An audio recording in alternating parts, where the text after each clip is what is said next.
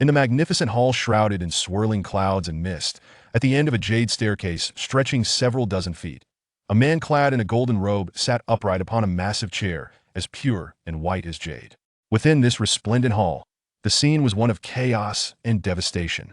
Scattered across the ground were not only discarded remnants of weapons such as axes and hooks, but also an array of rare and exotic treasures strewn haphazardly. The colossal dragon pillars flanking the sides bore numerous fractures, reduced to mere stumps.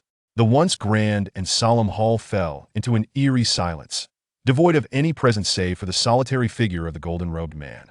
He regarded the turmoil around him with indifference, fixating instead on an object lying not far from him on the floor. On a large, nearly half-shattered plaque, the grand characters Ling Xiao radiated an aura of unmatched authority. With a sudden, thunderous boom, the great hall trembled slightly. Dense, shimmering silver spirit patterns erupted from the corners, swiftly spreading in layers. In mere moments, it resembled a massive spiderweb that enveloped the entire hall. Outside, the cacophony of clashing thunder echoed incessantly, while inside, the silver spirit patterns flickered wildly, causing cracks to appear in the ground and the ceiling to emit mournful creaks. Finally, the moment has arrived. The man in the golden robe raised his head, murmuring softly as he gazed at the vaulted ceiling, a faint white glow obscuring his features. With a mighty crash, the opulent purple-gold ceiling shattered, and amidst the swirling debris, a colossal, mountain-sized demonic hand descended fiercely towards the man in the golden robe. A resplendent golden mountain, towering over 10,000 feet, was cloaked in an endless expanse of green, demonic flames. From the temple perched atop the mountain, the melodious sounds of Buddhist chants echoed continuously, while countless golden Sanskrit characters soared into the air, desperately repelling the encroaching flames. However, as time passed, the flying Sanskrit characters dwindled, the chants gradually dwindling to silence, until they were ultimately engulfed by the surging green flames, leaving no sound behind. In the dim, shadowy realm of the underworld, at the massive, menacing gates of a black castle, an unending tide of grotesque spirits surged forth, while some malevolent spirits rode the howling winds or burrowed underground to escape, vanishing in droves into the gray wilderness beyond.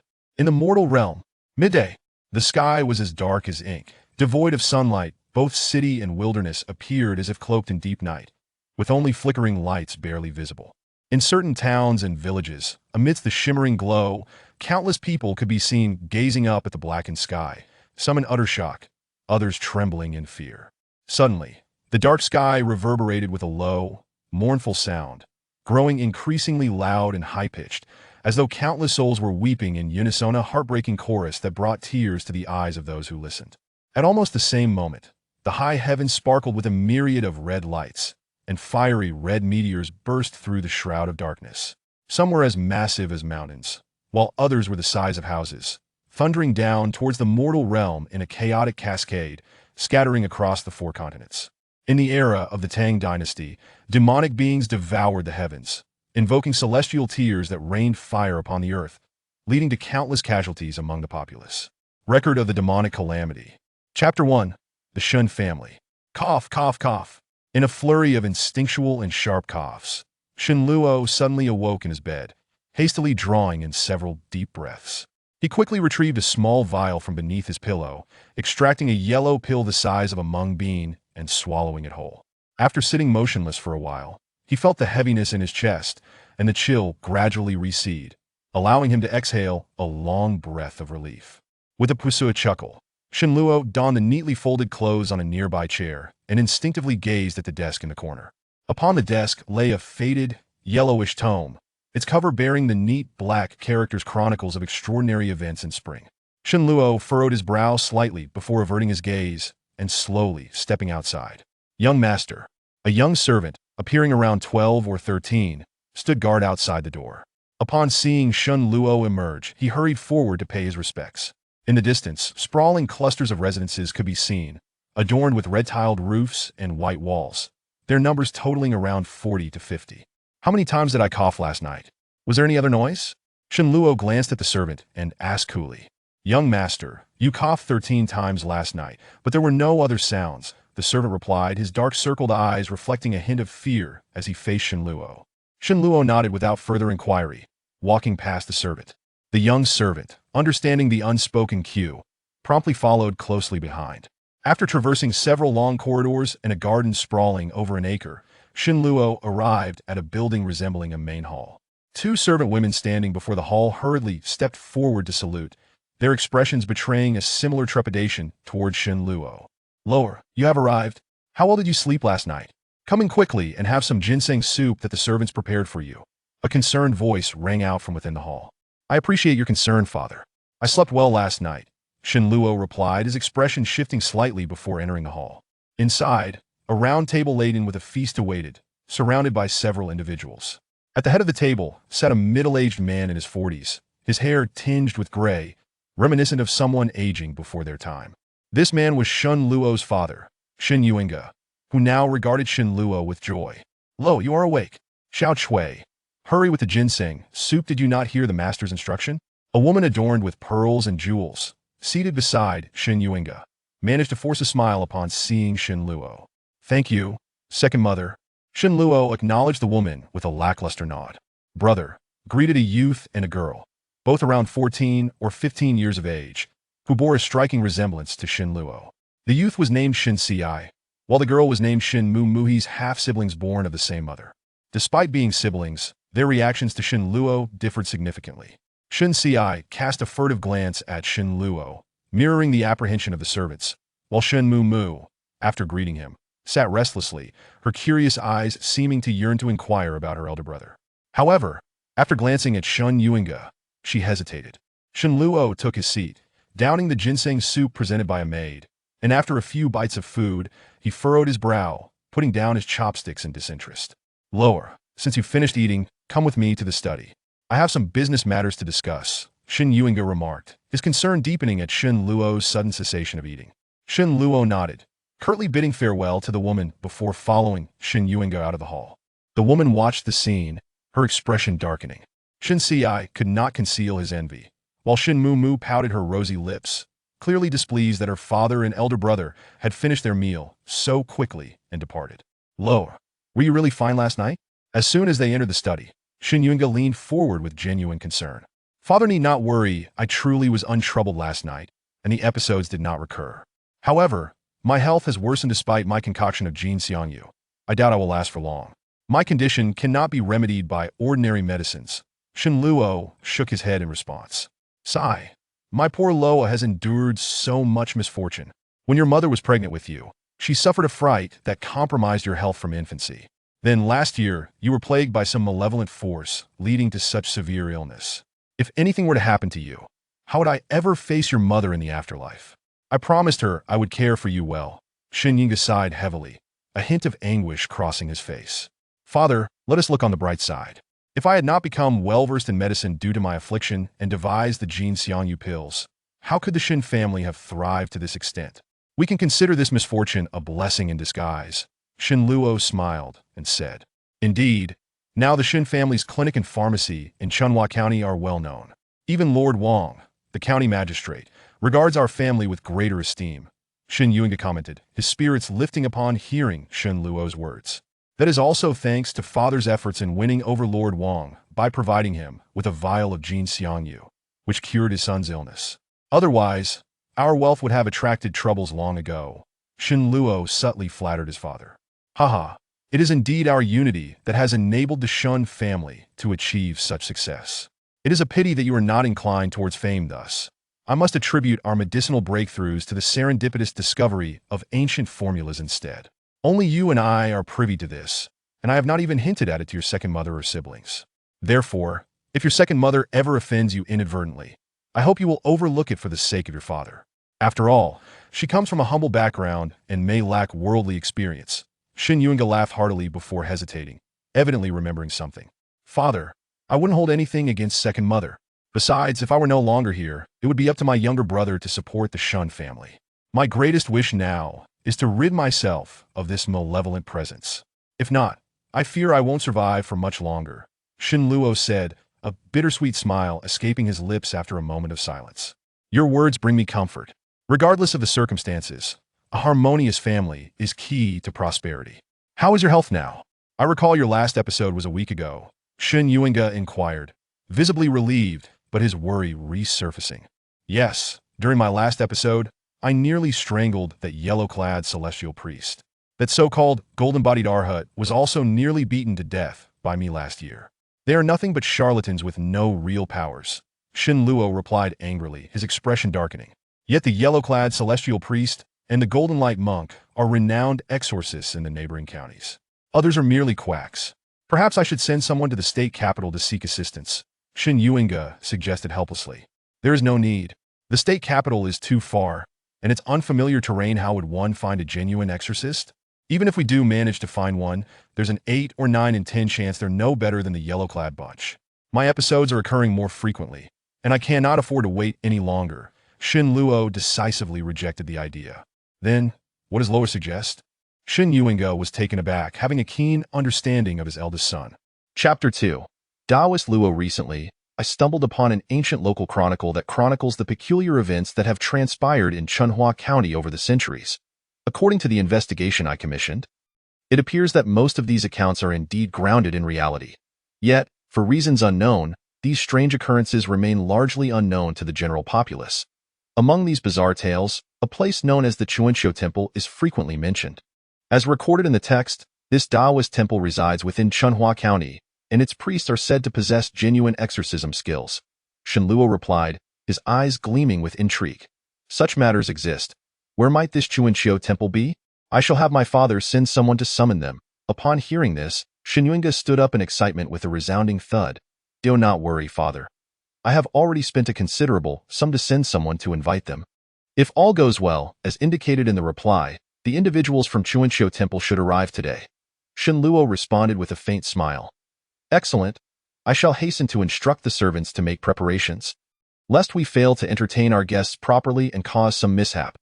Shin Yuinga, unconcerned with his eldest son's assertiveness, rubbed his hands together in delight.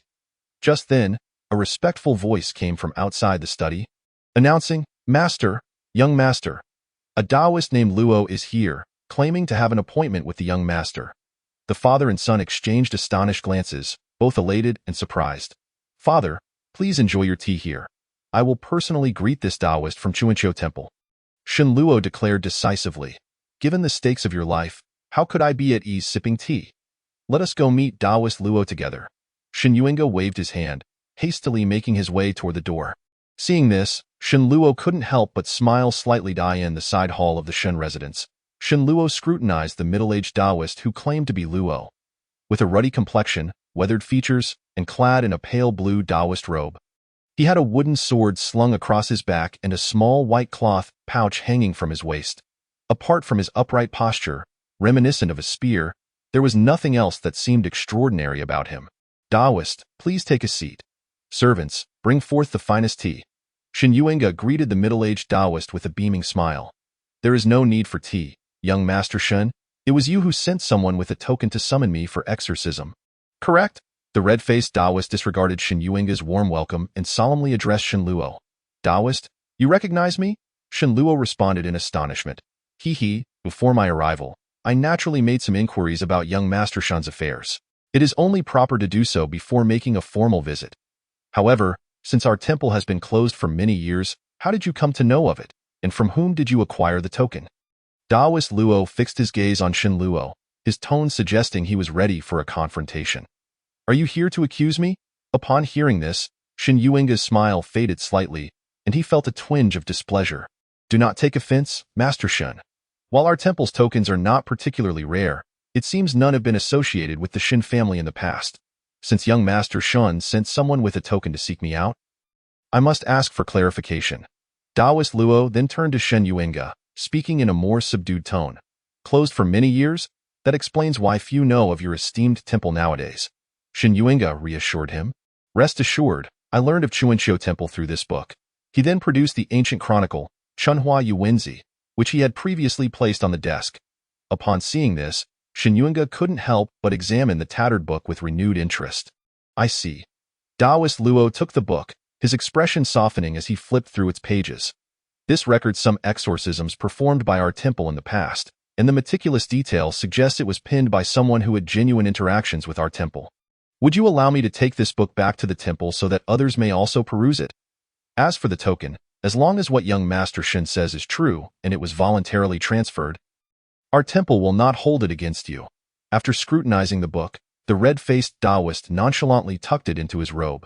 Shen Yuinga frowned slightly at this, while Shun Luo remained unfazed, chuckling softly as he asked, Taoist, would it be possible for you to rest for a moment, have something to eat, and make some preparations before you perform the exorcism? There is no need for rest or preparation. As for the affliction on your person. Hee. The red-faced Taoist fixed his gaze on Shen Luo before suddenly darting forward, swiftly grasping Shen Luo's arm with a firm grip. What are you doing? Someone, come, Shen Yuinga exclaimed, startled, as he took a few steps back. Instantly, several burly servants rushed into the hall, ready to obey their master's command to seize the Taoist. Stop, father, do not worry. Taoist Luo means me no harm. He is performing the exorcism. Shen Luo interjected at that moment. He felt a warm current surge into his body from where the Taoist gripped him, dissolving the lingering chill within him, leaving him feeling remarkably at ease. Upon hearing Shen Luo's assurance, Shen Yuinga scrutinized his son's expression before relaxing. Signaling the servants to withdraw. With a whoosh, a wisp of gray mist erupted from Shen Luo's chest, spiraling toward Shen Yuinga. Humph! Come back here! The red-faced Taoist appeared to anticipate this, deftly flicking his sleeve. Sending a yellow talisman hurtling toward the gray mist. With a pop, the talisman transformed into a fireball, ensnaring the mist within its fiery embrace. The mist writhed as though it were a living being. But soon, amidst the crackling sounds, it vanished into thin air. The fireball dissipated shortly afterward, leaving only a faint scent of charred remnants in the hall. Shen Yuinga stood there, dumbfounded. The yin energy within young master has been completely extracted. What remains is merely a need for physical adjustment. With that, the red-faced Taoist released Shen Luo's arm, his demeanor returning to calm. Yin energy? Is it not an affliction of evil spirits? Shen Yuinga finally regained his composure and instinctively inquired. If it were truly an evil spirit, it would not be so easily dispelled. Even I would approach it with utmost caution. Your son must have ventured into an unclean place, allowing some residual yin energy to enter his body. Hence his current state, Taoist Luo explained dismissively. But Taoist, I often experience a bluish pallor, immense strength, and complete memory loss afterward. What could account for this? Furthermore, what was that force you infused into my body earlier? Shen Luo, still feeling the residual warmth within him, eagerly inquired. The yin energy itself possesses no intellect. It is merely the residual essence of creatures that have passed, coalescing in cold, dark places, if left unchecked. It can potentially manifest as low-level evil spirits. Your symptoms of becoming blue and gaining great strength, as well as the subsequent amnesia, are merely manifestations of the yin energy's periodic backlash against your mind. Your initial frail constitution made you susceptible. Should you encounter robust individuals, the yin energy would be easily suppressed, rendering you no different from an ordinary person.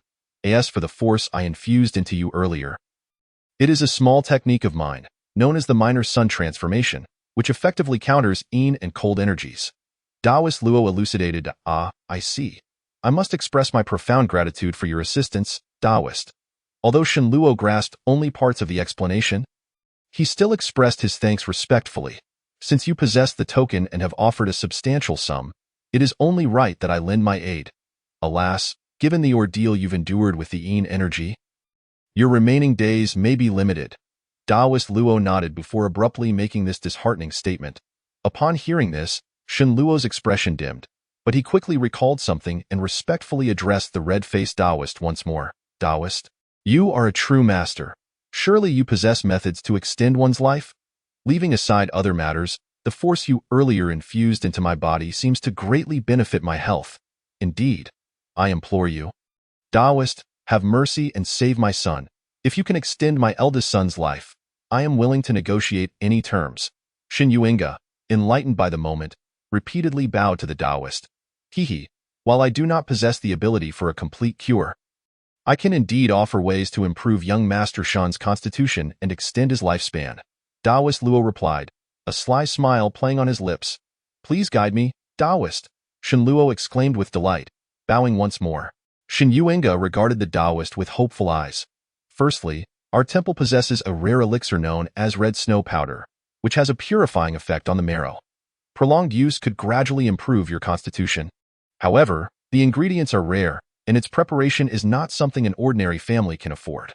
Secondly, as you mentioned, the minor sun transformation is indeed beneficial to the body, if you were to cultivate it to perfection. I dare say, you could live an additional 20 or 30 years without issue. Which option would you prefer, young Master Shin? The red-faced Taoist inquired slowly, his gaze fixed on Shin Luo. I desire both. I humbly ask for your assistance, Shin Luo replied without hesitation. Shin Yuinga nodded vigorously beside him. As for the red snow powder, that can be arranged, provided your family can afford it. However, the art of Shao Huayangong is a secret technique of our esteemed sect, and it cannot be easily shared with outsiders. Master Shun, it would be best for your esteemed son to acquire some Hongshu San, which can similarly prolong one's life. Upon hearing this, Taoist Luo erupted into hearty laughter. Shin Yuinga's expression darkened, and he hastily made a plethora of promises, yet Taoist Luo continued to shake his head resolutely. After listening for quite some time, Shin Luo suddenly interjected, since your esteemed sect does not impart its secret arts to outsiders, might it be permissible for a disciple of your sect to learn Shao Huayangong openly? Upon hearing this, Shin Yuinga's expression shifted slightly, his lips parted but remained silent. Young Master Shin, are you jesting? Would you truly forsake your current wealth and honor to become an ordinary disciple of our sect? Taoist Luo's laughter ceased abruptly, and, after a thorough appraisal of Shin Luo's countenance, his demeanor turned solemn for the first time. If one's life were at stake, what value do riches hold? I simply wish to inquire if Taoist Luo would be willing to accept me as an unworthy disciple. The ceremony of apprenticeship, I assure you, will not disappoint you, Shin Luo said with a smile directed at the Taoist. You wish to directly pay homage to me as your master? Taoist Luo seemed even more astonished. Indeed, I am not well acquainted with the other eminent figures within Chuanqiu sect, and I have no assurance that they would accept me, thus seeking to take you as my master seems most prudent. Moreover, I just witnessed your extraordinary abilities. I am confident I have not made a mistake in choosing my master. You must possess the qualifications to accept disciples, correct? Shin Luo stated earnestly. After hearing this, Taoist Luo fell silent, yet his expression hinted at a flicker of interest. Shin Yuinga's countenance fluctuated, yet he refrained from voicing any objections. Young Master Shun, I must clarify a few matters. Should you agree to all of them, it is possible I may accept you as my disciple. Although Chuanqiu sect cannot be deemed a grand sect, it is not a place where just anyone can enter. After scrutinizing Shin Luo for a considerable time, Taoist Luo finally resolved to speak. Taoist, please proceed, Shin Luo replied decisively. Firstly, considering your physical condition, I believe it unnecessary to elaborate. You are well aware that you do not meet the entry requirements for our sect. Therefore, your status here can only be that of a nominal disciple, without access to our true discipleship and its accompanying privileges.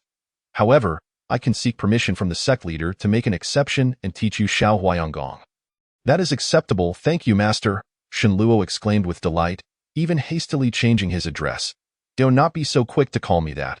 There are further conditions to consider. Listen closely. As a condition for my exceptional acceptance of you into the sect, I require the Shun family to offer 200 taels of gold and an annual contribution of 1,000 taels of silver to sustain your presence in the sect. Should you fail to remit sufficient silver in any given year, you must leave Chuanqiu sect. Furthermore, I will assist you in obtaining Hongshu San, which is estimated to cost around 100 taels of silver. Although Shin Luo had anticipated some demands, he was still taken aback by the Taoist's audacity. Just as he was about to voice a response, Shin Yuinga interjected, causing a glimmer of delight to cross the Taoist's face. You need not worry about the finances, Taoist. The Shun family will pay the entire 10-year cost in one lump sum. I merely hope that you can ensure my son does not face undue hardship within the sect. Father, there is no need for such extravagance, such a substantial sum. Shin Luo gasped in surprise. The Shin family's current holdings already comprise half of what you possess if it can extend your life. What do these material possessions truly matter? Shin Yuinga insisted, waving his hands repeatedly. Shin Luo fell silent. Very well, very well. Since the Shin family is willing to pay such a price, I shall take it upon myself to accept young Master Shun as a nominal disciple. Taoist Luo clapped his hands, exclaiming good thrice. Shin Luo, pay your respects to your master. Shenluo bowed thrice before offering a cup of tea with both hands. Disciple, you are now a disciple under my tutelage. You have an elder brother? And when you arrive at the sect, I shall introduce you to him. You are aware of Chuanqiu sect's location. Simply bring the token and arrive within a month to complete the formal initiation ceremony. Remember to travel alone and bring only simple clothing. Furthermore, having partaken of your apprentice tea, I cannot leave without offering something in return. I happen to have a dose of Hongshua San. You may take it now and observe its effects. After finishing the tea, Taoist Luo produced a light green box from his possession and, after providing a few instructions, gracefully departed from the hall, leaving Shenluo to escort him to the entrance. Chapter 4. Entering Huayang, the news that the young master had been freed from the malevolent influence and intended to become a Taoist spread throughout the entire Shen family, igniting a flurry of excitement among all ranks. From the matriarch to the humble cleaning servants, everyone wore expressions of astonishment. Before long, the tale had even circulated throughout much of Chunhua County. It became common knowledge that the ailing son of the prominent Shen family, instead of living the life of a distinguished young master, had chosen to become a Taoist priest. A fortnight later, on a somewhat desolate, unnamed hill outside Chunhua County, Shenluo donned a long blue robe and carried a small bundle on his back. His complexion was rosy as he stood in a pavilion, gazing intently around, seemingly awaiting something. At the center of a moss-covered stone table within the pavilion, there was a palm-sized triangular plaque, appearing to be forged from dark iron, emanating a faint white light, presenting an air of mystery. Are you the disciple Shan that master referred to? A deep male voice suddenly resonated from behind Shenluo, startling him, prompting him to turn swiftly. He beheld a robust young Taoist with pronounced brows and bright eyes, smiling at him. I am Shenluo. And you are? Shenluo inquired cautiously, cupping his hands in greeting. I am also a disciple of Master Luo, named Tian Taisheng. Master sent me to escort you into the sect. The young Taoist replied with an earnest expression. So your brother Tian? Shenluo responded, bowing once more. You may call me Taisheng. Although I wear a Taoist robe, I, like you, am not a true Taoist. Most others in the sect are likewise. As Tian Taisheng spoke, he casually struck the stone table with one hand. With a resounding thud, the table quivered slightly, and the iron plaque leaped out, landing firmly in his grasp. Shenluo followed the young Taoist as they exited the pavilion, traversing a seemingly obscure path into the distance. Brother Taisheng, your action of striking the stone table was quite impressive. It seemed as though your palm had grown larger. What technique is that? Is it formidable? Haha, that is the Qingyang hand, a form of external skill that most disciples in our sect practice. It is said that with advanced training, one can become impervious to blades and capable of severing gold and jade. How remarkable! From your tone, it seems there are many individuals within the sect. Not excessively so. With both inner and outer disciples combined, there are perhaps around 100, along with a few uncles and granduncles. Inner and outer disciples. Where do I, as a nominal disciple, fit into that classification? Surely you must be an inner disciple? Currently, I am still an outer disciple. Becoming an inner disciple is no simple feat. Our sect has only 3 such positions, and I have narrowly missed out several times. In truth, the majority within the sect are outer disciples, and there are very few nominal disciples like you. As far as I know, you are the only one right now. Additionally, I must inform you that there is a granduncle within our sect who has been in seclusion for many years and is said to have lived for several centuries. Just one person, Disciple Shin, why have you fallen silent? For some reason, I feel an affinity with you. I wish to share everything with you, and I believe we will get along splendidly. Tian Tiesheng's robust voice echoed throughout the small mountain. 2 years later, upon a gray-white rocky outcrop, a young man appearing to be in his 20s sat cross-legged, facing the gradually rising crimson sun. His eyes were gently closed, and his hands were positioned as if in embrace. Remaining utterly still, after an indeterminate time, a faint red thread, nearly imperceptible, began to coalesce between his arms, initially measuring only an inch in length, gradually extending to 1.5 inches, then 2 inches. And finally 2.5 inches. When it reached 3 inches, it could no longer extend, instead flickering and dissipating slightly. The young man suddenly inhaled deeply, and the gathered red thread transformed into a wisp of red mist, directly entering his mouth and nostrils. He then lowered his arms and opened his eyes, a fleeting glimmer of crimson light flashing across his face. This should count as having entered the sect. right? The young man murmured to himself, sensing the warm changes within his body, a smile beginning to form. The young man was, of course, Shin Luo. Clap, clap. Thanks to you, Shin disciple. Everyone wagered that you would be unable to master Xiao Huayang Gong within 3 years. Only I believe that with your diligence, you could indeed achieve it. You have not disappointed me. Emerging suddenly from behind the rock, a fair-faced young man clad in blue, adorned with a delicate white jade cicada pendant at his waist, clapped his hands and grinned at Shin Luo. Bai Xiaotian, what brings you here? Have you been betting against me again? Upon seeing the blue-clad youth, Shin Luo felt a headache coming on. It's quite a bet. I merely seek to win a smattering of copper coins, far from being comparable to your wealth, Bai Xiaotian replied, shaking his head as if he were missing a folding fan. Shin Luo rolled his eyes at this comment. Although others may not have known, he was well aware.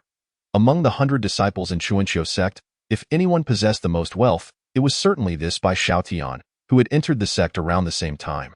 Without further ado, if he is not mistaken, the pendant hanging from the other party's waist must be a rare treasure worth 100 gold pieces. Such inner grievances are better left unspoken. Thus, Shin Luo chose not to dwell on the matter. Since the winnings were earned through my efforts, it seems reasonable to expect a generous meal in return, if not a 50-50 split upon meeting. He raised an eyebrow and smiled at Bai Xiaotian. That is indeed acceptable, though the food at the temple is rather unpalatable.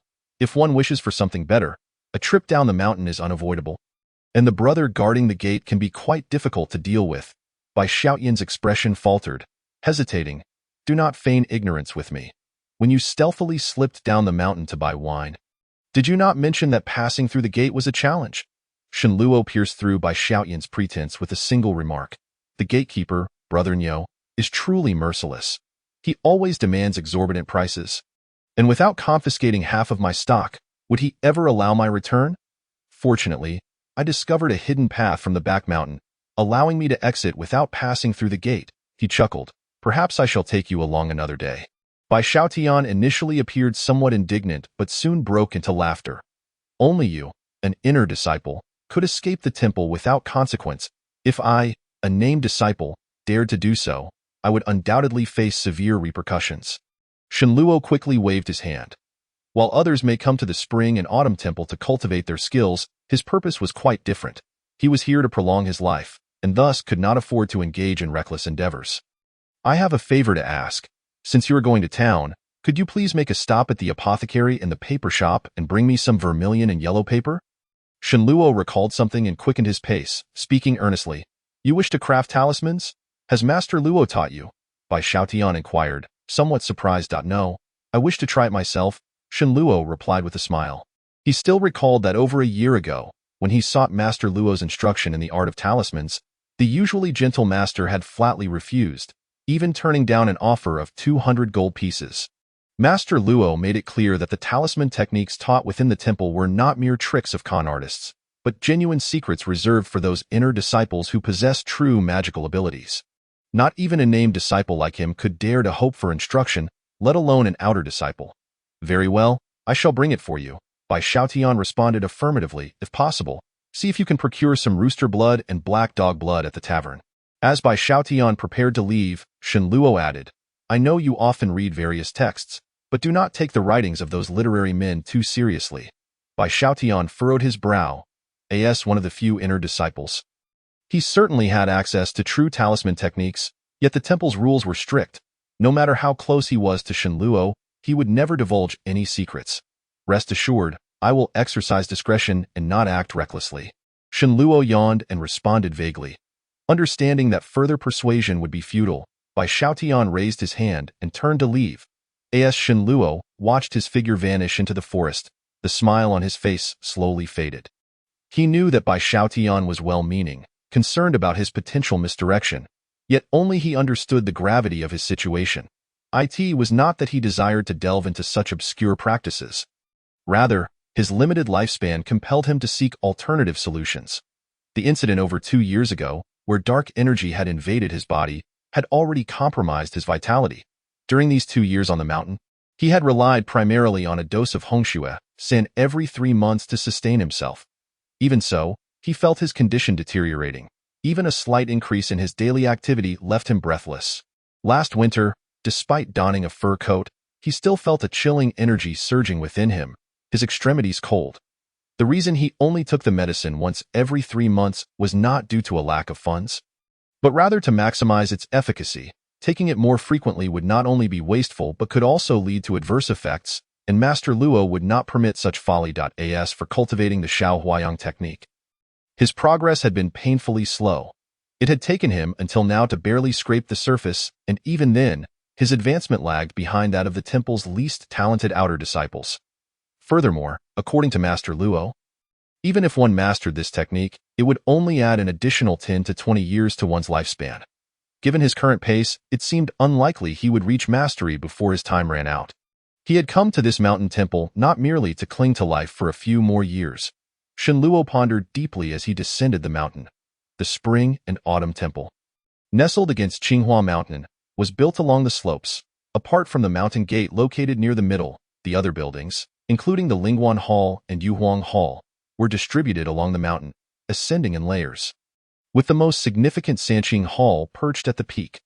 Aside from the inner disciples, the other disciples' quarters were concentrated along the mountainside, flanking the path from the mountain gate to the Lingguan Hall, where each person could typically enjoy their own room due to the relatively open terrain. The temple imposed minimal restrictions on the disciples' practice, aside from specific lecture days when all disciples would gather before the Sanqing Hall to listen to Master Luo and other elders expound upon Taoist classics. There were no requirements for collective morning sessions. Since each disciple had already received instruction on the Xiao Huayang technique, they practiced according to their own aptitude. Shenluo's practice space was not far from the Yuhuang Hall, and he had now returned to the plaza before the hall. Approaching the hall's entrance, he did not enter but instead bowed respectfully outside, taking a moment to rest before turning to leave down the stone steps. "Is that not junior brother Shen? Back from practice? How did it go? Have you made any progress with the Xiao Huayang technique?" At that moment, a familiar voice echoed from within the hall. Shenluo sighed inwardly and turned around. As he had anticipated, it was Brother Ding, with whom he had never quite gotten along. Before he even crossed the threshold, his protruding belly had already emerged from the hall. Behind him trailed 2 young men clad in blue robes, one holding a broom and the other a water bucket, evidently having just finished their duties. "Greetings, esteemed brothers," Shenluo greeted with a warm smile, performing a respectful gesture. "Junior brother Shen," Brother Ding began, "I do not mean to criticize, but when it comes to practicing the Xiao Huayang technique, one must avoid impatience. Though you have yet to enter the fold after 2 years, do not be overly anxious. After all, there is still plenty of time. As for aptitude, rushing will not help. Just continue to put in the effort." Brother Ding, seeing Shenluo's polite demeanor, refrained from saying much more and pretended to offer some words of comfort before adopting a lecturing tone. "Thank you for your concern, brother. Today, I have indeed managed to make some progress, and Brother Bai has confirmed it." Shenluo blinked, responding as if casually. What? You have made progress already? Bai Xiaotian knows this too?" Brother Ding was momentarily taken aback, his expression darkening. The other 2 young men looked at Shenluo in astonishment, their eyes wide with disbelief. They were well aware of Shenluo's circumstances. Otherwise, they would not have speculated that he might not even make progress in another 3 to 5 years. Shenluo had anticipated their reactions but chose to remain silent, merely nodding with a smile. A flicker of annoyance crossed Brother Ding's eyes. Had Bai Xiaotian not known, he could have concealed this matter and sought to rescind the wager. However, with the information already out, he had truly lost the bet. "If there is nothing further, I shall not disturb you brothers any longer." Shenluo smiled and bowed to the 3. "Wait a moment. Junior brother Shen, do not be in such a hurry to leave. Although Bai Xiaotian has confirmed it, he has only recently entered, and it is possible he could have misjudged. Why not let me verify it for you again?" Brother Ding's eyes narrowed, a forced smile on his face. Upon hearing this, Shenluo felt a surge of displeasure. Brother Ding had no personal grudge against him, yet he harbored a deep-seated rivalry with Bai Xiaotian. The reason was simple. Brother Ding's sibling, Ding Hua, was also a disciple of the Spring and Autumn Temple and, like Bai Xiaotian, one of the only 3 core disciples within the temple. Ding Hua was mentored by the temple master, while Bai Xiaotian studied under Taoist Luo, and the 3rd disciple was taught by Master Wang, making them the top tier of talent in the temple, naturally leading to a rivalry between them. "I think it is unnecessary. You are busy with your own training, brother, so no need to trouble yourself on my behalf." Shenluo's smile faded. Although he was generally polite, he was not a pushover to be easily manipulated. He understood well when to stand firm and when to yield. Junior Brother Shin, how can you speak to Brother Ding that way? He is only offering his good intentions, one of the youths behind Ding interjected, adopting a stern expression. What are you three doing here? At that moment, a cold voice suddenly rang out from the side.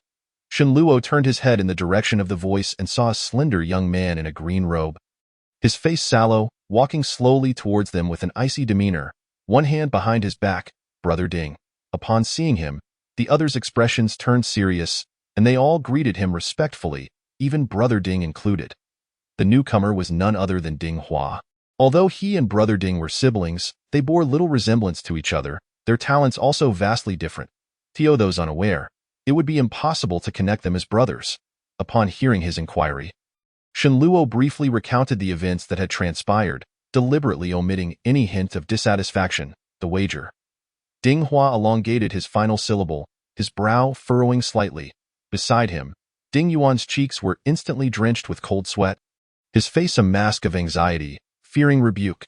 Though he was the elder brother, he dared not assert any semblance of authority in front of his younger sibling. Even calling himself brother felt too bold. As he had always been the one to provoke trouble since childhood, Bai Xiaotian too found it tedious to indulge in such wagers with you. Ding Hua finally snorted disdainfully and spoke coldly. Shenluo's gaze flickered. This Ding Shixiang, a direct disciple of the Observer, seemed utterly indifferent to the squabble between him and Ding Yuan. His sole concern lay with Bai Xiaotian, who was also an inner disciple, as for the rest of them, including Ding Yuan, they did not even register in his eyes. With this thought in mind, Shenluo bid farewell and turned to leave. He had barely taken a few steps when he vaguely heard Ding Hua's frigid voice, competing with a useless person. How grand your ambition is! You've completely tarnished my reputation.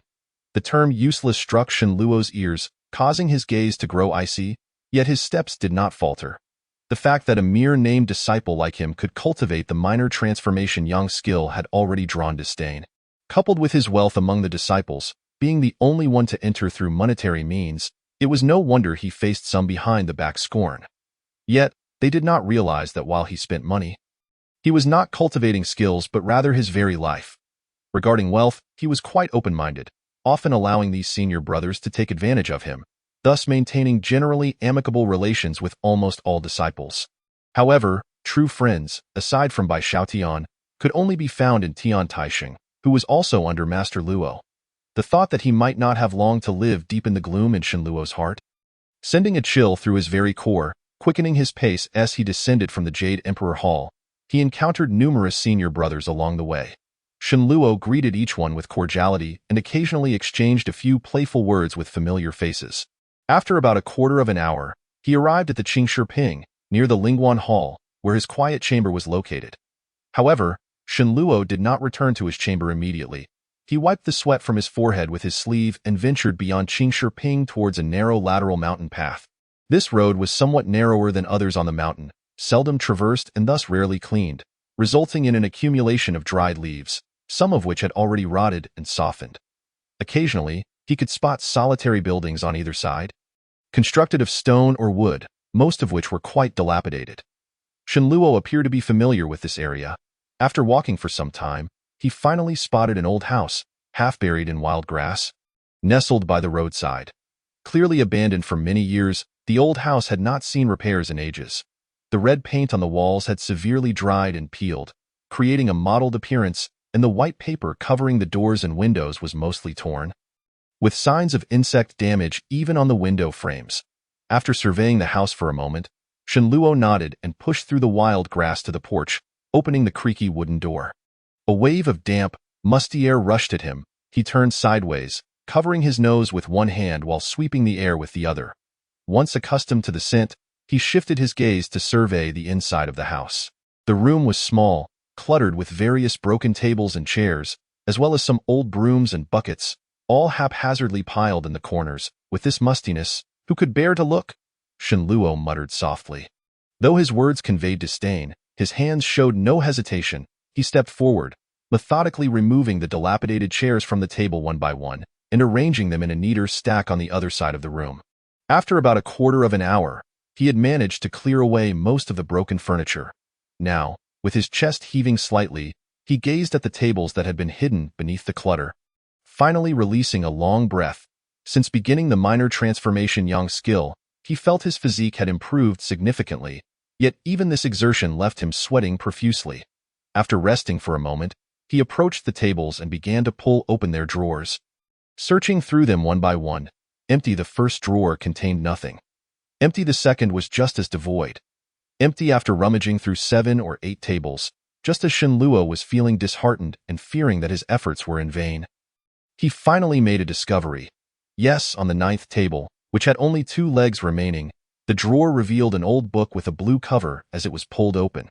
His painstaking efforts in clearing the old furniture were not merely for tidying. His goal was to search for books left behind by the previous owner. The spring and autumn temple housed few texts beyond the fundamental Taoist classics like the Tao Te Ching, most of which were private collections of the senior disciples and not easily borrowed. From a young age, Shenluo had a penchant for perusing various miscellaneous texts, and in his quest for self-preservation, he had read numerous tomes. The few miraculous remedies in his family's pharmacy were the result of his extensive reading, as he synthesized various prescriptions from the knowledge he acquired. This habit of reading late into the night had formed over the years, and with the spring and autumn temple being sealed off, he had no choice but to search for books within the temple itself. Previously, he had stumbled upon a few travel journals and other useful texts in some abandoned houses, prompting him to try his luck again, and he was pleasantly surprised to have found another one this time. The Chronicles of Zhang Tianchu's Exorcisms. Shenluo held the somewhat damp ancient book, examining the characters inscribed on the cover with curiosity, reciting them aloud. Chapter 7. The Chronicles of Exorcisms. The title suggested it chronicled the experiences of Zhang Tianchu in exorcising demons, likely resembling the tales he had encountered in various fictional novels. Filled with the fanciful stories concocted by later generations, Shenluo paid little heed to this, dusting off the cover before tucking it into his sleeve. After flipping through the remaining tables, finding no other treasures, he reluctantly left the cluttered room and returned to the Qingshiping. The quiet chamber at Qingshiping was a 2-story row house, with about 20 small rooms on each floor, where a portion of the temple's disciples resided. Shenluo's quiet chamber was located on the far right of the first floor, adjacent to the cliff's edge. The disciples' chambers were all modest, aside from a bed and a set of tables and chairs. There was little else, and Shenluo's was no exception. Upon opening the door, a rich scent of pine wafted over him, causing him to wrinkle his nose. The temple was replete with fragrant items like sandalwood and pine, which disciples were encouraged to use, as these aromas could aid in meditation and concentration. However, while others merely lit a stick for a subtle fragrance, he had made it quite intense, almost overwhelming. Yet, this was unavoidable. His room was largely obscured from sunlight by a crooked welcoming pine tree nearby, lending it a somewhat cool and damp atmosphere. On the tables, dozens of ancient books he had scavenged from various corners of the temple lay scattered, most bearing signs of mildew, and the scent was indeed pungent. Without the pine's fragrance to mask it, the room would have been unbearable. Shenluo was accustomed to this, sitting down at the table against the wall, retrieving the newly acquired Chronicles of Zhang Tianchu's Exorcisms from his sleeve and placing it on the table. The book appeared fairly intact, aside from some unsightly mildew on the cover, and was in better condition than most of his collection. First, he poured himself half a kettle of water, resting for a moment to regain his strength. He opened the ancient book, revealing yellowed pages adorned with an illustration of a stout Taoist wearing a lotus crown and a 7-star robe, one hand forming a mudra while the other held a sword, striking a fierce pose. This seemed to be a portrait of Zhang Tianchu, though the lines were coarse and appeared more impressionistic. If a real person resembled this, they would indeed be more fearsome than any ghost or monster. With a smile, Shenluo turned the page and began to delve into the content. Instantly, he found himself captivated by the tales recorded within the book, which indeed were of supernatural encounters, recounting numerous exploits of Zhang Tianchu in exorcising demons and pacifying spirits in the Lingnan region. The text contained no chronological records, making it impossible to verify the timeline. Yet the place names were clearly written, all of which could still be researched today, suggesting it was not too far removed from the present. Zhang Tianchu was depicted as a Taoist master, possessing profound alchemical secrets and talismanic knowledge, capable of refining elixirs and crafting talismans. having subdued numerous spirits and various monsters like rat spirits and fox demons within the narrative.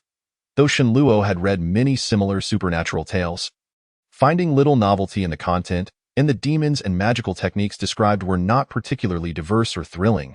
What truly captivated him were the clear descriptions of the techniques employed in battling malevolent spirits. One story recounted how a wealthy individual was plagued by a fox demon and, unable to bear it any longer, Zhang Tianshi gifted him a whisk, instructing him to hang it above his door, thereby eliminating the fox's influence. Additionally, the book mentioned peculiar methods such as crafting talismans with black dog blood, using a butcher's knife to subdue demons, and employing ancient coins to ward off evil. Even at the conclusion of several tales, illustrations of the talismans employed throughout the narratives are appended, appearing as if executed with a fluid grace, reminiscent of a masterful brushstroke, lending them an air of uniqueness. However, upon closer inspection, Shenluo discerned something amiss. Certain talismans he had encountered previously, affixed to the lintels of some doors within the temple and seen in various other texts, bore similar names and styles to those illustrated here. Yet upon scrutinizing the subtleties of the brushwork, he noted marked discrepancies. After a few glances, Shenluo immediately began rummaging through the pile of old books on the table, swiftly extracting a more tattered tome. Its cover entirely missing. This antiquated volume contained merely a few thin pages at the front, while the majority of its pages had decayed and fused together. A slight tug would reduce them to fragments.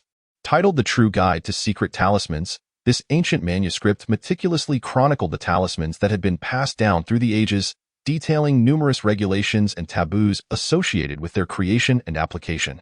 The text broadly categorized talismans based on their functions into three types: transformation, suppression, and attack. For instance, the transformation talismans included those for dispelling malevolence, while the suppression talismans encompassed peace talismans and house-protecting talismans. The section on attack talismans was notably sparse, only briefly mentioning names like the fire gas talismans and small thunder talismans. Among all the types of talismans, Shenluo was particularly intrigued by the offensive variety. The image of Master Luo wielding a yellow talisman to subdue the malevolent energy had left a lasting impression on him. Regrettably, the literature he had access to offered scant descriptions of such talismans, shrouding them in an air of mystery. Should he encounter any ominous spirits in the future, possessing peace talismans could offer some protection, but when faced with true phantoms, having offensive talismans would undoubtedly be more prudent.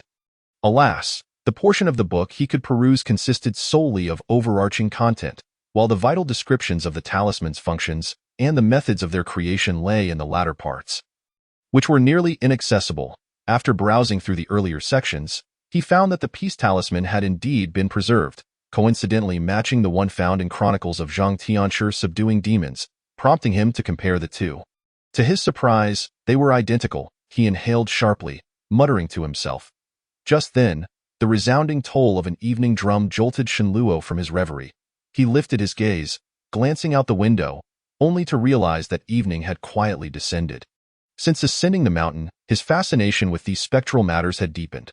Aside from practicing the minor transformation of yang energy, he had been unable to engage in more rigorous physical training akin to the Qingyang technique, thus spending most of his time poring over these texts. He had not anticipated that today's reading would consume the better part of the day. Shaking his head with a chuckle, he tidied the books on the table, rose, and stepped out of the room. After traversing nearly 100 paces to the right of the Sanqing Hall, he reached a flat cliff adorned with several independent courtyards, where the inner disciples of the temple resided, each possessing a modest courtyard of their own, separate from the other disciples. By this time, the sky had darkened considerably, and outside one of the courtyards stood three figures. 8th chapter. Yuan Stone Brother Tian, Junior Brother Shen, are you both born in the year of the dog? I've just returned and already find you two blocking my way, one of them remarked, fiddling with a key as he turned to grin at the other two.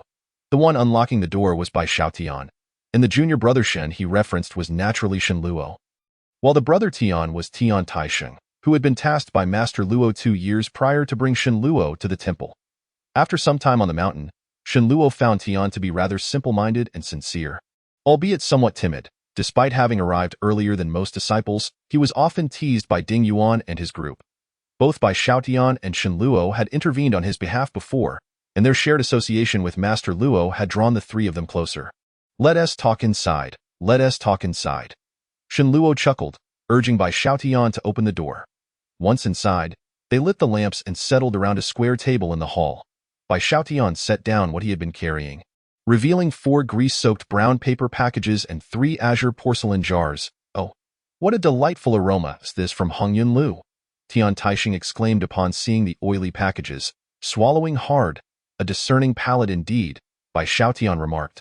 Unwrapping all 4 greasy packages, the brown paper revealed a layer of lotus leaves, and upon opening it, a rich, meaty fragrance instantly filled the room.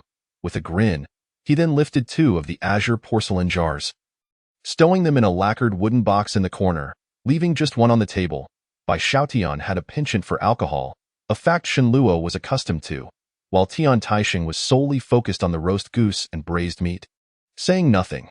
Today, Junior Brother Shen has finally entered the realm of minor yang transformation, so this drink shall serve as a celebration for him, Bai Xiaotian declared, producing 3 porcelain cups and filling them generously with white jade liquor. Raising his cup in toast. Junior Brother Shen has entered the realm? When did this happen? We brothers should truly celebrate, Tian Taixing exclaimed, initially taken aback but then overjoyed. Brother Tian, I only recently entered the minor yang transformation. Shenluo replied, Brother Bai took 2 months to achieve this, while I spent 2 years. What is there to celebrate? He chuckled ruefully. Not to mention, even among ordinary outer disciples, 2 years is ample time to cultivate the minor yang transformation to a considerable extent. The path of cultivation is long. What difference does it make if one arrives sooner or later? What matters is reaching success. Moreover, Junior Brother Shin, you possess great perseverance. Your future achievements may well surpass mine. Bai Xiaotian replied, shaking his head dismissively. Brother Bai is correct. Tian Taixing chimed in, yet his gaze remained fixated on the roast goose and braised meat, seemingly contemplating which to tackle first. Shenluo merely smiled in response, acknowledging the truth of their words.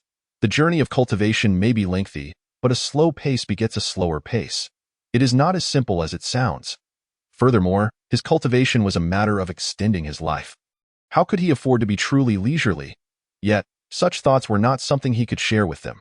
Regardless, it is undoubtedly a good thing. Let us enjoy this toast, Bai Xiaotian said with a carefree smile. Indeed, congratulations to Junior Brother Shen, Tian Taixing echoed. Then I thank both of you, brothers, Shenluo replied gratefully, and the 3 raised their cups in unison. Outside, the moon hung low in the western sky, while laughter filled the room.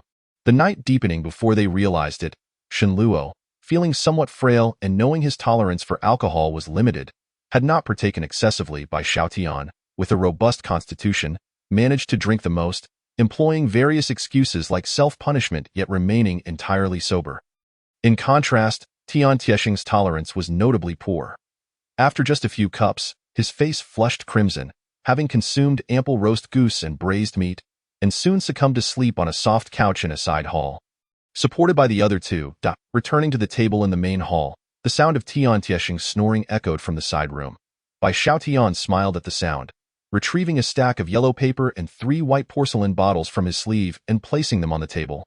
Thank you, Brother Bai, Shenluo said, instantly recognizing their nature and expressing his gratitude. I have brought you these items, and there are a few things we need to discuss as well, Bai Xiaotian said, his demeanor unusually serious. Please, go ahead, Shenluo nodded. The matter of talisman crafting pertains to temple regulations, so I cannot elaborate too much. However, I believe that sincerity begets efficacy, and with your determination, you may very well uncover the secrets on your own. But without true magical power, you likely remain unaware of how to activate the talismans, correct? Bai Xiaotian stated. Shenluo felt a surge of joy upon hearing this, realizing Bai Xiaotian was willing to assist him, and shook his head vigorously. The talismans store spirit and energy, enabling communication with the celestial and spiritual realms. To activate them, one must ignite the talisman core with magical power, thus unleashing its potency. However, in the absence of magical power, one must rely on external substances, such as yuan stones, Bai Xiaotian elaborated. What exactly is a yuan stone? Shenluo inquired, puzzled, for he had not encountered it in the ancient texts. This is it, Bai Xiaotian said, rummaging in his robes to produce several pigeon egg-sized grayish-white stones, placing them on the table. Upon inspection, Shenluo observed that these stones appeared quite ordinary, lacking luster, with a few brown speckles. The only peculiar aspect being a faint cluster of white gas swirling gently within when viewed against the light. Is this what we use to ignite the talismans? Shenluo asked, picking one up. Indeed, but it must also be combined with your own yang energy to activate it. Since you've recently entered the minor yang transformation, with careful attention to the activation method, you should manage it. Bai Xiaotian replied, shaking his head. It also requires yang energy. Shenluo pondered. What's so surprising about that? Although yang energy is not magical power, individuals with abundant yang energy find it considerably easier to draw talismans than others. Remember, crafting talismans consumes both mental focus and yang energy, so do not push yourself too hard. Bai Xiaotian cautioned. I appreciate Brother Bai's guidance, Shenluo acknowledged, fully aware that Bai Xiaotian's willingness to share such insights was a significant favor. And he bowed in thanks, and no need for thanks. Just remember to put away the yuan stones first, Bai Xiaotian replied, nodding toward the table. Shenluo accepted this without hesitation, knowing that without Bai Xiaotian, obtaining such items would prove challenging. A great favor deserves no words of gratitude. I shall repay you when the opportunity arises, Shenluo solemnly declared. Very well, just treat me to some fine wine when the chance arises. The flower wine from Chunhua County would suffice, ha ha. With the serious matters addressed, Bai Xiaotian reverted to his usual playful demeanor. With Tian Taixing unable to leave, Shenluo was left to return alone to the quiet chamber at Qingshiping. On the stone steps nestled within the mountains, bathed in the luminous glow of the moonlight, a hazy white radiance emerged, while the chirping of insects surrounded him in a gentle chorus, evoking a sense of tranquility. The cool mountain breeze brushed past, gradually dissipating the remnants of his slight inebriation. By the time he returned to his quiet chamber, he found himself devoid of any drowsiness. Chapter 9. Drawing talismans. Shenluo lit a lamp at the corner of his desk. Retrieving 3 small porcelain vials and a sheet of yellow paper from his sleeve, arranging them meticulously before him. The yellow paper was scarce, only a few dozen sheets, specifically intended for writing talismans. Neatly cut to size, albeit with a somewhat coarse texture that felt rough against the skin. He then examined the 3 porcelain vials, his brow furrowing slightly. The vial containing Rooster's blood had already congealed into clumps, rendering it impossible to pour out, while the black dog's blood, though not yet entirely solidified, had become quite viscous. This won't do. If I don't use them immediately, they may very well spoil by tomorrow, Shenluo remarked, frowning. He then pulled open the drawer beneath the desk, retrieving a small hard bristle brush and a white jade inkstone. The hard bristle brush was made from wolf hair, and the white jade inkstone was carved from a single piece of Han white jade, neither particularly precious. Both merely items he had brought with him up the mountain. He poured the black dog's blood into the inkstone, and an earthy scent wafted through the air. Grasping the brush, he stirred the black dog's blood for a moment. The brush tip quickly absorbing the blood, turning it a deep crimson. He then took a sheet of yellow talisman paper and laid it before him, raising the brush, only to suddenly halt. Perhaps I should take another look, he murmured to himself. With that, he retrieved the tattered ancient tomes, Chronicles of Zhang Tianshi Subduing Demons and True Guide to Secret Talismans, placing them open beside him. Within the introductory sections of True Guide to Secret Talismans, it was noted, a talisman is a union, of faith, by merging my spirit with that of another, and aligning my essence with theirs. The spirit is formless yet manifests upon the talisman. This explained the supernatural prowess attributed to talismans, as they connected the essence of humanity with the energies of heaven and earth, thereby imbuing the formless divine power into the tangible talisman paper. Thus, while drawing talismans, it was essential not only to concentrate and clear one's mind of distractions, but also to execute the brush strokes in a fluid, uninterrupted manner, enabling the essence to flow continuously and achieve a state of divine union. The adage, knowing is easy, doing is hard, echoed in Shenluo's mind, as he harbored doubts about the authenticity of the talisman methods described in the texts.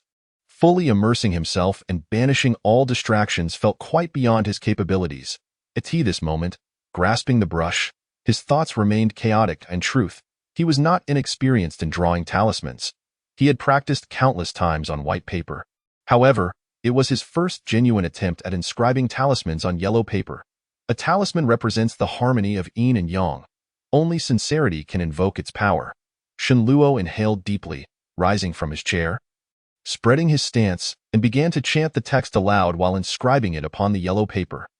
The character's commanding order initiated the inscription, and the talisman's script flowed across the paper like a stream, culminating in a protective talisman meant to ward off malevolent forces. This was the simplest form of talisman he believed to be depicted in the texts. Observing the still wet ink, he compared it with the illustrations of talismans in Chronicles of Zhang Tianshi subduing demons. His brows knitted in contemplation. Though the two appeared quite similar, an instinct told him something was amiss. While he had adjusted his brushwork to match the text, he felt that his version lacked the seamless vitality evident in the original. Squinting, he murmured, "Could it be that my pauses while drawing disrupted the fluidity as described in the text?" Realizing this, he held his breath and eagerly resumed his task. However, this time, the discomfort of holding his breath caused his concentration to wane, resulting in a talisman that fell short of even his initial attempt.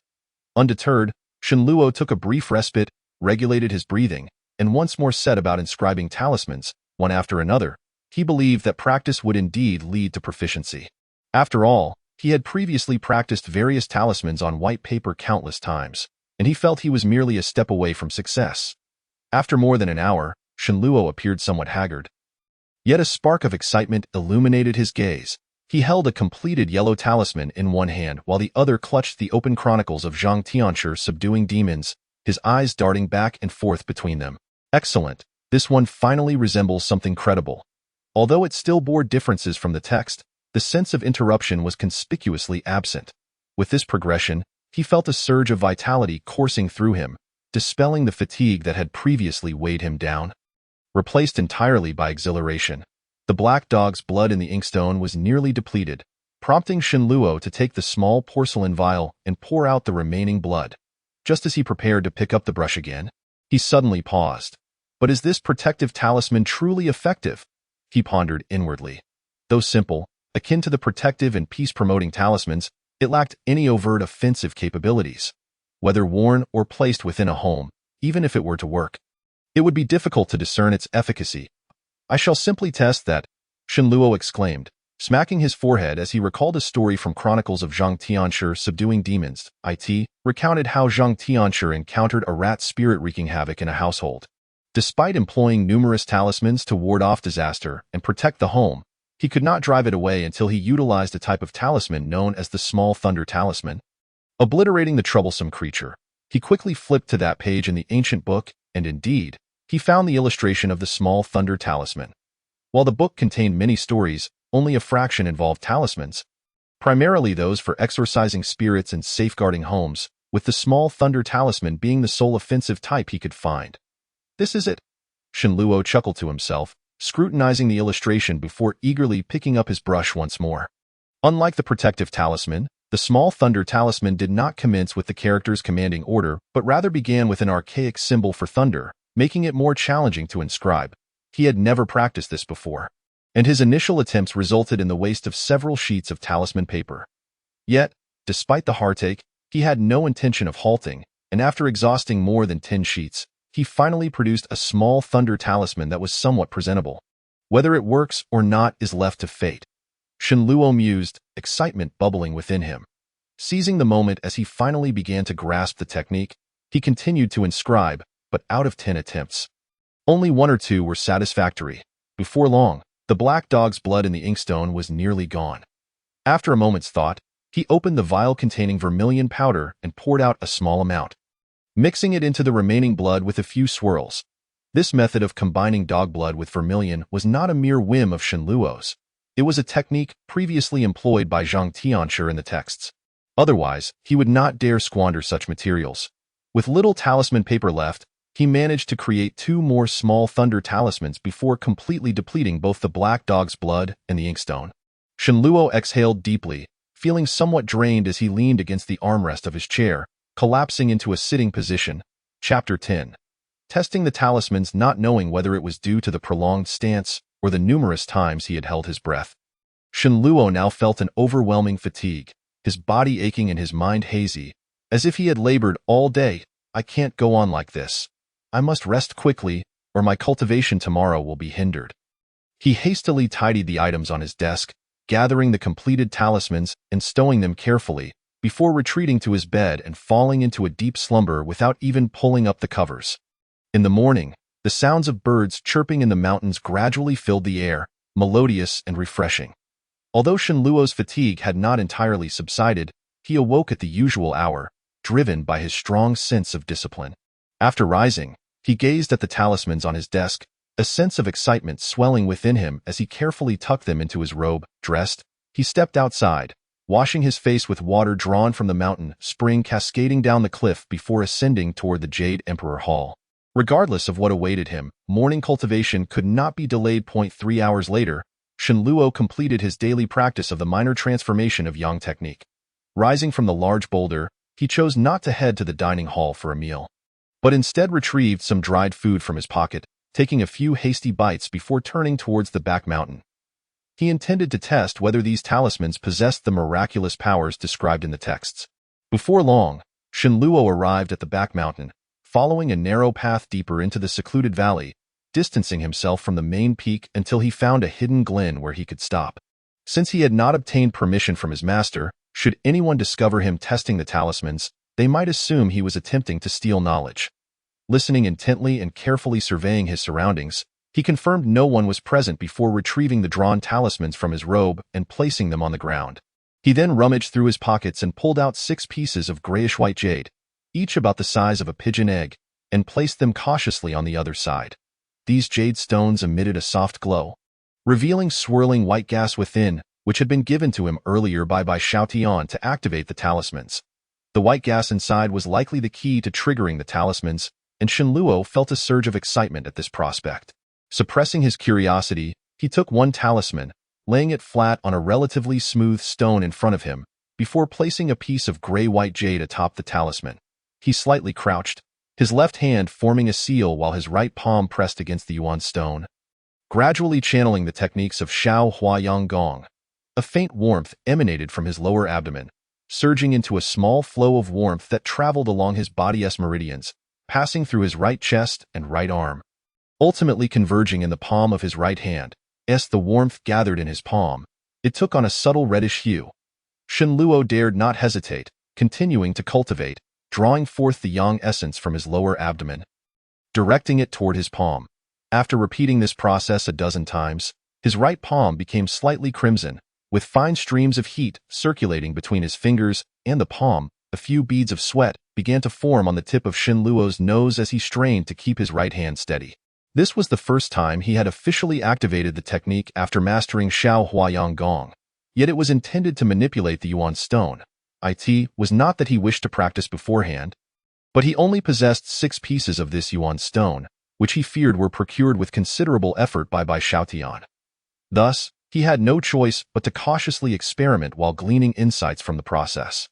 He attempted to guide those delicate streams of warmth to gradually concentrate at a single point in his palm, forcing it out bit by bit. Before long, a faint red thread, less than 3 inches long, formed at the center of his palm and was infused into the yuan stone below. The yuan stone, which had appeared dull and lifeless, suddenly underwent a transformation, its surface blushing with a delicate red hue. As if the entire stone had been dyed a soft pink, becoming somewhat translucent. The small cluster of white gas within began to swirl violently, departing from its previous languid state. Shortly thereafter, the yuan stone emitted a cracking sound, shattering into several pieces, and the white gas transformed into a small orb of white light. Though the process from the red thread entering the stone to the yuan stone's explosion seemed lengthy, it transpired in but a breath's time. Shenluo fixed his gaze upon the tiny orb of white light, smaller than the tip of his pinky, resembling a firefly, feeling a surge of excitement. He had successfully activated it on his very first attempt. It seemed he was indeed fortunate, with a hint of spiritual perception awakened after mastering Shao Huayang Gong. Shenluo could faintly sense the energy contained within that orb, which felt exceptionally pure. He understood that he had only succeeded halfway. The true key was just beginning. Once the white light departed from the yuan stone, it sought to disperse outward rather than merge into the talisman below. Fortunately, Shenluo's slightly reddened palm seemed to possess a certain restraining force, preventing it from escaping for the time being. The white light darted swiftly between his palm and the talisman. Only by guiding it into the talisman below could he ignite the talisman S-core and activate it. Taking a deep breath, Shenluo continued to channel Xiao Huayang Gong, once again forming a faint red thread in his palm. He aimed to use this delicate red thread to draw in the white light. Akin to a child attempting to lift a large bucket of water, an arduous task indeed. However, Shenluo finally grasped a hint of technique. As the white light approached the center of his palm, he called out softly, and the faint red thread suddenly brightened, swiftly darting past the white light. Instantly, the white light intertwined with the red thread, which zipped into the small thunder talisman below. The orb of light, propelled by the red thread, made contact with the talisman. The talisman absorbed the white light like a sponge, and the core area brightened immediately. The brightness spread along the talisman's intricate inscriptions, soon illuminating the entire small thunder talisman. Yet, just as the transformation began, it abruptly halted. The brightness flickered twice before dimming, and the talisman reverted to its previous state. Had he failed?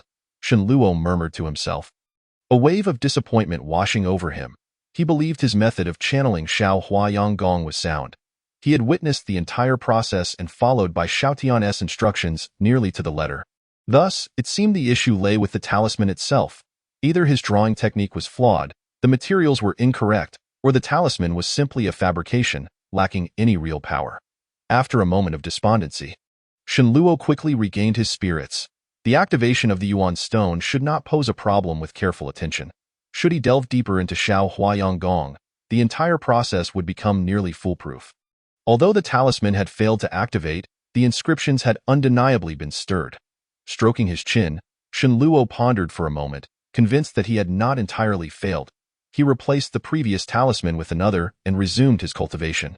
With a crack, the Yuan stone shattered, and the white light emerged once more. Chapter 11. White light. With the experience from before, he successfully infused the white light into the talisman within half the time this time. However, although the small thunder talisman's inscriptions did glow briefly, it was fleeting, lasting even shorter than the first attempt. 3 talismans remained. Shenluo gritted his teeth and reached for another talisman moments later. Only 2 pieces of Yuan stone remained in Shenluo's hand, along with a single small thunder talisman. All 4 of his previously crafted talismans had failed to activate, with the best outcome being the first attempt, which had at least illuminated the inscriptions on the yellow paper for about a breath's duration. The subsequent 3 attempts yielded diminishing returns, with the 4th barely activating less than a third of the inscriptions, clearly indicating a problem with the inscriptions. Even though Shenluo had mentally prepared himself, he could not hide the disappointment etched on his face. After all, considerable preparation had gone into this endeavor, and he had invested significant resources. Such outcomes were disheartening. His cheeks flushed with a somewhat unhealthy hue. The burden of activating the talismans weighed heavily on him, and after 4 consecutive attempts, he felt utterly drained. His physical constitution truly left much to be desired. Shenluo muttered to himself, stowing the talismans and Yuan stones away, then sitting cross-legged to practice Xiao Huayang Gong. Regulating his breath, a faint red light emerged from his lower abdomen, slowly circulating through his body's meridians. Time gradually passed, and after a short while, Shenluo opened his eyes, the flush on his face having subsided, replaced by a hint of vitality. Indeed, Luo Shi had not deceived him. After mastering Xiao Huayang Gong, his recovery speed had noticeably improved. Within just half an hour, he had balanced his internal energy and blood flow, restoring his vitality to its original state. In the past, it would have taken a full hour to achieve such recovery. Shenluo rose and glanced around before taking out the final talisman. This talisman was slightly different from the previous ones, as it was crafted from a mixture of black dog blood and vermilion. It had to work this time. Shenluo scrutinized the talisman in his hand, clutching the last glimmer of hope. Placing it upon the massive stone and setting a piece of Yuan stone atop it, as before, he formed a seal with one hand while pressing against the stone to activate it. If there was a significant takeaway from the previous 4 attempts, it was the ability to harness the yang essence within his body through the practice of Xiao Huayang Gong to activate the Yuan stone. As the saying goes, practice yields true knowledge. The experiences of the 4 attempts had not only significantly enhanced his control over the yang essence, but also allowed him to grasp the utilization of this stone. Now, he could focus entirely, confident in his ability to activate the Yuan stone. With the familiar crack sound echoing, the yuan stone shattered. Soon after, the white light emerged from the white gas within the stone. A red thread formed in the center of Shenluo's palm, swiftly darting and carrying the white light into the talisman. The entire process unfolded seamlessly, without a hint of hesitation. Shenluo held his breath, his bloodshot eyes fixed on the talisman's surface, unwilling to miss even the slightest change. However, after the white light melded into the talisman's surface, it vanished without a trace, as if it had been absorbed into the ocean. Shenluo's face flushed once more. He felt as though time had slowed, and he could almost hear the rapid beating of his heart. It appeared that the mixture of dog blood and vermilion was ineffective. That Zhang tincture seemed somewhat unreliable. Indeed, misguiding the disciples. This thought flashed through Shenluo's mind, causing him to smile wryly. Yet, in the next instant, a scene that filled him with ecstatic joy unfolded. The previously tranquil center of the talisman suddenly ignited with a dazzling orb of white light, rapidly spreading along the intricate inscriptions toward both ends, filling the entire talisman in an instant. Shenluo gazed at the brilliant talisman before him, a surge of excitement mixed with anticipation swelling within him, prompting him to quickly retreat 7 or 8 steps, creating a significant distance between himself and the talisman. This was a small thunder talisman that even spirits and phantoms feared. If it successfully activated while he was too close, he would find himself in dire straits.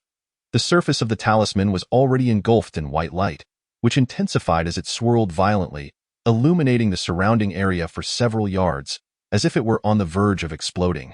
Although Shenluo found the white light somewhat blinding, he remained transfixed, his heart racing with uncontainable excitement.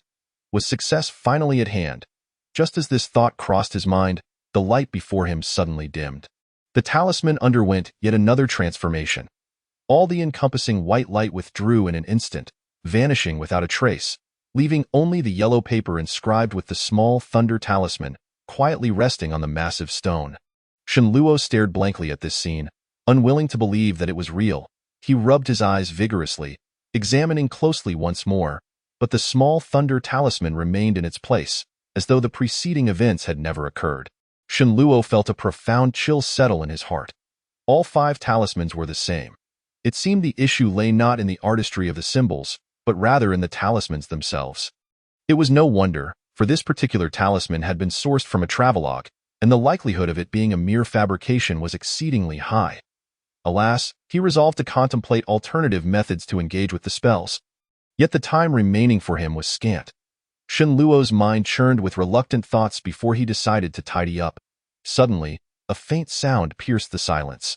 Although not loud, it resonated distinctly in the stillness of the mountainside, startling the already distracted Shenluo. The symbols inscribed upon the stone flickered with sudden vibrancy, and almost immediately, a soft halo of white light emanated silently from the surface of the talisman, enveloping a radius of 30 to 40 feet, as if a full moon had unexpectedly appeared. Shenluo instinctively recoiled, taking several hurried steps back, a mixture of surprise and delight flooding through him. It appeared that this small lightning talisman possessed a certain enigmatic quality, rather than being a mere figment of imagination. Master Zhang, I must apologize for my earlier misjudgment. I hope you can forgive me. Yet, he soon discerned something amiss. The hissing sound emanating from the talisman was incessant, akin to a fire consuming it, and the white light continued to stream forth, appearing genuinely wondrous.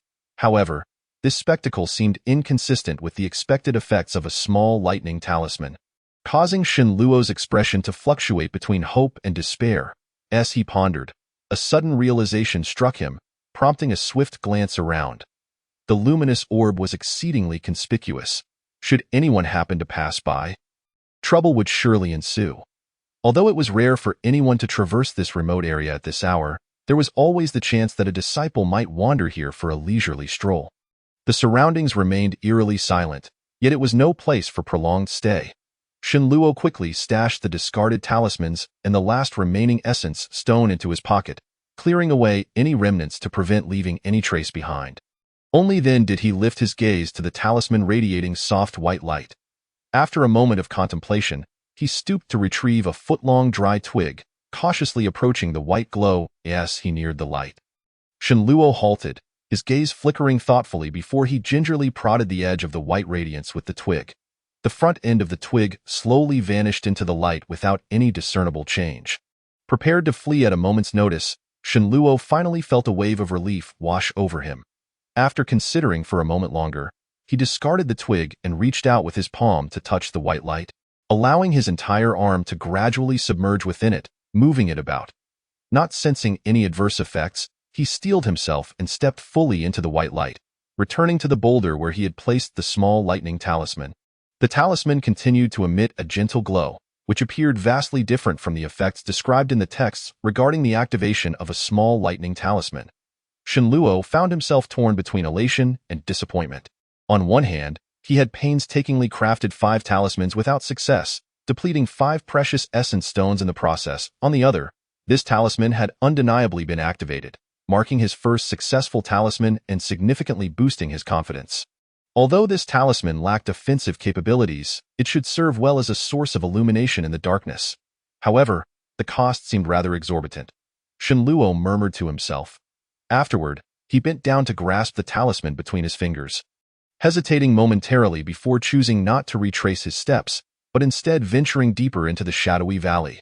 The soft light emanating from the talisman formed a gentle halo around him, illuminating everything within a radius of 30 to 40 feet in bright clarity. Initially captivated by this unprecedented sight, he looked around, contemplating how long the talisman's light might last. Unbeknownst to him, he soon arrived at the heart of the valley, standing before a cliff face draped in verdant vines.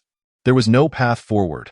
Beyond lay a precipice. As he glanced at the talisman still radiating a soft glow in his grasp, he intended to observe further when a soft gasp of surprise escaped his lips. Before his eyes, the once lush green vines rapidly withered under the talisman's white light, revealing the previously obscured cliff face. The stone surface shone as smooth as a mirror, as if it had been cleaved and polished by some unseen hand. What astonished Shenluo even more was that the cliff face appeared partially translucent under the talisman's illumination, resembling a pane of glass through which he could faintly discern objects within a couple of feet. Shenluo, never having witnessed such a miraculous occurrence, approached the cliff face in awe, eager to examine it closely. At that moment, an unexpected change occurred. The talisman suddenly radiated intense heat, and the temperature at his fingertips began to rise alarmingly. Startled, Shenluo flailed his arm, attempting to discard the talisman, but it clung stubbornly to his fingers, proving impossible to shake off, while a searing pain shot through his palm as if it were being scorched by fire. Causing his arm to feel numb and weak, this was dire. Panic surged within Shenluo as he used his other hand to grasp the talisman, intending to tear it apart at that instant. The talisman emitted a soft pop and disintegrated into fine ash, vanishing from his grasp without a trace. The nearby white halo silently shattered, dispersing into a myriad of small, floating motes of light that drifted away. Shenluo blinked in astonishment, quickly inspecting his hand, which bore no sign of burns or swelling. The excruciating pain had abruptly ceased, allowing him to exhale a sigh of relief. The recent events felt as though they had been a mere illusion. Just as he stood there, bewildered and speechless, an even stranger scene unfolded. The drifting motes of light appeared to be drawn toward something, suddenly changing direction and converging upon the cliff face. As these motes made contact with the stone surface, they vanished within it one after another, as if mice scurrying into a hole. With each mote that disappeared, the cliff face grew increasingly translucent, revealing a shadowy void within. Observing this phenomenon, Shenluo hurriedly approached the cliff. Picking up a small stone to knock against it, the sound echoed faintly, suggesting emptiness. Empty, he mused aloud, scanning the area before dragging over a larger stone from the nearby underbrush and striking the cliff forcefully.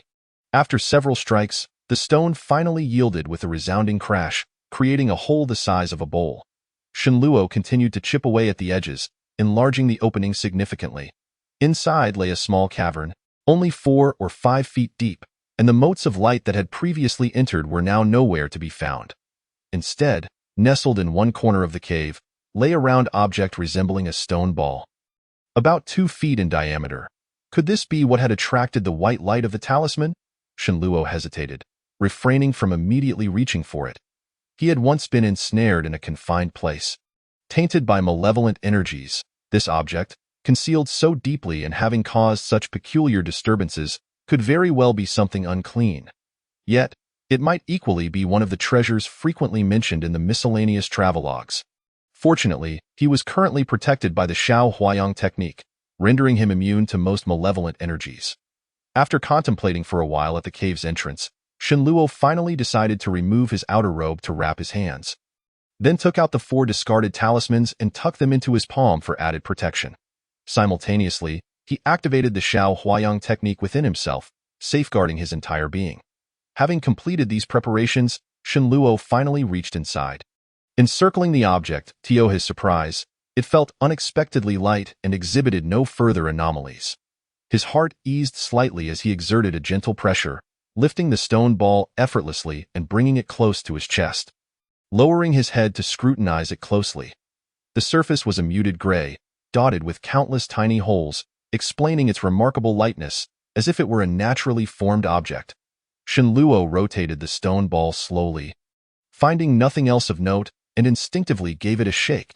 To his astonishment, a dull thud resonated from within the stone ball. Chapter 13. The jade pillow. Shenluo's spirit surged with excitement. This object concealed its own mysteries. He placed the stone ball on the ground, retrieved the talisman from his palm, removed his outer robe, and began to gently caress the surface of the stone ball with his fingers.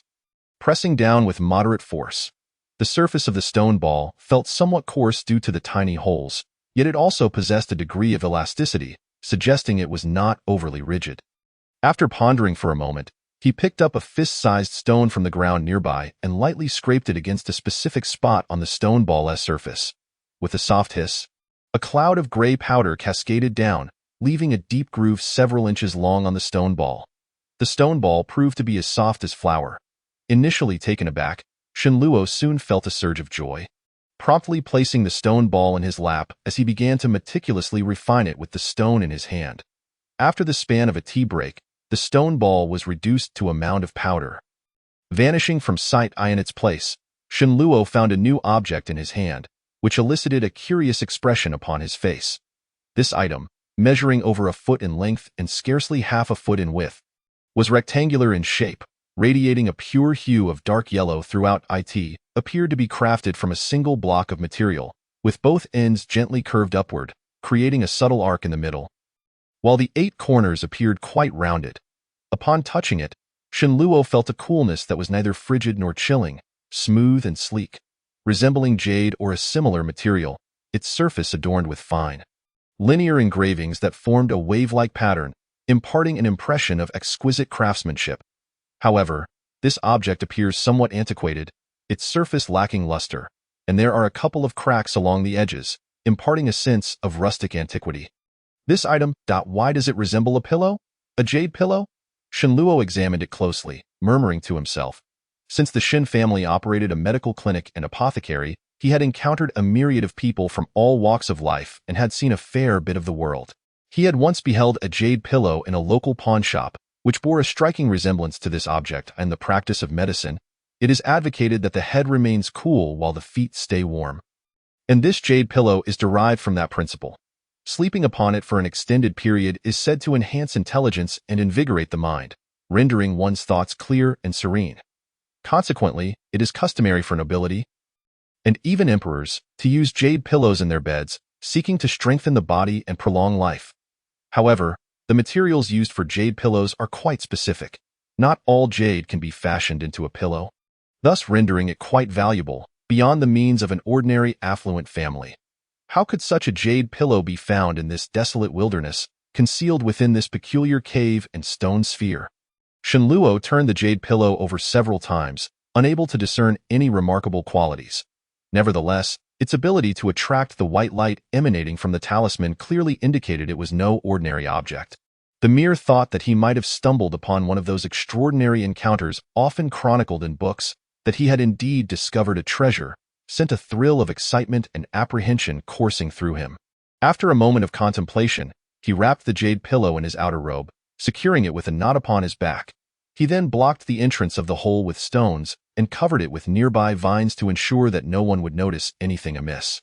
Shenluo tidied the area once more, confirming that he was alone and that nothing was overlooked, before turning to leave the valley. At this hour, the disciples of the temple were likely practicing their skills in their respective chambers.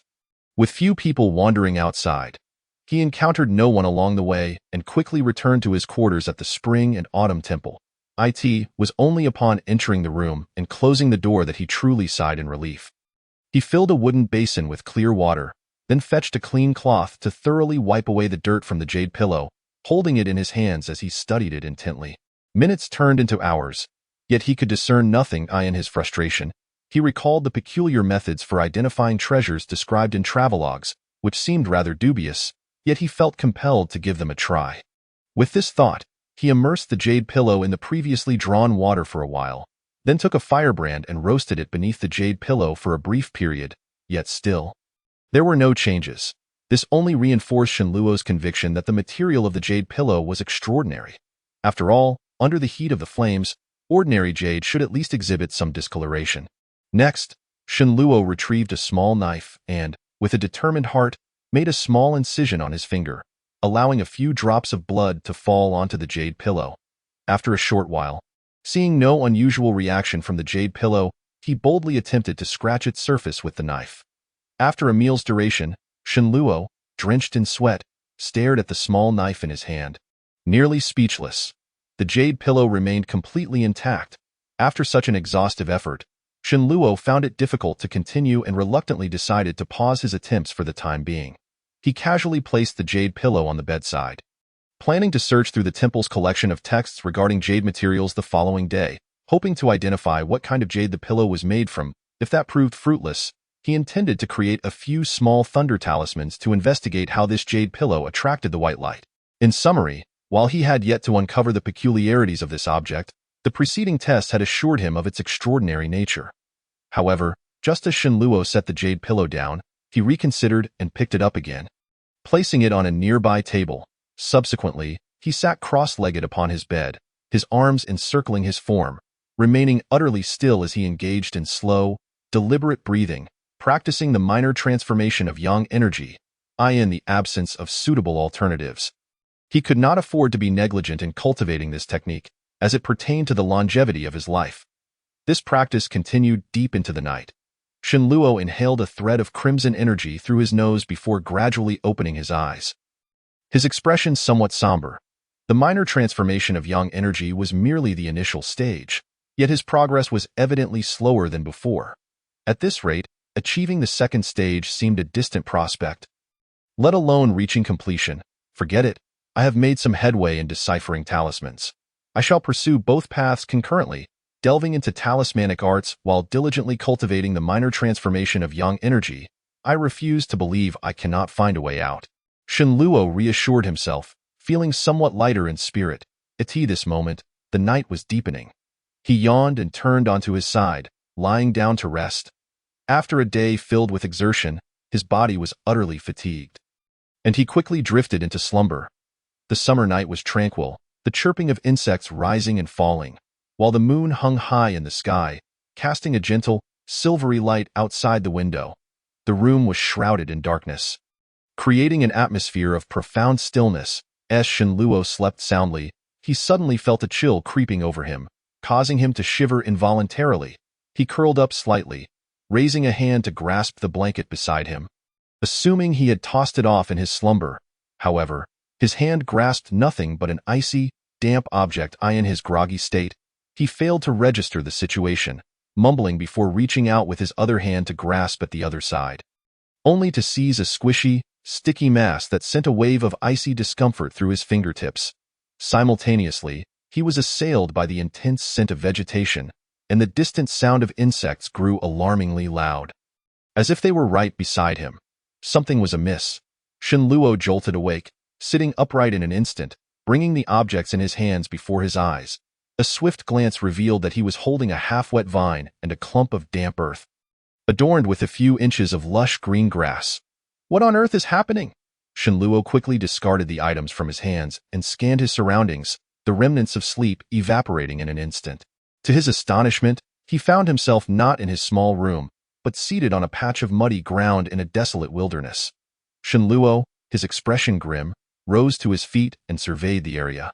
He quickly realized that he was surrounded by dense weeds, the chirping of insects echoing all around him.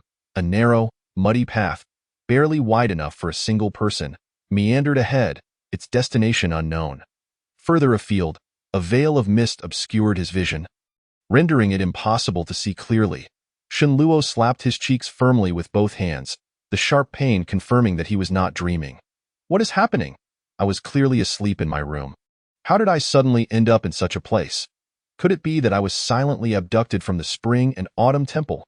As this thought crossed his mind, Shenluo hurriedly checked his clothes, lifting his sleeve to inspect the spring and autumn temple insignia. After moving his limbs to ensure they were functioning properly, he felt a slight sense of relief. He vaguely remembered that he had been so fatigued yesterday that he had slept in his clothes. And now, his attire appeared unchanged, and his body felt normal. Shenluo was filled with bewilderment, but he knew that the pressing concern was to ascertain his current location.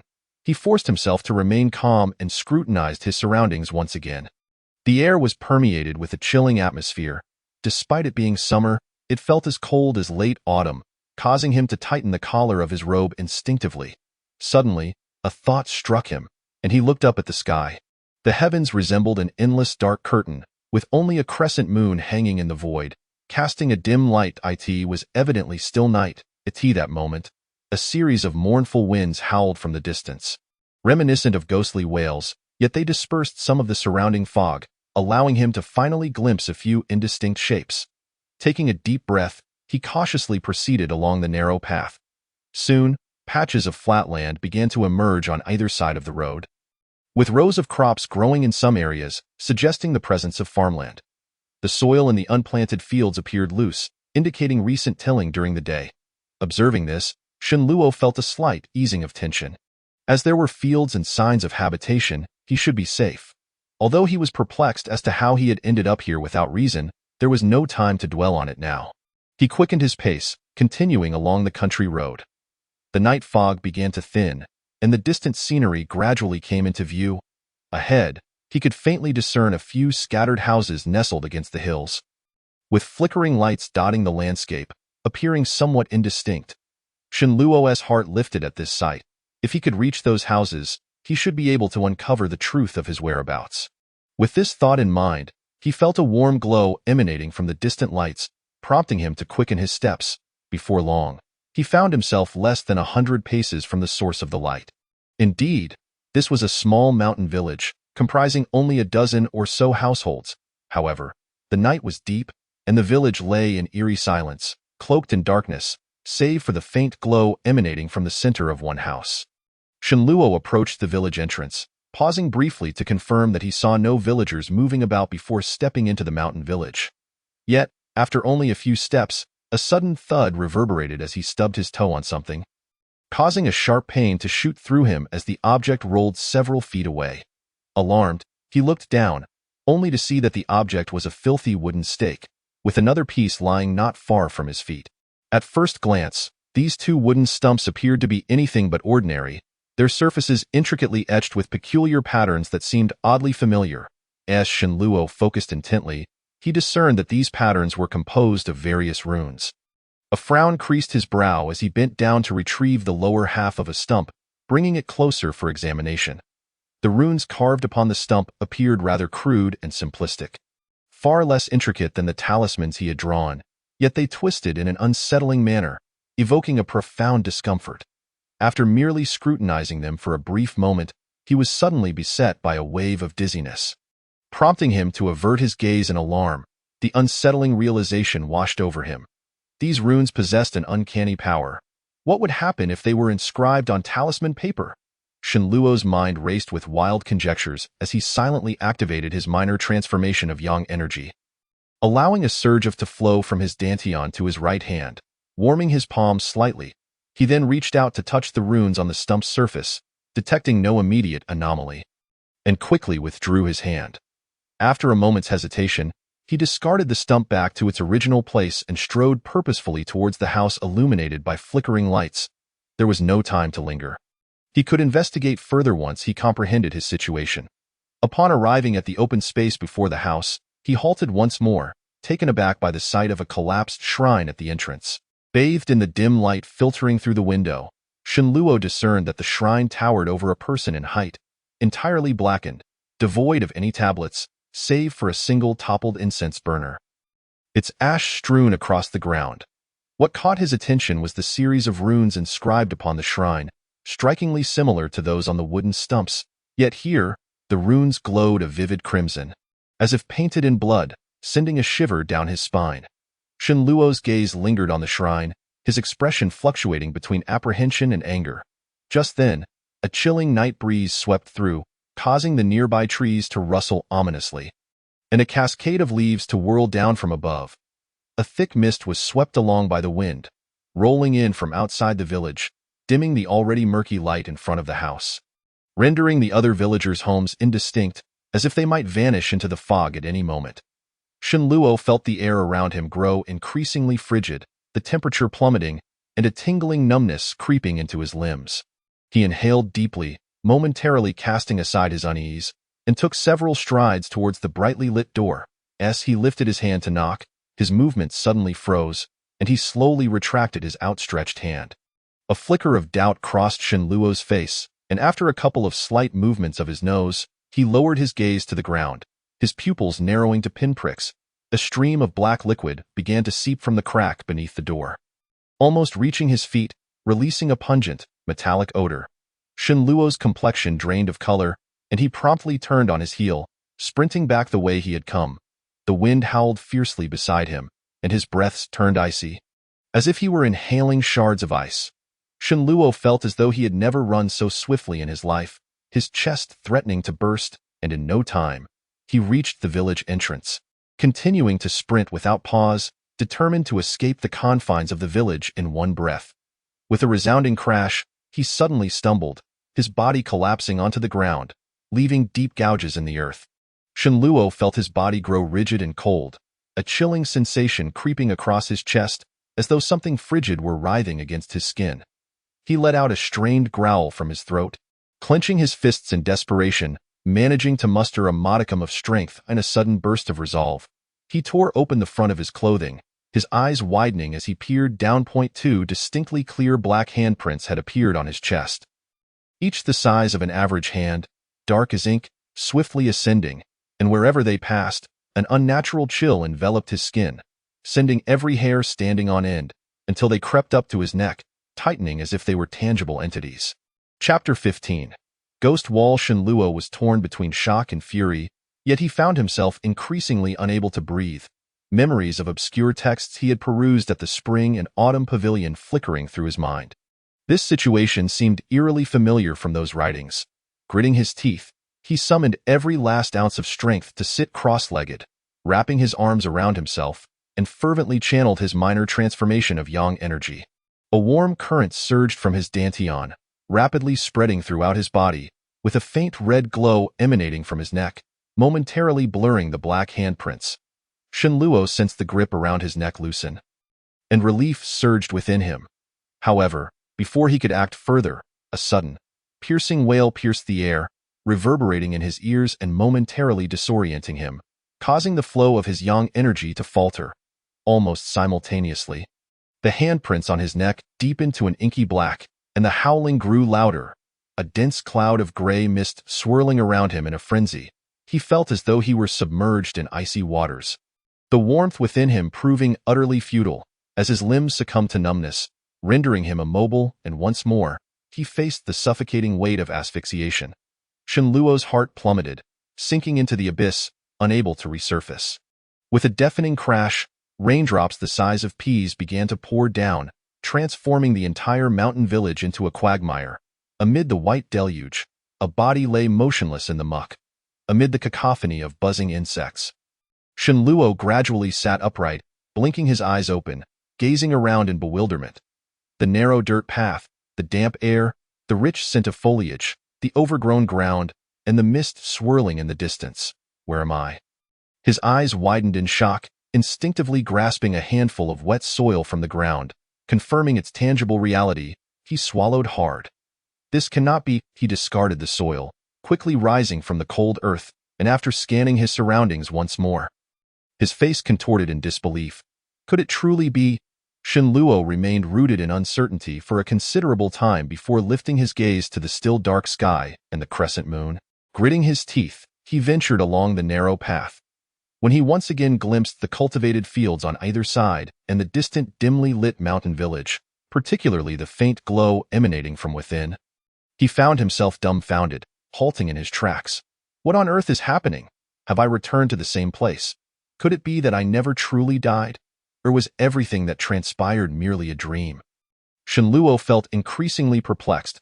He vividly recalled that he had also appeared in this very spot before, the scenery identical to what he now beheld, yet shortly after entering the mountain village. He was this thought. A shiver ran down his spine, and he hastily touched his throat, discovering nothing amiss, allowing a slight sense of relief to wash over him. He was still alive and well. And the events that had transpired should not have been real, however. If that was a nightmare, it felt far too vivid. He had unequivocally experienced the terror of nearing death, or perhaps it was not a dream at all? The black blood, the shrine, and those two handprints, no, something is definitely amiss. Shenluo gazed towards the distant mountain village, a twitch in his eye as a decision crystallized within him. He silently contemplated for a moment before raising his hand, biting his index finger until it bled, and then using his blood to inscribe a rune upon the front of his shirt, mirroring the exorcism talisman he had observed in an obscure text. The book had stated that even without magical prowess, as long as one possessed sufficient yang energy, inscribing spells with one's blood could yield some meager efficacy against evil. Uncertain of the veracity of this claim, he had no alternative but to give it a try. After completing this, he turned to flee in the opposite direction of the mountain village, heading towards the wilderness. This place was undoubtedly no sanctuary. He had no intention of foolishly venturing back in, preferring to keep his distance. As the saying goes, a wise man does not stand beneath a precarious wall. Everything else could wait until he had left this eerie place, at which point he could devise a more thoughtful plan. As Shenluo ran, he felt the fog thickening around him, his vision quickly blurring, the path ahead becoming increasingly indistinct.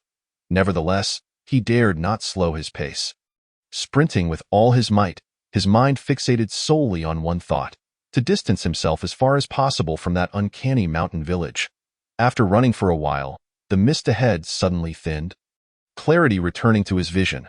Shenluo's heart leapt with joy. Just as he prepared to quicken his pace, his expression abruptly froze, halting in his tracks. At the end of the path, a shadowy outline emerged, revealing a small mountain village nestled against the hillside, a flicker of light emanating from within. It cannot be. I distinctly remember turning back. Shenluo surveyed his surroundings in disbelief, his face etched with incredulity. Gritting his teeth, he spun around, dashing once more towards the wilderness, quickly vanishing into the mist. A short while later, as the fog dissipated, a familiar scene unfolded before him once again. The flickering light of the mountain village, which had once offered him warmth, now appeared eerily unsettling. Shenluo felt a surge of panic rising within him. Glancing towards the thicket beside the path, he suddenly bolted in that direction. The mist enveloped the entire village, shrouding it from all sides. Although he was no longer traversing that narrow path, he soon found himself engulfed in the fog. The underbrush was difficult to navigate, and several times he nearly stumbled. Yet he dared not ease his pace, pushing forward with reckless abandon. After traversing a considerable distance, the mist ahead began to thin once more.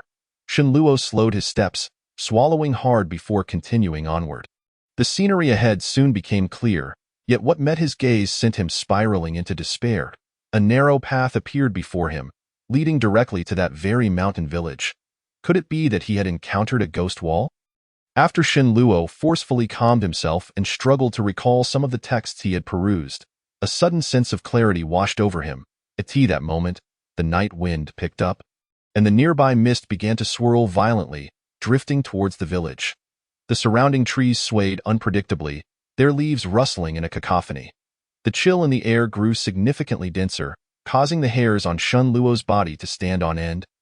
And a wave of dread surged within him. He felt as though he were being watched by a venomous serpent, an unsettling sensation that followed him wherever he turned.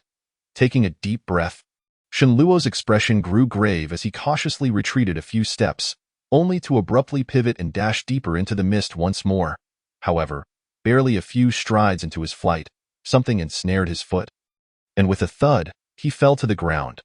Before Shenluo could comprehend the situation, he felt a sudden chill at his neck, where two inky handprints silently emerged, tightening their grip with alarming speed. Chapter 16. Advancing reluctantly, not a chance. Shenluo roared internally, desperately channeling his Xiaohua Yanggong. A layer of crimson light radiated from him, attempting to shield against the unseen entity that threatened him. Concurrently, a surge of yang energy rushed towards the rune inscribed on his chest.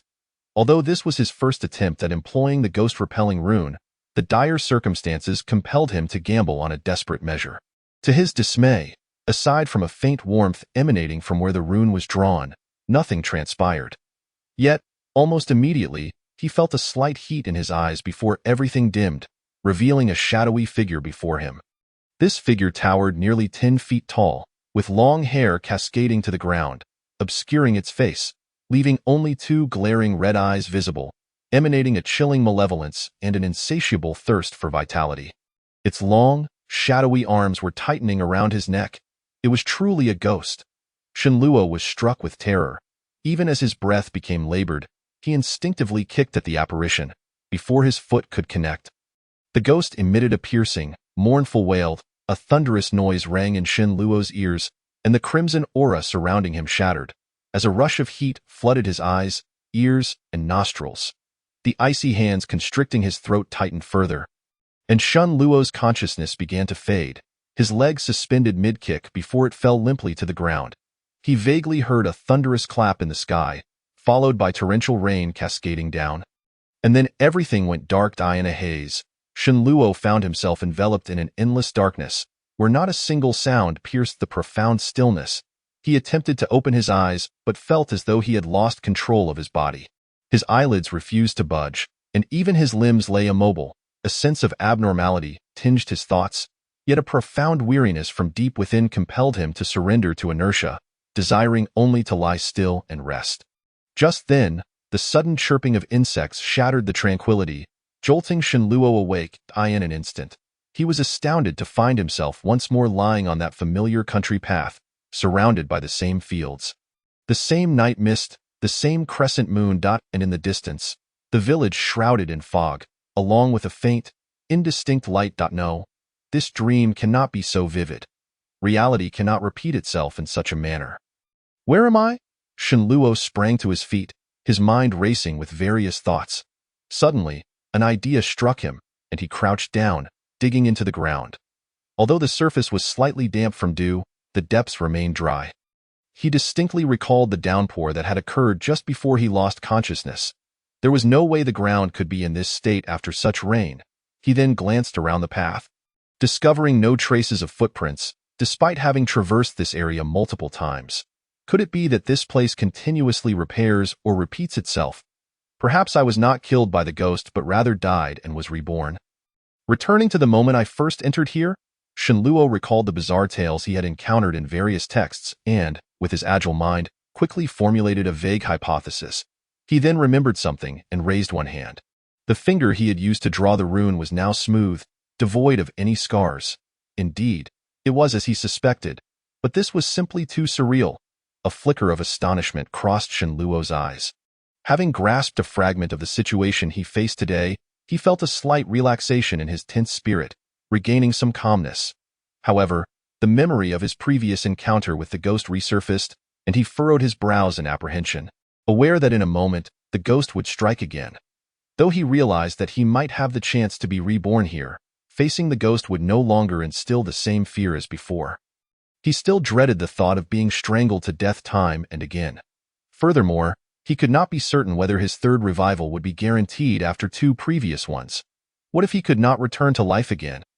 With only one life to live, he could not afford to gamble. Thus, he resolved to take decisive action. As Shenluo pondered, the fear dissipated significantly, replaced by a burgeoning eagerness to confront the challenge ahead. He began to recall all the methods of exorcising spirits he had read about in various texts. Suddenly, he tore off his shirt and bit his finger to draw blood, using it to inscribe various rune patterns across his skin. After drawing 8 in total, he finally paused. It was not that Shenluo wished to stop, but with each rune he inscribed, he felt a gradual depletion of his strength, as if it were being siphoned away. Having created 8 runes, he felt considerably fatigued. If he continued, it might impair his mobility, prompting him to cease. These were all symbols he had studied and replicated previously, including the small thunder rune he had tested last time. Although he was uncertain of the specific effects of this rune, having it was better than not. Shenluo promptly donned his clothing again. Drawing from his earlier experience, he did not choose a different direction but rather headed straight toward the village. He was not one to shy away from trouble. The strangeness of everything he had encountered thus far had piqued his curiosity. Now that he had clarified some matters, he was determined to uncover the truth. He was also eager to discover whether escaping the ghost's pursuit or even vanquishing it would enable him to break free from this place. In the blink of an eye, Shenluo arrived at the village entrance. There, 2 wooden stumps crossed before him, mirroring the scene he had witnessed upon his initial entry. Upon seeing this, Shenluo felt even more confident in his suspicions. Just as he was about to enter the village, a thought struck him again. He bent down to pick up the wooden stumps and tuck them into his waistband before proceeding towards the illuminated house within the village. Upon reaching the door, he scooped a handful of incense ash from the altar that had toppled over at the entrance. Then, he leaped forward, not waiting for blood to spill from within, and with a forceful kick, he slammed his foot against the wooden door. With a resounding bang, the door swung open. However, the sight that greeted him momentarily stunned him. Standing there was a frail little girl of about 7 or 8 years. Clad in a gray short shirt, trembling as she clutched a wooden bucket filled with dark blood, poised to tip it over at the threshold. Upon seeing Shenluo burst through the door, the girl's face contorted in fear, and she stumbled back a couple of steps. Shenluo quickly regained his composure, disregarding the little girl as his gaze swept across the room, landing on a corner where the stiff, mottled body of a black dog lay lifeless. Black dog blood. Shenluo glanced at the bucket in the girl's hands, his brow furrowing slightly, before shifting his attention elsewhere. Beside the black dog lay a wooden bed, upon which an elderly man with graying hair lay unconscious, his eyes closed. In the center of the room stood another altar, adorned with flickering candles, upon which a miniature idol depicting a dog-headed human was enshrined. Moreover, the walls, doors, and windows of the room were smeared with black blood, clearly applied with intent. Chapter 17. Unfazed in crisis, don't be afraid. I am not a bad person. Shenluo quickly averted his gaze, addressing the little girl who stared at him in bewilderment. The girl blinked and scrutinized Shenluo closely, particularly glancing at his shadow, her tense demeanor easing slightly. What are you doing? Shenluo asked, eyeing the wooden bucket in her grasp. The girl set down the bucket and gestured frantically with her hands, revealing herself to be mute. Shenluo, unable to comprehend her gestures, furrowed his brows. Just as he was about to speak, a chilling gust of wind swept in silently from behind, causing one of his runes to heat up and emit a faint red glow. They have come. Having fought the ghost twice already, Shenluo did not turn around. Instead, he hurled the incense ash behind him and dashed into the house. Almost simultaneously, a piercing scream erupted from behind. Shenluo whirled around, only to see a tall, shadowy figure materializing just 2 feet from where he had stood. His pupils constricted instinctively, causing him to take 2 steps back. It was the very ghost he had encountered before. The apparition appeared unable to blend into the shadows due to the ash coating its form, and its blood-red eyes reflected a sense of agony, as though it were wounded by the incense ash. The text had claimed that ash could repel evil spirits, and indeed, it was no mere superstition. Shenluo watched the ghost warily, his heart racing. As Shenluo pondered, the ghostly figure transformed into a shadow and swiftly darted into the room. Lunging towards him, I've been waiting for you. Shenluo sprang forward, and as he neared the specter, he crouched low to evade its grasping hands. With a sweeping kick of his right leg, he aimed for the lower body of the towering apparition. He had silently channeled his Xiao Huayang skill upon seeing the little girl and the wooden bucket in her hands, directing the yang energy to his right foot and palm, anticipating this very moment. However, to Shenluo's astonishment, the ghost's form appeared insubstantial, and his foot, enveloped in a faint red glow, passed right through it. His subsequent strike faltered, and due to the excessive force exerted, he stumbled forward, nearly losing his balance. Seizing the opportunity, the ghost's dark hands, like the wind, reached out to grasp Shenluo's neck. Realizing the peril, Shenluo cursed his misfortune. He was yet to stabilize himself and had no time to evade. Just as he teetered on the brink of doom, a sudden wave of stench surged from the side as the little girl, sensing danger, hurled the black dog blood from her wooden bucket. The ghost was drenched in the viscous liquid, emitting a chilling wail as the dark aura surrounding it dissipated significantly, rendering its body considerably more translucent. In that moment, Shenluo rolled to the side and took refuge beside the girl, his back drenched in cold sweat. Yet, this act seemed to enrage the spirit further, its eyes blazing with fury as it turned and lunged at them, its hands darting out with alarming speed. With a whoosh, its arms shot forth like ropes, spanning several feet, and in a flash, they clasped around the necks of both Shenluo and the little girl. Shenluo felt the icy fingers tighten around his throat, followed by an overwhelming force lifting him off the ground. Both he and the girl were hoisted up into the air.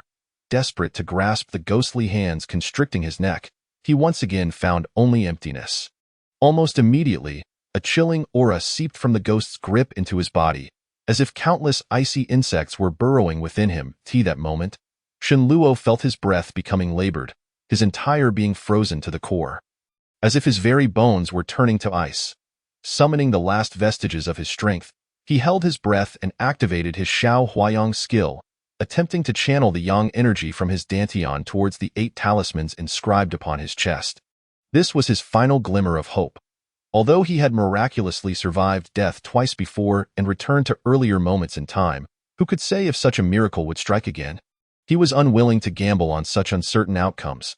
As he concentrated, a surge of yang energy was directed towards the first ghost-repelling talisman above his left chest, yet it responded not at all to the energy. Shenluo had anticipated this. He quickly redirected the yang energy to the second talisman, positioned in the center of his left chest. This time, he felt a slight warmth emanate from the inscription, indicating a response. However, before he could rejoice, the warmth vanished without a trace. Meanwhile, the ghost's grip tightened further, and Shenluo realized he could only hold his breath for another 2 or 3 counts. Undeterred, he forced the yang energy towards the third talisman above his right chest. This energy, already weak from the previous attempts, dwindled further as it reached this point, amounting to less than half of its initial strength. In other words, if this talisman failed to activate, he would have only one last chance left. The third talisman depicted a protective charm. Shenluo had contemplated his choices meticulously prior to drawing these 3 talismans, selecting them specifically for their efficacy against spirits. The others, aside from a minor thunder talisman, were primarily for warding off evil or purification, irrelevant against ghosts. Yet, like the first, the third talisman yielded no reaction to the yang energy. At this juncture, Shenluo's face flushed crimson, relying solely on the last flicker of his will to direct the feeble yang energy towards the final minor thunder talisman. Though the minor thunder talisman was not particularly effective against spirits and could pose a risk of backlash if mishandled, he was proficient in its drawing and had conducted practical tests on yellow paper, offering a greater chance of activation than the remaining talismans. A nearly invisible thread of red energy entered the minor thunder talisman inscribed on his right chest. The inscription flickered with a faint white light, only to extinguish almost immediately. Witnessing this, Shenluo's heart sank. Just as he contemplated giving up, an astonishing sight unfolded before him. The once dim minor thunder talisman reignited with white light. Growing increasingly radiant in the blink of an eye, the entire talisman erupted into a brilliant glow, with faint arcs of electricity dancing within the luminescence. Shenluo felt a searing sensation in the area of the minor thunder talisman, akin to being pressed against a scorching iron, accompanied by the acrid scent of singed flesh. Yet, suspended in midair and with his throat constricted, he could not afford to dwell on the pain. "Activate, quickly!" he mentally screamed. The reignited minor thunder talisman rekindled a flicker of hope within him. However, the next moment, he was gripped by a wave of dread. The location of the minor thunder talisman, an overwhelming suction force emerged, voraciously consuming the already scant yang energy within him. Not only that, but he felt his blood heating up, coursing toward his right chest, intensifying the burning sensation. Shenluo was overcome with dizziness. Parched, as if his very lifeblood were evaporating, and his right chest felt as though it would be seared through. Panic began to set in. If this continued, he would either perish at the hands of the ghost or be drained to the point of collapse by this talisman.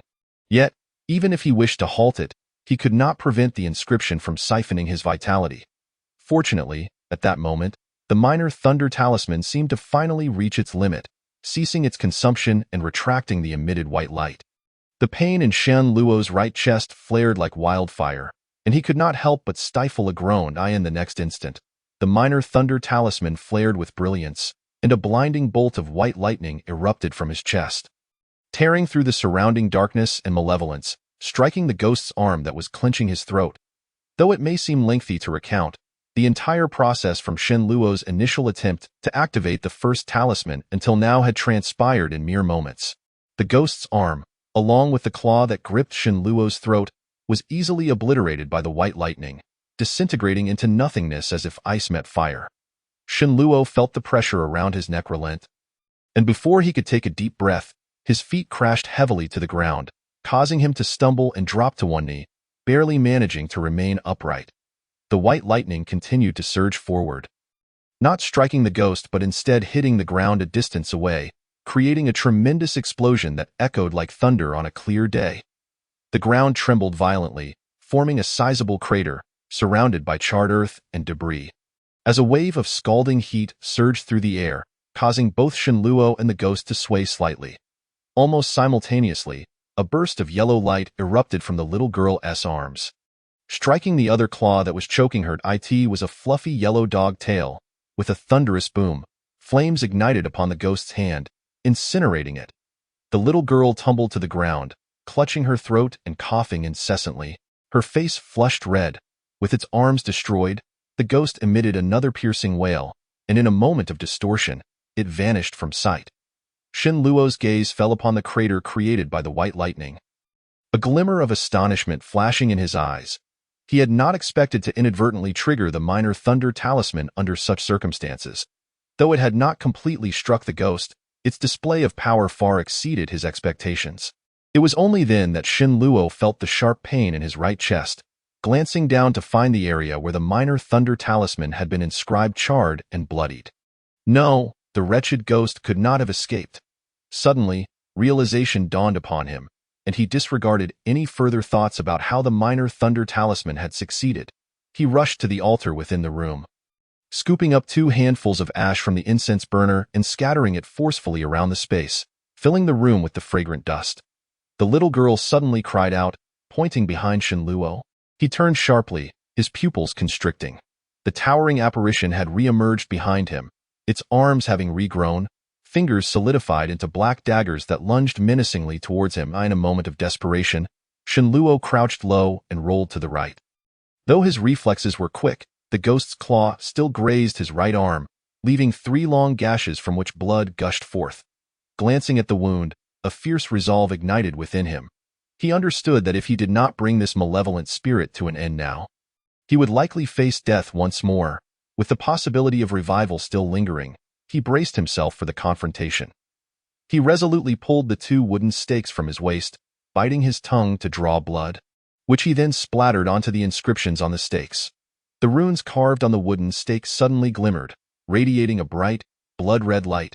Such stakes, standing upright at the entrance of Zhuangqian village, were primarily intended for exorcism. And this particular one seemed to have been consecrated by a skilled practitioner. Even though it was severed, it could still exert some efficacy when activated by the potent essence of yang energy contained within blood. Seeing this, Shen Luo felt a surge of joy within him. He let out a low shout, advancing boldly, swinging the stake in his hand with force toward the entity. The towering specter appeared wary of the 2 sections of wood wielded by Shen Luo and was about to evade. Suddenly, a shadow flitted within the room, as a little girl splashed the last remnants of black dog blood from her bucket, obstructing the ghost's escape route. The ghost, equally fearful of the black dog blood, hurriedly retreated, but was struck squarely by Shen Luo's stake, sending a jolt through his palm as the wood made contact with the ghost's form.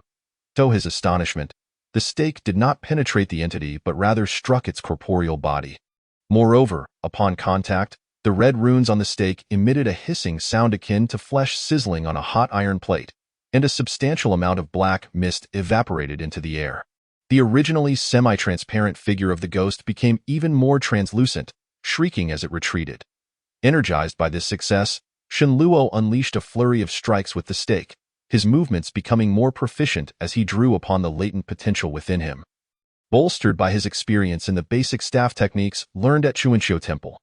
Despite the ghost's considerable stature, it found itself at a disadvantage within the confines of the room, where the incense ash permeated the air, inhibiting its ability to vanish. The little girl, displaying remarkable quickness, despite the bucket now being devoid of black dog blood, occasionally imitated Shenluo's earlier actions, grabbing a handful of incense ash from the altar and casting it towards the specter to disrupt its movements.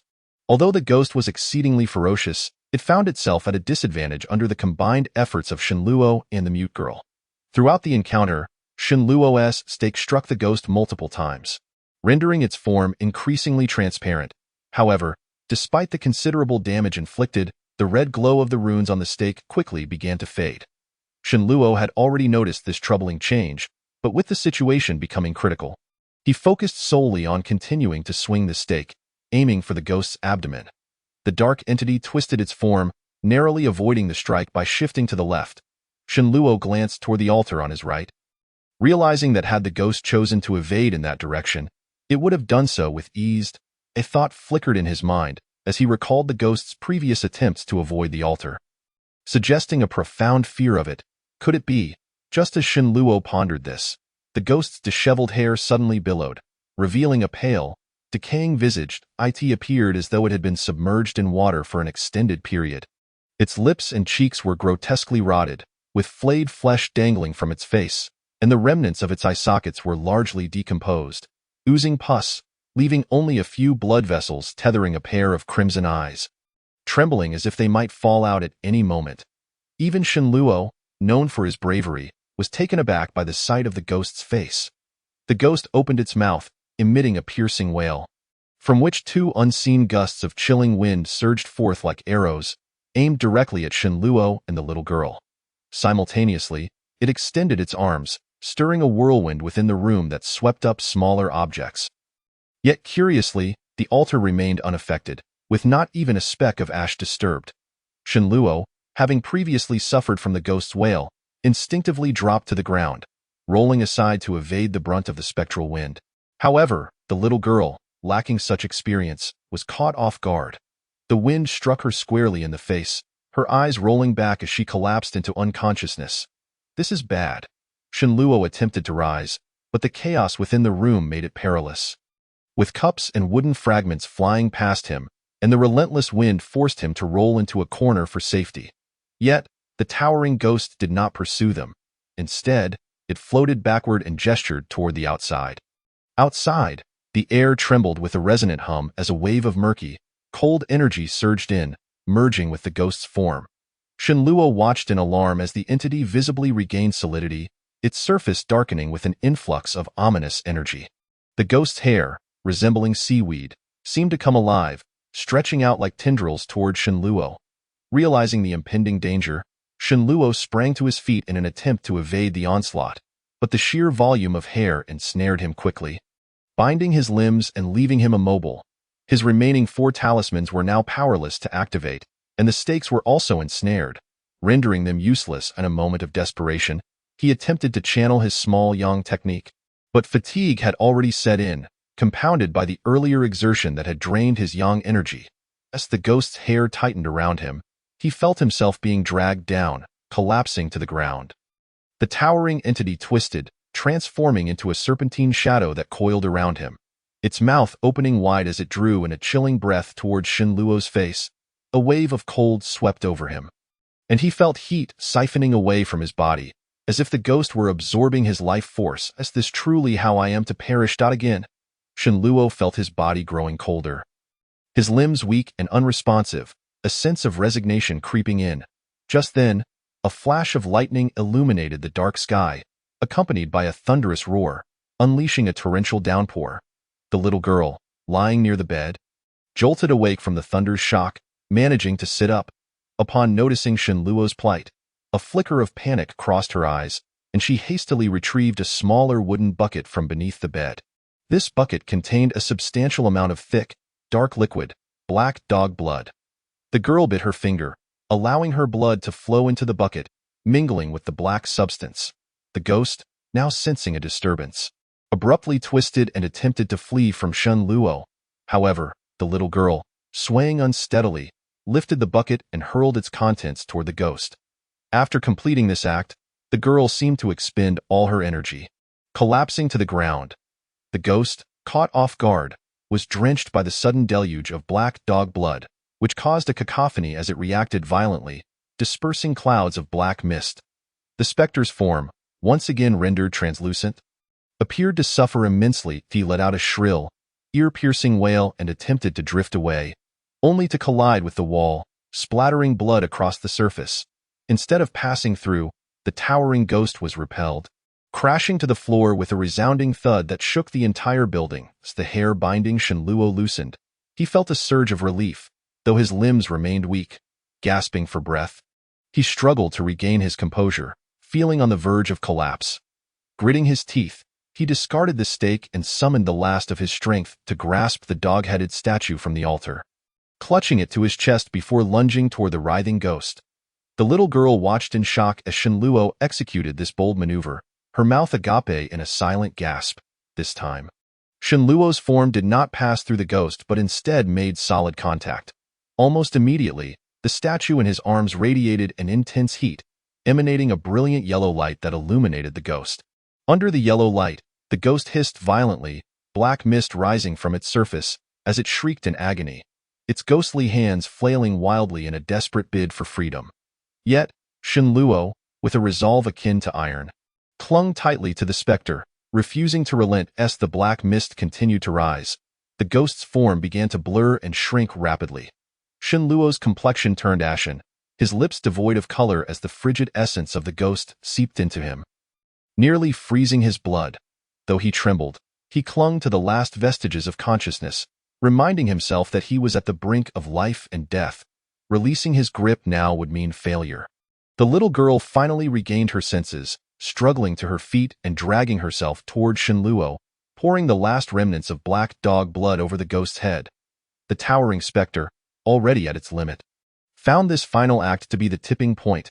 With a piercing scream, its already diminished form erupted, scattering into a cloud of black mist. As the mist dissipated, Shen Luo's form emerged, pallid and devoid of vitality. His face a shade of deep purple, his eyes remained shut, and he had fallen into unconsciousness, his breaths shallow and labored, as if his very life force was fading. The little girl, witnessing the ghost's demise, felt a wave of relief wash over her but quickly succumbed to despair upon seeing Shen Luo's condition. Desperate, she climbed to her feet once more, reaching out to push him, but her fingertips met only coldness. With tears welling in her eyes, she struggled to lift him. Yet at that moment, Shen Luo's expression suddenly turned peculiar, as his form began to blur and dissipate, starting from his feet. Moments later, he vanished silently from his original spot, as if he had never been present at all. Chapter 20. The thunderous sage. The little girl stood frozen in place, glancing at her empty hands, her eyes wide with astonishment. A soft groan emanated from beside her. It was the elderly man on the bed, who exhaled deeply. Upon hearing the commotion, the little girl's face lit up with joy as she scrambled towards the bed. The old man blinked a few times before slowly opening his eyes. The night swiftly passed, dawn breaking with a rising red sun, and the relentless wind and rain outside had ceased. The door creaked open, allowing warm light to flood in. The world outside was clear, with much of the fog around the mountain village having dissipated, leaving only a faint trace in the distance. The little girl had changed into a slightly faded red garment, carrying a patched-up bundle on her back, and she assisted the elderly man as they stepped outside. The old man donned a somewhat tattered gray robe. His complexion appeared slightly better than the night before, though he moved with some difficulty, leaning on a worn wooden cane that had grown shiny with use. The pair made their way to the village entrance. The old man seemed extremely frail, and upon reaching the village edge, he began to wheeze. The little girl exclaimed, gesturing animatedly. Grandfather is fine. Although the long-haired ghost has been vanquished, the lingering malevolent energy around the village has yet to disperse. Sooner or later, it will attract other spirits. We must leave at once. The old man affectionately ruffled the girl's hair and replied. The little girl nodded obediently. As they continued their walk, a flash of blue light descended from the sky, landing not far in front of them, revealing a graceful figure. To their astonishment, it was a Taoist priestess clad in white, appearing to be in her 30s, with an oval face, fair complexion, and striking beauty. Though her expression was icy, radiating an unusual ferocity rarely seen in women, she wielded a white dust brush. The energy here is so thick with malevolence, it is nearly forming into a ghostly mist. Yet, why are there no spirits lurking about? The white-clad priestess mused aloud as she scanned her surroundings. The old man and the little girl stood there, momentarily stunned by the sudden appearance of the priestess. Are you inhabitants of this village? She approached them, assessing the pair before asking. This old man has met the immortal. The elderly man, having regained his composure, was about to bow in reverence but was interrupted by a fit of coughing as he bent forward. The little girl quickly placed a hand on his back to support him, but being small and weak, it was a struggle to assist him. There's no need for such formality. I am the thunderous sage of Floating Cloud Mountain. I happened to pass through and sensed the gathering malevolent energy here. Hence, I came to investigate, the priestess said, using her left sleeve to stabilize the old man's body while raising her right hand in a courteous gesture. Yes, yes. If the immortal has inquiries, this old man will certainly respond truthfully. The elderly man nodded eagerly once he caught his breath. The little girl, hiding behind him, clutched his sleeve, her large eyes curiously observing the priestess. Given the circumstances, you must be from this village. Has it been attacked by vengeful spirits? The priestess inquired, glancing at the girl's bundle. Indeed. My surname is Sun, and I am known as Old Man Sunday. This is my granddaughter. We are both natives of Zhangjia village. The village was once under the protection of a great spirit known as the Yellow-Tailed King. Although life was hard, we lived in peace, free from the harassment of malevolent entities. However, the Yellow-Tailed King suddenly passed away during a thunderstorm a month ago, after which a long-haired ghost began to haunt our village nightly, claiming lives. The other villagers have either fled or been killed by that specter, leaving only my granddaughter and me alive. Old Man Sun sighed, his voice heavy with sorrow. The Yellow-Tailed King. The white-clad priestess raised an eyebrow. It was a transformed yellow dog. Old Man Sun hesitated, then spoke softly. Oh, if a spirit of the beastly kind can protect the people, it is indeed a righteous path. If it perished during a thunderstorm, it must have failed to transcend its tribulation. The priestess nodded slowly. Old Man Sun, hearing this, was perplexed but did not dare to question further. You two, one old and one young, possess little vitality. How is it that while the others in the village fell victim, you alone survived? The priestess fixed her gaze upon them, her eyes gleaming with a sharp intensity. Well, the Yellow-Tailed King's altar was placed near my home, so perhaps his lingering blessings still protect us. Additionally, I have some black dog blood at home, which may have allowed us to endure until now.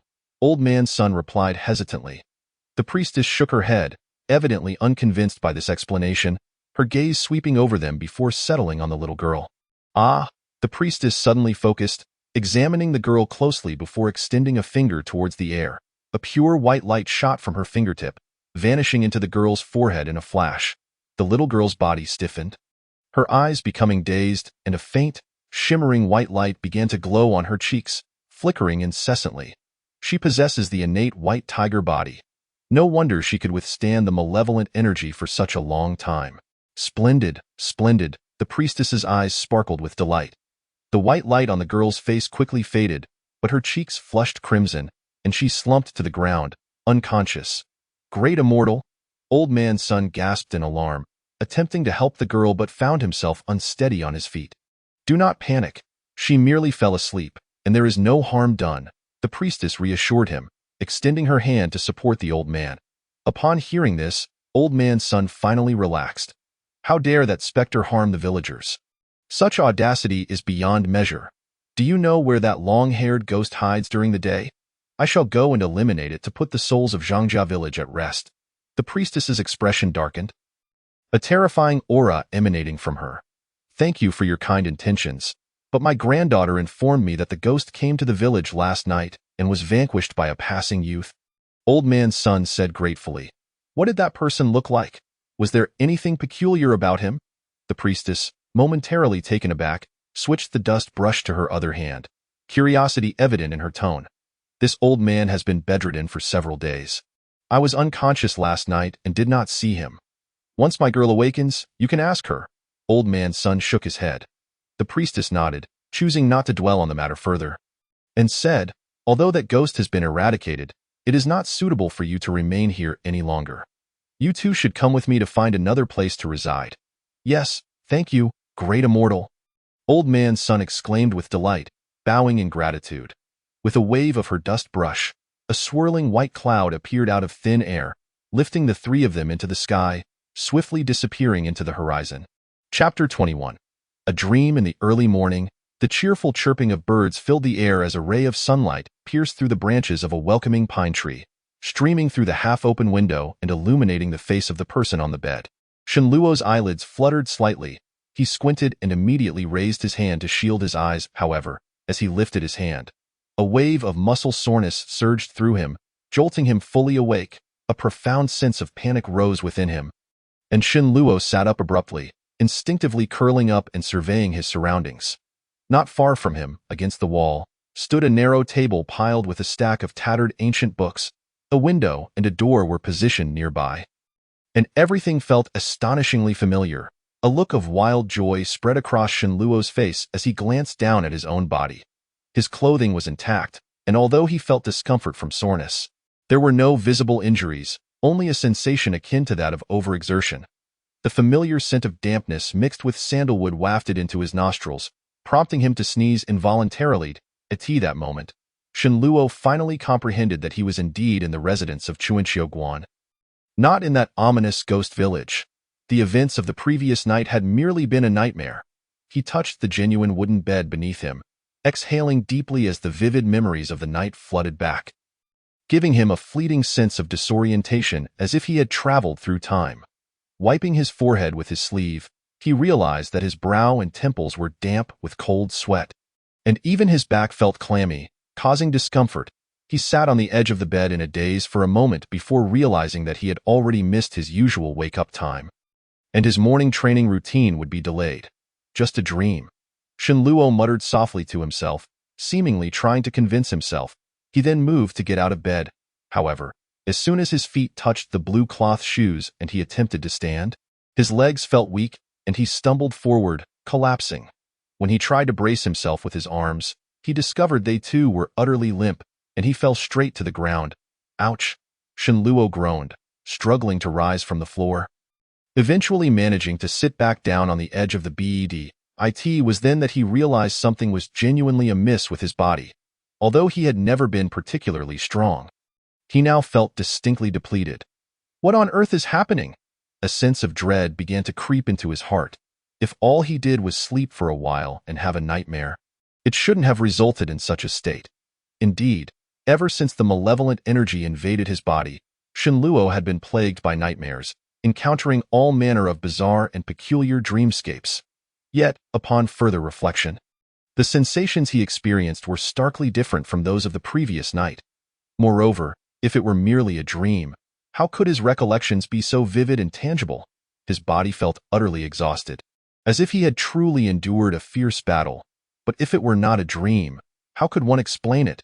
Could it be that he had sleepwalked down the mountain, wandered into a village, and then sleepwalked back? Yet, that too seemed implausible.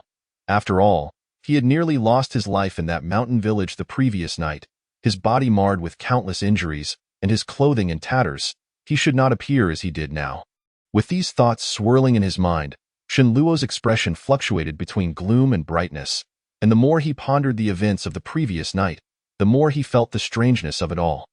It seemed as if his head had grown heavier. Rubbing his temples with his hand, he leaned back and reclined on the bed once more. With a sudden thud, he felt as though his head had collided with something hard, jolting him upright in alarm. He quickly turned to glance behind him and beheld a long, rectangular yellow object resting at the head of the bed. It was the treasure he had discovered earlier. The mysterious ancient jade pillow. The original rattan pillow had been shoved aside, pressed against the wall. Shenluo stared in disbelief. He had unwittingly slept the entire night with this jade pillow as his headrest. Yet, he distinctly remembered placing it next to that pile of ancient texts on the table before sleeping. How had it ended up at the head of his bed? Could it be that the nightmare of last night was somehow connected to this? Or was it possible that the jade pillow contained some unclean entity?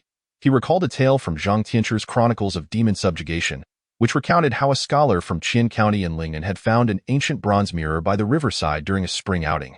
The mirror bore the inscription Carefree in small seal script on its back, leading him to believe it was an ancient artifact worth keeping. However, the mirror housed a female ghost that emerged on full moon nights to siphon away his vitality. Had it not been for Zhang Tianchu's timely intervention, the scholar would have perished without even knowing how. Recalling this story, Shenluo disregarded his fatigue and hastily leaped from the bed. He retrieved a small wolf hair brush from the table and gently prodded the jade pillow with the handle. The pillow shifted slightly, yet no eerie glow illuminated it, nor did any sinister specter emerge. It appeared entirely ordinary. Still feeling uneasy, he took out a small porcelain vial and poured out some vermilion powder. After rubbing it between his hands to coat his palm, he cautiously extended an index finger and touched the jade pillow's surface. Aside from its chilling touch, there was no sign of anything amiss. Could it be that some malevolent spirit had quietly latched onto him? Shenluo withdrew his hand, a frown creasing his brow, his mind unsettled. After contemplating for a moment, he cast a wary glance at the jade pillow and swiftly moved to the door. Sitting cross-legged on the floor, hands in a meditative posture, focusing his mind, he began to silently circulate his small transformation of yang energy.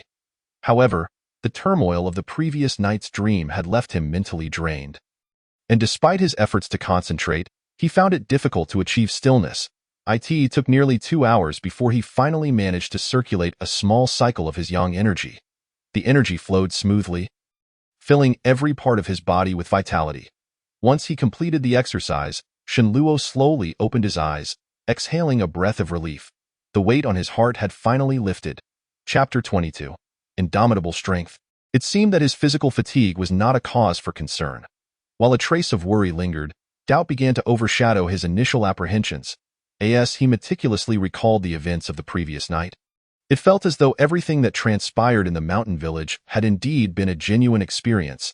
It appeared that the only way to ascertain whether it had been a dream was to take a definitive action. Shenluo murmured to himself. He steeled his resolve, removed his outer garment, exposing his torso, and bit down hard on his index finger, drawing blood. He then carefully inscribed 2 blood-red symbols on his chest. One a talisman for exorcising spirits, and the other a small lightning talisman, both of which he had genuinely activated the night before. If everything that happened in the mountain village was real, then he should be able to replicate it in reality. With his eyes slightly closed, Shenluo began to channel his yang energy into the blood-red symbols on his upper body, meticulously repeating the steps from the previous night. The yang energy flowed into the exorcism talisman without any unusual occurrences. This caused a slight heaviness in his heart, so he urged the yang energy to surge into the lightning talisman as well. Yet still, no change transpired. After a flurry of thoughts raced through his mind, he gritted his teeth and accelerated the infusion of his yang energy. Finally, he felt the symbol on his chest begin to warm, growing increasingly hot, evoking the sensation reminiscent of the talisman's activation the night prior. Elated, Shenluo intended to inject even more yang energy when suddenly the lightning talisman cooled rapidly, leaving no further anomalies. He froze, compelled to channel the remaining yang energy into the talisman, but it yielded no change whatsoever. Was this a success or a failure? Shenluo found himself at a loss, refusing to concede. He waited until he regained some yang energy through meditation, then inscribed a new small lightning talisman on his body, yet the outcome remained unchanged. The symbol, drawn with his essence blood, merely grew warm before yielding no further results. After pondering this for quite some time without reaching a conclusion, his stomach began to rumble. Perhaps it was best to set this aside for now. Lunchtime was approaching, and he should fill his belly first. Reluctantly, Shenluo rose to his feet. After this ordeal, the soreness in his body had diminished significantly. However, just a few steps out the door, he turned back, retrieving a talisman from his sleeve and affixing it to the center of the jade pillow before carefully lifting it from the bed and placing it beneath the table. Feeling a sense of relief wash over him, at lunchtime in the dining hall, the atmosphere was bustling with people. Shenluo arrived a bit earlier, and the crowd was still sparse. After obtaining his meal, he settled into his usual spot and began to eat. Just as he had consumed half of his meal, the number of patrons in the hall began to swell at that moment. He felt a sudden tap on his left shoulder. Turning to see who it was, he found the bench on his left entirely empty, while on his right, a figure had already taken a seat. It was Bai Xiaotian, junior brother Shun. I must remind you that one should not become complacent just because of a little progress in their training. Bai Xiaotian said, laying down his meal with a mentor's demeanor, as if imparting wisdom to a junior. What brings you to this conclusion? Shenluo replied, surprised. I looked for you at the stone by the Jade Emperor Hall after my morning practice. But you were nowhere to be found. You usually do not miss a single day regardless of the season. What has happened? Bai Xiaotian inquired, his playful tone replaced with seriousness. I felt a bit unwell this morning, so I remained in my room to meditate. Shenluo hesitated before responding, omitting any mention of the previous night's dream. Bai Xiaotian scrutinized Shenluo's complexion and noted his evident fatigue. How do you feel now? Should I take you to see Master Luo? No need for such trouble. I'm fine now. After I eat, I'll rest a bit, and I should be all right by tomorrow, Shenluo replied with a smile. Since you say so, I shall not insist further. I'll make sure to rest. Bai Xiaotian nodded in agreement. Shenluo smiled and returned to his meal. Hey, I say, you don't happen to have any secrets you're reluctant to share. Do you? Speak quietly, and I promise not to tell anyone. Bai Xiaotian leaned in closer, whispering conspiratorially. Get lost? Shenluo shot him a glare, feigning anger. Ha ha. After lunch, Shenluo parted ways with Bai Xiaotian but did not return immediately. Instead, he visited the library of the Spring and Autumn Academy, where he perused various texts related to metal and stone materials. Unfortunately, he found nothing of significance, no records resembling the peculiar jade pillow. With no choice left, Shenluo returned to his dwelling. Upon pushing open the door, his eyes immediately scanned beneath the table, where the strange jade pillow lay obediently. He closed the door, bent down, and placed the jade pillow back on the table, staring at it for a long while. No, I must uncover what you truly are, he declared through clenched teeth after a lengthy contemplation. With that, he retrieved a piece of gray cloth and wrapped the jade pillow within it. Hastily making his way out, heading towards the back mountain, this hour, just past noon, the yang energy in the world was at its peak. If any malevolent spirits or sinister entities existed, they would likely be dormant.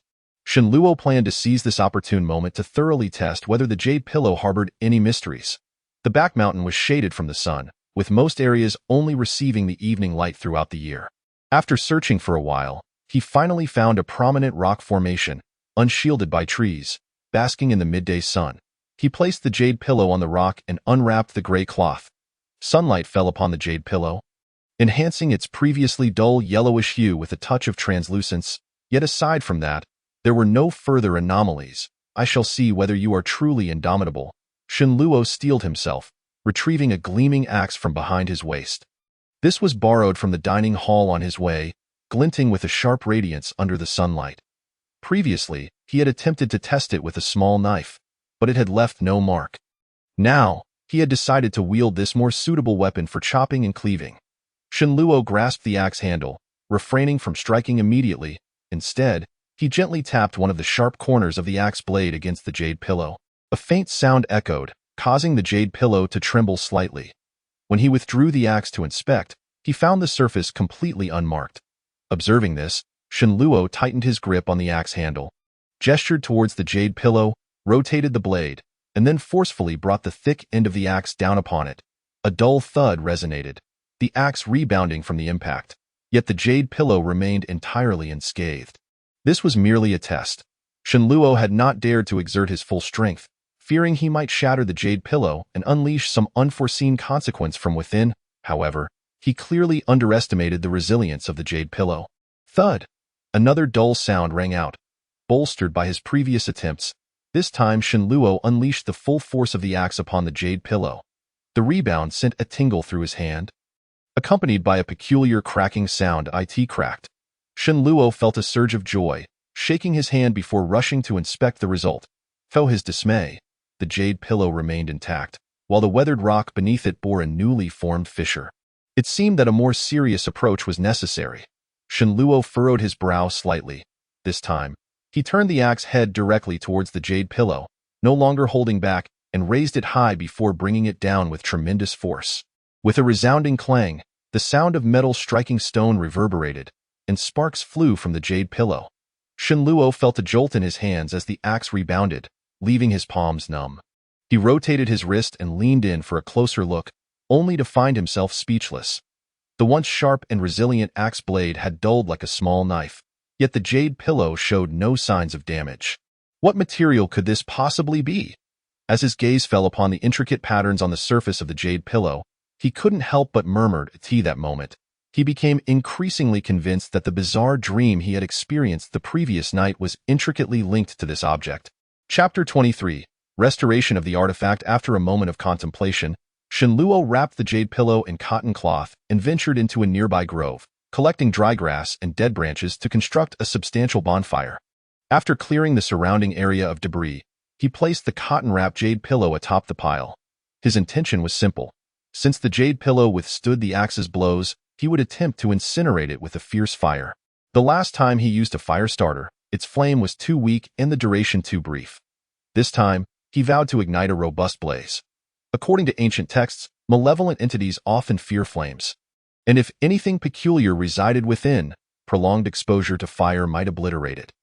Shenluo retrieved a fire starter from his pocket, removed the cap, and blew gently, causing a flurry of crimson sparks to emerge. Accompanied by a wisp of smoke, as he bent down to ignite the firewood, an idea struck him, prompting him to extract a small porcelain vial from his sleeve. If there were indeed sinister forces lurking, a touch of vermilion powder would provide additional security. Shenluo murmured as he uncorked the vial and sprinkled the red powder over the cotton-wrapped jade pillow through the gaps in the firewood. Then, he lit the firewood with the fire starter. As billows of smoke rose, flames began to engulf the jade pillow, radiating waves of heat. Shenluo glanced up at the sky, noting the dense foliage around him, which kept the fire's smoke to a minimum, thus avoiding attracting the attention of his fellow practitioners. The firewood, primarily composed of pine branches rich in resin, crackled and popped as it burned. Shenluo crouched beside the fire, hugging his knees and continually adding more wood, anxious that the flames might not be sufficient. Soon, the cotton cloth was reduced to ashes, revealing the jade pillow, which showed no signs of scorching or even charring. Retaining its original hue of deep yellow, unperturbed, Shenluo continued to feed the flames while reflecting on the events of his dream, hoping to uncover any clues regarding the location he had visited. However, after replaying the experience in his mind several times, he ultimately found no valuable insights.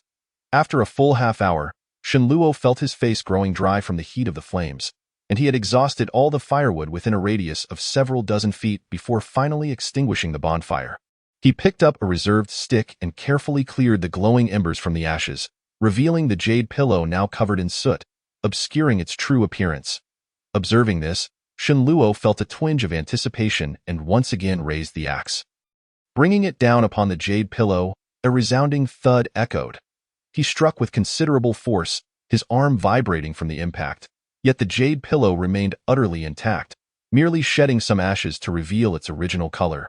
Shenluo sighed, feeling no surprise at this point. He used the fire stick to gradually clear the ashes from the jade pillow, blowing away the remnants, only to find that it had undergone no transformation. Nor did it bear any trace of scorching. Furrowing his brow, he hesitantly prodded the jade pillow with his fingertip. It was still cool to the touch, despite being subjected to flames for half an hour. The jade pillow remained refreshingly cool, showing no sign of heat. Even a stubborn rock, after enduring such prolonged exposure to fire, could not maintain such a chilling temperature. This was undeniably strange. As he pondered this, an involuntary chill crept down his spine, prompting him to glance up at the sky. The sun shone brightly overhead, providing him with a modicum of reassurance. Circling the jade pillow, he attempted to touch its center and several corners. Finding the sensation unchanged, the axe could not cleave it, nor could the fire warm it. Could it be the artifact mentioned by Xiaotian after his drunken ramble?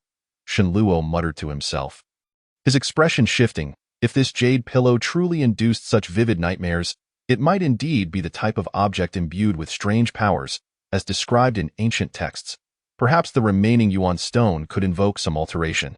As for the small lightning talisman that had initially guided him to the jade pillow, he had run out of materials, making it impossible to recreate it in the short term. With this thought, Shenluo felt a surge of determination and began rummaging through his sleeve, producing the last remaining yuan stone. However, as he cradled the stone in his hands, hesitation washed over him. This yuan stone was of significant value. Hard-earned, and now only one piece remained. Was it truly wise to expend it here? After all, it was merely a yuan stone. No treasure could compare to the value of one's own life. Resolute, Shenluo placed the yuan stone atop the jade pillow, adjusted his breathing, and began to silently cultivate his internal energy. Moments later, a warm flow coursed through his arm, gradually converging in his palm, ultimately coalescing into a faint red thread barely 3 inches long. Emerging from his palm, as he drew his hand closer, the delicate red thread began to flow into the yuan stone atop the jade pillow.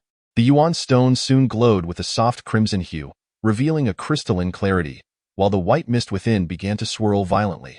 Shenluo stepped back a few paces, swallowing hard, his gaze fixed on the yuan stone and the jade pillow. A sharp crack echoed as the yuan stone shattered, unleashing a burst of white light that enveloped the entire jade pillow, obscuring its outline. However, this transformation lasted only a moment before the white light dissipated. Leaving the jade pillow unchanged, Shenluo was at his wits' end. He absent-mindedly buried the remnants of the bonfire and cleaned up the surrounding area, hesitating for a considerable time before sighing. Lifting the jade pillow and departing the grove.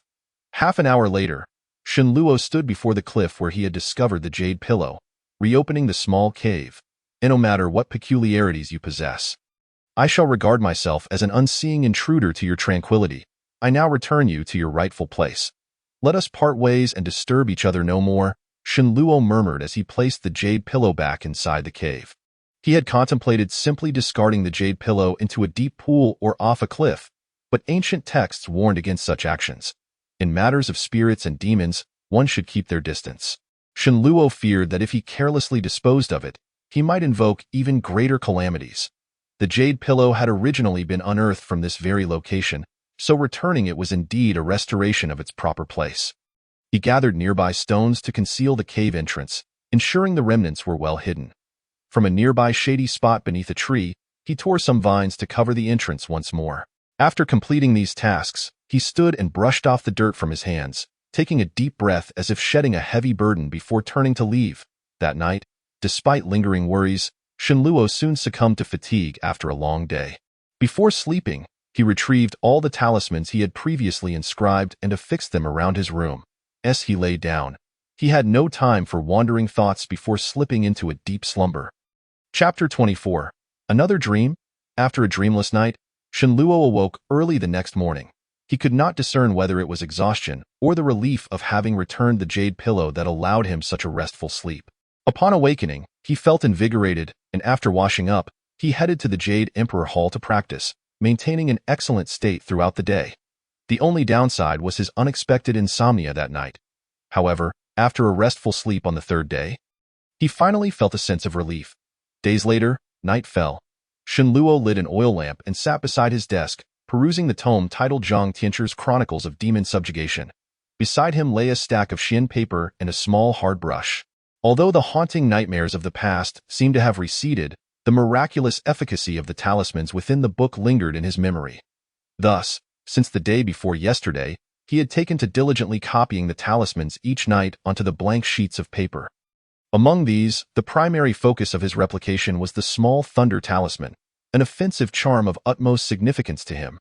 His prior practice with this particular talisman had been rather limited, as he had not possessed the book for long.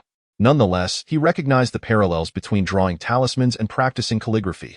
A diligent approach would yield benefits. However, the art of talisman drawing demands a deep connection between spirit and intent.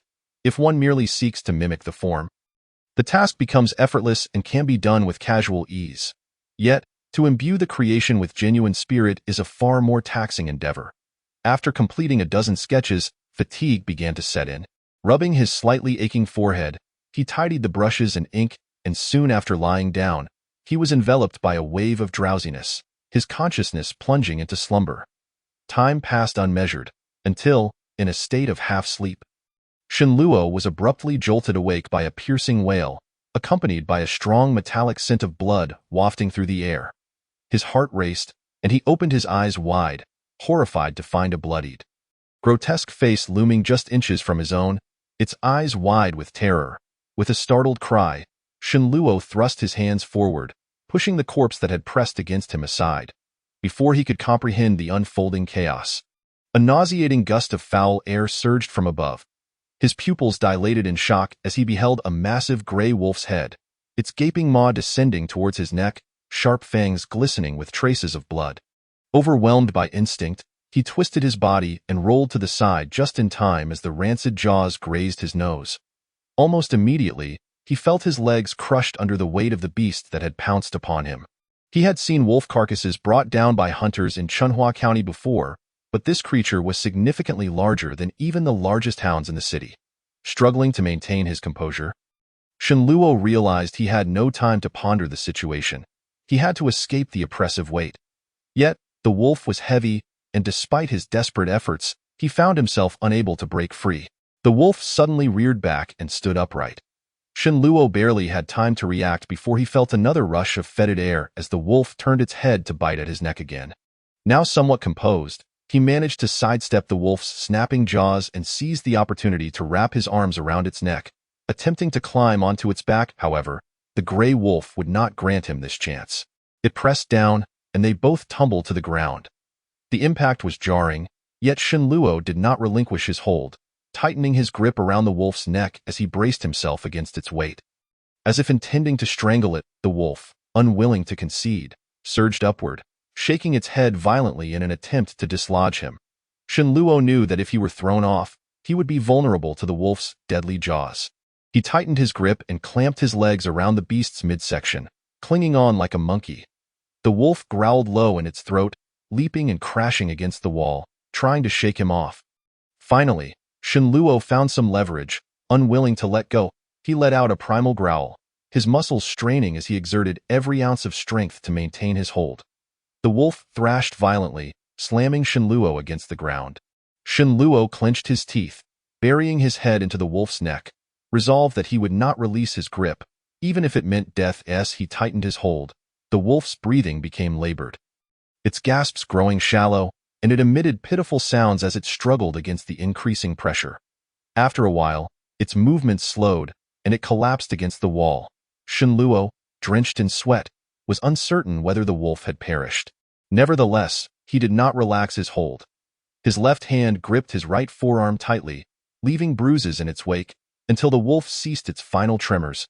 Gradually, he released his grasp and crawled out from beneath the lifeless creature. The wolf lay motionless, its scarlet tongue lolling from its fangs, blood pooling around it. Surviving the ordeal left Shenluo in a daze, his heart racing wildly. It was only then that he had the opportunity to survey his surroundings and attempt to discern the reality of his situation. Yet, upon doing so, his expression soured further. He found himself standing at the edge of a crumbling section of city wall, where numerous young men wielding weapons clashed with several enormous gray wolves. The men's attire and weapons varied greatly. Some wore crude armor made of iron plates, while others brandished finely crafted iron spears or copper hammers, forming groups to hunt down the wolves. Could this be yet another dream?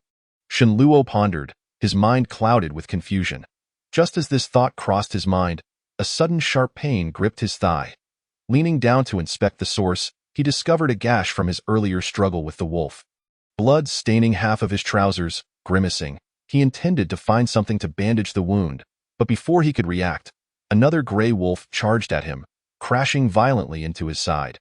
Taken by surprise, he felt a searing pain in his waist as he was thrown like a rag doll. Plummeting towards the chasm in the city wall, as he fell, he glimpsed the scene beyond the wall, a dark mass of wolves swarming below. They had amassed from across the moat, not only filling the riverbed but also surging in layers.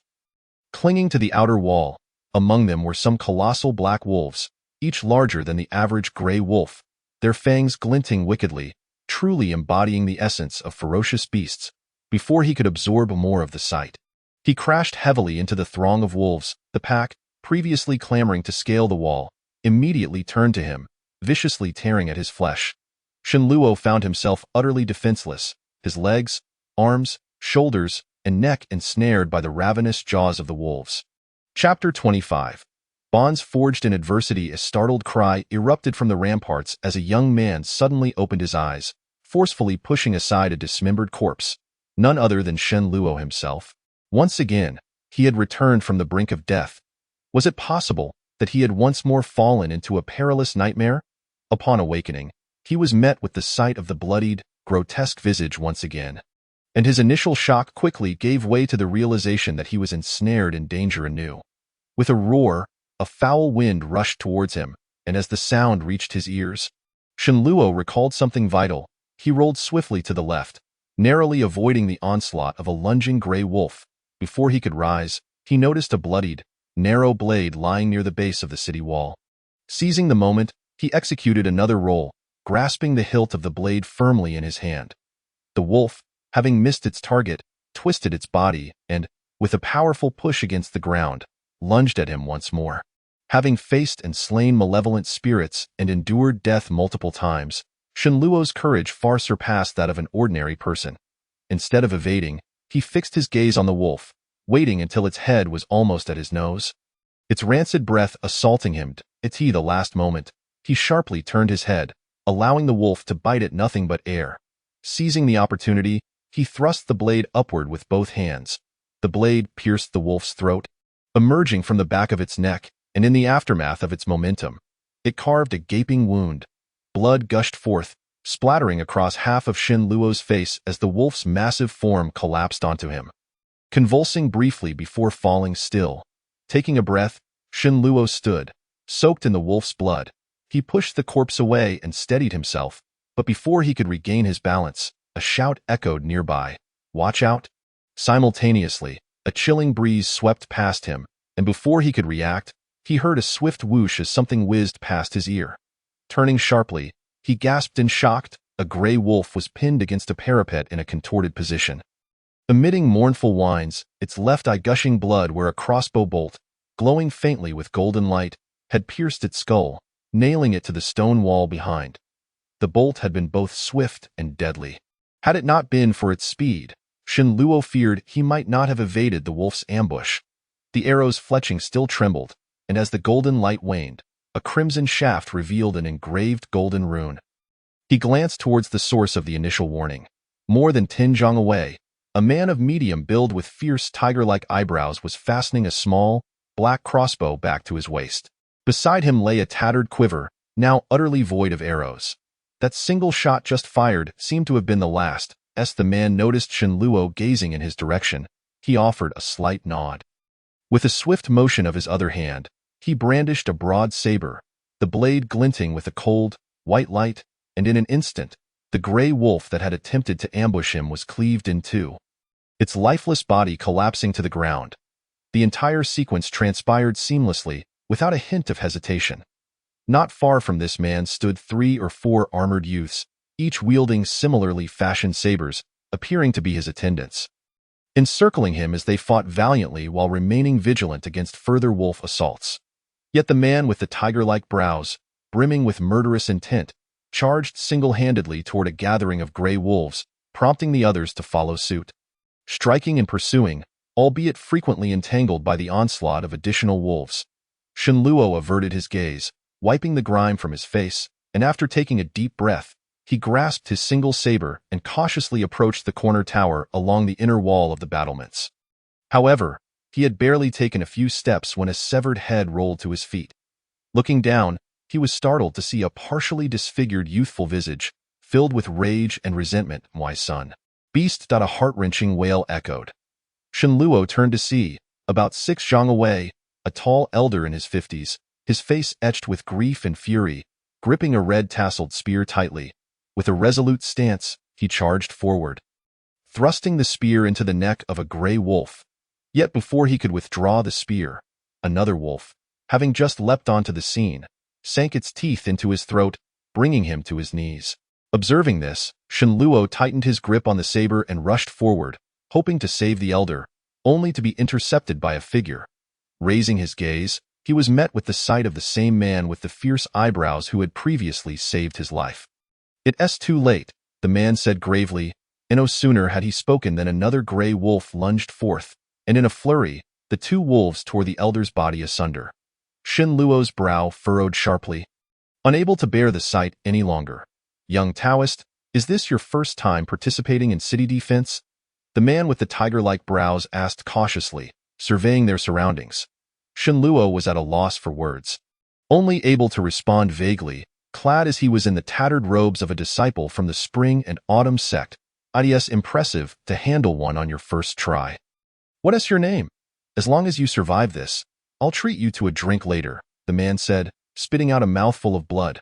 Shin Luo, "Good, Brother Shin," the man replied with a grin. "You can call me Yu Ming if you don't mind." "Brother Yu," Shin Luo called out without hesitation, for had it not been for this man's arrow, he would have met his end once more. "Splendid. Stand behind me and keep an eye out for any attacks from the rear. I'll ensure you get that drink." Yu Ming laughed heartily. Shin Luo took his position behind Yu Ming, the two men standing back to back, forming a bond akin to seasoned soldiers fighting side by side. At that moment, Shin Luo yearned to inquire about their surroundings and the nature of the monstrous wolves. Yet the urgency of the situation forbade such questions. Hardly had he settled when Yu Ming raised his blade to confront a gray wolf. The wolf's sharp claws met the blade, producing an excruciatingly grating sound. Sensing the impending danger, Shin Luo rushed forward, gripping his saber with both hands, and thrusting it fiercely from above Yu Ming's right shoulder, driving it into the wolf's left eye. The wolf howled in agony. Its weight momentarily lifted from Yu Ming. Unlike Shin Luo, who was still inexperienced, Yu Ming, a battle-hardened warrior, seized the opportunity, dropping low in a crouch and lunging beneath the wolf, swinging his saber upward in a swift arc. A spray of blood erupted as the wolf's head was severed. Shin Luo was instantly drenched in the warm crimson spray. "Well done, little brother," Yu Ming exclaimed, emerging from beneath the wolf's carcass and giving a thumbs up. Just as Shin Luo opened his mouth to respond, chaos erupted nearby. A massive black wolf suddenly leapt onto the battlements, violently crashing into the wall's breach multiple times, widening the gap to several zhang before pivoting and leaping down, its claws slashing through the throats of 4 or 5 defenders with ease. Unlike the bloodthirsty gray wolves, this creature showed no interest in feasting on its victims. Instead, it flung the bodies aside with disdain and pounced on several other youths. In an instant, the already fragile line of defense crumbled, and dozens of gray wolves surged onto the battlements, joining the fray. The black wolf, amidst the turmoil, vanished in a flurry of movement. The scattering wolves effectively separated Shin Luo and Yu Ming from the others. Chapter 26, Immortal Master. Shin Luo felt a tightening in his chest. Just as he intended to speak to the man with the tiger-like brows, his expression suddenly changed as he shouted, "Get down." Yu Ming sensed a shadow looming above him, but by the time he turned, it was too late. He could only grip his saber and thrust upward with all his might. A sharp clang rang out. The broad saber in his hands was caught in the powerful jaws of the enormous black wolf that had inexplicably appeared, producing a nauseating metallic grinding sound as Yu Ming struggled to free it. But it remained steadfast. With a sudden snap, the black wolf violently shook its head, its steel teeth crushing the saber in two, as the blade broke. Yu Ming rolled forward, narrowly evading the wolf's claw, and called out to Shin Luo, "Run!" Shin Luo, witnessing the black wolf's claws glimmering ominously, gritted his teeth. Instead of retreating, he advanced 2 steps, his single saber transforming into a streak of cold light as he slashed downward. With all his strength behind the strike, the blade impacted the wolf's shoulder, embedding itself several inches deep. Yet the black wolf's hide was incomparably tougher than that of the gray wolf's. Shin Luo's powerful blow became lodged in its shoulder bone, unable to penetrate further or be withdrawn. However, the wolf, in pain, hesitated its next strike, allowing Yu Ming to roll aside and spring back to his feet. Observing this, Shin Luo decisively abandoned his saber and stood shoulder to shoulder with Yu Ming. "This black wolf is far too formidable, and I have lost my saber. I can only hold it off. You take the chance to escape," Yu Ming said, casting a grateful glance at Shin Luo. Before Shin Luo could respond, Yu Ming seized a single saber from the ground, swiftly cleaving a gray wolf that had lunged at him, and re-engaged the black wolf in battle, quickly finding himself at a disadvantage. Facing perilous encounters in desperation, Shin Luo's gaze fell upon a flag lying on the ground, and a thought sparked in his mind. Given the Black Wolf's overwhelming strength, conventional weapons would likely prove ineffective. Why not try a small thunder talisman? Although he had never succeeded in reality, the pressing circumstances left no room for hesitation. He quickly bent down, tearing the flag from its pole, and with 2 fingers, smeared some wolf blood onto it, preparing to draw the talisman. But suddenly recalling something, he resolutely wiped the blood from his hands and bit his finger instead. Taking a deep breath, he disregarded the need for a formal stance and began inscribing the talisman upon the flag surface. Thanks to his prior practice, the symbols for the small thunder talisman were not particularly challenging for him, and he completed the drawing almost in one breath. As soon as the talisman was finished, he grasped the flag and turned to Yu Ming. It was then he realized that in a mere 7 or 8 breaths, the situation had dramatically shifted, with more gray wolves scaling the battlements. Alongside the Black Wolf, the defenders were being relentlessly pushed back towards the corner towers, rendering both Yu Ming and Shen Luo increasingly isolated and vulnerable. Many gray wolves had begun to change their course. Joining the fray against Yu Ming, young mastered, a voice called urgently. Following the sound, Shen Luo spotted Yu Ming's 4 attendants, nearly all bloodied, desperately fighting their way from the corner tower towards them. Yet the sheer number of wolves on the battlements made it impossible for them to break through. Even at the cost of their lives, Shen Luo and Yu Ming had found themselves in dire straits. A thunderous roar reverberated. Shen Luo abruptly refocused, witnessing Yu Ming cornered against the battlement wall. Pressed against the inner wall of the parapet by the Black Wolf, behind the Black Wolf, 2 gray wolves were poised, their eyes fixed on Yu Ming, ready to pounce at any moment. Why Yu Ming was in a precarious position. If I must die, then so be it. Shen Luo steeled his resolve and charged toward Yu Ming. As he approached the wolf, he leapt atop the battlement, bringing the flag inscribed with the small thunder talisman crashing down upon the Black Wolf's head. In the instant he released the flag, he activated his small transformation technique, channeling the yang energy within him into the talisman. The blood-drawn symbols on the flag glowed brightly from the topmost character for thunder, sending a surge of light cascading downward. However, halfway through, it abruptly flickered and extinguished. Lost. Failure. Shen Luo landed, his heart sinking. Yet in the next moment, a resounding thunderclap echoed from above. A brilliant white lightning bolt suddenly descended from the heavens, striking the Black Wolf that the flag had covered. The head of the Black Wolf suddenly burst apart like a ripe watermelon, releasing a thick plume of green smoke, accompanied by a foul, charred stench. The headless carcass of the wolf immediately lost its strength and collapsed, pinning Yu Ming beneath it. The thunderous sound startled the gray wolves that had intended to charge forward, leaving them momentarily hesitant. What power is this? Shen Luo felt a moment of bewilderment, but soon his eyes brightened. With a rumble, the sky was suddenly filled with the sound of rolling thunder, as bolts of white lightning, resembling thick arms, frequently illuminated the heavens, crashing down upon the wolf beasts on the city wall. Wherever the lightning struck, strands of pure white electricity erupted, wreaking havoc among the surrounding wolves, shattering them into pieces. Alongside the lightning, fiery bursts illuminated the sky, as massive crimson fireballs, the size of bushels, descended from above. Upon striking the wolves, they immediately erupted into vast swathes of red flames, engulfing the creatures entirely. Amidst the blaze, the heart-wrenching cries of the wolves echoed. In mere moments, the wolves atop the city wall had been nearly annihilated. Shen Luo looked up in a daze, and to his astonishment, he saw 7 or 8 figures hovering in the air above the city wall. Some were clad in Taoist robes, others in monks' garments, while some donned armor. Their attire varied, yet each seemed shrouded in a radiant aura, exuding an extraordinary presence.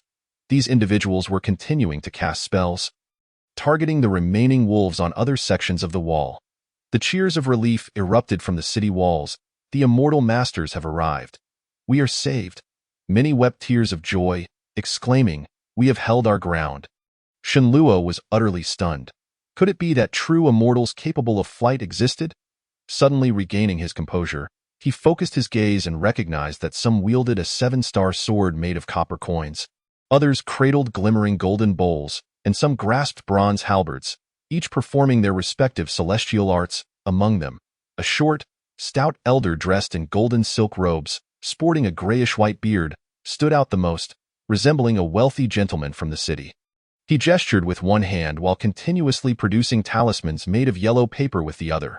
The talismans flew from his grasp, igniting mid-air, subsequently erupting into columns of white lightning that struck the wolves.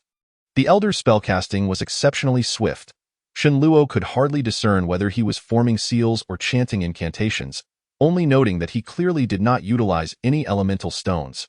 It dawned on Shenluo that the massive bolt of lightning that had previously saved Yu Ming was not a result of his minor lightning talisman, but rather the elder's intervention. With the arrival of these immortal masters, the tide of battle on the city wall shifted dramatically. Lightning and colossal fireballs alternated in their descent, accompanied by indistinguishable waves of energy and sword light that relentlessly cleaved downwards. The attacking wolves suffered severe casualties and were compelled to retreat while Yu Ming, having finally wriggled free from the immense carcass of the black wolf, leaned on his long knife and approached Shenluo. Patting him on the shoulder with sincere gratitude, "Thank you, brother." Shenluo, still in shock from witnessing the celestial beings, managed a faint smile and stepped to the edge of the parapet, gazing into the distance. Below, the wolf pack was fleeing like a receding tide beyond the city moat. Yet amidst the throng, one area stood out conspicuously. He squinted, focusing intently, and noticed that outside the moat, on a small hill, nearly 100 demonic wolves gathered, none of which were gray. They were all massive black wolves. Atop the largest among them sat a figure. Go be precise. It was not merely a person, but a terrifying creature that possessed a ghastly wolf's head atop a human body. Clad in coarse garments with bare arms, just as Shenluo was intently observing, the wolf-headed figure turned its gaze towards the city wall, its eyes glimmering with an eerie green light, and its gaping wolfish mouth revealed rows of menacing fangs. A chill ran down Shenluo's spine. The creature appeared to be grinning, yet the smile was profoundly unsettling. However, it only cast a fleeting glance before turning back, raising an arm to gesture forward, seemingly commanding something. Immediately, the entire wolf army began to accelerate en masse, charging into the distance. Just as Shenluo contemplated withdrawing his gaze, something caught the corner of his eye, prompting him to focus intently and discover that within the black wolf pack, two peculiar wolves with bluish-gray fur were present. They were not as large as the black wolves, only comparable in size to the gray ones, yet as they sprinted, their forms flickered in and out of visibility, making it difficult to discern their exact appearance. However, before Shenluo could scrutinize further, the entire wolf horde had already vanished from sight. The tension that had gripped Shenluo finally eased, yet he was immediately struck by a wave of emptiness and fatigue. Accompanied by sharp pains coursing through his body, he hastily leaned against the wall, his gaze falling upon the ground below the city wall, where he finally comprehended the grim reality. Aside from the mountain of wolf carcasses piled high, the base of the wall was littered with remains that extended into the moat, a harrowing mix of both wolf beasts and the valiant defenders, stacked densely in layers. Even the moat itself was choked with numerous bodies, both human and beast, the once crimson waters now stagnant with blood. It was evident that prior to the retreat to the city wall, there had been a brutal and ferocious battle. This was truly a hell on earth. The air was filled with the sounds of wailing from the city walls, a cacophony of despair from those fortunate enough to survive, mingled with the grief for fallen comrades, interspersed with expressions of gratitude towards the immortal masters. Overwhelmed by the acrid scent of blood that permeated the air, Shenluo felt dizzy and nauseous. Pressing his hand against his chest, he slumped weakly against the city wall, trembling uncontrollably, his gaze sweeping over the corpses and survivors on the wall. The expressions of fear, joy, and despair on each face were strikingly vivid and clear.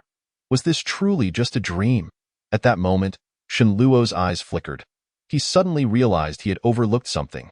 His mind had been solely focused on battling the wolves, and he had failed to notice that the attire of the people on the city wall seemed somewhat different from what he was accustomed to. Although most still wore round-collared robes, the front and back hems were conspicuously shorter, whether for ease in combat or by design remained unclear. "Shenlaudi, are you all right?" Yu Ming inquired, noticing Shenluo's pallor as he approached. Speaking felt laborious for Shenluo at that moment, and he could only shake his head. "As long as you are fine," Yu Ming replied with a smile. "Brother Yu, why do you seem so cheerful?" Shenluo could muster no smile in return. "Given the state of the world, merely surviving is a blessing. Besides, we have just escaped death. Is that not worth celebrating? Yu Ming raised his eyebrows, his gaze drifting contemplatively into the distance. Shen Luo could only offer a bitter smile. Yet a flicker of confusion lingered in his heart. He had distinctly returned the jade pillow. Why then had such a bizarre dream manifested? Moreover, upon awakening on the city wall, his attire and injuries were identical to those he had when the previous dream concluded. The only difference was that last time, after vanquishing the malevolent spirit alongside the little girl, he had been utterly exhausted, while this time upon awakening, he felt invigorated, completely unaffected. Given the perilous circumstances, it was prudent to return to reality as soon as possible. Yet how one might awaken eluded him momentarily. Previously, in the ghost village, he had died several times before ultimately defeating the specter to return. Did this mean he would also need to perish multiple times this time? Or eliminate all these wolf beasts to escape? The mere thought of this made Shen Luo's head spin, intensifying the aches throughout his body. At that moment, 3 armored youths approached, carrying someone on a wooden plank. As they drew nearer, Shen Luo discerned that the individual being carried bore a gaping wound in his chest, torn open by wolf claws, surrounded by congealed blood. Yu Ming's fists clenched tightly in response, and he rushed forward. Shen Luo recognized the 3. They were Yu Ming's subordinates, and the deceased was the very individual who had bravely attempted to rescue them when they were besieged by the wolf pack. Yu Ming's hands trembled slightly as he wiped the blood from the fallen man's face and gently placed a blood-stained flag over him. "This is my brother, named Tianchong," as he spoke. His eyes glistened with unshed tears. Shen Luo's expression grew solemn. He forced himself to stand and deeply bowed to the other 3. They nodded gravely in acknowledgement. Meanwhile, on the opposite side of the city wall, the immortal masters who had pursued the retreating wolf beasts for over 100 miles confirmed that the beasts had indeed fled and began to return, landing back on the city wall. Among them, the wealthy-looking elder led a few individuals as they patrolled the wall, while 2 monk-like immortals dispersed to assess the injuries of the surviving defenders. For those severely wounded, ordinary healing salves might prove ineffective. Yet the powders and pills they distributed could save lives.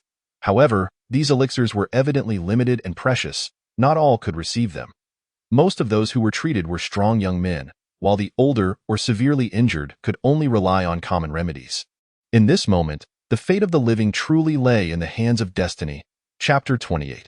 The Desolate Market. Brother Shen, it appears that we shall not be able to indulge in this wine today. Kindly reveal your place of residence to me, and I shall visit you another day for a hearty drink, Yu Ming remarked, retracting his gaze and giving Shen Luo a friendly pat on the shoulder. To be honest, Brother Yu, I have only recently arrived in the city, and as for my place of residence, Shen Luo replied with a deliberately pained smile, his words trailing off ambiguously. "Oh? So you are not a local. Yet you are willing to risk your life to defend the city. Such courage, my good brother," Yu Ming exclaimed, momentarily taken aback before giving Shen Luo a thumbs up. The 3 attendants accompanying him regarded Shen Luo with newfound warmth. "Brother Yu, you flatter me. I am merely acting out of self-preservation, doing what I can." Shen Luo quickly gestured dismissively. "Ha ha. In these times, there are indeed few men of such spirited valor as you, Brother Shen. If you have no place to stay in the city, why not accompany me home?" Yu Ming laughed heartily, then, with a sudden thought, inquired, "Have you yet to find accommodations? Then I shall impose upon you." "Brother Yu," Shen Luo replied, his mind filled with curiosity, yet he readily agreed. "Impose?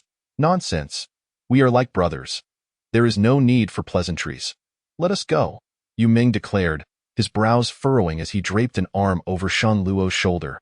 As they made their way along the horse path to the corner tower of the city wall, just as they were about to ascend the steps leading to the battlements, they spotted several soldiers clad in standard armor assisting a stout middle-aged man, who struggled to make his way up the wall, step by laborious step.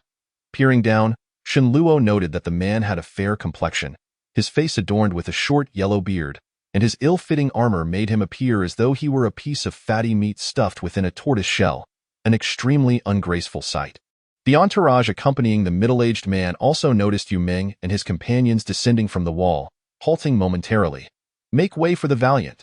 The middle-aged man's gaze fell upon the corpse of Tianchong, and his expression shifted slightly. He raised his hand and commanded, "Soldiers, assist me to the side of the wall." Yu Ming stepped aside, instructing the others, "Take Tianchong back first." The 3 attendants complied, carefully carrying Tian Chang's lifeless body down the steps. As they passed the rotund middle-aged man, he glanced at the darkened bloodstains on the flag, beads of cold sweat forming on his brow. Following Yu Ming down the city wall, Shen Luo approached the man. Lord Lu, Yu Ming greeted him with cupped fists. Nephew Yu, the middle-aged man, Lu, hastily produced a silk handkerchief to dab at his forehead. There were many beasts that attacked the wall this time, and numerous corpses remain. We must clear them away swiftly to allow the citizens to continue with their provisions.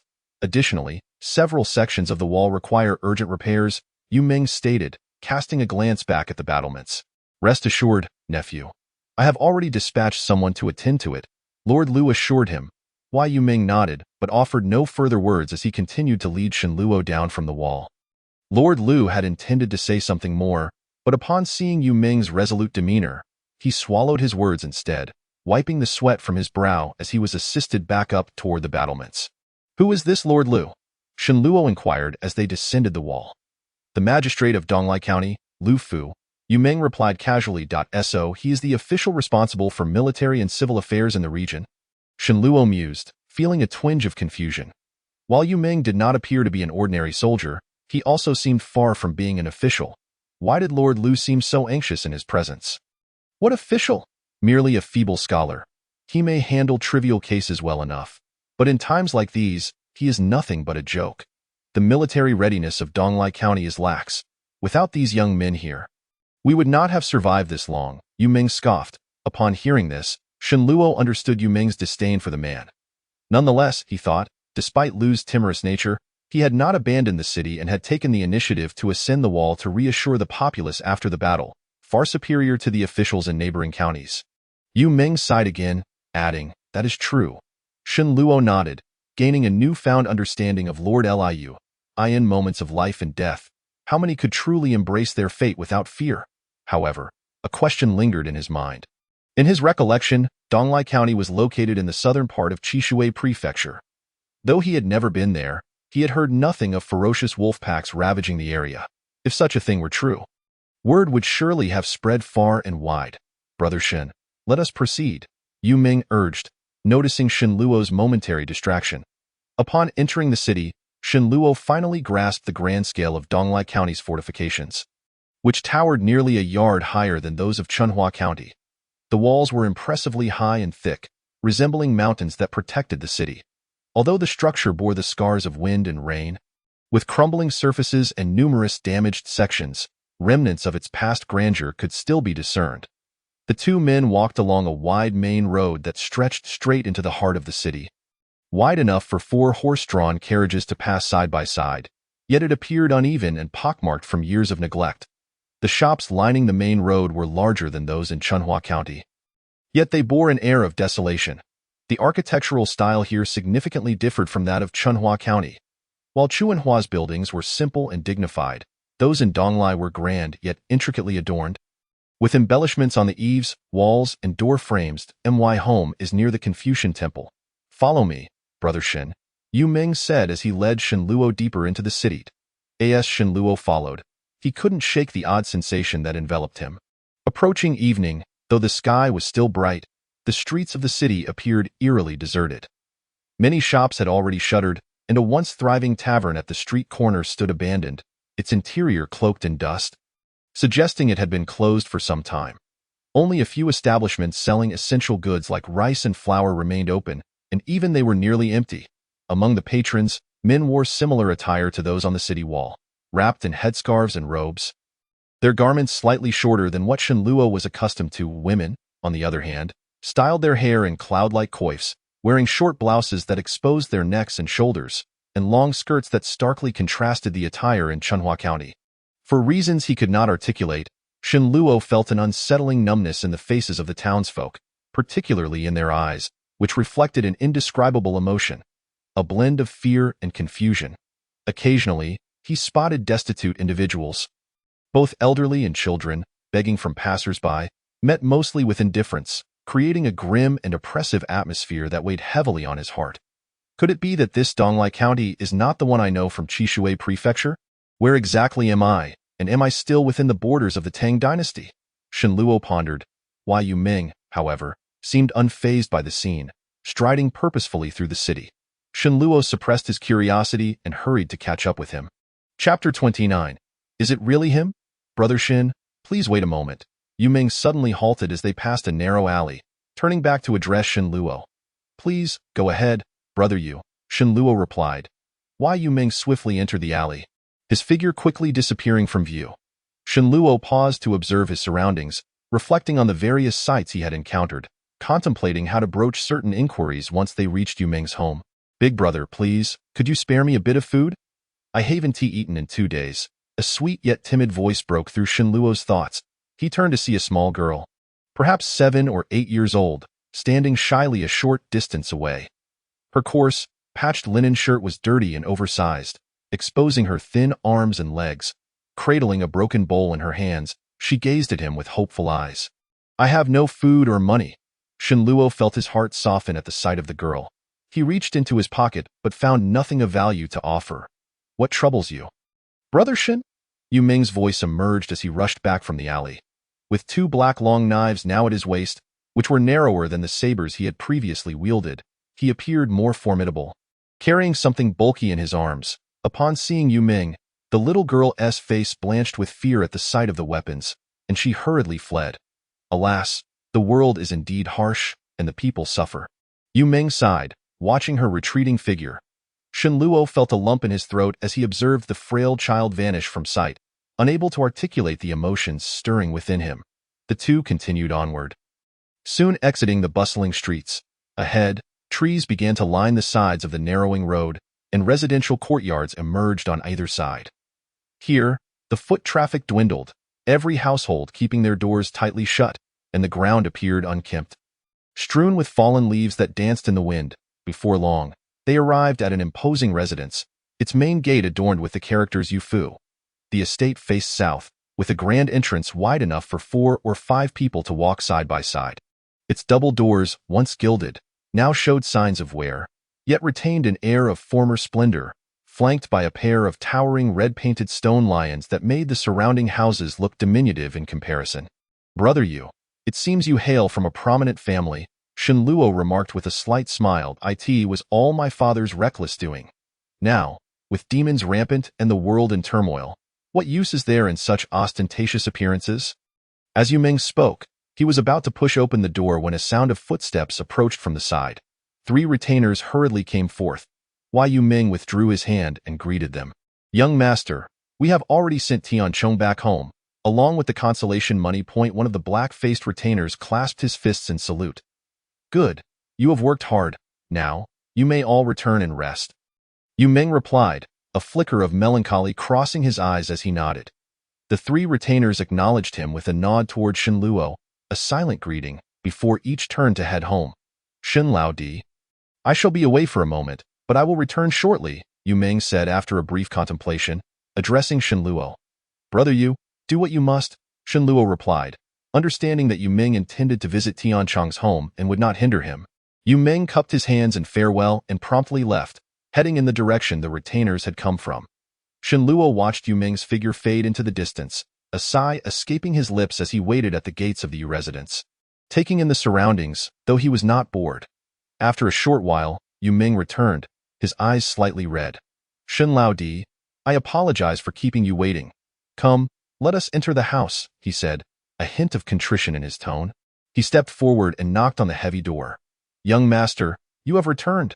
The imposing door creaked open, revealing a chubby boy of around 15 or 16, who greeted them with a warm smile. Upon noticing Shenluo behind Yu Ming, his expressive eyes flickered with surprise, but he remained polite and refrained from further inquiries. Has my father returned? Yu Ming asked, his demeanor now calm. The master is already back. In the inner chamber, the boy replied. This is my recently acquainted friend, Shenluo. Xiao Shun, please prepare the guest room for him. Yu Ming instructed the boy before leading Shenluo inside, towards the inner courtyard. The courtyard was a grand 3-section layout, meticulously arranged with flying eaves and towering ridges, surrounded by high walls, exuding a sense of magnificence. However, Shenluo was somewhat taken aback to find the expansive courtyard devoid of any servants, lending an air of desolation. Since entering, he had only seen Xiao Shun. Reflecting on his own residence in Chunhua County, which was not inferior to this estate, he recalled the numerous servants and maids bustling about. After traversing through 2 sections of the courtyard, the two arrived at a spacious main hall, with the floor laid with large slabs of green stone that gleamed like a mirror and was as hard as iron. The tables and chairs were crafted from deep purple sandalwood, while the walls were adorned with various antique decorations, arranged in a rather lavish manner. Yet, at the far end of the hall, before a carved screen, stood a tall statue, not of the 3 pure ones or the 6 sovereigns, nor of the 5 directions or 5 elders, but of a scholarly middle-aged man holding a brush, his long beard cascading down. Exuding an air of elegance, before the statue was an incense altar, laden with incense and offerings, with smoke swirling about. The statue, altar, and the opulent decor of the hall seemed rather incongruous, almost comical. Shenluo could not help but display a peculiar expression upon observing the arrangement. Though his family was considered wealthy in the county, he knew that affluent individuals placed great emphasis on grandeur and face. Every detail in the reception hall had to be meticulously arranged. How could such a scene arise? Forgive me, my father is a scholar and tends to be rather unrestrained in his ways. Thus the home is somewhat disordered. Yu Ming smiled, explaining upon noticing Shenluo's expression. Evidently not the only one perplexed by the decor. Not at all. Uncle Yu's unconventional approach is indeed a mark of distinction, Shenluo replied, intrigued by the person who had transformed the main hall into a quasi-temple. In fact, you have already met him, Yu Ming winked mysteriously. Before Shenluo could inquire further, a slightly aged voice resounded from outside. You rascal, where have you been wandering about? You returned so late, leaving me to wait for you half the day. Did you by what I asked you to? Accompanying the voice was a stout figure who entered. Shenluo turned at the sound, and upon seeing the newcomer, his eyes widened in disbelief. It was he, the short, stout elder clad in golden silk robes, one of the celestial masters who had previously intervened on the city wall to rescue Yu Ming. The elder held a crimson wine gourd, his complexion flushed, eyes somewhat glazed, looking like an ordinary drunken old man, devoid of the imposing aura he had exhibited earlier. Chapter 30. The Art of Talismans. I bought it. Premium crane-top vermilion, and this azure talisman paper. Yu Ming's smile faded as he swiftly retrieved a jade vial the size of a bowl and a stack of azure paper, raising them high with both hands. His expression was somewhat tense as he furtively glanced at the elder. Seemingly gauging his reaction, Shenluo's eyes casually scanned the items in Yu Ming's hands. His heart stirred. He recognized the paper. It was talisman paper used for crafting symbols. However, this azure paper appeared thicker than the yellow paper he typically used, indicating it was of a significantly higher grade. With a single gesture, the elder summoned the items from Yu Ming's hands, which floated through the air, crossing a distance of 3 or 4 zhang. Landing directly in the elder's grasp, to retrieve objects from thin air. Shenluo's eyes widened in astonishment, quietly exclaiming to himself. This method of using magic to levitate objects was something he had read about in a magazine from the Chuanqiu Guandao, and had longed to see it in real life. Now, witnessing it firsthand ignited a thrill within him. The elder paid little heed to the azure paper, but showed great interest in the jade vial. Removing the cork and peering inside, he then used his pinky nail to scoop out a tiny bit of the red powder within, sniffing it before tasting a small amount, nodding in satisfaction. Yu Ming, seeing this, could not help but let out a sigh of relief. The vermilion he purchased was indeed of good quality. Henceforth, he would adhere to this standard and would not allow any subpar goods to be brought in again. Or he would know how to deal with you. Who are you? The elder's words faltered midway as he finally noticed Shenluo standing behind Yu Ming. Father, this is my friend Shenluo, who stood with me against the pack of wolves today at the city wall. He has only recently arrived in the city and has yet to find a place to stay. So I invited him to our home for a short visit, Yu Ming hurriedly introduced. Shenlao Di, this is my father, Yu Yan, whom you have already met earlier today. Greetings, Uncle Yu. Shenluo stepped forward. Respectfully bowing, Yu Yan cast a sidelong glance at Shenluo, nodding dismissively before placing the talisman paper and jade vial into his robes. It was quite an eye-opener to witness Uncle and the Celestial Masters display their abilities atop the city wall today. Especially your talisman art, which was truly impressive. I am deeply in admiration, Shenluo remarked, hoping to establish a closer rapport with the Celestial Master before him. Do you understand the art of talismans? Upon hearing the mention of talismans, Yu Yan's eyebrows twitched as he glanced at Shen Luo's tattered Chuanqiu Guandao robe. I only have a rudimentary understanding, Shen Luo replied modestly. I am rather slow-witted. After years of practice, I have yet to make any significant progress in the realm of talismans, far from being comparable to Uncle's prowess. The art of talismans differs from other Taoist practices. It is obscure and tedious, requiring substantial time and relentless practice to achieve any success. If you have truly persevered until now, that tenacity is commendable. Yu Yan nodded slightly, his gaze shifting to Yu Ming with a reproachful glare.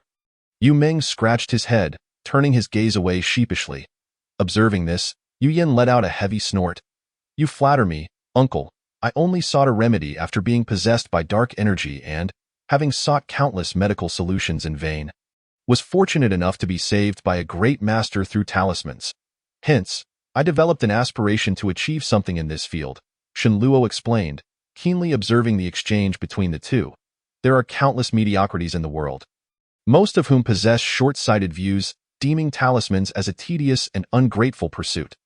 Little do they know, once one masters the art of talismans, the power to summon gods and subdue demons far surpasses most other Taoist practices. Yu Yan seemed stirred by Shen Luo's words, responding with indignation. Shen Luo, having only recently delved into the art of talismans, was unaware of its standing in the realm of Taoism, and hearing Yu Yan's description now left him astonished. Though he maintained an appropriately agreeable expression, the art of talismans emphasizes diligence and perseverance. With continued effort, one's future accomplishments could be boundless. Yu Yan vented his frustrations before quickly regaining his composure. Patting Shen Luo on the shoulder in encouragement. Indeed, I appreciate your guidance, uncle, Shen Luo replied earnestly, nodding in acknowledgement. So, Shen Xianzi, you will be staying here tonight, correct? Here, you are at home.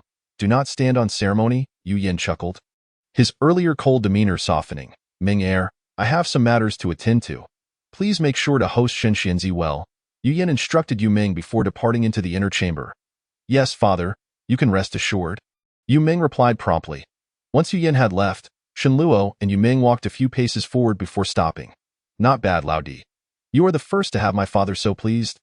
You have no idea. Whenever I bring friends home, he would hardly spare them a glance. Once Yu Yan was gone, Yu Ming appeared to be released from a burden, his previous energy restored. I truly admire Uncle's mastery of talismans. I did not expect you to be the son of a celestial master, Yu Shtong, Shen Luo remarked with a smile, recalling the various magical feats displayed by Yu Yan and the other celestial masters atop the city wall. Feeling a pang of envy. While there might be similar magical arts within the Chuanqiu Guandao, his lack of aptitude had hindered his progress. He had barely scraped the surface of the Shao Huayang Gong. And whether he had the qualifications to practice further was uncertain, let alone the opportunity to even touch upon such matters. What is there to envy? Engaging in the practice of drawing talismans is exceedingly tedious. I truly find it beyond my capabilities. It is the art of wielding a sword and shooting arrows that suits me best, Yu Ming remarked, waving his hand dismissively. Such a sentiment is indeed regrettable. Shen Luo responded, shaking his head. Now, let us not dwell on this matter. We are drenched in blood and sweat. We should first change into clean attire. Why Yu Ming seemed disinclined to discuss the topic further. Brushing off his soiled sleeves and redirecting the conversation. In the chaos earlier, I lost my bundle, Shen Luo noted, glancing at his own clothing with a frown. It is but a few garments. We're mine for now. No need for formality, Yu Ming replied, waving his hand without a second thought. The two proceeded to the rear chamber, where Yu Ming took it upon himself to bathe. A young attendant named Xiao Shun guided Shen Luo to a nearby room, which had a bathing tub prepared, filled with warm water. Xiao Shun, holding a leather pouch, poured a light green liquid into the tub, transforming the water's hue almost instantly. This is a medicinal concoction prepared by my master. Bathing in it is highly beneficial for the body. It was instructed by the young master, Xiao Shun explained, observing Shen Luo's astonishment. Thank you for your effort, Shen Luo replied calmly, though inwardly he marveled at the peculiarities of the situation. Currently, there is only one maidservant, Xiao Hua, attending to the young master's bath. If you require assistance, you may wait a moment. The young master will be finished shortly, Xiao Shun inquired. No need. I can manage myself, Shen Luo replied, shaking his head. Xiao Shun acquiesced, setting aside a clean set of clothing before stepping out. Shenluo loosened his garments and stepped into the tub, scrubbing his body while his mind wandered back to the events that had transpired. The place he entered in his dream this time, though vastly different from the mountain village he had visited previously, seemed to share some inexplicable connection. However, he was yet to discern the nature of that connection. As he pondered these thoughts, he continued his washing, quickly finishing up and donning the fresh attire. Gazing into the mirror, he found his complexion fair and his features striking, resembling a refined gentleman of the turbulent world. More spirited than his waking self. Moreover, the weariness that had plagued him seemed to evaporate, leaving him feeling invigorated. Reflecting on Xiao Shun's medicinal infusion in the water, a realization dawned upon him, and he stepped out of the room. Chapter 31. A Dream Across the Millennia. I had not noticed before, but it seems young Master Shun is quite the handsome fellow. You must be cautious. In these times, the number of young women far exceeds that of young men. And once you step outside, you may find yourself the object of many a lady's affection, Yu Ming remarked, circling him with a teasing tone. Shenluo chuckled lightly, unfazed by Yu Ming's jest. Dinner will take a while longer to prepare. Come, allow me to show you around my home, Yu Ming said, draping an arm around Shenluo's shoulders and leading him outside. This place is the residence of a celestial master, and Shenluo was eager to explore further. Thus he did not decline. The Yu estate sprawled over a vast expanse of land, covering nearly 2 to 3 acres, featuring numerous large buildings, a sizable garden, and a grand pond. Despite its somewhat dilapidated appearance, the scenery was quite pleasing. Furthermore, there was an extensive training ground equipped with an array of weaponry, swords, spears, and halberds, while Yu Ming, being a gracious host, guided Shenluo around, providing a constant stream of information about the estate. Brother Yu, what is that rather unique structure by the pond? Shenluo inquired, pointing towards a solitary, ancient pavilion. That is my father's study. Not to boast, but it contains the most extensive collection of books in the entire county. Yu Ming declared with pride. Come, let me show you inside. Perhaps you will find books to your liking. Is that appropriate? Shenluo hesitated. Nonsense, it's merely a look. He often invites me in, though I seldom take pleasure in it. Yu Ming dismissed his concerns, pulling Shenluo into the study. Shenluo, seeing no alternative, followed Yu Ming inside. The study was quite spacious, measuring about 50 paces square, with towering bookshelves filled with volumes on all sides. In the center stood a lavish table adorned with exquisite jade paperweights, a green jade pin holder, and a square black inkstone, all of exceptional quality. Such a vast collection of tomes. Your uncle must be a voracious reader. Possessing profound knowledge, it is no wonder he has mastered the art of talismans to such an advanced degree. Shenluo praised. It is merely adequate, Yu Ming replied, curling his lip. Shenluo caught the subtle shift in Yu Ming's expression from the corner of his eye and smiled slightly as he began to browse the shelves. The sheer number of texts was overwhelming, far surpassing those at the Chuanqiu Pavilion. Yet they were haphazardly arranged, lacking proper categorization, resembling the collection of a nouveau riche attempting to display sophistication. Recalling the flamboyant attire of Yu Yen, Shenluo couldn't help but chuckle to himself, soon extracting a geographical treatise from the shelves. This dream world seemed vastly different from his own, leading him to suspect whether it truly belonged to the Tang dynasty. To investigate further, perusing the geography treatise appeared the most convenient approach. In Gongju, Qingzhou, Qishui, Donglai County.as he observed the familiar place names. Shenluo's confusion deepened. After searching through the treatise, he quickly located the position of Donglai County, which was quite distant from Chunhua County, separated by several state capitals, matching his memories perfectly. The geographical details were accurate. Indeed, this was Donglai County. Shenluo affirmed in his heart. Yet, how had he traversed such a distance from Chuanqiu Pavilion?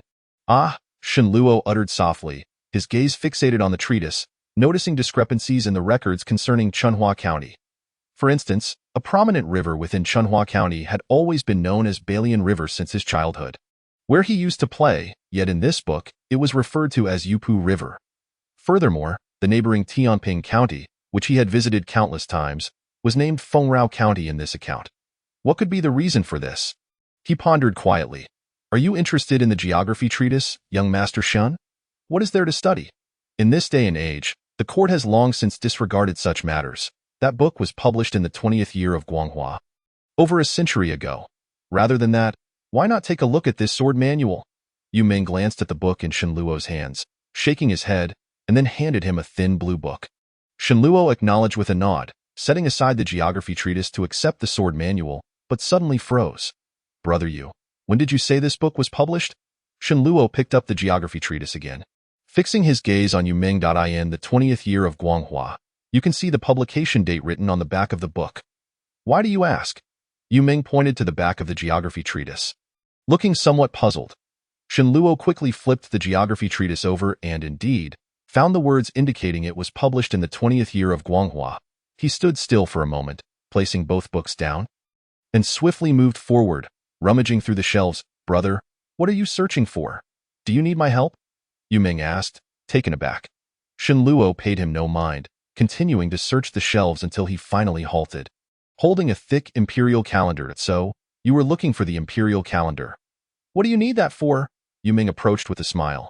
Shenluo's expression grew serious as he began flipping through the calendar, starting from the last page and rapidly turning forward until he reached nearly halfway through.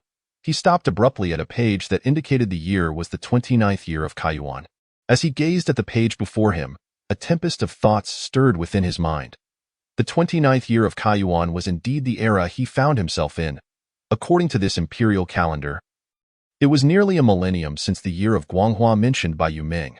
Could it be that I have dreamt my way into a future 1,000 years ahead? Shenluo mused internally.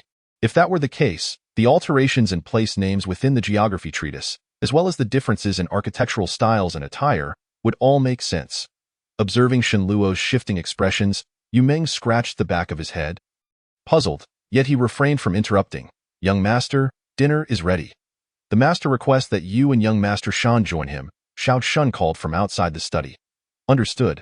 We shall be there shortly, Yu Ming responded. My apologies. I was just considering something and took a moment to check the imperial calendar, which seems to have caused a delay, Shenluo said, setting the calendar down, his demeanor returning to calmness, tinged with slight regret. Not at all. I envy you, young master Shun, for being able to immerse yourself in books. My father constantly urges me to read and draw talismans, yet am but a simple man, preferring the arts of combat. Had I shared your interests, my childhood would have been far less arduous. Yu Ming laughed heartily. Shenluo chuckled in response, but did not engage further. Enough of that. After a day of combat, let us enjoy a good meal. My father seems fond of you, so there should be plenty of delicacies tonight, Yu Ming said, rubbing his hands together. After Shenluo returned the books to their rightful places, he followed Yu Ming's urging to leave the study. Chapter 32. The demon wolf surrounds the city. Under Yu Ming's guidance, Shenluo soon arrived at the dining hall. We are having chicken for dinner tonight. My, young master Shun, this is all thanks to you, Yu Ming exclaimed, eyeing the spread on the table with drool nearly escaping his lips. The table was laden with an array of dishes, mostly vegetarian. But it also featured 3 meat platters, 2 of which contained slightly charred meat chunks, alongside a whole red braised chicken. However, to Shenluo's discerning eye, these dishes could only be deemed ordinary. Even a casual meal at his home in Chunhua County would surpass this in richness. The food in this era appeared rather scarce. At that moment, Yu Ming's large hand was already reaching eagerly for the chicken leg. You little rascal! The guest has yet to touch his chopsticks, and you are already digging in with your hands. What kind of manners are those? Are you one of those savages from the Nanli grassland? A cold snort emanated from the side, and Yu Yan's figure strode out from the adjacent room. His face filled with fury. Father, you have arrived. Yu Ming hastily withdrew his hand, speaking awkwardly. Uncle Yu, just now my elder brother and I passed by your study and went in to peruse some books. I lost track of time. I hope you can forgive me. Shenluo quickly rose to bow and said, my dear nephew has taken to reading. Has he? It is indeed rare for anyone to visit my study. What insights have you gained? Yu Yan turned to Shenluo, his tone shifting. Thank you, uncle. The younger generation has indeed gleaned a few insights. Shenluo replied softly. As long as you have benefited, that is sufficient. You ungrateful child, always leaping about, utterly devoid of learning. If you possessed even half of Shan's composure, being able to patiently read, you would not have failed to inherit a single ounce of your father's capabilities. Yu Yan said, nodding, then turning to Yu Ming, reprimanding him. You hardly ever look at the books in the study either, do you? They were merely acquired for decoration. Wai Yuming rubbed his nose and mumbled indistinctly. Impudence! Yu Yin slammed his hand on the table. Wai Yuming fell silent, afraid to speak further. Enough of that. You have both worked hard defending the city today. Let us eat, Wai Yin observed his son, who dared not exhale, yet retained a hint of stubbornness on his face, sighed, gestured for the two to take their seats, and picked up his chopsticks. After a day of fierce combat, Yu Ming was already famished and sat down without reservation, feasting heartily. Though Shenluo was also somewhat hungry, as a guest, he felt it inappropriate to indulge as Yu Ming did. However, just as he sat down, Yu Ming thrust a chicken leg directly into his bowl. Here, eat more. Only when you are full will you have the strength to slay those demonic wolves. Will those wolves return? A monstrous figure with a wolf's head and a human body flashed through Shen Luo's mind, alongside the elusive, azure-hued beast. Given past circumstances, they would not easily relent. Father, what do you think? Yu Ming asked, his mouth full. His gaze turned towards Yu Yin, somewhat garbled. It is uncertain. The county office has dispatched individuals to investigate the wolf pack's origins. Yet the leading beast grows increasingly cunning, and we have yet to discern their next move, Yu Yin said, worry flickering in his eyes. If that is the case, I will still go guard the city gates tonight. In case of any changes, Wai Yuming stood up as he spoke. I shall accompany you, to assist my elder brother. Shenluo also rose. There is no need for that. You have both been guarding the city for days and are weary. Tonight, stay home and rest well. Follow the arrangements regarding the shift. Wai Yin waved his hand, saying, very well, but if the county office has any plans, please inform me in advance, Father, Yu Ming said. Wai Yin noncommittally waved his hand, urging them to resume their meal. Uncle Yu, today when I went to purchase talisman paper and vermilion for you, I encountered an amusing incident. Wai Yuming began to chatter unexpectedly at the dinner table. Yu Yin regarded his son with apparent indifference, yet a hint of fondness shone from the depths of his gaze. Shenluo occasionally interjected a word or two, and soon the meal drew to a close. With all parties content, with the demonic wolves besieging the city, who knows how long it will last? If Shen Laodi is willing, he may stay at my home indefinitely, Yu Ming suddenly said with a smile. Shenluo felt somewhat tempted by Yu Ming's proposal. He could not find a way back to reality anytime soon, and staying here was indeed a good idea. It would allow him to continue searching for various materials to uncover the truth of this dream. And perhaps he could also seek knowledge of talismanic arts from Yu Yin. Nephew Shen, from where do you hail?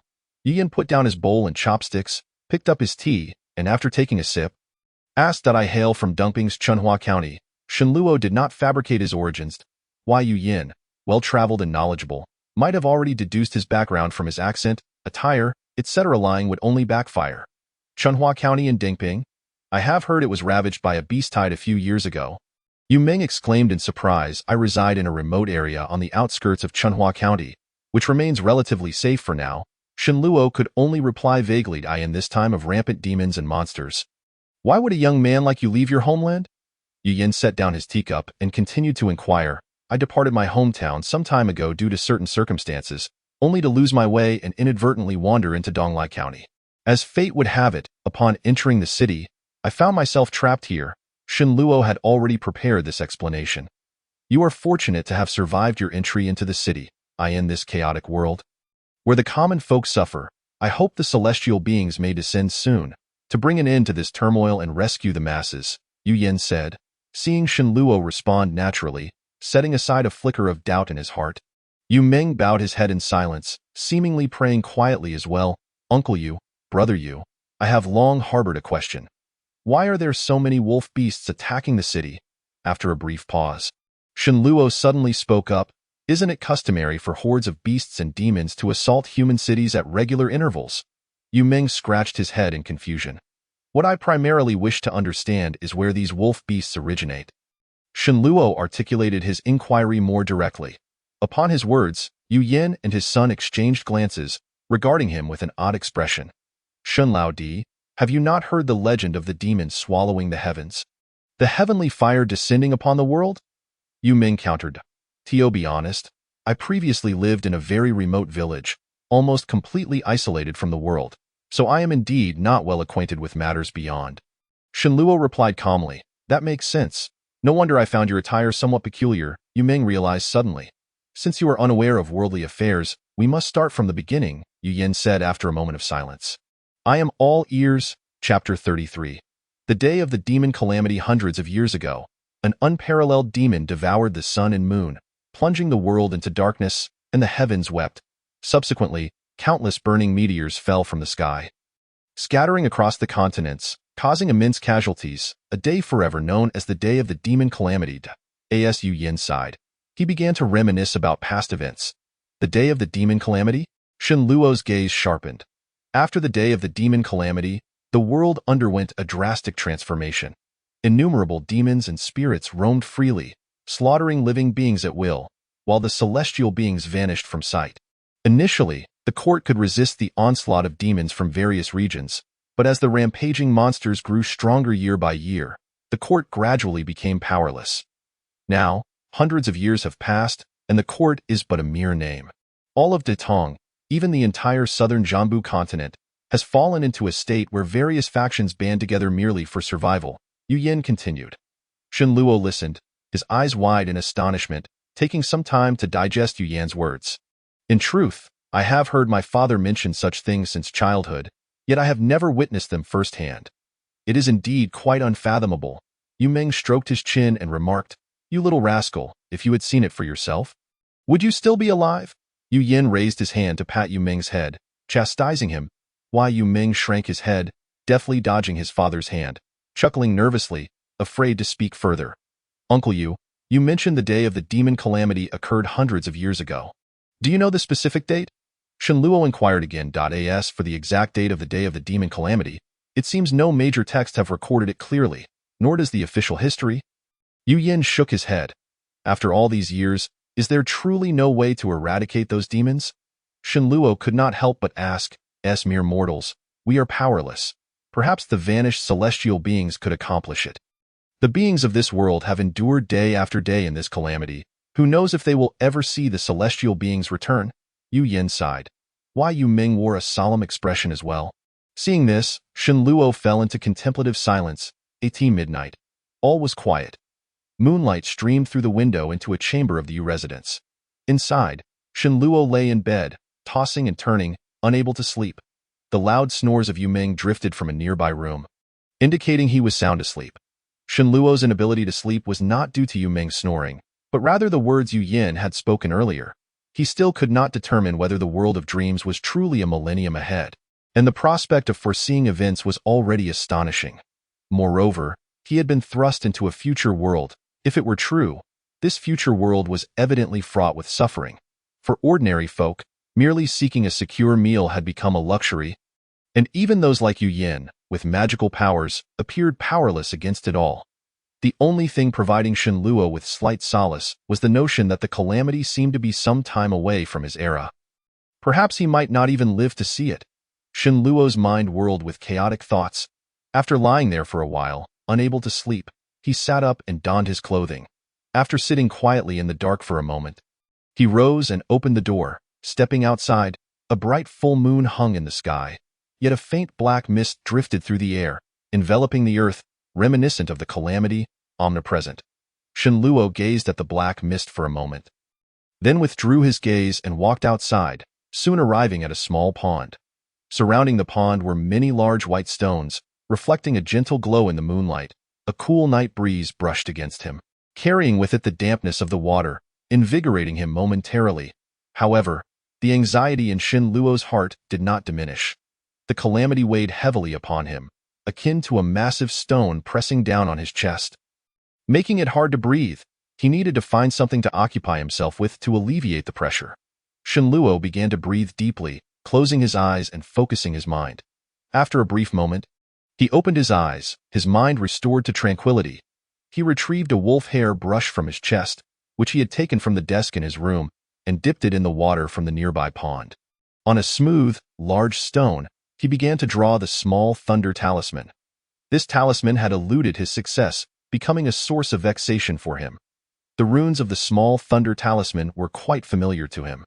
From the first stroke to the last, it was executed in one fluid motion.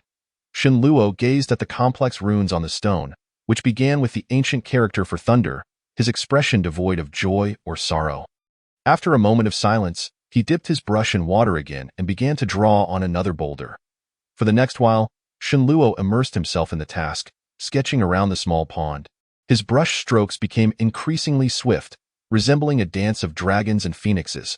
Remarkably, in the span of a single incense stick's burning, he managed to complete 12 or 13 small thunder runes on the stones by the pond, each appearing almost identical, created in a single stroke.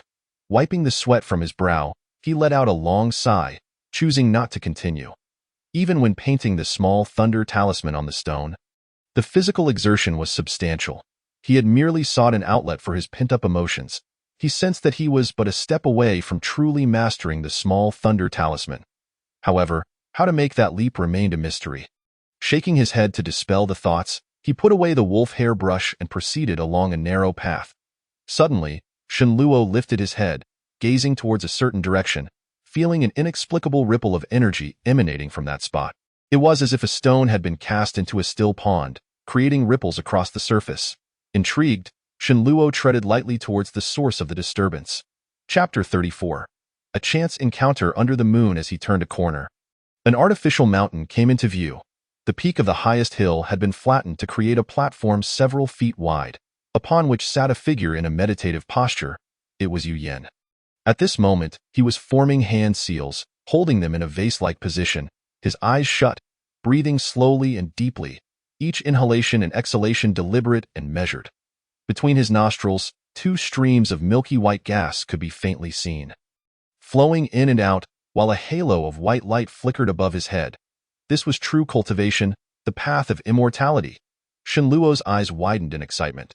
The reason he had once invested heavily to join the Chuanqiu Temple was to seek authentic Taoist arts that could transform his very being and prolong his life. Yet, the Shao Huayang Gong he practiced could only nurture his vitality and strengthen his body, utterly incomparable to genuine Taoist techniques. Unable to restrain himself, Shenluo stood rooted in place, gazing blankly at the scene before him. Time passed gradually, the moon sinking in the west, and the silvery glow of moonlight began to wane. The halo above Yu Yan's head dissipated, and he made a gesture to conclude his practice. The milky white gas between his nostrils vanished abruptly, signaling the end of his meditation. Awakened from his reverie, Shenluo hurriedly stepped back into the shadows, intending to stealthily withdraw. However, he had stood for too long, and his legs had gone numb, refusing to respond. His body swayed, and he accidentally bumped into a nearby wall, producing a muffled thud. Though the sound was not loud, in the current serene environment, it resonated distinctly. Oh no! Shenluo mentally chastised himself, hoping Yu Yan had not noticed the disturbance. I asked that you, Shun Xianji? Unfortunately, contrary to his hopes, Yu Yan's voice drifted over. Shenluo's heart sank.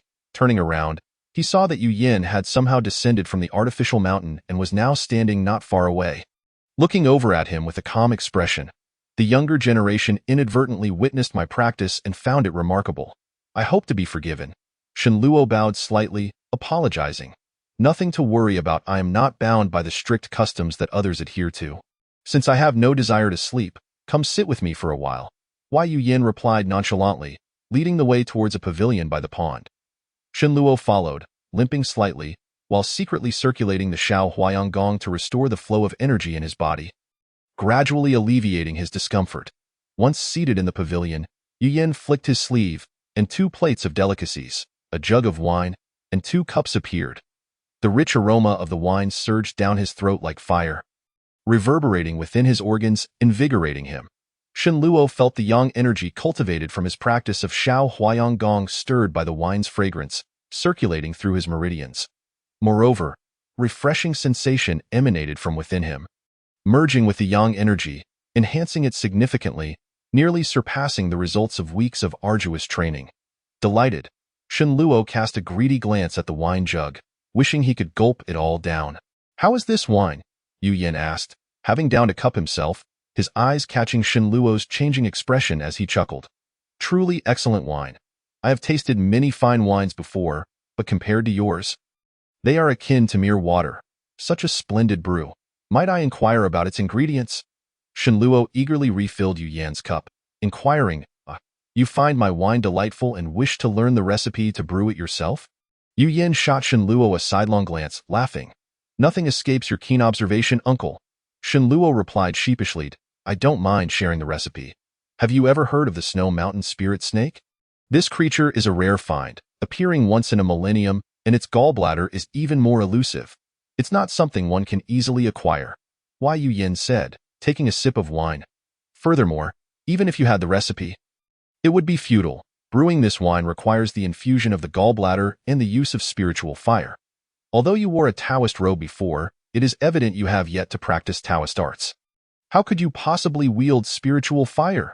Yu Yin seemed quite fond of the wine, taking another hearty gulp. Shen Luo merely forced a smile, his hands moving swiftly as he quickly filled another cup, all the while secretly circulating the Xiao Huayang Gong to refine the refreshing energy within the wine, further enhancing his yang energy. Uncle Yu, you are well versed in talismanic arts. I have been practicing a talisman for some time. Unsure of its correctness, might you offer some guidance? Shen Luo hesitantly asked while pouring another cup for Yu Yin. Oh? What talisman? Show me. Why, Yu Yin casually flicked his sleeve, and several sheets of azure talisman paper. A small white cup filled with deep red liquid, thick as blood yet lacking any foul odor, and a white jade brush appeared on the table. The brush was inscribed with several spiritual characters, and its tip was adorned with a tuft of golden hair, each strand glimmering faintly, clearly not ordinary hair. Suppressing a surge of excitement, Shen Luo inhaled deeply, took the jade brush, dipped it in the red liquid, focused his mind, and began drawing the small thunder talisman. The brush's bristles were soft yet firm, far superior to any he had previously used. The red liquid was also unlike the black dog blood he had utilized before. It did not congeal, and he could sense an invisible energy flowing within, facilitating his control over the talisman drawing. In less than a quarter of an hour, the runes of the small thunder talisman were complete. Shen Luo felt that this time, he had drawn them better than ever before. Perhaps success was within reach. Unfortunately, he lacked the elemental stones to activate it, though. So it is the small thunder talisman, a rather intricate low-level talisman. It is indeed somewhat challenging for you at this stage. Why, Yu Yin remarked, glancing at the talisman paper in front of Shen Luo. I humbly request your guidance, uncle. Shen Luo quickly cupped his hands in respect. Although your strokes were smooth, the spirit and energy are misaligned, rendering it merely a counterfeit talisman. Why, Yu Yin picked up the talisman paper, a glimmer of light flashing at his fingertips. With a soft sound, the talisman shattered, transforming into a bright white light, yet it did not manifest as lightning. Shen Luo was taken aback, feeling somewhat embarrassed as he scratched the back of his head. The path of talismans is profound and unfathomable. Each talisman requires mastery of its essence to succeed. In the case of this small thunder talisman, the essence lies in utilizing one's strength to connect with the forces of heaven and earth. And inscribing the runes on the talisman paper is crucial. When drawing a talisman, one must achieve a unity of the three elements: essence, spirit, and energy, merging them into one and infusing them into the talisman, ensuring a smooth and unbroken flow from beginning to end to achieve success. Why, Yu Yin looked at Shen Luo, speaking earnestly. But how can one achieve this unity of the three elements? Shen Luo asked. Fully engaged. There is indeed a similar explanation in the secret method of talismanic truth, but at the time, without guidance, it left me bewildered, far less clear than your explanation today. Chapter 35. A glimpse into the path. This is easy to say, yet difficult to execute. Individual circumstances vary, and the challenges to achieve the unity of the three elements differ accordingly. For you, being youthful and vigorous, your spirit is abundant, yet your vitality seems somewhat lacking. Did you suffer from a serious illness in the past? Yu Yin assessed Shen Luo keenly, pinpointing his issue. Uncle's insight is remarkable. I was beset by malevolent energy years ago and was plagued by illness for several years before recovering. Shen Luo nodded repeatedly. Precisely. Your drawing of the talisman earlier demonstrated a good alignment of essence and spirit, but your spirit and energy were lacking, resulting in a talisman that merely resembled its form, with a disconnection in spirit and energy, leading to inevitable failure. Why, Yu Yin took a sip of the snake gall wine, chuckling. What should I do then? Must I restore my health and replenish my vitality before I can draw talismans? Shen Luo, finally understanding the source of his troubles, felt a tightening in his chest as he asked, all the while remembering to pour wine for Yu Yin. Certainly, replenishing one's vitality is essential. However, it is not that you are entirely incapable of inscribing talismans at present. When you do so, simply pay heed to the harmony of spirit and energy. With a sense of satisfaction regarding Shenluo's perceptiveness, Yu Yin remarked, "How can one achieve such harmony? To attain this alignment of spirit and energy, it must arise from the heart, with no trace of forcefulness involved. While inscribing talismans, you must stabilize your mind and channel your energy within." As Yu Yin sipped his drink, he imparted some techniques to Shenluo regarding the harmony of spirit and energy. Shenluo held his breath, ears pricked in attentive listening, fearful of missing even a single word. With considerable insight into the art of talismans, Yu Yan's casual guidance dispelled much of Shenluo's confusion, providing him with a profound sense of enlightenment. Once Yu Yan had finished his explanations, Shenluo closed his eyes, reflecting on the wisdom imparted. Moments later, he suddenly opened his eyes, seizing the jade talisman brush and swiftly inscribing a small thunder talisman on a fresh sheet of talisman paper. Following Yu Yan's teachings, he focused his mind, converging his essence, spirit, and energy entirely, channeling them through the brush into the talisman. In an instant, the small thunder talisman was completed, flawless and without any sense of fragmentation. With a deft twist of his wrist, he executed the final stroke, a flourish reminiscent of a silver arc, as if it were poised to soar into the skies. Suddenly, the talisman glimmered with a soft radiance, emitting a resonant sound that lingered for a breath before dissipating, the brilliance upon the talisman fading accordingly. "Excellent, give it a try," Yu Yin said with an approving smile, raising his hand to reveal a small, grayish-white stone that landed upon the table, a piece of essence stone. Shenluo expressed his gratitude, placing the essence stone upon the talisman, utilizing the technique of Xiao Hua Yang Gong to channel the white energy from within the stone into the talisman. After numerous practice sessions, he had become quite adept at harnessing the white energy from the essence stone. A slender red light flickered, and the essence stone cracked open in response, the white light on the talisman surging before shattering. With a crack, a bolt of white lightning appeared out of thin air, shooting forth and striking the pond ahead. A white wave erupted from the pond, soaring to a height of several feet, with countless droplets scattering, stinging Shenluo's face. Unfazed, Shenluo clenched his fist tightly, his nails digging into his flesh, yet he did not relent, using the pain to suppress his inner excitement at this moment. He had finally mastered the method to inscribe his very first talisman, and it was a highly effective one at that. More importantly, he had taken another step closer to the realm of cultivation. "Thank you for your guidance, uncle." Shenluo managed to contain his exhilaration, turning to Yu Yin and performing a deep bow of respect. "It's but a small matter. Your talent for talismans is indeed remarkable, and you grasp concepts with ease. Alas, if only my wayward child possessed your aptitude." Yu Yin waved his hand dismissively, letting out a gentle sigh. "Brother Yu, your martial prowess is profound. I am far from your equal." Shenluo could only speak well of Yu Ming. "Hemph, what uses martial skill? I cannot even teach him body refinement techniques," Yu Yin retorted with a hint of irritation. "Body refinement techniques?" Shenluo was eager to learn more, but noticing Yu Yan's displeasure, he wisely refrained from probing further. "It is indeed rare for a young man like you to possess such talent. Alas, our ancestral rules dictate that the art of talismans must not be passed on to outsiders. Otherwise, I would gladly offer you further guidance," Yu Yin remarked, casting a glance at Shenluo with a chuckle. Although Shenluo had never harbored expectations of learning more, he felt a tinge of disappointment upon hearing this. Yet he still expressed his gratitude, saying, "Thank you for your generosity, uncle. It is indeed my misfortune, so, the art of talismans is indeed an ancestral craft?" he inquired with a hint of curiosity. "Naturally. All the arts of the Yu family trace back to the illustrious Master Yu. Renowned a millennium ago in the cultivation world, a figure of great repute," Yu Yin spoke with a trace of pride. "Unfortunately, during the calamity of demons, our ancestors perished in battle against the fiends. Although this technique has been passed down, it remains incomplete.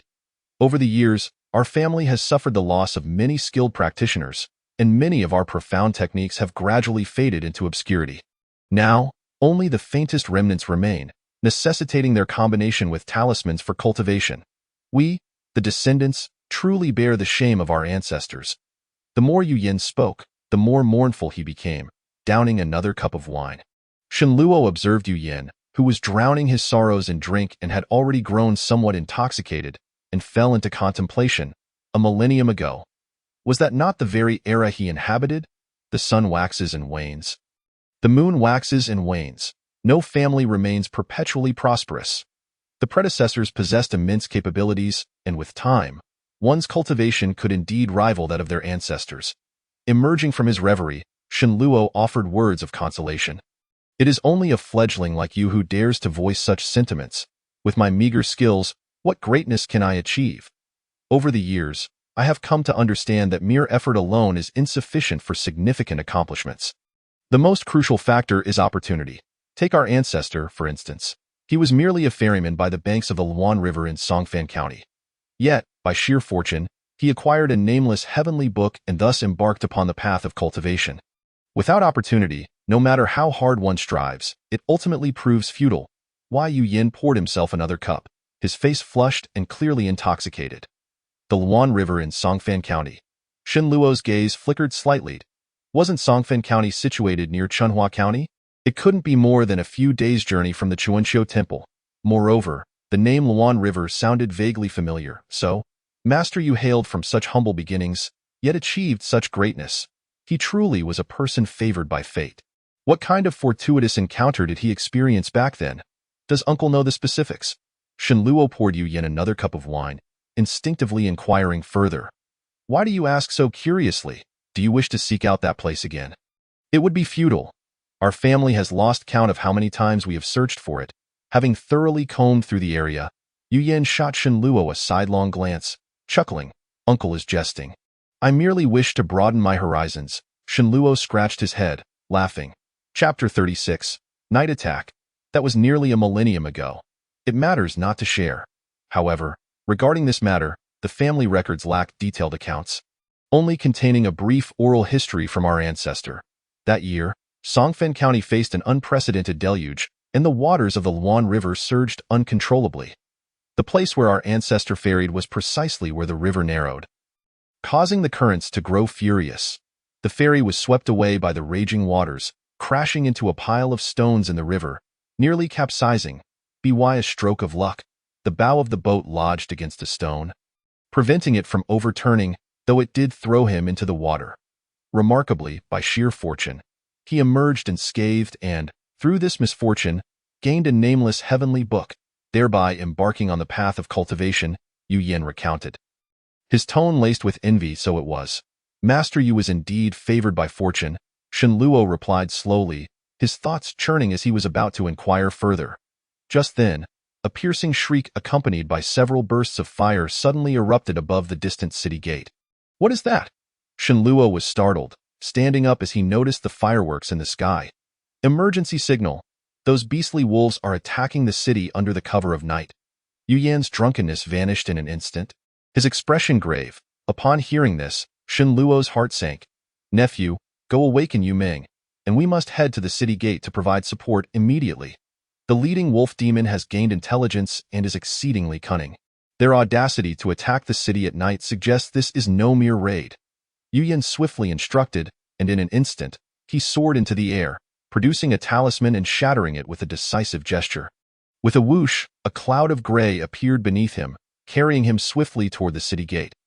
Shenluo gazed enviously at Yu Yin flying through the clouds, just as he was about to turn and rouse Yu Ming. His gaze fell upon the stone table within the pavilion, and he halted in his tracks. Wai Yu Yin had just left behind the wine jug, talisman brush, talisman paper, and other items, having forgotten to gather them in his haste.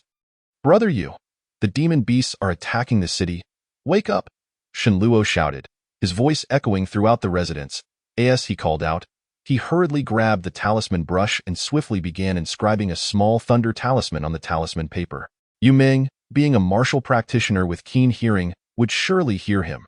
Running over would only waste time. Indeed, not long after Shenluo's voice faded, a figure rushed through the night, and it was Yu Ming. He was dressed haphazardly, yet he bore a crossbow and two long, dark blades. Is it true? The wolves are attacking the city? Yu Ming asked urgently. As Shenluo focused on inscribing the talisman, he was nearly finished, his wrist twisting to complete the final strokes. The talisman glimmered with a faint white light before quickly dimming, returning to its normal state. Absolutely.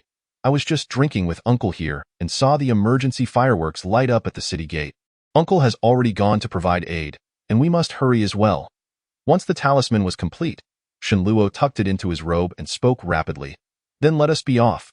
Yu Ming handed Shenluo one of the black long blades and prepared to rush outside. Brother Yu, do you have an essence stone? Lend me a piece, Shenluo interjected. Reaching out to stop Yu Ming, he had none on him. Even if he successfully inscribed a small thunder talisman, he would be unable to activate it. Yu Ming was puzzled but soon remembered Shenluo's earlier talisman and understood. Reaching into his robe and producing an essence stone, Shenluo deftly caught the essence stone as it flew toward him. Though Yu Ming had not cultivated any mystical arts, his father was proficient in talisman techniques, so it was only natural that he possessed an essence stone necessary for activating talismans.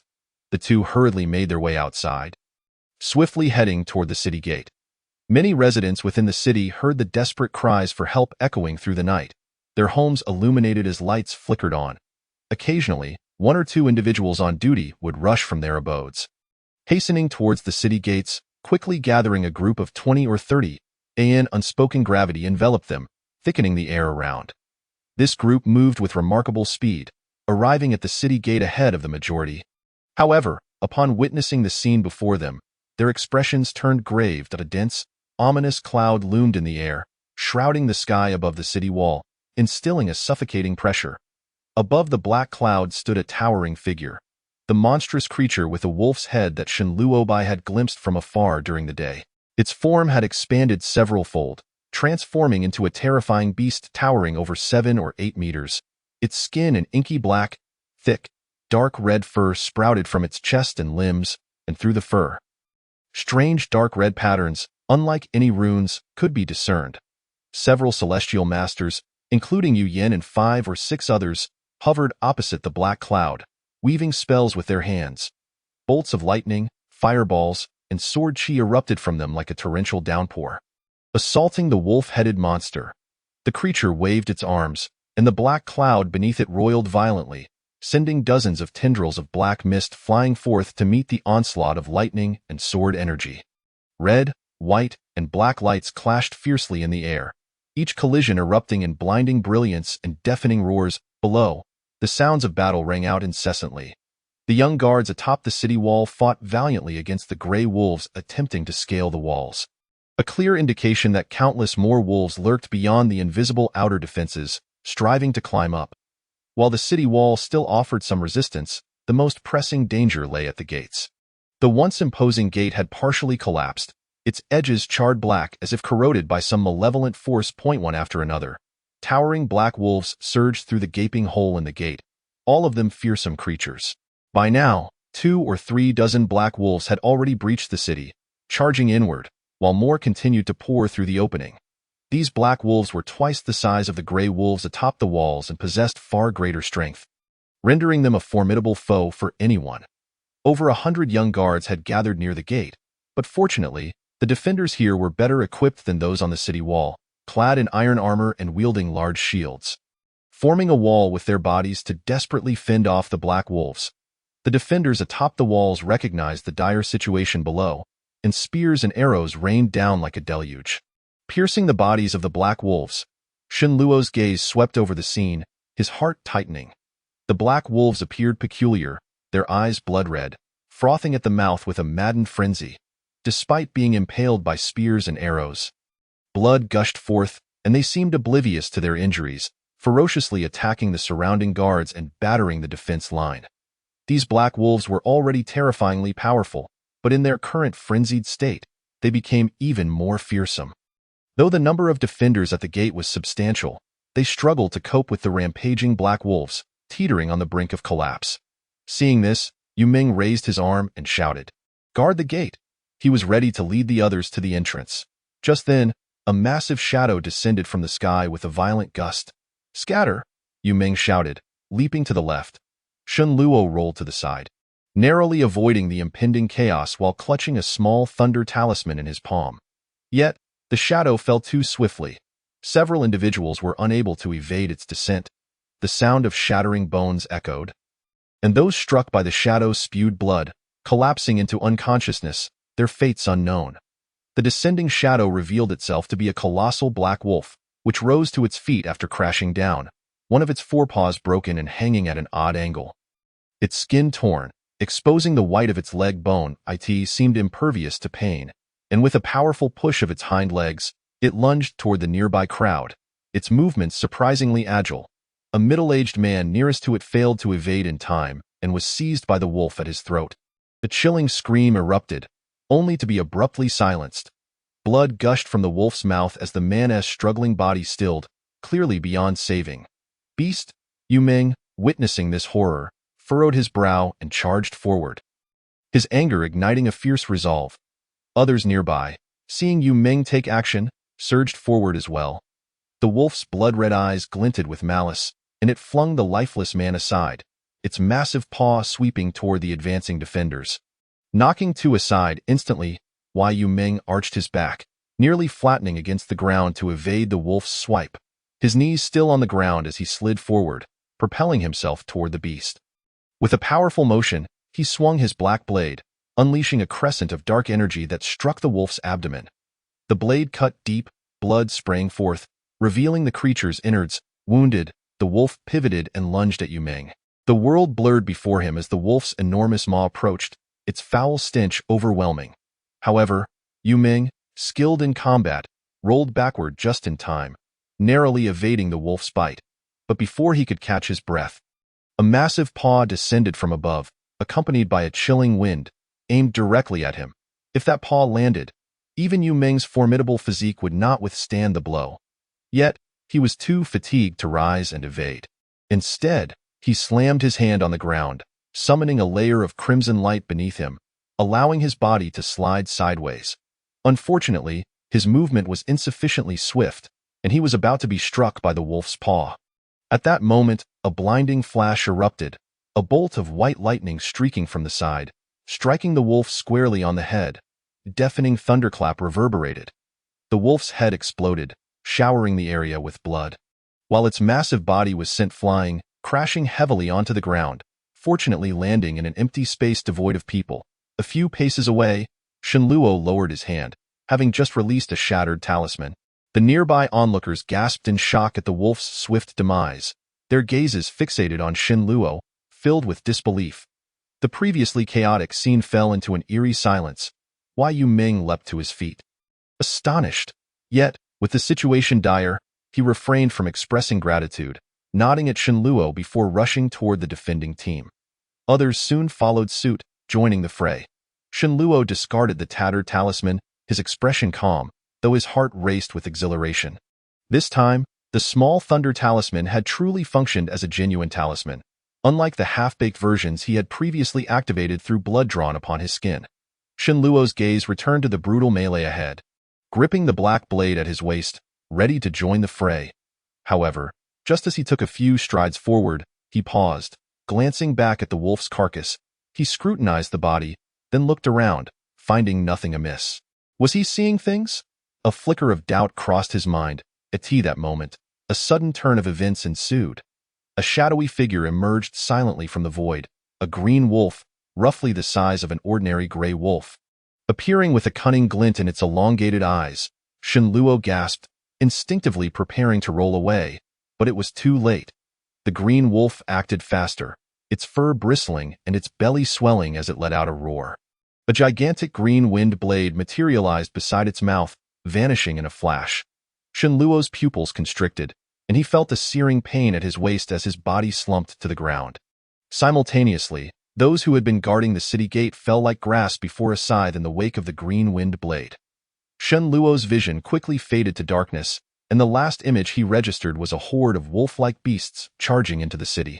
Before he succumbed to an endless void, time passed, though he could not tell how long. Shenluo was jolted awake by the sudden sound of battle ringing in his ears. He felt as if he were caught between consciousness and dreams. Momentarily unsure of his surroundings, almost convinced the sounds were mere figments of his imagination. Then, a piercing scream shattered his reverie, sending a jolt through him, for the cry was abruptly cut short, oddly familiar. As his vision brightened, he saw the chaos around him. Young guards at the city gate clashing with the black wolves, and not far off, figures entangled with gray wolves atop the city wall. Had he come back to life again? The thought flickered through his mind, but he quickly noticed he still held the small thunder talisman, yet to be activated. In the distance, a black wolf, its front legs severed, flung the body of a middle-aged man aside. As clarity returned, Shenluo's heart sank. His previous experiences of dying and returning had always brought him back to the moment just before he fell asleep. This time, however, felt distinctly different. But there was no time for contemplation. He swiftly shed his clothing, gathering several handfuls of dry ash from the ground, wrapping them in his garments. A number of individuals nearby took note of Shenluo's actions, their faces reflecting expressions of astonishment. Chapter 38. Turning the Tide. Shenluo paid no heed to the others, his gaze fixated on the black wolf, and after a brief moment, his eyes gleamed with determination. With a cold snort, he grasped a knife in one hand and a package in the other, striding purposefully towards Yu Ming. At that moment, Yu Ming, witnessing the tragic demise of the middle-aged man, felt a surge of fury rise within him, and he roared as he charged forward, evading the black wolf's claw strike by leaning back and swinging his black blade. With a sharp sound, a shadow sliced through the air, leaving a gaping wound several feet long on the black wolf's body, blood splattering everywhere. Seeing this unfold, Shenluo was already prepared. He leaped out, holding the black knife, and thrust it fiercely into the empty space before Yu Ming. This thrust was executed with all his strength, causing the blade to buzz as it pierced the air. The onlookers were left in a state of bewilderment at Shenluo's actions. Enraged by its injury, the black wolf swung its head around, intent on lunging at Yu Ming, only to find a black long knife suddenly pointing directly at its forehead. Unable to halt its momentum, it inadvertently brought its head closer. With a piercing sound, the black knife plunged into the black wolf's head, embedding itself up to the hilt. The colossal beast erupted in a frenzied roar, its massive body quaking uncontrollably. It managed to take a few steps before collapsing heavily to the ground. Despite Shenluo having released his grip and retreated, he was still struck by a powerful force, stumbling backwards several steps before regaining his balance. However, no sooner had he steadied himself than he charged in another direction, simultaneously swinging the package violently. With a loud bang, the package collided with something in mid-air, bursting open instantly, sending a cloud of gray dust swirling. Revealing a vague wolf-like creature, it was the previously invisible azure wolf that had slain Shenluo. Taken by surprise as its invisibility was disrupted, the azure wolf seemed momentarily stunned, pausing briefly. This was the moment Shenluo had been waiting for. He flipped his hands, clutching a small thunder talisman and a spirit stone, channeling the energy from the spirit stone into the talisman. With a whoosh, a bolt of white lightning shot forth, crossing several yards in an instant to strike down upon the azure wolf. The azure wolf's eyes blazed with shock and fury as it let out a low growl, its body abruptly becoming tangible. Simultaneously, its fur stood on end, each hair radiating a brilliant azure light. Swiftly forming an azure shield around it, with a thunderous roar, the nearby air became unbearably hot. The azure shield twisted continuously, its surface flickering with countless tiny arcs of electricity, yet it did not shatter. Shenluo's heart sank. This was beyond his expectations. At that moment, a piercing shriek erupted from within the azure shield. Shenluo felt a flash of azure light before a blade of wind, nearly a foot long, hurtled towards him. Alarmed, he quickly leaned away, but the wind blade's speed was too swift for a mere mortal to evade easily. With a sickening sound, his left arm was severed at the elbow, blood gushing forth. The pain from his severed limb contorted Shenluo's features as he let out a dreadful scream, collapsing onto the ground. Meanwhile, not far away, the azure shield and the electrical sparks vanished simultaneously, revealing the azure wolf once again. Upon seeing Shenluo fall, the beast's eyes gleamed with malice, its jaws opening wide, intent on eliminating the human who had thwarted its plans. Suddenly, a slender black object shot in from the side, coiling around the azure wolf's neck and securing its grip. It was a black whip. The other end was held firmly by Yu Ming, who pulled with all his might. The azure wolf, caught off guard, was yanked upright, a massive wind blade it had just unleashed soaring into the sky. "Leave this to me, do not concern yourselves, hurry to the city gate," Yu Ming shouted. Hearing this, The nearby individuals quickly grasped the gravity of the situation and turned towards the city gate, joining the fray against the pack of black wolves. Although their numbers were few, their timely arrival provided a much-needed respite in the precarious battle. Shen Lao Di, you must hold on. I will deal with this beast first. Yu Ming's eyes reddened as he shouted towards the fallen Shen Luo. He tugged fiercely at the black whip with one hand while retrieving 2 items from his robe with the other, a blood-red talisman and a spirit stone. He swiftly recited an incantation, shattering the spirit stone, and a dazzling crimson light emanated from the blood-red talisman, intensifying rapidly until it enveloped half of Yu Ming's arm. The azure wolf sensed the tremendous energy radiating from Yu Ming's hand and displayed a hint of fear. Its body suddenly contracting as it broke free from the black whip, transforming into a blur as it darted away into the distance. You vile creature, do not flee. Yu Ming's face flushed with an unusual hue as he crushed the talisman and delivered a punch into the void towards the azure wolf. A deafening shriek pierced the air. A blood-red light arrow, as thick as a bowl and nearly a yard long, erupted from his fist, vanishing without a trace in the blink of an eye. Almost simultaneously, the azure wolf, having already flown several dozen feet away, emitted a mournful cry before plummeting from the sky like a wounded bird. With a heavy thud, the massive wolf's body crashed to the ground.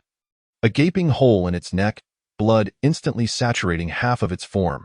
The azure wolf's eyes filled with terror at the prospect of death as it struggled to lift its head to gaze at the half-human, half-wolf monstrosity above, but before it could fully raise its head, the light in its eyes faded, twitching once or twice before falling still. Witnessing the azure wolf's demise, the crowd erupted into cheers of excitement. However, at that moment, Yu Ming's cheeks were flushed, his breath rapid, appearing exceedingly fatigued. His legs wobbled before he collapsed onto the ground. Young master, are you all right? The 3 attendants of Yu Ming rushed over from an unknown direction. I am fine, do not mind me. Go check on Shen Lao Di, he is gravely injured. Give him this. Yu Ming strained to raise his hand, extracting a small crimson vial from his robe and tossing it to one of the black-faced men. Blood continued to pour from Shen Luo's severed arm, staining half his body red, and he was on the brink of unconsciousness. Young master, this is a little rejuvenation pill. You cannot give it to him. The black-faced man glanced at the vial in his hand, his expression shifting. Had it not been for Shen Lao Di's timely recognition of the demon wolf's ruse, the city gate would have already fallen. Yu Ming said in a solemn tone. The man hesitated for a moment, but upon seeing Yu Ming's stern expression, he quickly nodded in agreement and approached Shen Luo.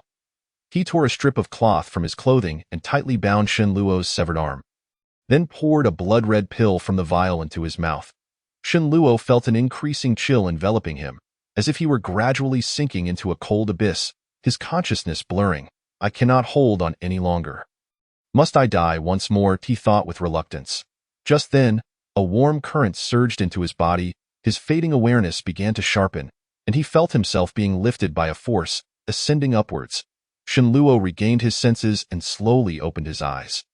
Shen Lao Di, are you all right? Yu Ming sat beside him, concern etched across his face. Chapter 39. Another battle that I am well, thank you, brother Yu, for your rescue. Shen Luo struggled to sit up, swaying slightly before being steadied by another attendant. His mind still swirled with dizziness, but he understood that it was undoubtedly Yu Ming's intervention that had allowed him to awaken.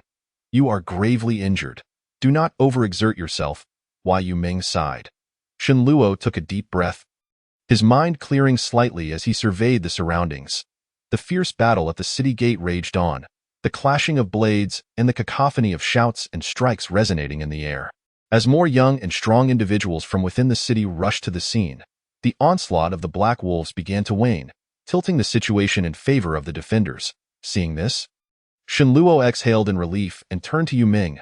Brother Yu, you do not appear well either. Is it due to the talisman from earlier? Shen Luo inquired, his brow furrowing. That was a family heirloom of the Yu clan. The blood arrow talisman, which can only be activated using the bloodline of our family, but it consumes half of my vitality in the process, Yu Ming explained, his face still flushed and breathing labored. A flicker of realization crossed Shen Luo's eyes as he chose not to press further, instead gazing skyward. The true determinant of Feng Chi City's fate lay not at the city gate, but in another battlefield high above, in the heavens. The confrontation between Yu Yin and the wolf-headed monster continued, a dazzling display of colors clashing fiercely, engulfing their forms, rendering them indistinguishable from the ground. The sounds of their collisions echoed like a torrential downpour, stirring up a tempest far more intense than before. Black Wolf King, your subordinates are hardly impressive. After all this effort, you are still destined for failure. A clear voice resounded, filled with triumphant laughter. Humph! Once I eliminate you, Fengqi City will still be mine. I shall harvest the essence of its people to refine my inner elixir. Rough voice emerged from the swirling black clouds. Coldly responding, and no sooner had the words left its lips than a deep red light flickered within the roiling black clouds in an instant. The black clouds surged wildly, expanding several-fold, their form twisting violently before transforming into a massive black wolf the size of a small mountain.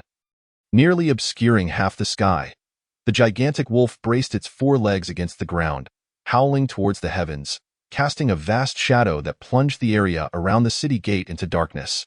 Rendering it impossible to see one's hand in front of their face, a fierce wind erupted near the city gate, rattling doors and windows, while dust flew everywhere. Shenluo watched in shock, his heart filled with dread. The wolf-headed monster's demonic powers were astonishingly formidable. Such a sky-blocking ability was something he had never encountered in any text, leaving him anxious about whether Yu Yin and the others could withstand it. At that moment, the black giant wolf lowered its head and crouched, launching itself at the group with ferocious intent. Yu Yin and his companions swiftly retreated, simultaneously unleashing fireballs and bolts of lightning that struck the massive black wolf. A thunderous explosion ensued, dismembering the wolf's forepaws and head. Yet its seemingly mangled form pressed forward relentlessly. An invisible force surged from the fragmented black cloud in the shape of the wolf, crashing towards them like an unstoppable tidal wave, causing ripples to form in the air ahead. Taken aback, Yu Yin and his companions hastily dispersed from their gathered formation. The colossal wolf-shaped cloud, though cumbersome, was far less nimble than they were, allowing them to evade the monstrous body's charge.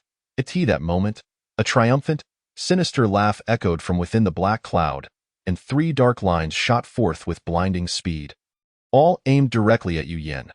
Those three lines transformed into vicious black-backed centipedes, their bodies as dark as iron and stretching 3 feet long, capable of flying through the air. Clearly, they were otherworldly creatures refined through sorcery, their mandibles glimmering with a faint green light, indicating the presence of potent venom. The black centipedes moved with unparalleled swiftness, reaching Yu Yin in the blink of an eye, targeting his throat and limbs with deadly precision.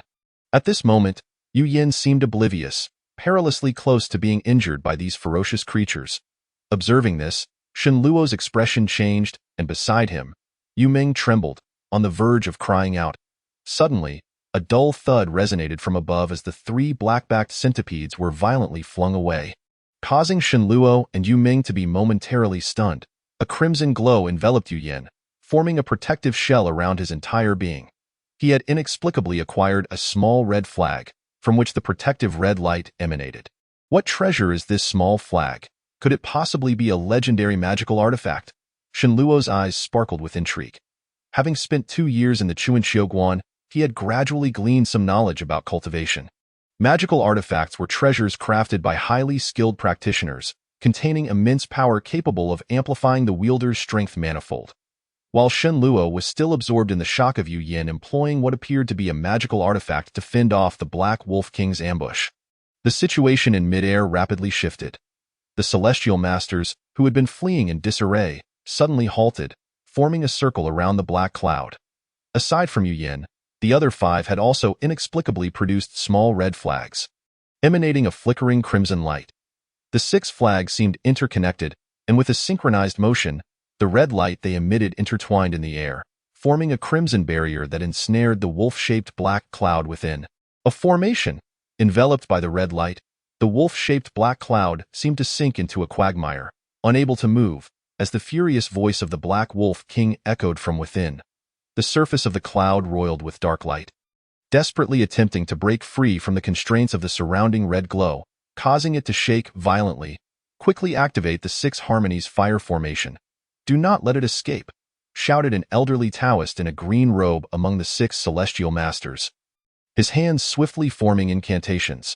The other 5 also chanted their incantations towards the small flags in their hands, causing the red light emanating from the 6 flags to brighten once more, revealing a swirling crimson orb within the barrier. "Now," commanded the elderly Taoist, waving his small flag and pointing towards the crimson orb in midair. A beam of red light shot forth from the flag, piercing through the red barrier and merging into the orb. The other 5 followed suit, unleashing their own beams of red light that simultaneously merged into the orb. The crimson orb expanded significantly, emitting a rumble akin to distant thunder. With a tremendous crash, the orb erupted, transforming into a torrent of red flames that violently struck the head of the wolf-shaped black cloud, vanishing into its depths. A deafening explosion resonated from within the cloud, accompanied by a chilling scream. Chapter 40. Return and departure. The wolf-shaped black cloud disintegrated explosively, dispersing into countless wisps of black mist that surged outward, violently battering against the surrounding red barrier. After unleashing that fervent inferno, the crimson barrier formed by the 6 flags seemed to have expended much of its power, dimming considerably, and was soon overwhelmed by the relentless onslaught of black mist. With a loud crack, it shattered, and Yu Yin and the others were violently thrown back by an invisible force. The black mist continued to expand, intermingled with an unbearable wave of heat. Even on the ground, Shen Luo and the others felt a scorching gust of wind hit their faces, stinging like fire. The temperature of the bursting red flames could only be imagined. At that moment, a figure shot out from the spreading black mist. Fleeing into the distance, it was the Black Wolf King. Now restored to its previous wolf-headed human form, the Black Wolf King bore charred remnants on half of its body, with one arm completely missing. A clear testament to the destruction wrought by that red flame. Just then, 2 beams of light, one gold and one silver, soared upward from below. They were 2 swords, trailing elongated tails as they sliced through the air towards the Black Wolf King. The Black Wolf King swiftly turned its head and, with a roar, expelled a fist-sized sphere radiating dazzling black and red light, crashing into the golden and silver swords. A tremendous boom erupted. A violent tempest was unleashed, sending the golden and silver swords hurtling away. However, the black and red sphere also developed a fissure, its brilliance dimming significantly. The Black Wolf King spat out a mouthful of blood, its lower legs shimmering with black light. Transforming into wolf limbs, hatred flickered in its eyes, but it dared not linger, unleashing a cloud of black mist that enveloped its form. Surrounding it, waves of dark demonic wind appeared, doubling its speed, and in an instant, it vanished into the distant horizon. The Wolf King fled. The gray wolves besieging the city, and those already inside the city lost all spirit to fight, scattering in disarray and quickly disappearing into the wilds outside the city. 2 figures shot in from the outskirts, a middle-aged man in a red robe and a bald elder. Although Shen Luo did not recognize them, he had seen them the previous day while defending the city. They had evidently been lying in ambush outside, coordinating with Yu Yin and the others in an attempt to eliminate the Black Wolf King, but alas, it had escaped. Nonetheless, the Black Wolf King had fled gravely injured, and the wolf pack had been repelled, thus dissipating a grave crisis in Fengqi City. Observing this, Shen Luo felt the tension in his heart ease. However, with this relaxation, fatigue surged forth, and before he could comprehend what was happening, he fell into darkness, unconscious. In a state of hazy disorientation, Shen Luo felt as though he were suspended in a bizarre, kaleidoscopic space, surrounded by a riot of colors that remained frustratingly indistinct. He attempted to rub his eyes, only to discover that his limbs were unresponsive. Alarmed, he tried to cry out, yet no sound escaped his lips. Soon, a wave of excruciating pain coursed through his limbs, as if invisible forces were pulling him in different directions. The agony swiftly spread throughout his body, threatening to tear him apart. He struggled, but to no avail, trapped in torment. After an indeterminate duration, the surroundings suddenly fractured like a mirror, shattering into countless fragments. In the disciples' quarters of Chuanxiuguan, Shen Luo's body convulsed as he abruptly opened his eyes. He was drenched in sweat, his chest heaving, gasping for air. The familiar ceiling gradually came into focus, warm sunlight streaming through the window and illuminating his bed, filling the room with a sense of tranquility, starkly contrasting the chaos of his dream. Shaking his head, he surveyed his surroundings, confirming his return to reality, and sighed in relief. With both hands pressed against the bed, he attempted to sit up, but a piercing ache shot through his arms, causing him to sink back onto the bed. He was back. Shenluo felt a surge of relief, unwilling to move further. Closing his eyes to assess his condition, pain radiated from various parts of his body, similar to his arms, and a chilling sensation coursed internally, seemingly worse than when he had awakened from the previous dream. Concerned, Shenluo quickly began to circulate the Xiao Huayang Gong in an attempt to restore his body. A surge of yang energy rose from his dantian and coursed through his chest and abdomen. The coldness within him began to subside. His heart settled somewhat, but then he seemed to realize something. Raising his eyebrows slightly, in the dream, he had consumed Yu Yan's snake gall liquor, which had increased his yang energy. However, at this moment, the yang energy within him had reverted to its original state. Indeed, dreams were merely dreams. Slightly disappointed, Shenluo murmured to himself, quickly adjusting his mindset to continue practicing the Xiao Huayang Gong. With the impetus of the yang energy, the coldness within him gradually faded, and the aching body slowly began to recover. Observing this, Shenluo finally exhaled a sigh of relief. The bizarre experiences in the dream had felt exceedingly real, and the series of unexpected events left him little time to ponder the circumstances of his entry into the dream. Now back in reality, he calmed his mind and couldn't help but consider one question. Having returned the jade pillow to its place, how could he have entered the dream again? Could it be that the pillow's placement was insufficiently distant, still exerting influence over him from the back mountain? As this thought crossed his mind, Shenluo tilted his head slightly, glancing at the area beside his pillow, and his eyes widened in astonishment. On the bed to the left of the pillow lay a dark yellow object. The very mysterious jade pillow he believed he had returned to its rightful place. This time, Shenluo was genuinely taken aback. The jade pillow had inexplicably returned, after enduring two utterly bewildering yet strikingly real dream experiences. His state of mind underwent a significant transformation compared to before, and he swiftly regained his composure. Could it be that someone entered the room? Shenluo pondered with suspicion, casting his gaze toward the doors and windows. They were securely closed, showing no signs of having been tampered with. The Chuanqiu Temple was no ordinary Taoist temple. To prevent unforeseen occurrences, the doors and windows of the disciples' quarters were specially crafted. Intricately designed, and nearly impossible to open from the outside without brute force, let alone to enter and exit silently. Could it be that he had returned on his own? A shiver ran down Shenluo's spine. Deepening his sense of unease regarding the jade pillow, a torrent of thoughts swirled in his mind, overwhelming him momentarily, so he decided to set the matter aside for the time being and began to meditate, practicing the Xiaohuayang Gong. After more than half an hour, as the soreness in his body faded almost entirely, he concluded his session, turned to sit upright, and once again gazed at the jade pillow. Lost in contemplation, the scenes from his dream last night incessantly flashed through his mind, making it difficult for him to concentrate. His eyes swept over the numerous texts on the table beside him, and he suddenly recalled the peculiar encounter mentioned by Yu Yan during the dream. After a brief moment of reflection, he approached the pile of books and extracted a thick volume, a geographical record of various counties. He flipped to the section on Songfan County, where he found a map and began to examine it closely. Luanshui River. It truly exists. Chapter 41. Master Fengyang Shenluo's eyes sparkled with realization as he fixated on the map. According to the text, the location of Luanshui River was even closer than he had anticipated, situated merely around 200 miles from Chunhua County. He set the book aside, lost in thought. Junior brother Shin, at that moment, a heavy knocking echoed at the door, accompanied by a voice from outside. Upon hearing this, Shenluo rose to open the door, revealing a robust young man standing there. It was Tian Taisheng. Senior brother Tian, your Qingyang hand is nearing completion. The my door is made of wood and cannot withstand your few knocks. Shenluo greeted him with a smile. Though not jest, junior brother my aptitude for martial arts is lacking.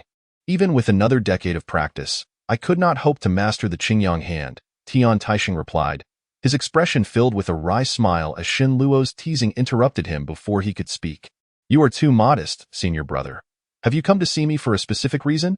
Shenluo invited Tian Taisheng into his room and inquired that a few days ago, I heard from Bai Shidi that you were unwell. After finishing the morning class today, I went to Yuhuang Hall but did not find you there. Lin Shitty next door mentioned you had not left your room since morning, so I came to check on you. You do look rather unwell. Are you ill? Tian Taisheng observed Shenluo's pallor and asked. Thank you for your concern, senior brother. I did not rest well last night, but it is nothing serious, Shenluo casually explained. Not wishing to divulge the matter of the jade pillow to others just why as long as you are fine. Do take care to rest more and do not overexert yourself. Lunchtime is approaching. Let us go together, Tian Taisheng suggested, seemingly convinced by Shenluo's response as he glanced at the time. Feeling some hunger himself, Shenluo agreed, and they made their way toward the dining hall together. Senior brother Tian, Master has been away for several days now. Do you know when he will return? Shenluo asked Tian Taisheng.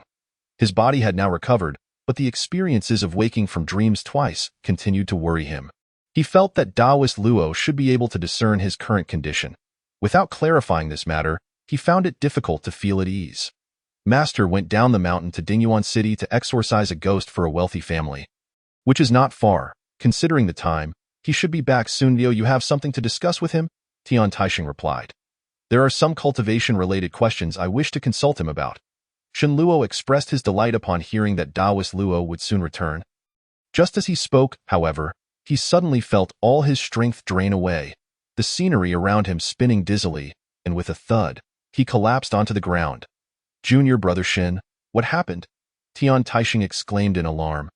Rushing to support him, Shenluo trembled uncontrollably, feeling as though a vast void had opened within him, voraciously devouring his life force, causing him immense pain, far more intense than the suffering felt in the previous dream. Yet he could not utter a sound. Trapped in a state worse than death. Fortunately, at that moment, his vision rapidly blurred, and an endless darkness engulfed all his senses, plunging him into unconsciousness. Time passed, though he could not determine how long, until Shenluo gradually regained his senses. Feeling a warm current flowing gently within him, bringing immense comfort. Slowly, he opened his eyes, and an unfamiliar ceiling came into view, prominently featuring a large character for Tao at its center, encircled by intricate blue patterns. Surrounding this was a larger purple square, each corner adorned with the 4 auspicious beasts: the azure dragon, white tiger, vermilion bird, and black tortoise. As Shenluo's awareness returned, he felt momentarily disoriented by the sight of this strange ceiling. His mind muddled and unsure of what had transpired. Junior brother Shin, you are awake? At that moment, a face appeared in his line of sight. Looking down upon him, it was Tian Taisheng. Senior brother Tian, what has happened to me? As Shenluo recognized Tian Taisheng, the events that had occurred flooded back into his memory, prompting him to struggle to sit up, not move. A commanding voice interjected. Halting his actions, Shenluo turned to see a tall, gray-haired elder standing nearby. This person was clad in a dark green Taoist robe, wearing a lotus crown, his expression stern, with eyebrows slanting downward, resembling a specter. Which was rather intimidating. Master of the temple, Shenluo exclaimed in surprise upon recognizing the elder's features, remaining motionless as instructed. The gray-haired elder was none other than Fengyang Zhenren, the master of Chuanqiu Temple. Shenluo then noticed that Fengyang Zhenren's left hand was pointed with fingers together at a specific spot on his chest, with a red light flickering at the fingertips, a warm current continuously flowing into his body. Suddenly, he felt a sharp pain in his lower back, and when he glanced over, he saw Fengyang Zhenren's right hand pinching a glowing red needle, the tip piercing an acupoint in his waist, gently twisting it. What followed was a sight that nearly made him cry out in shock. He observed that his abdomen was densely populated with 17 or 18 golden needles, all emanating a faint red glow. Shenluo quickly realized that Fengyang Zhenren was likely performing some form of acupuncture secret technique on him, so he refrained from speaking, though a sense of anxiety gripped his heart. What is wrong with my body? Never mind, thinking about it now is futile. Since Master Fengyang has taken action to treat me, it is likely that I will turn peril into safety. With this thought, he glanced around and recognized that this hall was quite spacious. With whitewashed walls and minimal decoration, exuding a simple yet dignified atmosphere, in front of the main door was a large offering table, dedicated to the 3 deities of the Sanqing: Yuan Shi Tianzun, Ling Bao Tianzun, and Dao De Tianzun. Projecting an aura of solemnity. 6 large sandalwood chairs were arranged in pairs on either side, seemingly for discussions. The wooden couch on which he lay was positioned against the left wall of the hall. Aside from these items, the hall was devoid of anything else, appearing somewhat vacant, yet emanating an air of authority. Shenluo recognized this place as the Jingjing Hall within Chuanqiu Temple, the area where the master handled affairs. He had only visited once when he first entered the temple, and had not had the opportunity to approach it again since. Fengyang Zhenren paid no heed to Shenluo's wandering gaze, continuing his acupuncture without interruption, shortly adding another 5 or 6 golden needles to his waist. Shenluo felt a gradual warmth spreading from his abdomen, soon encompassing his entire body, a sensation of indescribable comfort. His physical weakness began to dissipate, and a hint of color returned to his previously pale face. Fengyang Zhenren cast a sidelong glance at Shenluo's complexion, retracted his left hand, and with a gesture of his right hand, summoned forth a red light. The 20 or so golden needles flew out with a whoosh, disappearing into his sleeve. "Thank you, master." Shenluo managed to sit up with some effort, offering a respectful bow to Fengyang Zhenren. "I had heard from Luo Shidi about your poor health, but I did not expect it to be this grave. I truly wonder how you have been cultivating," Fengyang Zhenren remarked, scrutinizing Shenluo with a critical eye. "What? The backlash of cultivation?" Shenluo felt as if struck by lightning, standing there in stunned silence. "Master, is junior brother Shun's condition really that serious?" Tian Taisheng, standing beside them, also turned pale and urgently asked. "What do you think? His internal pulse is chaotic, and his vital energy is severely depleted. This is a clear sign of cultivation backlash," Fengyang Zhenren retorted, glancing at Tian Taisheng. "Junior brother Shin, if you encounter uncertainties in your cultivation, why not consult your master? You cannot recklessly practice. Your internal vital energy cannot simply be replenished at will, alas." Tian Taisheng lamented with a heavy sigh. "Master, will the depletion of vital energy affect a disciple's lifespan?" Shenluo took a deep breath, striving to calm his tumultuous thoughts, and inquired of Fengyang Zhenren. Chapter 42. Sword Duel in the Forest. Shenluo traversed the mountain path at a leisurely pace, contemplating how he might replenish his internal vital energy and extend his lifespan. Based on the words of Fengyang Zhenren, along with his own deductions, he concluded 2 possible solutions. One was to consume a medicinal pill akin to the Baoyuan Dan, or ideally, a more effective one, to restore his internal vital energy. The second was to swiftly cultivate the Ziawei Yang Gong to perfection, and then proceed to practice more advanced techniques. These 2 items should indeed be present in the spring and autumn observation. Yet merely to become a named disciple within this observation, Shenluo expended a significant fortune from the Shin family. It is likely that superior elixirs cannot be easily exchanged for mere gold and silver. As for fully mastering the Shao Huayang Gong, given his aptitude, it would be utterly impossible for him to accomplish this within 2 years. Shenluo contemplated feasible methods, unknowingly arriving at the back mountain. The back mountain, dense with woods and abundant in greenery, was a sight to behold, and the distant and near sounds of chirping insects and singing birds eased his taut nerves to some extent. At that moment, a deep rumbling echoed from within a thicket ahead, resembling the clash of swords. Shenluo paused to listen. Before long, another booming sound followed, accompanied by a sharp, piercing scream. What could this be? He wondered in surprise, as the back mountain was seldom frequented by people. Could it be that someone was engaged in combat here? After a brief contemplation, he lightened his footsteps and approached the source of the sound, soon arriving at its origin. Shenluo's pupils contracted, and instinctively he sidestepped, concealing himself behind a large tree. Within the dense thicket stood 2 figures, Bai Xiaotian and Ding Hua. The 2 were approximately 5 to 6 zhang apart, their bodies motionless, while between them, 2 crimson sword shadows, several feet long, entwined and clashed in midair, twisting like dragons and serpents, producing a series of metallic clashes. The surrounding thicket lay in disarray, trees toppled, branches broken, leaving a wide open space. Wherever the sword shadows passed, both robust trees and rocky formations were severed, their cut surfaces charred as if they had been scorched by fire. Flying swords, Shenluo's eyes gleamed. Although these 2 red sword shadows moved with far less swiftness than the flying swords wielded by the 2 celestial masters in his dreams, the sharpness of their sword aura was undoubtedly comparable, confirming their identity as flying swords. Wrapped in a red glow, the true forms of the 2 flying swords remained somewhat obscured. Bai Xiaotian's sword resembled a peculiar copper coin sword, formed by a series of ancient coins strung together, its movements expansive and forceful, akin to thunder and lightning. A flurry of sword light flashed, and the copper coin sword's techniques intertwined, creating a dense web that ensnared Ding Hua's flying sword. Ding Hua's sword appeared to be an ordinary wooden sword, exceedingly agile and elusive. Though trapped within the net of the copper coin sword, it remained impenetrable, never faltering, and would occasionally launch attacks like a viper striking, attempting to tear through the sword net, only to be thwarted each time. As time passed, the red glow of Ding Hua's wooden sword gradually diminished, its movements becoming less nimble than before. Ding Hua's face grew serious as he exerted his utmost to control the flying sword, yet could scarcely reverse the disadvantage. It seemed Bai Shixiang had the upper hand. Shen Luo reflected silently from a distance, edging closer to hide behind another large tree. This was his first opportunity to observe a duel of sword manipulation at such proximity, a rare chance he did not wish to miss.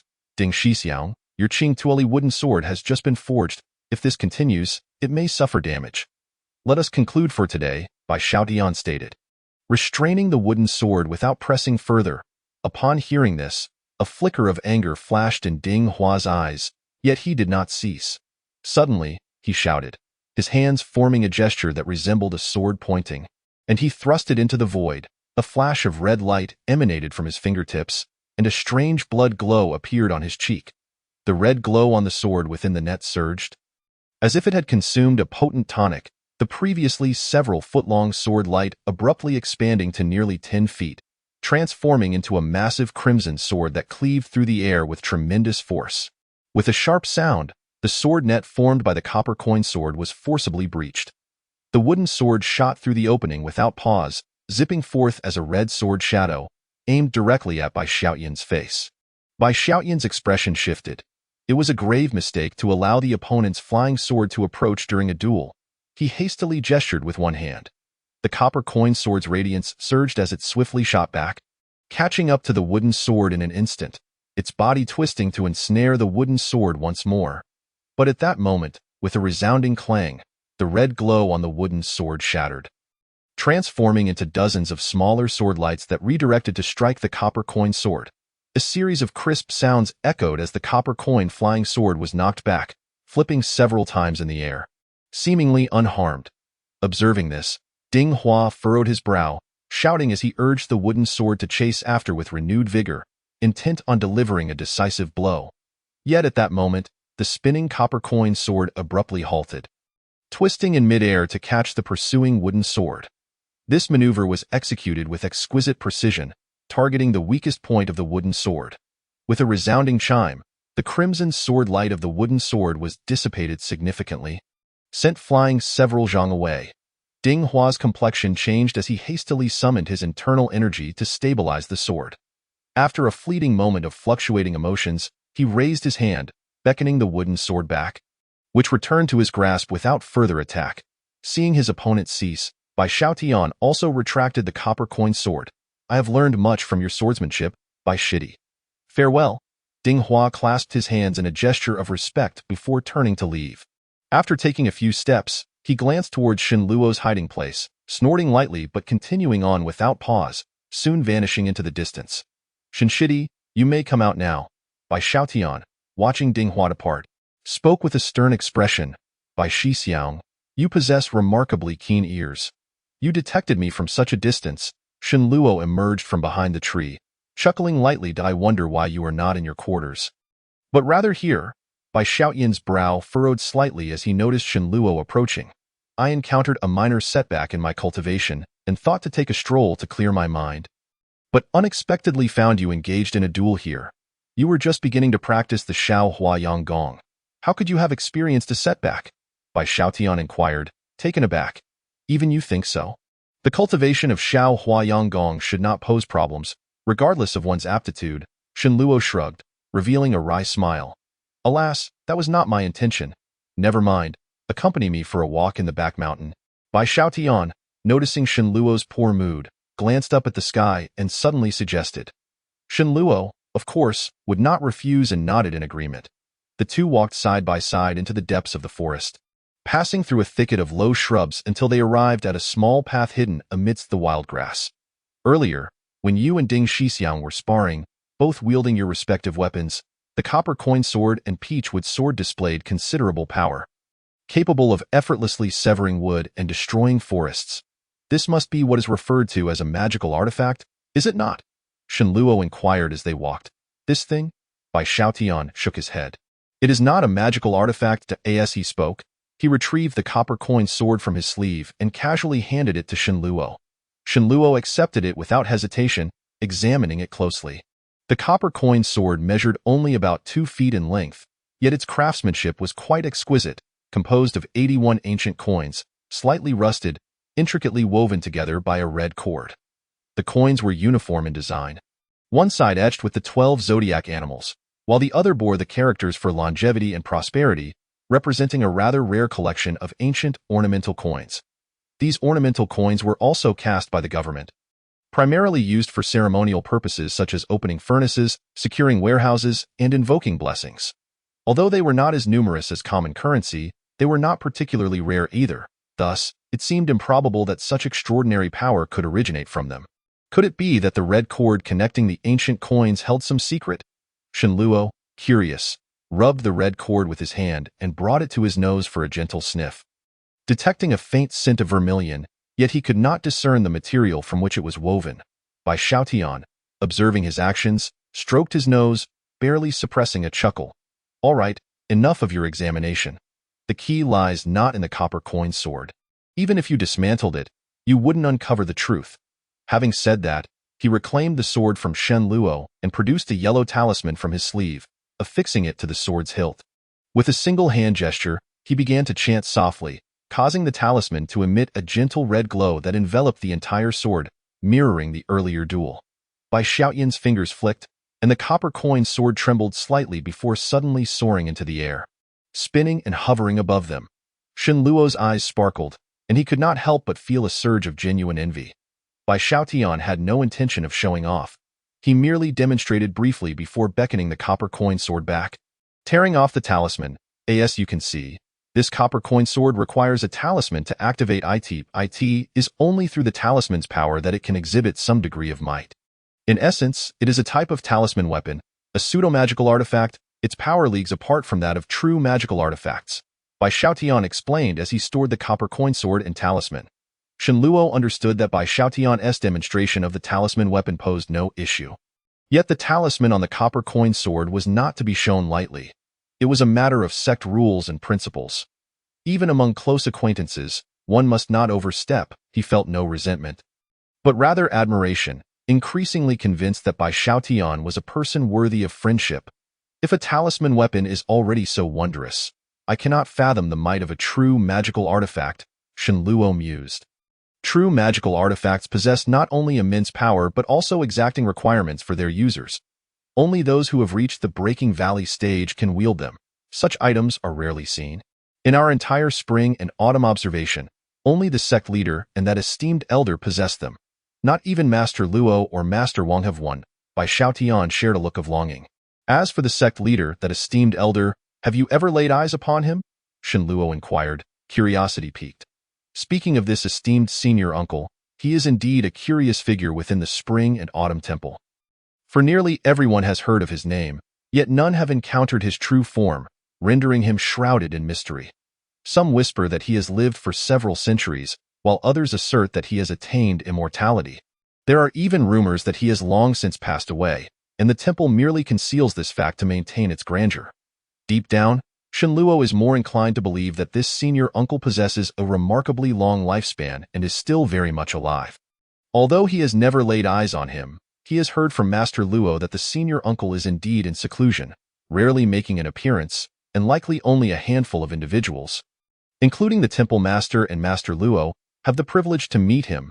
Bai Xiaotian remarked, if that is the case, then is it truly possible for cultivation to extend one's lifespan? Shenluo felt a surge of joy within. Naturally, as one breaks through various barriers during their practice, each advancement in realms significantly increases their lifespan. Our senior uncle is already several hundred years old. Bai Xiaotian nodded affirmatively. Indeed, it is possible based on the classifications of cultivation realms. I currently find myself at the most rudimentary level, do I not? Receiving this confirmation from Bai Xiaotian, Shenluo could not help but feel a swell of excitement. his desire to survive growing ever more fervent. Well, Bai Xiaotian, upon hearing this, displayed a fleeting look of embarrassment. Seems I should not even be considered at the lowest level. Then, observing this, Shen Luo immediately grasped the situation, his lips twitching as he spoke. The lowest tier of cultivation is the qi refining stage, wherein one cultivates their mana to qualify for this stage. I am currently at this level. The next tier is the valley breaking stage, which both Master Luo and the Temple Master have attained.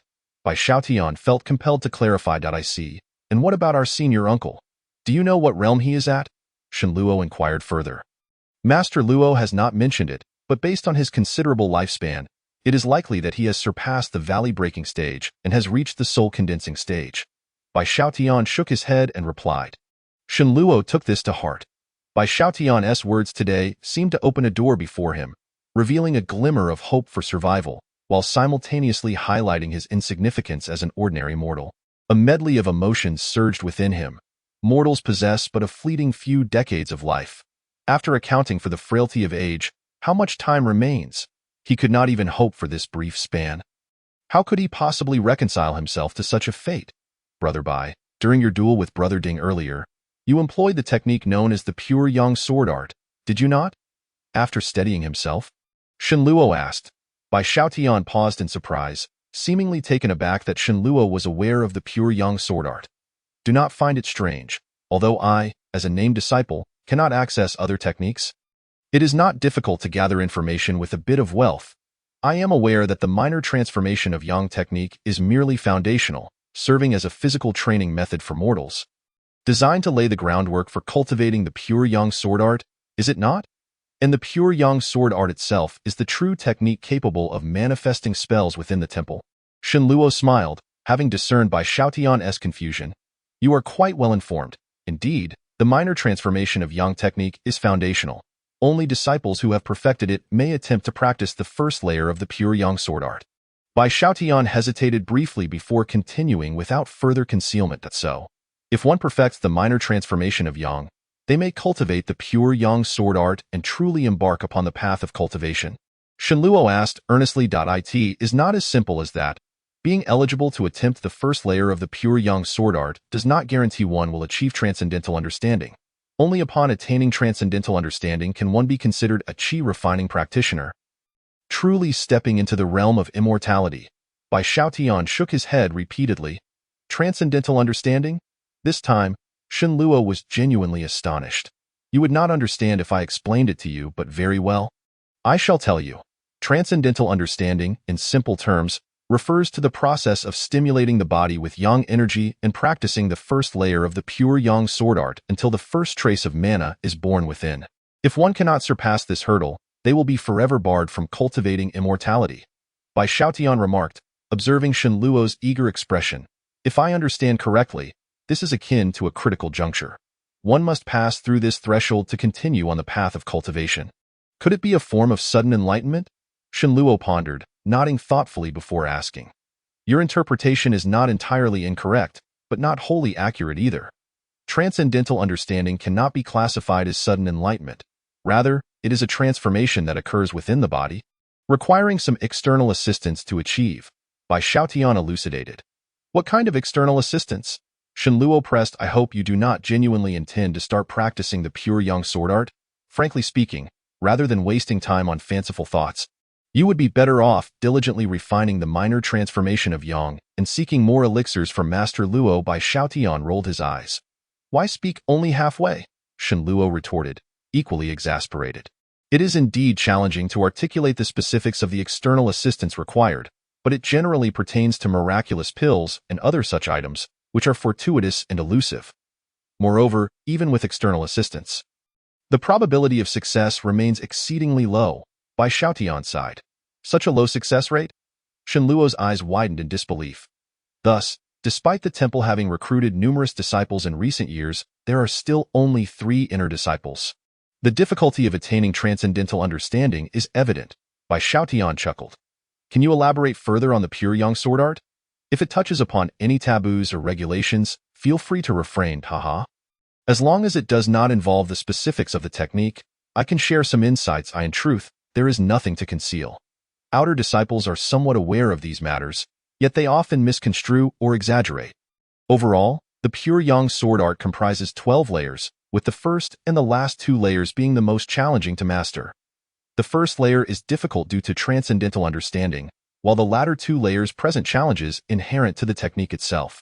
Once one surpasses the hurdle of transcendental understanding, even with subpar aptitude and slow progression, it is still feasible to achieve mastery of the subsequent 9 layers within a few decades. By Xiaotian expounded. To take decades to master, would that not mean one's lifespan would be nearly exhausted by then? Shenluo remarked with a grimace. I forgot to mention.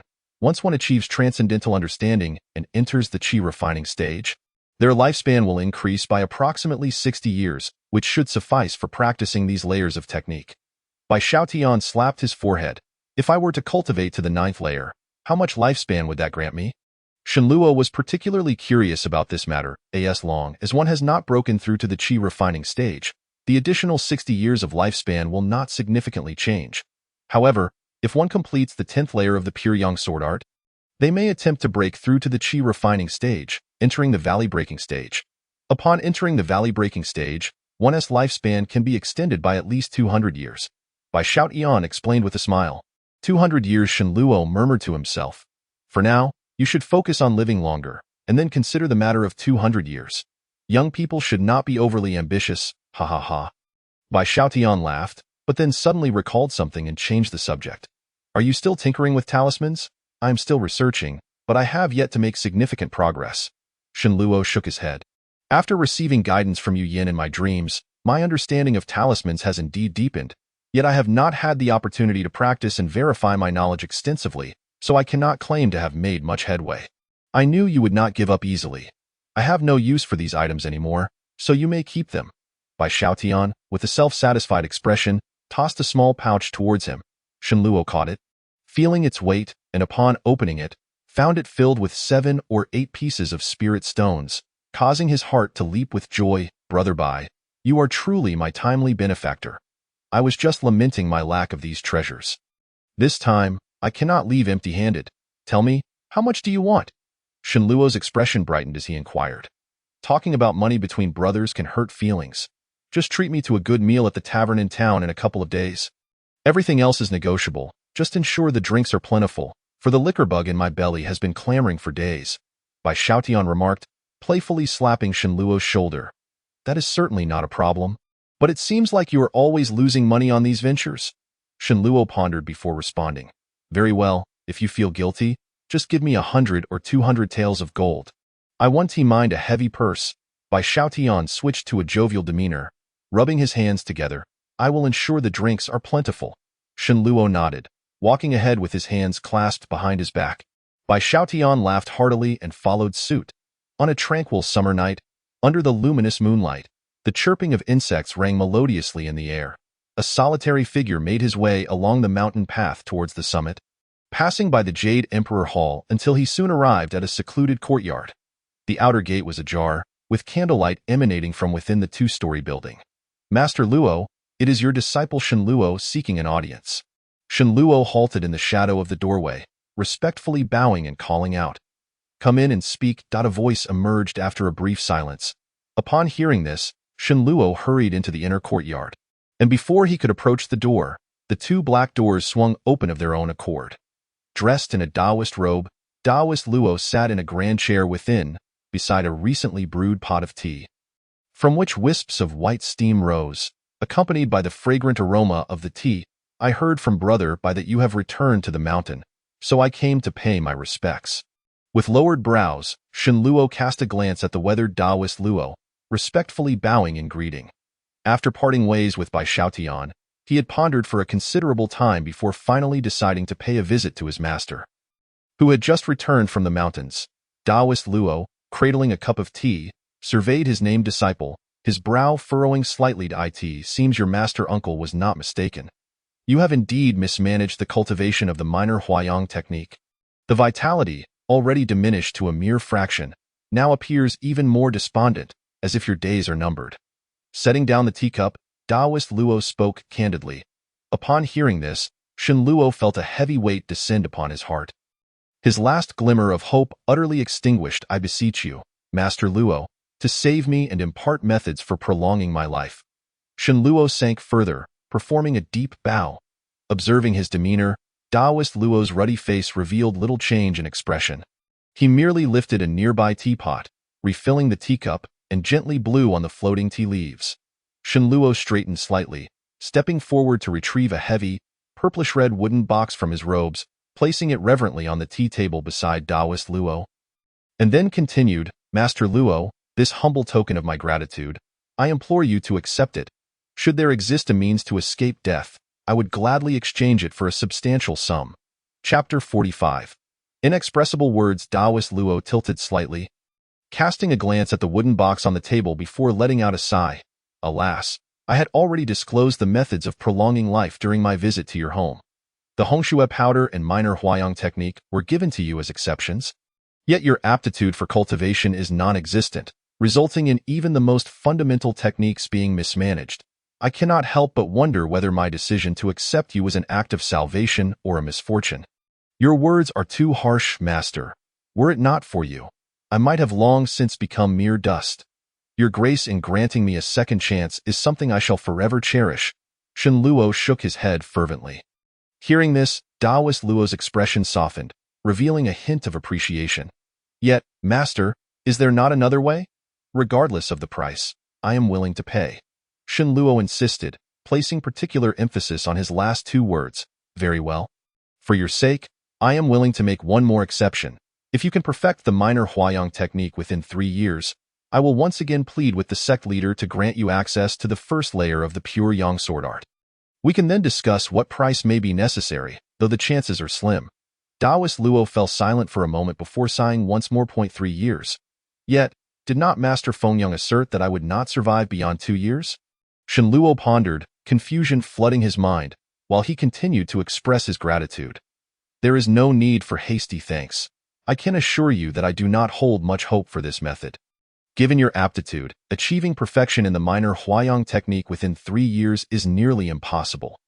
Therefore, I advise you to focus instead on resting and seeking out spiritual herbs that can extend your life. That is the true path.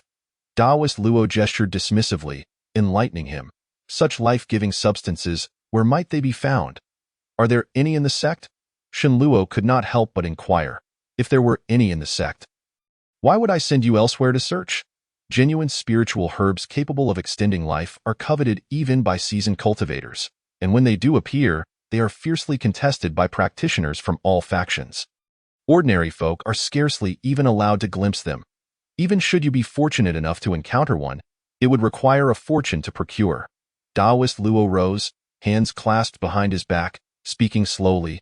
Why is it that gold and silver cannot purchase such things? Shen Luo felt a twinge of confusion. After all, he had been relying on the minor Huayang technique and Hongshui powder to sustain his life, both of which were indeed acquired with copious amounts of silver. The 200 gold pieces upon entering the sect and the 2,000 taels of silver sent annually from home. Were they not all lifelines? You have yet to step onto this path, so you cannot comprehend how genuine gold and silver appear to those who have mastered the deeper arts. They are akin to worthless stones and withered wood. Even in the event of a barter, the currency used is said to be the legendary Xinyu. Taoist Luo explained. Upon hearing this, Shen Luo felt as though struck by lightning. He was aware of the name Xinyu, having heard Bai Xiaotian mention it, and having seen references in various texts. It was truly the currency of deities. Not only would the merchants of the county fail to possess it, but even those tycoons in the state city might never have encountered it. Though purchase life-extending elixirs, one must possess divine currency. The wave of helplessness washed over Shen Luo, as he seemed to have lost even his last vestige of financial support. As his gaze dimmed, Taoist Luo's expression flickered with a hint of compassion. In a moment of agitation, Shen Luo suddenly recalled the true culprit behind his waning vitality. That peculiar jade pillow. Perhaps within it lay a solution, a potential pathway to salvation. Moreover, his inability to handle this jade pillow did not imply that others would be equally powerless. This item, which had so drastically diminished his lifespan, though a treasure, must prioritize his survival. If all else fails, perhaps he could exchange it for some benefits within the sect. Master. After a moment's hesitation, Shen Luo resolved to tentatively broach the subject of the jade pillow. However, as he began to speak, a sudden, deafening hum erupted in his mind. A sharp sound unlike anything he had ever encountered, threatening to pierce his eardrum. Darkness engulfed his vision, and he collapsed to the side. Taoist Luo was taken aback, but swiftly grasped his shoulder, guiding him back to a seated position. As Shin Luo's head throbbed, Taoist Luo furrowed his brow and grasped his wrist, feeling for his pulse. His fingers pressing against the 3 key points. After a moment, he shook his head and released his grip. The pulse is weak and lacking. Indeed, it is a manifestation of backlash from your cultivation. Your vitality has suffered greatly. How did you train to bring this upon yourself? Shin Luo's forehead was slick with cold sweat, and he managed to recount some of his daily practices, yet, when he attempted to mention the jade pillow once more, that violent hum surged again, eliciting a pained cry from him. Taoist Luo's expression turned serious as he supported his back, a warm glow emanating from his palm, sending a soothing current into Shin Luo's body, gradually alleviating the lingering buzz in his mind. What is happening? Could it be? Shin Luo, drenched in cold sweat, felt a wave of panic. However, when he again considered discussing the jade pillow, the piercing roar returned with even greater intensity, rendering him utterly speechless. What is wrong? Taoist Luo noticed his unease and inquired, I feel rather weak. It must be the backlash from my cultivation. Shin Luo panted, now too fearful to direct his thoughts towards the jade pillow. For the time being, cease your cultivation. Take the Hongxue powder back with you, but do not consume it all at once. Divide it into 3 doses, or your current state may not withstand it. Taoist Luo retrieved a paper packet from his robes and pressed it into Shin Luo's hands, while his other hand glimmered with a red light, gently tapping several acupoints along Shin Luo's back. Thank you, master. Shin Luo took a moment to regain his composure before hurriedly expressing his gratitude. He dared not linger any longer, bidding farewell to Taoist Luo before departing. Watching Shin Luo's somewhat unsteady figure disappear beyond the threshold, Taoist Luo rubbed the gold ingot concealed in his sleeve, his brow furrowing. It must be said, the lad is not a bad sort. What a pity. It seems I shall need to seek out another disciple from a wealthy family in a couple of years. He murmured to himself before casually sweeping his sleeve, causing all 4 doors of the room to clang shut. As night deepened, the candlelight still flickered in the quiet chamber near the cliff edge of the Qingshi Ping. Shin Luo sat beside the table, the peculiar jade pillow before him, his gaze lost in thought. The events that transpired with Taoist Luo earlier were so bizarre that he could not fathom what kind of force had prevented him from disclosing the secret of the jade pillow. Chapter 46. A gamble. Just an hour prior, upon returning to his quiet chamber, Shin Luo had attempted to voice his thoughts regarding the jade pillow to the empty wall beside his bed. Yet, as he began to speak, the same intense and piercing roar erupted in his mind, rendering him utterly incapable of articulation. After 2 attempts, he was left with a splitting headache, too fearful to try again. Now, he had a clearer understanding of the jade pillow's mysterious nature, genuinely believing it to be a powerful artifact. However, this very artifact had not only plunged him into terrifying nightmares, but had also severely depleted his vitality, impacting his lifespan, leaving him increasingly troubled. The matter of the jade pillow had to be set aside.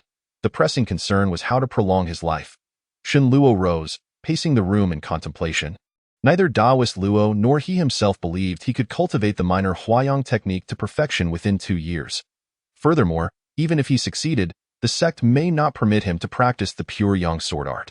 Relying on others is less effective than relying on oneself. It seemed he must take a gamble. With newfound resolve, Shin Luo halted his pacing, determination solidified within him. Days later, along the mountain path of Chuanqiu Temple, Shin Luo descended the stone steps, his brow furrowed, a lingering melancholy evident in his demeanor. He passed by fellow disciples without a word, merely offering a slight nod before moving on. Approaching the vicinity of the dining hall, he suddenly spotted a familiar figure and halted. Tian Shixiao. Shin Luo called out. Hearing his name, Tian Taixing turned, his face breaking into a grin as he hurried over. Shin Shidi, you were looking for Master Luo? Before he could finish his sentence, Shin Luo seized him and pulled him aside to a more secluded spot. Senior brother, I was just about to seek you out, yet I did not expect to encounter you here. Shin Luo initiated the conversation. Looking for me? Is there something of import? Tian Taixing inquired, scratching the back of his head. a hint of curiosity in his expression.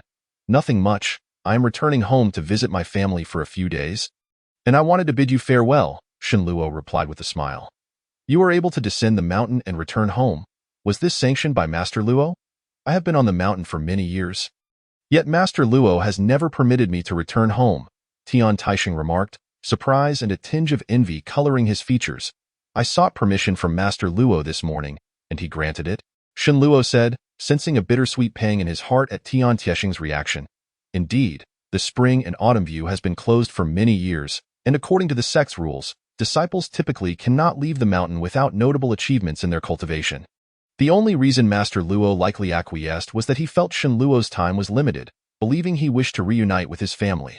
Given Tian Taisheng's usual demeanor, he probably could not fathom this point. And Shenluo had no desire to elaborate. "Are you going to inform Bai Shidi?" Tian Taisheng asked. "After leaving Master Luo, I visited Bai Shixiang's courtyard, but he was not there on my way back. I checked his usual training spot, but found him absent as well. I suspect he has sneaked down the mountain to indulge in some wine again. If you see him later, please convey my regards."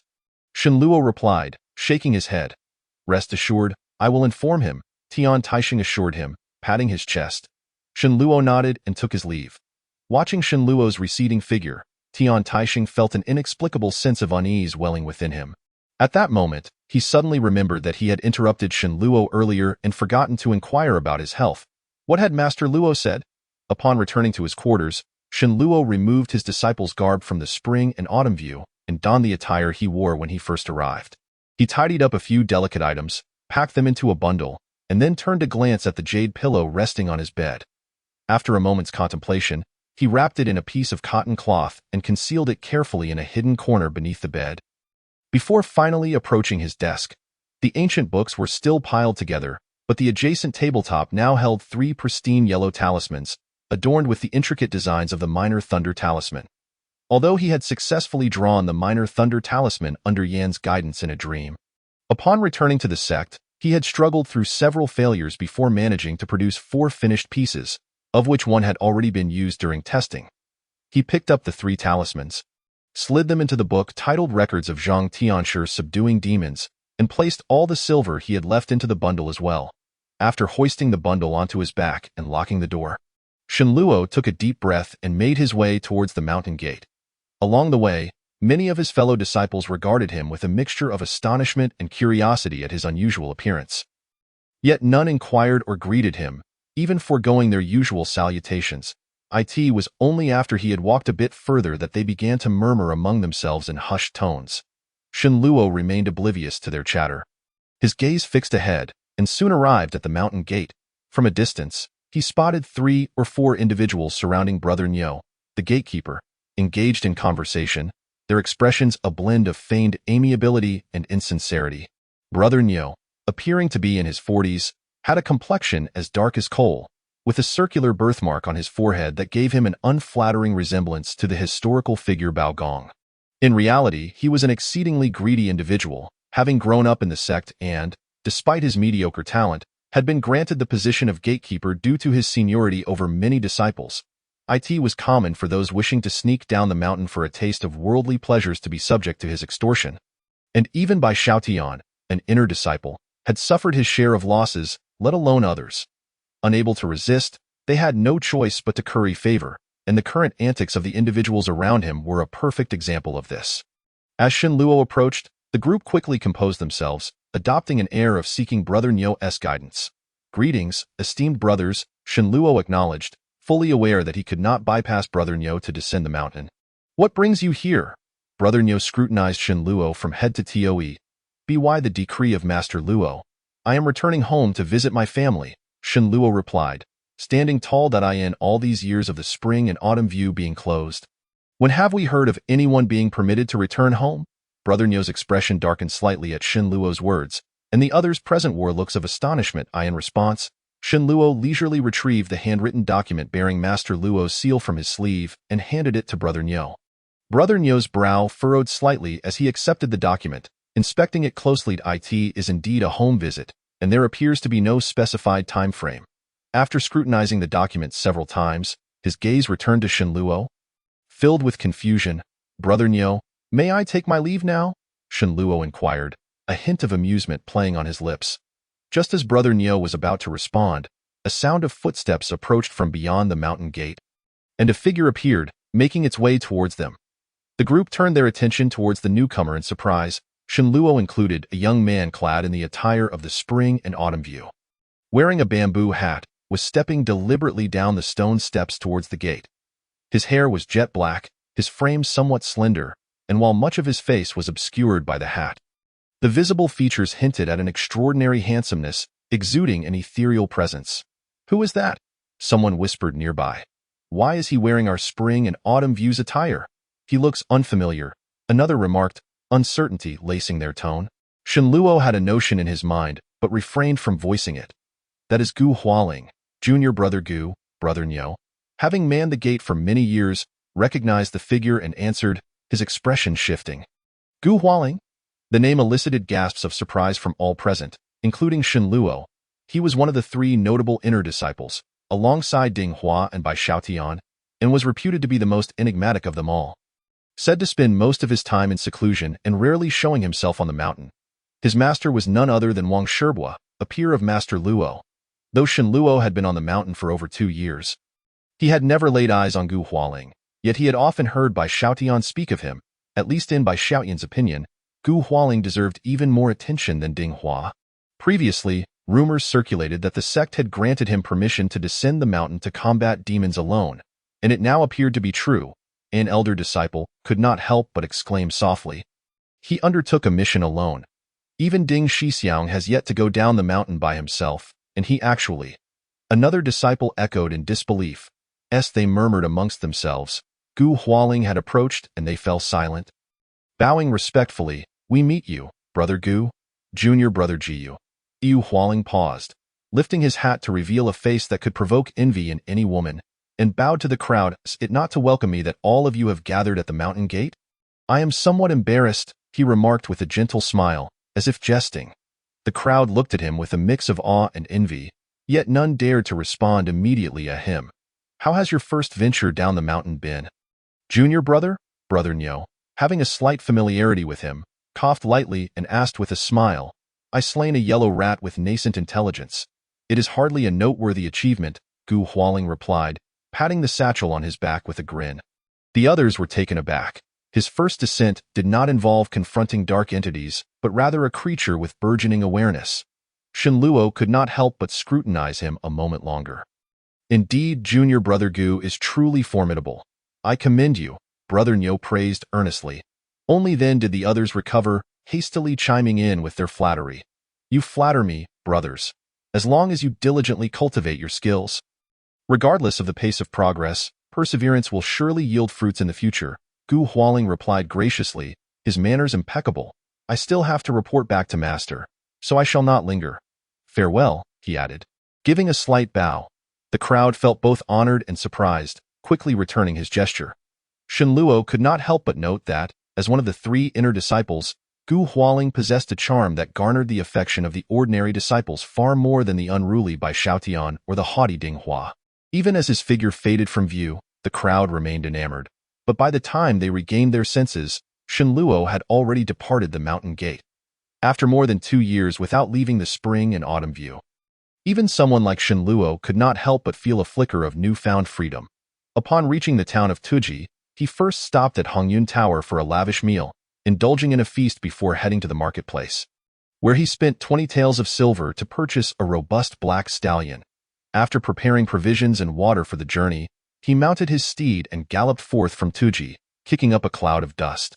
Dengping County governed over numerous towns and cities, among which Chunhua County was the most prosperous due to its flat terrain and fertile fields. In contrast, Tianping County to the east was impoverished, suffering from a scarcity of arable land owing to the rugged terrain of Zhejiang Mountain. Adjacent to Chunhua County, Songfan County benefited from the presence of the Luan River, establishing itself as a minor hub for trade and commerce. Thriving more than Chunhua County. At this moment, within the renowned Qinyang restaurant in Songfan County, Shenluo, clad in a long blue robe, sat at a window-side table on the second floor, savoring a selection of exquisitely prepared dishes. Steam wafting invitingly from his meal, He had been traveling for 3 consecutive days, enduring constant jolts along the way, and at this moment, he found himself lacking an appetite. He picked up a pair of chopsticks only to set them down again, finally grasping a nearby teacup to take a gentle sip of tea.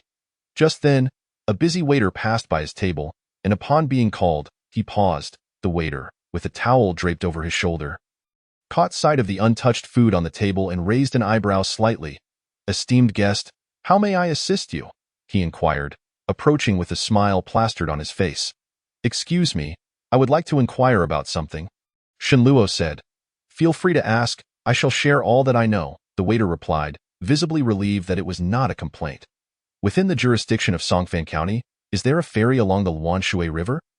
Shenluo asked. The waiter hesitated for a moment, then replied with a grin, "What an odd question, esteemed guest. In our Songfan County, there are 3 docks and at least 10 ferry crossings, both large and small." "So many." Upon hearing this, Shenluo's brow furrowed slightly. He had left the Chuanqiu Temple under the pretext of visiting relatives, heading straight for this Songfan County, not for any material gain, but in hopes of locating the nameless heavenly book discovered by his ancestor Yu Ming in the Luanshui River. If everything in his dreams were indeed true, then by the calculations of time, this celestial tome had likely yet to be discovered by his ancestor and was probably still hidden beneath some rocky shoal in the Luanshui River. The chance of obtaining the pure yang sword technique from the Chuanqiu Temple was exceedingly slim, and the elixir for preserving life was even more elusive. Therefore, seeking this ancient text that recorded celestial arts was his last glimmer of hope. Even if he were unable to master the spells within, he could use the tome alongside the Chuanqiu Temple to barter for celestial jade or other medicinal pills to replenish his vitality. "Good sir, do you know if there is a family with the surname Yu among those who operate the ferries?" Shenluo pondered for a moment before asking. Chapter 48. You daring well. The waiter rolled his eyes, his face now displaying a hint of difficulty. Sensing the hesitation, Shenluo discreetly retrieved a piece of silver from his sleeve and placed it on the table. The waiter glanced at it, his eyes immediately lighting up as he reached for it. "Let us hear what you have to say first." Shenluo gently covered the silver piece with his hand, a warm smile gracing his features. "Ahem, if I recall correctly, there is only one family named Yu, who operates a ferry at the Huangwei Marsh section. It's a treacherous stretch of water, filled with hidden reefs and swift currents. Only that man from the Yu family can navigate those waters," the waiter said, clearing his throat and retracting his hand, slightly disgruntled. Upon hearing this, Shenluo felt a surge of joy.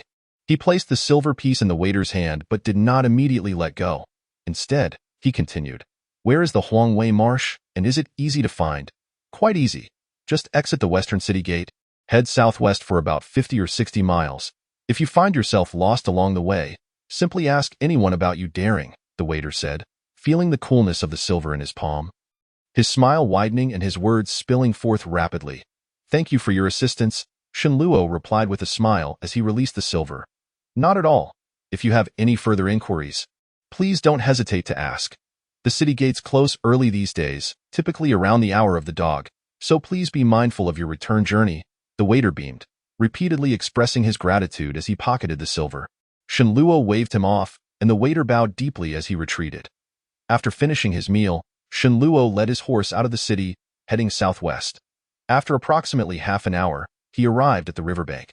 The Luanshui River was wide, fed by many tributaries upstream, with both artificial levees and natural wetlands flourishing with robust elm and willow trees, their lush branches swaying in the gentle summer breeze.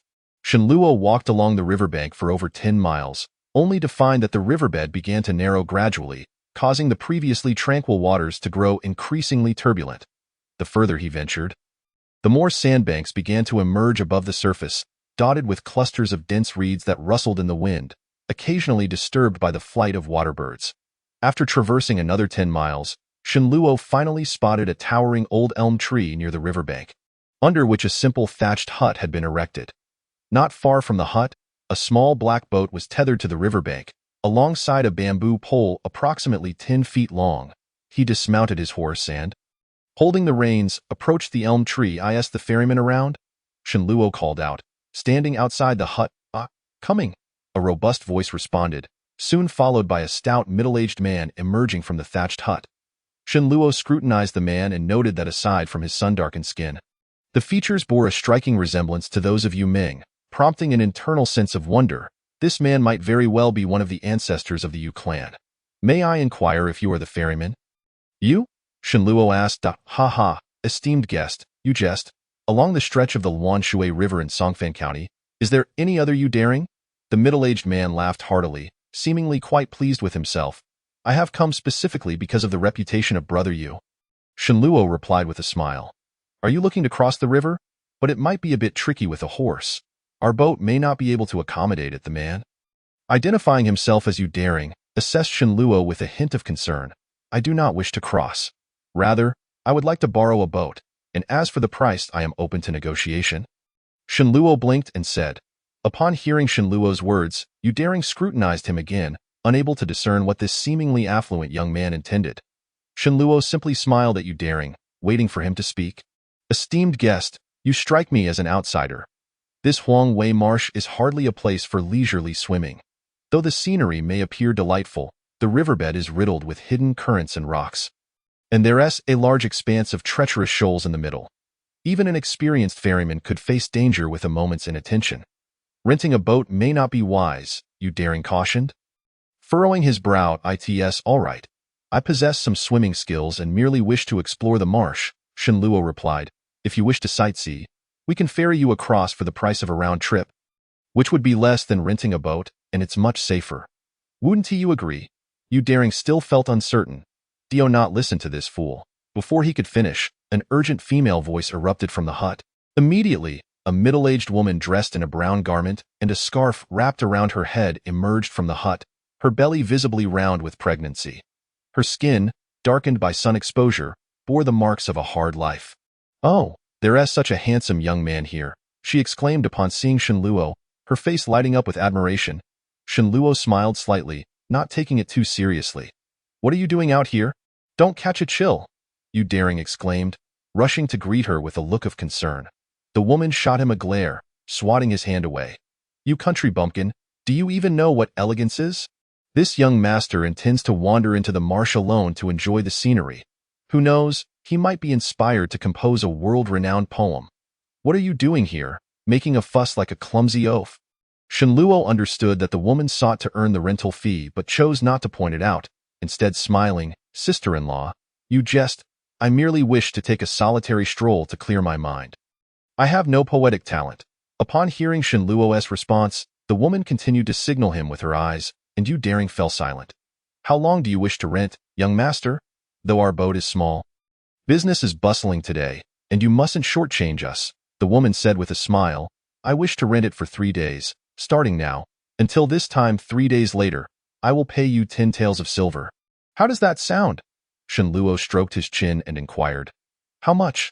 The woman's expression shifted, taken aback by Shenluo's apparent generosity. 10 taels of silver, Shenluo reiterated. Absolutely not. That's far too much. Yu daring exclaimed, shaking his head vigorously. That's indeed excessive. It would be more than enough to buy our boat, he continued. Even the woman, greedy as she was, felt it inappropriate to accept such a sum. Dear sister-in-law, there's no need to fuss over it. I find a kindred spirit in Brother Yu. Consider this 10 taels as a gesture of friendship. I shall take the boat, Shenluo declared resolutely. Young master, such grandeur and generosity. You are destined for a long and prosperous life. The woman beamed, her smile widening as she appraised Shenluo with increasing approval. Chapter 49. Exploring the river once the agreement was made. Shenluo entrusted his horse to Yu daring and his wife for safekeeping while he took charge of the small boat and set off into the river. Before departing, Yu daring offered a final round of safety advice. Anxious for Shenluo's well-being, Shenluo naturally took heed, diligently noting the conditions of various river sections and the precautions he needed to observe. The woman even provided fresh drinking water for the boat and insisted on sending him off with some flatbreads and dried meat wrapped in cloth, urging him to take them along.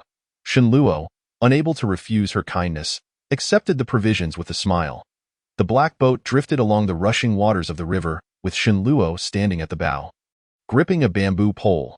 Rather than propelling the boat forward, he gently probed the water on either side for hidden rocks. Soon, the boat navigated past towering reeds and entered a sprawling marsh. According to Darren's account, this section of the Luan River is the most tumultuous stretch of the entire river.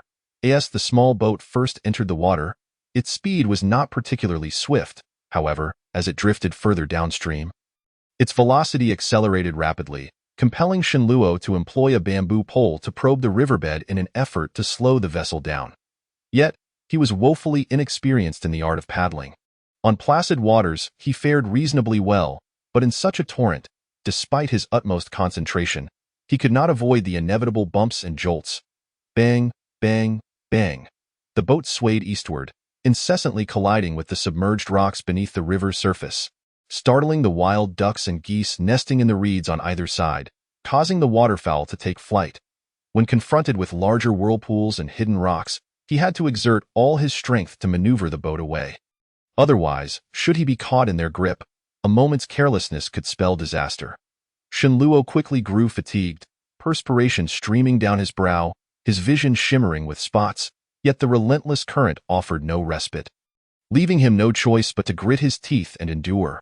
Along the journey, he paid close attention to the banks, searching for any narrowing of the river, but the dense and towering reeds obstructed his view, making it difficult to discern clearly. He could only rely on the fluctuations of the water's flow for guidance. After all, where the river constricted, the current would inevitably quicken. Thus, he drifted for 7 or 8 miles without encountering any rocky shallows. Although there were indeed numerous sandbanks within the river's heart, his boat abruptly found itself wedged between 2 narrow sandy shoals. The shoals were lush with verdant reeds, creating what appeared to be a natural waterway. As the boat entered this passage, its speed suddenly increased, propelling it forward with great force. With a muffled thud, the vessel jolted violently as it burst from the thicket of reeds. Shenluo staggered, nearly losing his balance and tumbling overboard. Regaining his footing with the help of the bamboo pole, he glanced ahead to find the boat had collided with a rocky shoal measuring several dozen yards across. Fortunately, the sturdy wooden craft suffered no damage. Unlike the sandy banks seen along the way, this rocky shoal was strewn with fist-sized grayish-white pebbles and silt, while the area where the boat struck was dominated by a much larger, oddly shaped brown rock. This stone jutted about 2 feet above the water's surface, with its greater mass submerged below. As luck would have it, the bow of the boat had lodged itself in a crevice of this peculiar rock. But thankfully, it remained intact. Shenluo surveyed the banks for a moment and observed that the river had clearly narrowed at this point, a smile creeping onto his lips. This must be the spot where the river narrows. The rocky shoal and the underwater reef, he murmured to himself. According to Yu Yin, their ancestors had discovered that nameless celestial tome beneath a rocky shoal, and this place seemed to fit the description perfectly. He had anticipated a lengthy search, yet it seemed fortune had favored him. Shenluo tossed the bamboo pole onto the rocky shoal, bent down to secure the boat's tether to the reef, and gave it a firm tug to ensure it would not drift away before finally collapsing into the boat's cabin, reclining backward. After having rowed for so long, he was utterly exhausted. At that moment, he lacked the strength even to leap from the bow, let alone search for the celestial tome. After resting for a while and consuming some provisions, he finally regained his breath and stood up once more. He retrieved a bundle of hemp rope, about the thickness of his thumb, firmly tying one end to the river reef while wrapping the other around his waist twice and securing it before leaping from the boat onto the rocky shoal. The rocky shoal was roughly oval in shape, aligned with the flow of the water. It was elongated from east to west and slightly narrower from north to south. The reef stood at the western edge of the shoal, and Shenluo positioned himself beside the stone, gazing into the river. The water appeared dark and murky, carrying a faint odor of silt. Near the rocky shore, white frothy waves lapped at the edges, while further out, an array of swirling eddies danced upon the surface, obscuring any view of the depths below. Gathering his resolve, he cautiously extended a foot, stepping carefully toward the water. However, the rocks at the water's edge were loose and shifted underfoot, causing him to lose his footing suddenly. With a resounding splash, he plunged into the river. The water was quite deep in this area, submerging him entirely. The swift current violently thrust him against the massive rock, and he could not suppress a gasp as he inhaled several mouthfuls of muddy river water. In a panic, he struggled to turn around, grasping the stone to climb upward, his head breaking the surface just in time for him to take a deep breath, only to be seized by a fit of violent coughing. coughing. After a considerable moment, Shenluo finally regained his composure, wiping the river water from his face, his heart still racing from the shock. This place was indeed perilous. However, if it were not so, the nameless celestial tome would not have remained hidden here for so long, nor would anyone have ever discovered it as he pondered this. His desire for the celestial tome intensified. This time, he took a deep breath, pinched his nose, and plunged beneath the water, one hand gripping the rock behind him as he carefully descended. Upon entering the water, he slowly opened his eyes, only to find the river's murky quality obscured his vision, making it impossible to see much or discern the depths. He could only rely on the reef to navigate toward the riverbed. To his surprise, the riverbed was quite deep. When his feet finally touched the muddy bottom, he found himself running out of breath. Struggling against the sensation of suffocation, he widened his eyes, straining to glimpse the riverbed beneath the rocky shoal. And in the hazy depths, he discerned what appeared to be indistinct caverns or tunnels. Though their true nature eluded him, he hastily reached out to explore, but after only a brief moment of holding his breath, dizziness overcame him, and the weight on his chest became unbearable, forcing him to cling to the rock and gradually ascend back to the surface. Shenluo gasped for air, his chest heaving violently. Once his breathing steadied somewhat, he dove back into the water, descending once more. This time, eager to prolong his stay at the riverbed, he descended quickly, and upon reaching the bottom, he began to feel around. However, the dimness and the swirling silt rendered his vision nearly useless, and he floundered about like a headless fly. Before long, he exhausted his breath and had to surface again. After a brief recovery, he plunged back down, resuming his search beneath the rocky shoal. After several back-and-forth attempts, when Shenluo surfaced for air, he felt utterly drained and chilled, his lips tinged with a faint bluish hue. Clinging to the reef, he tilted his head back to gaze at the western sky, observing that the sun had begun its descent point one more try. Shenluo focused intently, inhaled deeply, and once again sank beneath the surface. He had nearly traversed every mud-filled cavern beneath the reef, and now he swam southward along the rocky shoal, his palm gliding over the riverbed as he reached for the depths. This time, as his right hand squeezed through a modest opening, his fingertips suddenly brushed against something distinctly different from the rocks. Chapter 50. The bag. The object felt akin to burlap, its shape resembling a plump sack. Uneven and seemingly filled with various contents. Could it be the celestial tome? Shenluo's heart raced at the thought, and he hurriedly grasped the corner of the sack, attempting to pull it free. Yu Yin had not specified what the celestial tome looked like, and perhaps it was contained within this very bag. However, the opening at the riverbed was only as wide as a bowl. Yet the sack was swollen and seemed as large as a small jar, firmly wedged within, rendering it impossible to extract. Despite several attempts, he found himself at an impasse. At this moment, his breath once again ran out, forcing him to resurface. Shenluo lay atop the reef, his chest heaving, his eyes betraying his excitement, even hearing the rapid thump of his own heartbeat.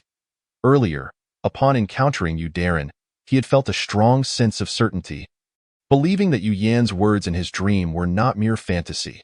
Now, this opportunity seemed tantalizingly close, stirring within him an overwhelming thrill. After catching his breath, Shenluo did not immediately plunge back into the water. Instead, he climbed onto the rocky shoal and returned to the boat's cabin. Moments later, he emerged with a 2-foot-long black iron rod in hand, jumping from the bow and submerging once again. Upon locating the narrow opening, he inserted the iron rod, carefully avoiding the contents within, and began to pry it back and forth. The reef was massive and its weight formidable, and Shenluo had no illusions about moving it entirely. He simply aimed to enlarge the opening enough to retrieve the object within. A series of subtle scraping sounds echoed underwater as he worked, the disturbance stirring up sediment that forced him to tightly shut his eyes, only opening them intermittently to gauge his progress. Despite the river's relentless erosion, the rock's durability exceeded Shenluo's expectations. After considerable effort, he had barely widened the opening, yet still, he could not fully extend his fingers to grasp the object. Though anxious, the thought of what might lie within spurred him on, filling him with determination. Each time he surfaced, he took only a few breaths before plunging back in. Finally, after spending the better part of half an hour, he managed to significantly enlarge the opening. When his hand firmly grasped the sack and he began to pull, his fingers trembled with anticipation, his heart silently praying, "It must be the celestial tome." As he extracted the burlap sack, he found it unexpectedly heavy. Without pausing to examine it, he swiftly ascended toward the surface. After he climbed onto the rocky shore, he did not untie the ropes binding him. Instead, he leaned back against the riverbed boulders, soaking wet, and sank to the ground, gasping for breath, his hand tightly clutching a burlap bag. Once Shenluo regained his composure and turned his head to look, he discovered that what he held in his hand was far from a mere burlap sack. The rough texture that felt like burlap was actually woven from some kind of metallic thread. Coated in mud and algae, its original golden hue now rendered quite dim. The opening of the bag was secured with a circle of golden cord, from which hung a palm-sized piece of gold leaf. Shenluo removed it, wiped away the grime with his right hand, and was astonished to find inscriptions etched upon it. He could not help but swallow nervously, his eyes scanning the somewhat blurred characters. The words Imperial Edict were unmistakably familiar to him, as they were the very characters he often inscribed when drawing talismans. This gold leaf seemed to function as a talisman as well. Yet the characters following Imperial Edict were inscribed so faintly that he could neither discern nor recognize them. With a casual motion, Shenluo tucked the gold leaf talisman into his sleeve and began to unravel the golden cord securing the bag's opening. Once the cord was removed, the bag gaped wide. Curious, Shenluo peered inside, only to feel a shiver run down his spine. Within the bag woven of golden threads lay a pile of stark white bones. These were unmistakably human bones, and after a brief pause, he suppressed his discomfort and emptied the contents onto the ground. As he surveyed the scattered bones, despair washed over him. There was no celestial scripture to be found here. However, as his gaze fell upon the remains, he couldn't suppress a soft gasp, prodding them with his iron rod for a closer inspection.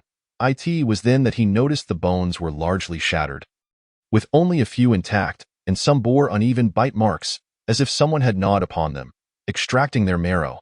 The mere thought of such a scene sent a chill racing down Shenluo's spine. After considerable hesitation, he retrieved a ragged cloth from the cabin and used it to gather the fragmented bones, carefully placing them back into the bag. During this process, he noticed something peculiar. There were no skulls among the human remains. Yet, Shenluo had no inclination to dwell on this oddity. He merely felt unfortunate for finding such a gruesome collection instead of the sought-after celestial scripture. After collecting the bones, he also discovered a few shattered wooden beads among the stones, rotten and disintegrating at the slightest touch. Respect for the deceased is paramount. My finding you is a form of fate.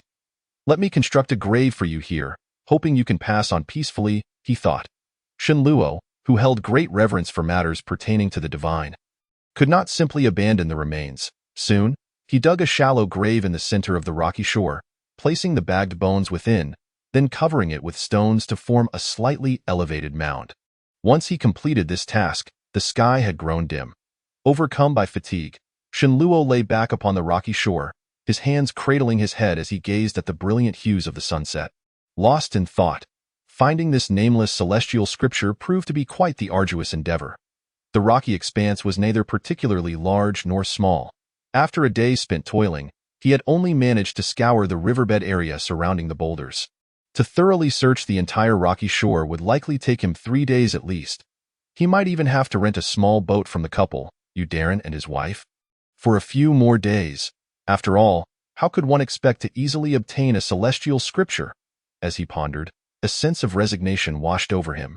Yet, at that moment, an idea struck him, causing him to sit up abruptly. This celestial scripture was a treasure of the immortals, and that jade pillow appeared to be of significance as well. Since he had previously found the jade pillow using a counterfeit small thunder talisman, why not attempt to use it again? Even if it served little purpose, it could at least be utilized for underwater illumination. Regrettably, he only had 3 small thunder talismans on him. With that thought, Shenluo hastily untied the ropes binding him and prepared to row the boat upstream. However, as soon as he stood, darkness enveloped his vision, and his legs trembled uncontrollably, forcing him to crawl back onto the boat for a drink of water and to take a rejuvenating pill. Changing into a clean outfit to rest for a moment before starting his return journey. By the time he finally reached the dock, the sky had darkened, Why Yu Darren and his wife were waiting anxiously, their expressions tinged with worry. Yet, upon seeing Shenluo, albeit weary-faced, return safely, they both breathed a sigh of relief. Shenluo paused briefly to exchange words with them, assuring them he would return the following day. Before mounting his horse and riding off towards Songfan County. Chapter 51. A state of unconsciousness. When Shenluo arrived outside Songfan County, it was already past the hour of the dog, and the city gates had closed. Realizing he could not enter, he urged his horse towards a small town to the east of the city. Songfan County boasted a flourishing trade, and this small town, situated along the main route out of the city, bustled with shops, forming a sizable marketplace, most of which were inns catering to the needs of traveling merchants. Each inn had a clerk stationed at the entrance, their calls ringing out in a lively chorus, vying for patrons. Dear guest, are you seeking a place to stay? We have hot water, freshly braised beef shank, delicious indeed. We also have stewed goose in the pot, sure to satisfy your appetite. Come stay at our Ulu Inn. Our daylight fragrance wine is renowned far and wide. Once you taste it, you'll crave it again. As Shenluo approached, clerks from nearby inns flocked to him, eagerly competing for his attention. Ignoring their entreaties, Shenluo scanned the surroundings and steered his horse towards a modestly decorated, relatively secluded inn, leaving the clerks feeling disheartened, for his splendid attire and fine steed marked him as a wealthy patron. The entrance of this small inn was also manned by a young clerk, appearing no older than 15 or 16, with bright, twinkling eyes that hinted at his cleverness. Dear guest, are you looking to stay? Our establishment may be small, but it is peaceful, and the prices are quite reasonable. Give me a quiet room and some hearty meals. Make it plentiful, Shenluo replied, feeling famished after a long day in the river. Certainly. The young clerk's face lit up with excitement as he took the reins of Shenluo's horse and led it into the inn. The other clerks from nearby inns cast envious glances, their expressions a mix of jealousy and admiration. As Shenluo dismounted, however, the moment his feet touched the ground, a wave of weakness washed over him, as if a void had opened within him. Draining all his strength, a ringing filled his ears, and his vision darkened, causing him to collapse onto the ground. Dear guest, are you all right? The young clerk exclaimed, startled as he rushed to help Shenluo up. Shenluo managed to glance at the clerk, attempting to speak, but found himself lacking the strength even to utter a word, his complexion swiftly paling. What is happening? Did he fall from his horse? No, I just saw him dismount, and he suddenly fainted. It seems he may have fallen ill. Xiao San, this guest you've brought seems to be a troublesome one. As the commotion drew attention, onlookers gathered around, speculating, while clerks from other inns joined in, some of whom wore expressions of schadenfreude, having been previously rejected by Shenluo. Seeing the crowd swell, the young clerk grew anxious, calling for assistance from inside the inn. At that moment, there were no other guests, only 2 serving boys and a lean middle-aged man wearing a cap, who was busy flipping through the inn's account book at the counter.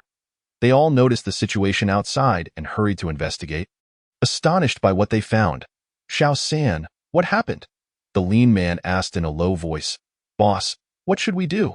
Xiao San relayed the situation rapidly, his face drawn in distress. Oh, this guest must be weary from travel and has simply fainted. There's no need for alarm. You too, carry him inside. Xiao San, go fetch Dr. Lu from Lu's apothecary. The innkeeper's thoughts raced, and he spoke loudly enough for the onlookers to hear. The 2 serving boys promptly lifted Shenluo and carried him inside, while Xiao San dashed out. Everyone, this is merely a case of fatigue. There's no cause for concern. Please disperse, the innkeeper said, taking down a bundle hanging from Shenluo's saddle and glancing around at the crowd before retreating back into the inn. As the crowd realized the excitement had dissipated, they gradually dispersed. The 2 serving boys carried Shenluo to a guest room in the back courtyard, carefully placing him on the bed. Though he was not heavy, the prolonged effort left the boys quite exhausted. Boss, this person doesn't appear to be merely fatigued. He still has his eyes open, and his body feels quite cool. I hope he isn't seriously ill. One of the stocky boys wiped the sweat from his brow and said, Don't jump to conclusions. Let Dr. Lu examine him first, the innkeeper scolded, furrowing his brows. Yes, sir, the stocky boy replied, realizing he had spoken out of turn. What on earth happened out there? The noise was quite alarming. A voice called from outside, accompanied by heavy footsteps as a middle-aged woman entered. The individual in question possesses a corpulent physique, with the excess flesh on their face squashing their eyes into mere slits. Their skin bears a notably dark hue, yet they are clad in a strikingly vibrant crimson silk shirt, adorned with a golden hairpin, their flamboyant attire rendering them quite an eyesore. "Madam Boss," two attendants hastily called out, seemingly intimidated by the woman in red. "What are you doing out here instead of in the kitchen?" the innkeeper remarked with a hint of displeasure as he cast a glance at the woman. "What? Is this and solely yours? Am I not allowed to come to the front?" the woman in red retorted, her eyebrows arching as she placed her hands on her hips. "There are guests present. What are you clamoring about?" The innkeeper's expression faltered slightly, and he lowered his voice. It was only then that the woman in red noticed the figure of Shen Luo on the bed, her demeanor softening just a tad. "What is the matter with this person? Why is he lying there motionless?" She scrutinized Shen Luo for a moment and inquired.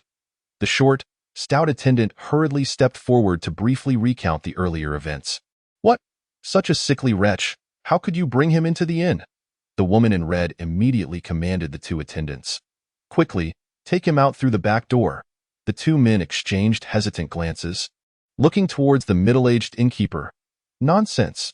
This young man came to our inn for lodging and fainted at the entrance. How could we simply ignore him if word spreads that we neglect our guests? Will we ever be able to run this inn again?" The innkeeper furrowed his brow as he spoke. "I believe you are the one spouting nonsense. If he were to die here, who would dare to come to this inn?" The woman in red shot back, her voice rising in volume. "I have already sent Xiao Sanzi to summon Dr. Lu. I will handle this matter myself, so do not create further chaos." The innkeeper's expression turned impatient, his tone growing colder. "Holy Yongkai, do you intend to rebel? Do not forget that without my borrowed funds from my family, a country bumpkin like you could never afford to run this inn." The woman in red seethed with rage, her demeanor resembling that of a fierce lioness. The innkeeper named Ho found himself momentarily at a loss for words. "Innkeeper, Dr. Lu has arrived." Just then, Xiao Sanzi's voice echoed from outside. Before the words had fully settled, two figures entered, with Xiao Sanzi leading the way and a man in a white robe following closely behind. This man appeared to be in his 40s, with a lean visage and a few inches of black beard beneath his chin, exuding an air of scholarly elegance. "Innkeeper Ho, where is the patient?" Dr. Lu paused momentarily upon observing the scene in the room, hesitantly asking. "Dr. Lu, we shall discuss matters later. Do not embarrass us here." The innkeeper Ho's face briefly showed signs of awkwardness as he spoke softly to the woman in red, then quickly approached Dr. Lu. The woman in red regarded the innkeeper's retreating figure and fell silent, her indignation quelled. Chapter 52. Time is of the essence. The patient is here. "Dr. Lu, can you ascertain his ailment?" The innkeeper Ho guided Dr. Lu to the bedside and offered him a stool to sit. Dr. Lu meticulously examined Shen Luo's complexion, then took hold of Shen Luo's wrist to pulse diagnose. Soon, he emitted a soft exclamation. "Brother Lu, could it be that this young man's condition is quite severe?" The innkeeper Ho inquired anxiously.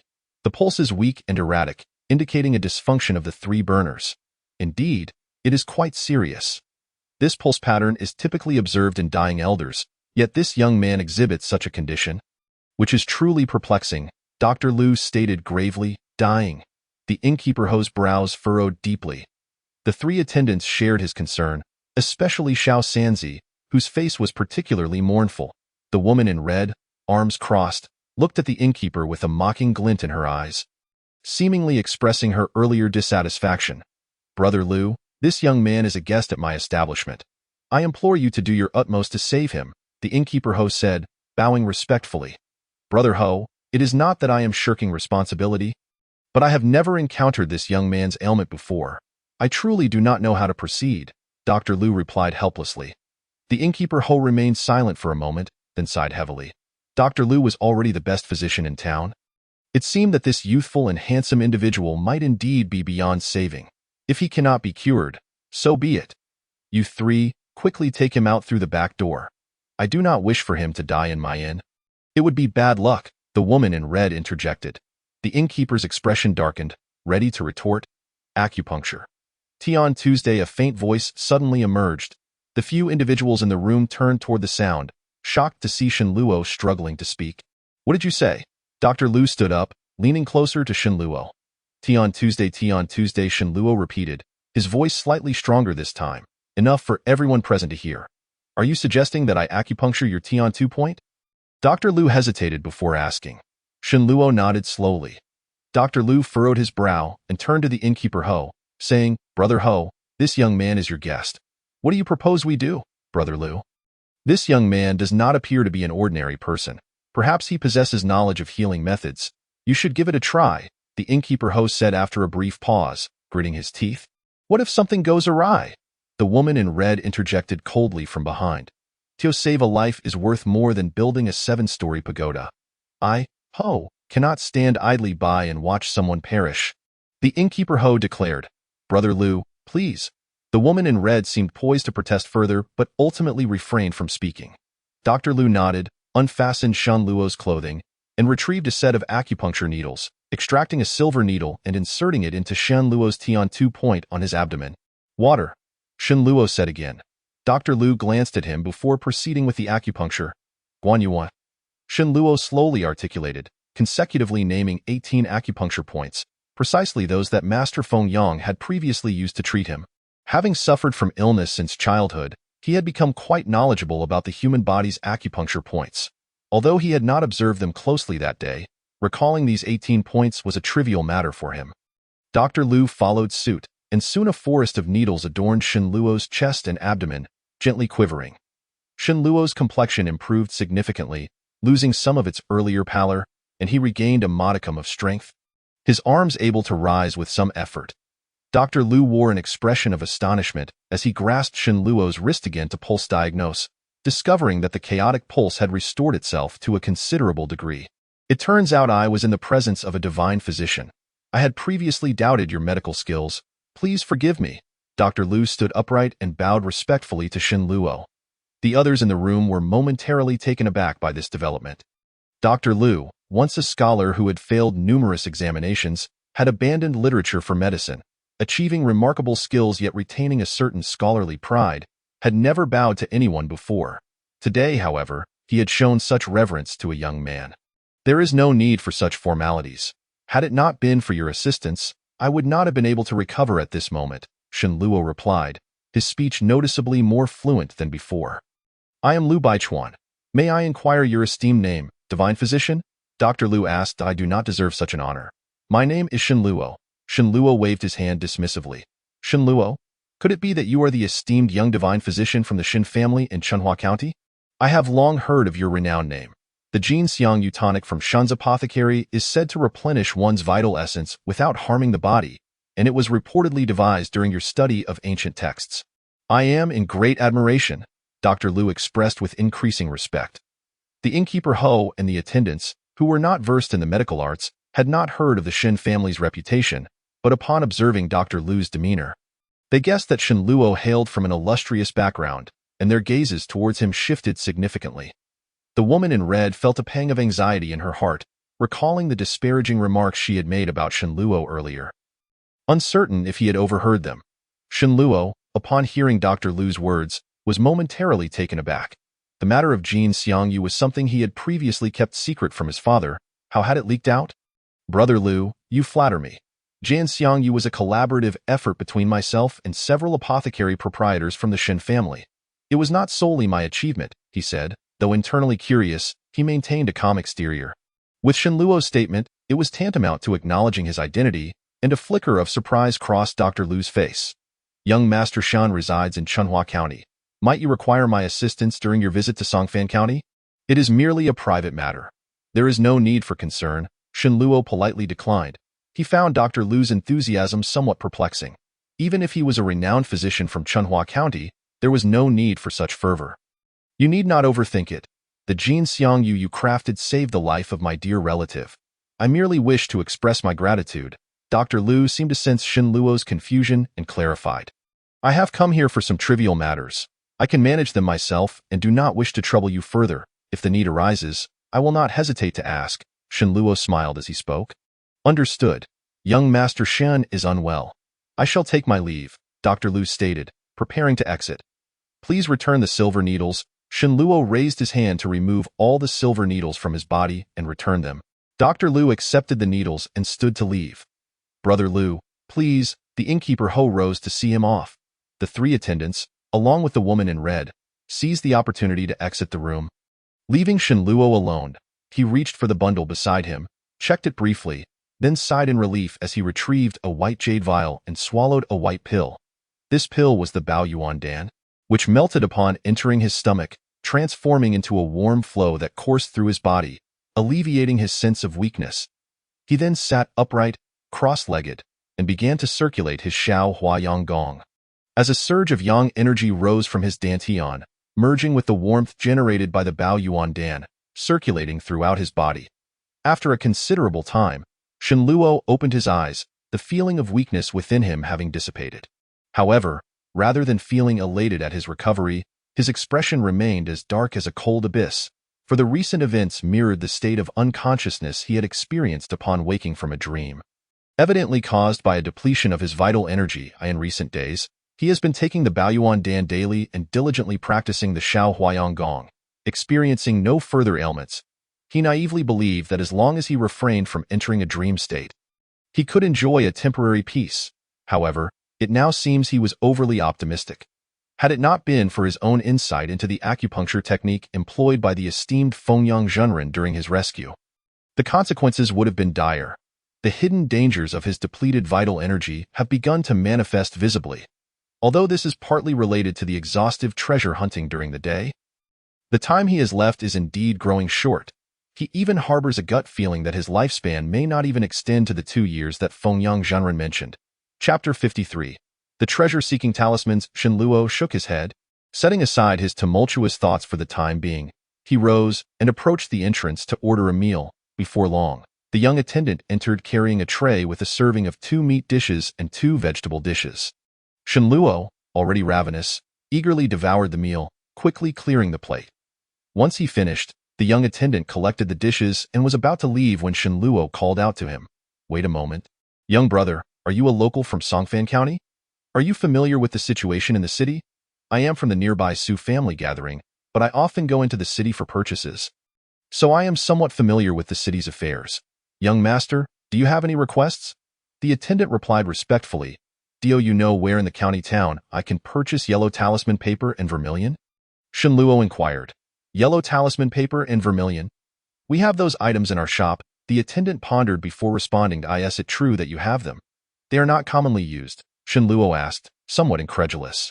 Coincidentally, our shopkeeper invited a master to perform rituals last month, and we have quite a bit of leftover talisman paper and vermilion stacked in the back courtyard. If you need them, I could ask the shopkeeper for some on your behalf. The attendant said with a smile. That would be much appreciated, Shen Luo replied, offering a small piece of silver as a reward. Thank you, young master. Besides talisman paper and vermilion, do you require anything else? I can fetch it all for you, the attendant exclaimed joyfully, for this small piece of silver was worth several months of his wages. I almost forgot to mention, could you also find me some fresh black dog blood? As well as a complete set of brush, ink, paper, and inkstone? And some tung oil as well, Shen Luo added after a brief contemplation.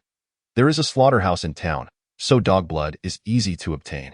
Tung oil can be found at a nearby general store, and the stationery shop has ready supplies of brush, ink, paper, and inkstone. Please wait a moment. I shall fetch them for you right away, the attendant said. Dashing off. After about half an hour, he returned, bearing another tray filled with Shen Luo's requested items. Shen Luo inspected the goods to ensure they were correct, then dismissed the attendant and immediately began attempting to draw the treasure-seeking Xiao Lei talisman.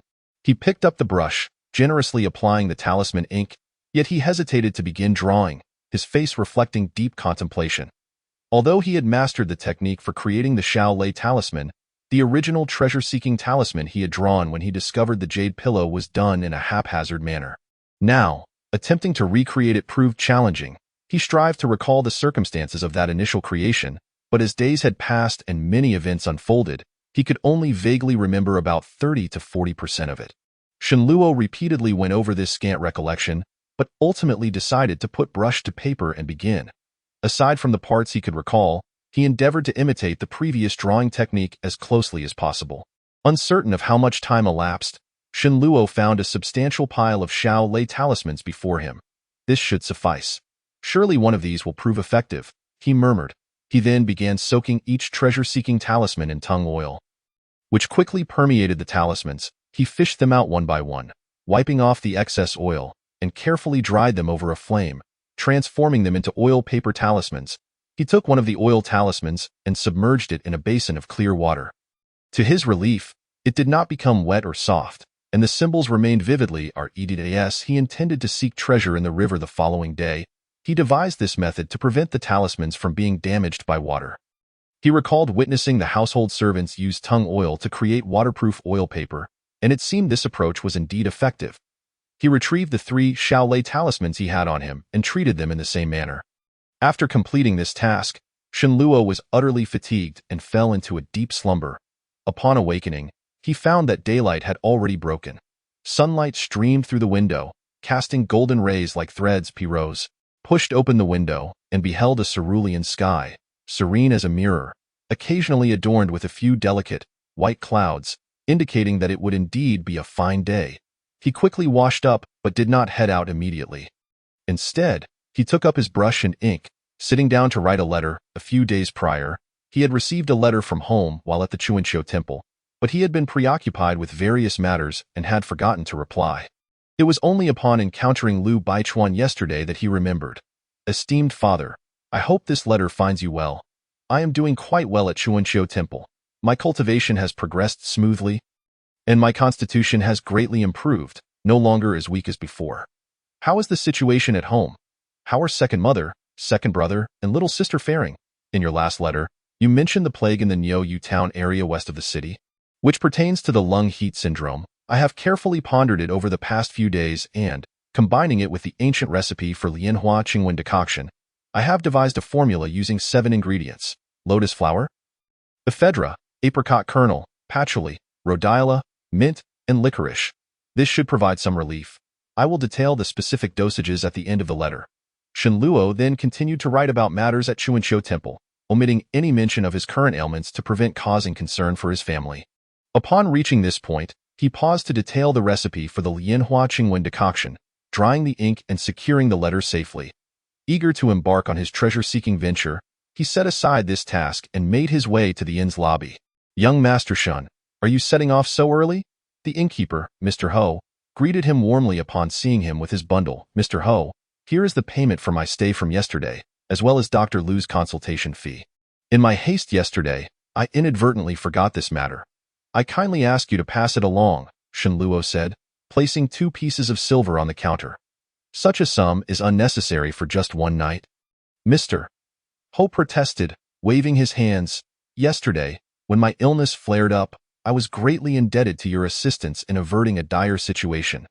This is merely a token of my gratitude, Shenluo replied, bowing slightly. Without waiting for Mr. Ho to say more, he swiftly exited. Mr. Ho raised his hand, seemingly wishing to say something, but upon seeing Shenluo's slightly anxious expression, he swallowed his words. Outside the inn, the young attendant had already brought forth a horse. Shenluo mounted swiftly and urged the horse to gallop away. Chapter 54. Seeking in the rain, Shenluo first entered the city to send the letter home from the post station, then rode out of the city, traveling swiftly until he returned to the Huangweiding ferry. The summer sky is fickle. What had been a clear sky moments ago suddenly darkened with ominous clouds, and a fierce wind arose, heralding an impending storm. Shenluo glanced at the sky, tethered his horse to a nearby tree, and untied the small black boat secured to a post before leaping aboard. Young master, you must not take the boat today. Look at the sky. A storm is imminent. This river is narrow, and once the heavy rain begins, the waters will become treacherous. Not even skilled boatmen dare venture out in such conditions. Yu Darren, who had emerged from his hut wearing an apron as if preparing a meal, hurriedly cautioned. Thank you for your reminder, brother Yu. I know my limits. Shenluo waved him off, and with a deft push of his bamboo pole, the small boat glided smoothly forward, heading downstream. According to Yu Yin, it was on a stormy day that Master Yu discovered the nameless celestial book. Perhaps the current weather could serve as an opportunity. Of course, if the water conditions became truly dangerous, he would not recklessly endanger himself. Young master, there are many hidden rocks downstream. If the current is too swift, even the sturdiest boat will not withstand a collision. Come back. Darren exclaimed urgently. Yet Shenluo did not respond. The boat sailed smoothly, swiftly carrying him far away. His boat paddling skills had improved considerably since yesterday, and he soon arrived at the rocky shoal from the previous day. Although the sky had darkened further since his departure, it had yet to rain. Shenluo anchored the small boat beside a brown river rock, poised to advance when he abruptly halted, scrutinizing the jagged rock that protruded 2 feet above the water. "Let this be the starting point," Shenluo declared, picking up a secured rope and fastening it around his waist. He retrieved a treasure-seeking talisman and placed a yuan stone atop it, carefully channeling his energy. Before long, the yuan stone emitted swirling white vapors, spilling slightly over the edges. Guided by the red threads in his palm, these vapors flowed into the treasure-seeking talisman. The talisman's inscriptions glowed. Enveloped in a faint white light, Shenluo withdrew the red threads, halting the process. The once surging white vapors within the yuan stone calmed, now containing a barely perceptible trace less than before. Though he had not fully activated the talisman, the initial signs did not indicate the formation of the previous white light mass. With only a few yuan stones at his disposal, he needed to exercise caution, prompting him to devise such a clever approach. The subsequent attempts were met with failure for 7 or 8 talismans in succession, and nearly 1/5 of the white vapors contained within the yuan stone dissipated. Shenluo had anticipated this outcome, as the original treasure-seeking talisman had been created by chance. Reproducing it now was no easy feat. He sighed softly, retrieving another treasure-seeking talisman and activating it with the yuan stone. Failure, failure. Yet more failure in the blink of an eye. The thick stack of treasure-seeking talismans that Shenluo had meticulously prepared had dwindled to just a few scattered sheets, and the once abundant essence stone was nearly exhausted. Even though Shenluo had braced himself mentally, the relentless string of over 40 failures had begun to erode his confidence. Could it be that these treasure-seeking talismans truly relied solely on fortune? If so, the situation would become dire. With the myriad of jagged stones scattered throughout the river, locating the elusive nameless heavenly book hidden within was akin to searching for a needle in a haystack. If today proves futile, then tomorrow shall bring another attempt. I refuse to believe that after 100 or even 1,000 tries, success will elude me, Shenluo muttered to himself. The nameless heavenly book was his sole hope. A treasure he could not afford to abandon. With this thought, his expression regained its steadiness as he retrieved a new treasure-seeking talisman and activated it once more. With a resonant hum, as the last flicker of power from the essence stone infused into the talisman, a gentle white light blossomed forth, forming a white orb no larger than a basin.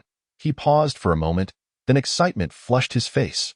This white orb was unmistakable, aside from its smaller size. It bore a striking resemblance to the treasure-seeking talisman he had haphazardly crafted that fateful night. However, Shenluo quickly recalled something, and his elation dimmed slightly as he brought the talisman closer to a nearby brown river rock. Due to the meager power infused within the talisman, it could not be fully activated, and the emitted white light began to wane. Nevertheless, the soft white orb still enveloped the river rock, as the white light within the orb flickered gently. The rock rapidly became semi-transparent. Yet, this spectacle lasted only a breath or two. The white orb dimmed twice before vanishing entirely with the extinguishing glow of the talisman. Shenluo did not immediately activate the talisman, but rather held it with utmost care before him, scrutinizing it closely. He committed every detail of the runes to memory while reflecting on the process of drawing the talisman, his understanding of the differences between the treasure-seeking talisman and the small thunder talisman subtly deepening. Just as he was about to continue his examination, he suddenly felt the oppressive dark clouds above lowering ominously, as if a torrential downpour were imminent. Shenluo glanced upward at the sky and abandoned his intention to further study the talisman. He retrieved an essence stone and activated the talisman. With a resonant hum, the treasure-seeking talisman erupted into brilliant white light, forming an orb of considerable size, enveloping the nearby brown river rock, which swiftly transformed into a semi-transparent state. The white light also engulfed the surrounding river water, yet the murky waters remained completely opaque, showing no signs of clarity as the stones had. Without hesitation, Shenluo crushed the talisman in his hand. The white orb shattered in response, scattering into numerous small white orbs that flitted about like fireflies, with some diving directly into the water, disappearing from sight. Shenluo's gaze darted around, striving to capture the movement of every light orb within his field of vision. The dense cluster of light orbs quickly spread across a radius of several dozen yards, appearing quite conspicuous amid the dim surroundings. At that moment, a large cluster of white light orbs drifting to the left seemed to be drawn by some unseen force. After a slight tremor, they suddenly sank, vanishing beneath the river's surface. Shen Luo's heart leapt with joy. He could not afford to waste time rowing, so he leapt into the river, diving in the direction the orbs had descended. Not daring to lose a moment, he hastened his movements as much as possible, yet he was still slower than the gathering orbs. By the time he reached the riverbed, the orbs had completely vanished, leaving him only to surmise that they had moved toward a small cluster of stones near the southern bank's reed beds. Shen Luo swam swiftly toward the location, but upon arrival, he was taken aback. In the dim light, he discovered that the cluster of stones at the riverbed was composed of several black stones the size of grinding wheels, their surfaces smooth and distinctly different from the stones elsewhere. Amounting to over a dozen in total, however, the arrangement of these black stones was not random. They faintly formed a particular pattern. Shen Luo pondered briefly, his eyes widening in astonishment. The pattern unmistakably resembled a skull. At that moment, he was nearly out of breath, and the shock sent him bubbling to the surface, gasping for air just in time before he ran out of breath. How could such a bizarre sight exist at the riverbed? Was it mere coincidence, or had someone deliberately arranged it? Shen Luo thought, still somewhat shaken. Meanwhile, the oppressive clouds hung low in the sky, and the river's surface churned violently, causing his small boat to sway perilously against the rocks with a loud clattering. "Oh heavens, please delay the rain," Shen Luo murmured, glancing around to memorize his current location before turning back to swim toward his boat. He maneuvered the small boat a short distance further, wedging it securely between two large stones in the rocky shallows, ensuring it would not be swept away by the impending surge of water. After estimating the distance, he prepared to leap back into the river, but hesitated for a moment before retrieving all remaining treasure-seeking talismans. 2 small thunder talismans, and the last 3 essence stones to keep close at hand, then dove back into the water. At that moment, a blinding flash of white light streaked across the sky, followed by a deafening roar as countless pea-sized raindrops fell from the sky, enveloping everything in a curtain of rain. "Does the heavens not aid me?" Shen Luo cursed inwardly, frustrated that he had just found some clues, only for the rain to descend at such an inopportune time. Yet, there was no time to dwell on it. He leapt into the river, recklessly swimming toward the area he had previously identified. Though the sky was shrouded in darkness and the riverbed was nearly pitch black, Shen Luo quickly located the general vicinity of the cluster of black stones, thanks to his sharp memory. He had come prepared, directly pulling a treasure-seeking talisman and an essence stone from his chest. Although submerged in the river, the talisman, treated with pine oil, remained vibrant and intact in his hand. Shen Luo sighed in relief and began to channel his energy to activate the talisman. The light from the treasure-seeking talisman flickered momentarily but failed to form the desired white orb, indicating a clear failure. After several breaths, Shen Luo attempted every remaining treasure-seeking talisman, but unfortunately, luck did not favor him a second time. The familiar scene did not reoccur. However, he did not feel disheartened, for the area of black stones was not vast. If there truly were treasures hidden here, the difficulty of locating them was significantly less than aimlessly searching through the river's scattered stones. Just as he was about to stow the useless talismans back into his robe, a sudden whirlpool erupted around him, causing him to stagger, and the talismans slipped from his grasp, swept away by the swirling waters. Shen Luo paid no mind to the discarded talismans.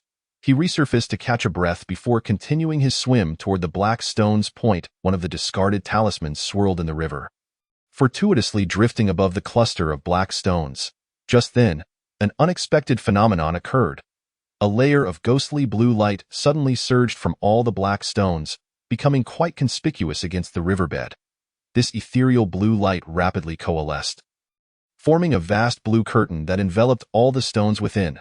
The talisman collided with the blue curtain, shattering silently into countless pieces. Shen Luo's eyes widened in shock, and he froze in place. The sight before him reminded him of the formation that he and the other celestial masters had conjured to combat the Wolf King in his dream. Of course, the ethereal blue curtain before him was incomparable to the formidable 6-harmony fire formation that he had witnessed. In terms of scale and power, it was but a fraction. He gazed intently at the blue curtain, and after a moment's contemplation, he bent down to unearth a stone the size of a bowl from the riverbed and hurled it toward the curtain. The stone traced a graceful arc through the water before smashing against the blue curtain with a resounding thud, instantly shattering into fragments that scattered outward. A chill raced through Shen Luo's heart, and he quickly seized a larger stone, roughly the size of a human head, and threw it with all his might. This larger stone, too, met the blue curtain and shattered effortlessly, appearing shockingly fragile, while the blue curtain remained utterly unaffected, not even flickering in response. Not wishing to waste further effort, he swiftly swam toward the river's surface, surfacing and gasping for air several times to calm his racing heart. The downpour pelted relentlessly, the pea-sized raindrops stinging against his face, yet the river's current remained relatively unchanged for the time being. After a brief rest, he dove back down to the riverbed. To his surprise, the ethereal blue curtain had vanished without a trace. The recent events felt like a fleeting dream. Though perplexed, he recalled the power of the blue curtain and refrained from approaching recklessly. After a moment's thought, he once again retrieved a stone from the riverbed and hurled it toward the cluster of black stones. Just as the stone hovered above the stones, the ghostly blue light flickered, and beams of light shot forth, swiftly coalescing into the blue curtain once more. The stone struck the curtain, shattering silently once again. A pang of dread gripped Shen Luo's heart as he realized that the blue curtain did not disappear. It merely concealed itself, revealing its presence the moment it was disturbed. Taking a step back, he retreated a distance, keeping his eyes fixed on the blue curtain. It seemed that someone had set up a formation among this cluster of black stones, and there was surely something peculiar within. The nameless heavenly book could very well be hidden here. With that thought in mind, he withdrew a small thunder talisman and an essence stone from his robe. The blue curtain appeared impervious to conventional means of disruption. Presently, the only method at his disposal was the small thunder talisman, which might prove effective. Shen Luo began to channel his energy into the small thunder talisman. The small lightning talisman cracked with a sharp sound, and a flash of white lightning emerged forth in an instant. Shen Luo's body became paralyzed, his limbs trembling uncontrollably, as if countless tiny needles had mercilessly pierced through him, inflicting immense pain. How unfortunate, he lamented inwardly. Forgetting that the power of lightning could traverse through water, his consciousness remained, filled with deep regret. However, Shen Luo did not endure the agony for long. As soon as the white lightning manifested, it shot forward with great speed, significantly alleviating the pain coursing through his body. The white lightning swiftly traversed a distance of several yards, striking against the ethereal blue barrier like a fierce white serpent, drilling fiercely within. The barrier trembled violently, flashing erratically, and its already thin structure began to visibly thin further, seemingly on the verge of complete collapse. Just at that moment, however, the white lightning exhausted its energy and vanished without a trace. Shen Luo narrowed his eyes and, with trembling hands, retrieved a second small lightning talisman from his robe, immediately channeling his energy to activate it. The talisman shattered in response, conjuring another flash of white lightning from thin air. Once again, Shen Luo's body succumbed to paralysis, and his limbs began to tremble wildly, yet he paid no heed to this, his gaze fixed resolutely ahead. The lightning shot forth once more, striking the ethereal blue barrier again. The already fragile barrier quivered violently upon being struck by the new surge of white lightning, rapidly thinning until, with a resounding pop, it shattered into countless ethereal blue sparks, dispersing into nothingness. However, at that very moment, a faint white light flickered to life upon the central black stone bearing a skull design, only to quickly fade away. Although the duration of the white light was fleeting, it did not escape Shen Luo's keen observation. He refrained from rashly approaching and instead picked up a stone from the riverbed, tossing it towards the black stone. This time, the stone did not shatter. It landed on a black stone, rolling slightly before settling at the bottom of the river. His heart leapt with joy as he surfaced for air, then returned to the original spot, confidently swimming towards the vicinity of the black stone that had emitted the white light, meticulously searching inch by inch.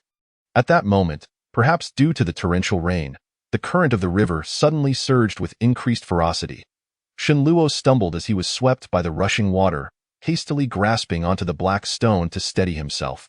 A chill ran through his heart as he quickened his search. At this rate, he would need to return within the time it would take to burn half a stick of incense, lest he encounter significant danger. However, the protective formation had been disrupted by him, and with the turbulent waters, it was uncertain whether it would remain intact by the following day. Moreover, given the downpour's intensity, it was debatable if the rain would cease by then. Before long, he felt a stone hole the size of a bowl beside a black stone. Unlike the muddy caves he had previously encountered, this hole had a smooth, rounded entrance, clearly not a natural formation but rather a product of human craftsmanship. Shenluo's heart surged with excitement as he swiftly extended his hand inside. The interior walls were also remarkably smooth, extending downward in a cylindrical shape, filled with mud and sand. Fortunately, the mud and sand were not solidified, allowing his hand to delve deep within. After a thorough search yielded no findings, he continued to probe deeper. The stone hole was quite profound. Shenluo pressed his body against the riverbed, barely reaching the bottom, where his fingers suddenly brushed against a hard, flat object. Without hesitation, he seized it and pulled with all his might. However, it was buried too deep, and the accumulated mud and sand created significant resistance, preventing any movement. At that moment, the current intensified once more, nearly throwing him off balance. Desperate, Shenluo steadied himself, laying his upper body flat against the ground. Managing to thrust both hands inside and grasp the object, pulling with all his strength. With a splashing sound, he finally extracted it from the hole. Chapter 56. The mysterious stone box. The light at the riverbed was dim, and coupled with the turbulent current, Shenluo could not discern what he held in his hand, only managing to ascertain that it was a long, slender object. So engrossed was he in examining it that he failed to steady himself, and a rush of water swept in, nearly sweeping him away. Success! He silently rejoiced, hurriedly tucking the object into his robe and swimming vigorously towards the surface. Yet, before he could ascend much higher, a shadow loomed ahead, a large stone at the riverbed. With a loud thud, he was unable to evade it, crashing forcefully against it as the current swept him. Shenluo let out a muffled groan, pain radiating through half his body. Unfortunate as it was, his head struck the stone, plunging him into darkness and momentarily robbing him of his cognitive faculties. Bubbles escaped his mouth as he was completely swept away by the current. Just then, the rope around his waist tightened suddenly, having reached its limit, and it halted his body just in time. However, the force of the current was overwhelming, causing sharp pain in his ribs, yet this jolt of pain revived his sluggish awareness, prompting him to scramble towards the river's surface. Shenluo swallowed several mouthfuls of river water, but finally broke through to the surface, gasping for breath, his heart racing in fear. Had he been even a moment slower to regain his senses, he would have perished in the river. Taking several deep breaths to gather some strength, he grasped the rope around his waist and swam back to the boat with all his might. Climbing onto the small vessel using every ounce of energy he had left, he finally collapsed beneath the awning, breathing heavily. After a while, as his strength gradually returned, he sat up, reaching into his robe. His tense expression softening, the object was still there. It had not been lost. He retrieved it. A white stone box, 3 feet long and palm-width wide, still smeared with mud and grime. Despite its size, the box felt surprisingly light in his hands. Shenluo weighed it thoughtfully, then held it to his ear, faintly hearing some sounds emanating from within. At this moment, the rain intensified, and the swelling river continued to rock the small boat violently. Fortunately, the vessel was sturdy, and with the ropes he had reinforced earlier, it remained secure. Yet, it was clear that he could not return for the time being. Shenluo wiped the water from his face, cleaning the remaining mud off the stone box before placing it on a low table before him, scrutinizing it carefully. The color and texture of the stone box were reminiscent of jade, yet its patterns differed from any jade he had encountered before. Furthermore, there were no visible locks or mechanisms on its surface, nor any apparent engravings, appearing as a singular piece, with only a faint line discernible at the junction of the lid and the box itself. After a brief moment of hesitation, Shenluo pressed his nail against that line and, with a forceful twist, attempted to pry it open. A faint crack echoed as his nail scraped across the lid, the sharp pain causing him to involuntarily inhale sharply. While shaking his hand to ease the pain, He flipped the stone box over to test if it could be opened from the other side. But the result was the same. It remained firmly shut. The line on the stone box appeared to be merely a pattern, not a seam for opening. Thus, Shenluo examined the box from every angle, meticulously running his fingers along its edges, searching for any hidden mechanisms. Yet, no matter how he searched, he could find no signs of anything unusual. This posed quite the dilemma. Shenluo stared at the stone box, feeling utterly stumped. After a moment's hesitation, his gaze suddenly sharpened. As if he had resolved something within himself, he turned around and rummaged through the cabin, swiftly extracting a short-handled iron axe about a foot long from beside a pile of fishing nets. It was a tool used by the bold for chopping wood, and due to the dampness in the cabin, the blade was covered in rust, yet only a thin layer, which Shenluo easily wiped away with a cloth. Gripping the axe handle, he brought the blade close to the stone box's mark, not daring to apply too much force, merely scratching it lightly. Seeing that there were no signs of it opening or sustaining damage, he gradually increased his strength. With a resounding thud, the axe struck down heavily, producing a sharp sound of metal against stone. The low table in the cabin shook violently, and the stone box bounced upward. Nearly flying out of his grip, Shenluo quickly dropped the axe and caught the stone box, inspecting it carefully. To his surprise, the box bore not a single mark from the impact. Instead, the table had suffered a noticeable dent from the blow. Indeed, it was a treasure, rivaling even the jade pillow. Realizing he could not force the stone box open did not come as a shock to Shenluo. Rather, it felt almost expected. His palm gently caressed the surface of the stone box for a moment, and an idea suddenly flashed through his mind. If this celestial artifact could not be opened by mundane means, why not try using talismans? Perhaps a small lightning talisman would suffice to crack it open. Yet, as soon as this thought arose, he hesitated again. The power of the small lightning talisman was formidable. What if, in a careless moment, he destroyed whatever lay within as well? That would be an unbearable loss. However, with no other options available and considering the stone box's remarkable sturdiness, it was likely to be safe. Resolving himself, Shenluo retrieved the last small lightning talisman from his robe, placing it atop the stone box. Followed by a spirit stone, preparing to draw forth a hint of lightning energy from the talisman to cautiously test it. However, before he could even focus his energy to ignite it, a small cluster of white gas within the spirit stone began to whirl violently, erupting in a brilliant white light. Shenluo's eyes widened in astonishment as he beheld the once smooth and unblemished surface of the stone box suddenly adorned with intricate, delicate lines of light.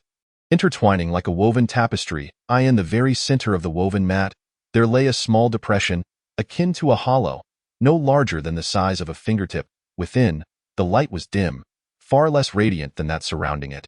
Chapter 57. The bite mark. Shenluo gazed at the recessed area on the stone box, a flicker of intrigue igniting within him.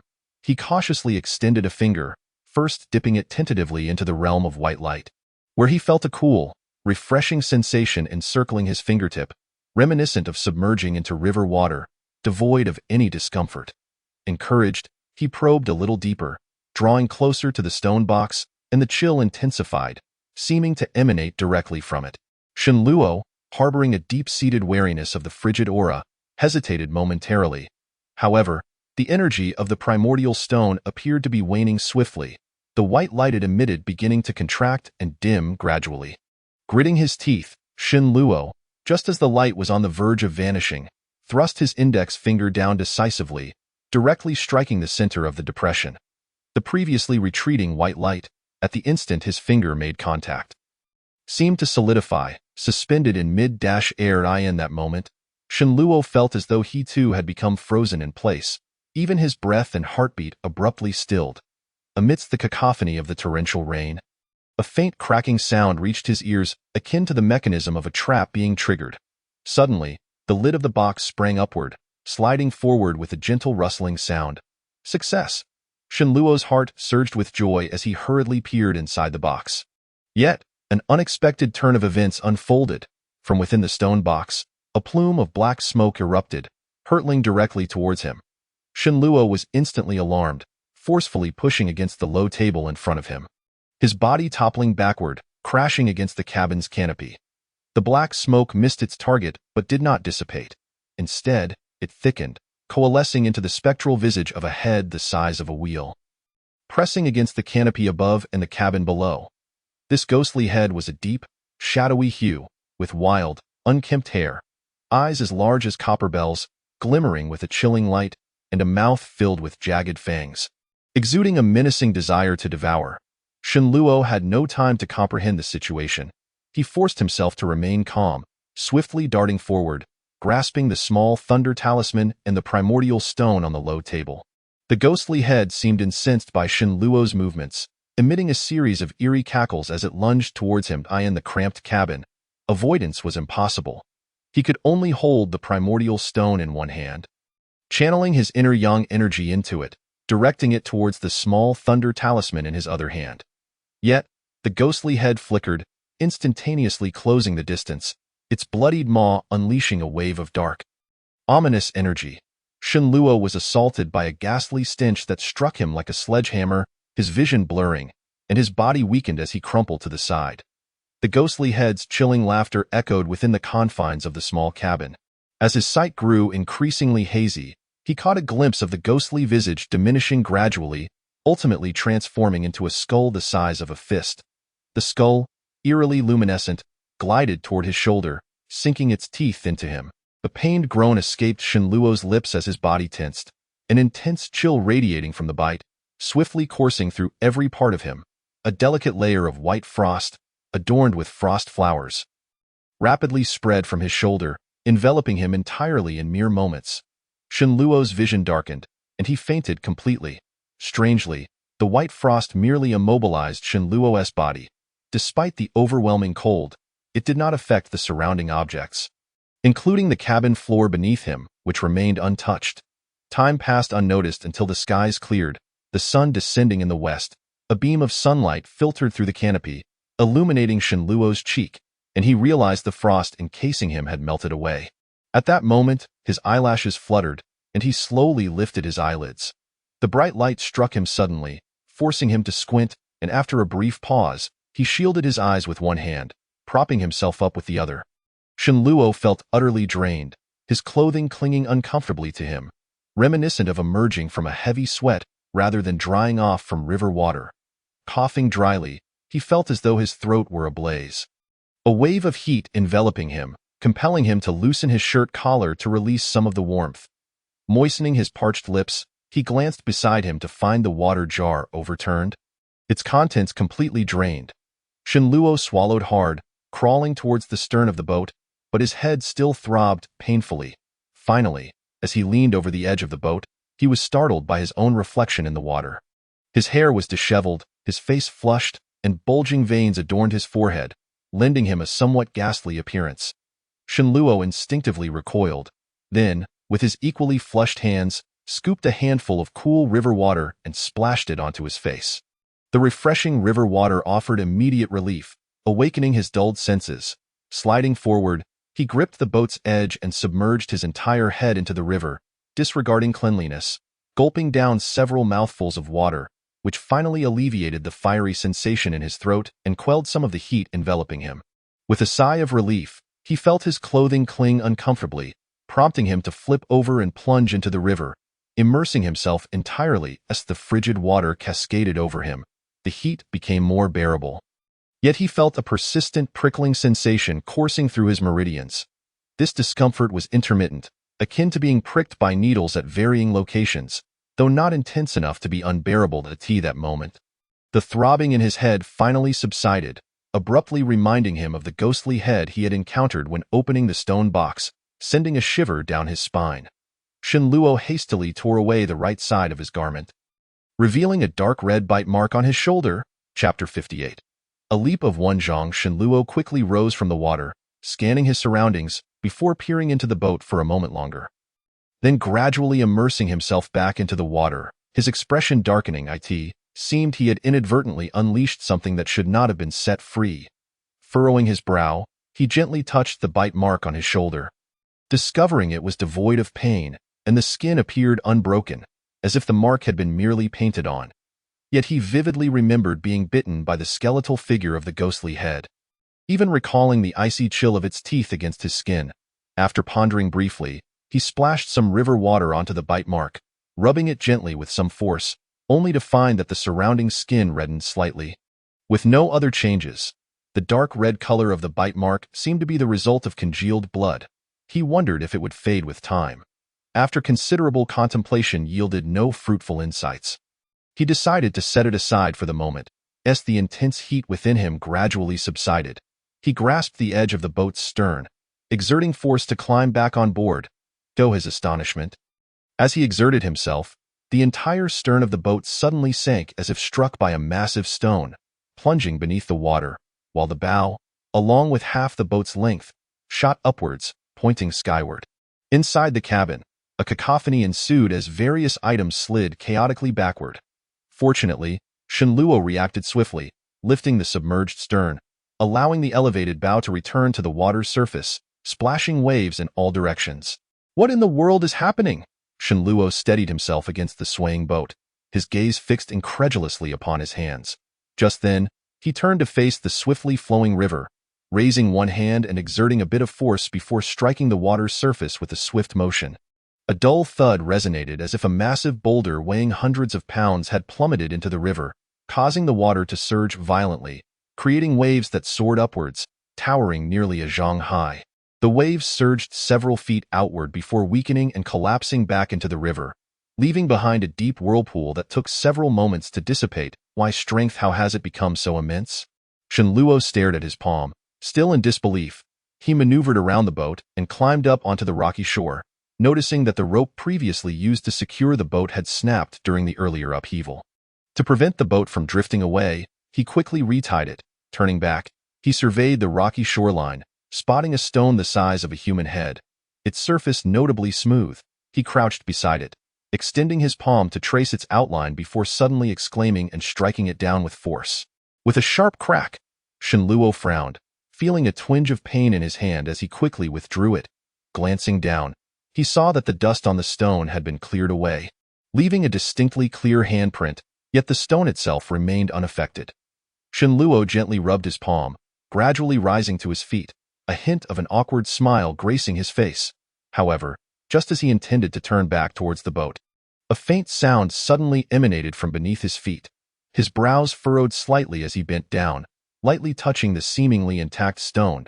To his astonishment, intricate, web-like cracks emerged on the surface of the stone, causing it to disintegrate into dust. Shenluo's eyes brightened instantly. He picked up the debris from the ground and gently rolled it between his fingers, unable to suppress the smile tugging at the corners of his mouth. During his initial days at the Spring and Autumn Academy, Tian Taixing had once demonstrated a technique of Qingyang in front of him, a moment when he struck a stone table with his palm that remained vividly etched in Shenluo's memory. He was confident that the strength he exhibited now was certainly on par with that display. What could this mean? What transpired while I was unconscious? Shenluo found himself increasingly perplexed. Could it be? A thought emerged in his mind, a conjecture he had never dared to entertain before. To validate this hypothesis, he swiftly settled into a cross-legged position, his hands embracing the essence before him, silently reciting the incantation of the lesser transformation of Yang technique. The Yang energy within his body began to stir and circulate on its own it that moment. As he channeled his energy, a radiant crimson light surged between his hands, revealing strands of solidified red silk, intertwining densely like a swimming dragon, forming a massive sphere. The red sphere emitted waves of warmth, even a hint of scorching heat, and within mere moments, it evaporated the moisture from Shenluo's body, drying his clothes completely. After several breaths, Shenluo took a deep breath. The red silk surged back into him, entering through his mouth and nose, rendering his entire face a brilliant crimson. Once the glow dissipated, he lowered his arms and slowly opened his eyes. A smile, difficult to contain, crept across his face as he suddenly leaped, soaring to a height of roughly 10 feet, landing with a resounding thud on a pebble. His literary prowess was robust and agile. The Yang energy radiated like the sun, while the restrained vigor of his essence reflected the rosy glow on his face, embodying a state of perfection. Shenluo clenched his fists, murmuring the contents of the lesser transformation of Yang technique. All the changes he experienced at that moment confirmed a singular truth. His lesser transformation of Yang technique had indeed reached perfection. Perfected, ha ha. It is truly perfected. He could not help but leap again, raising his arms in exuberance.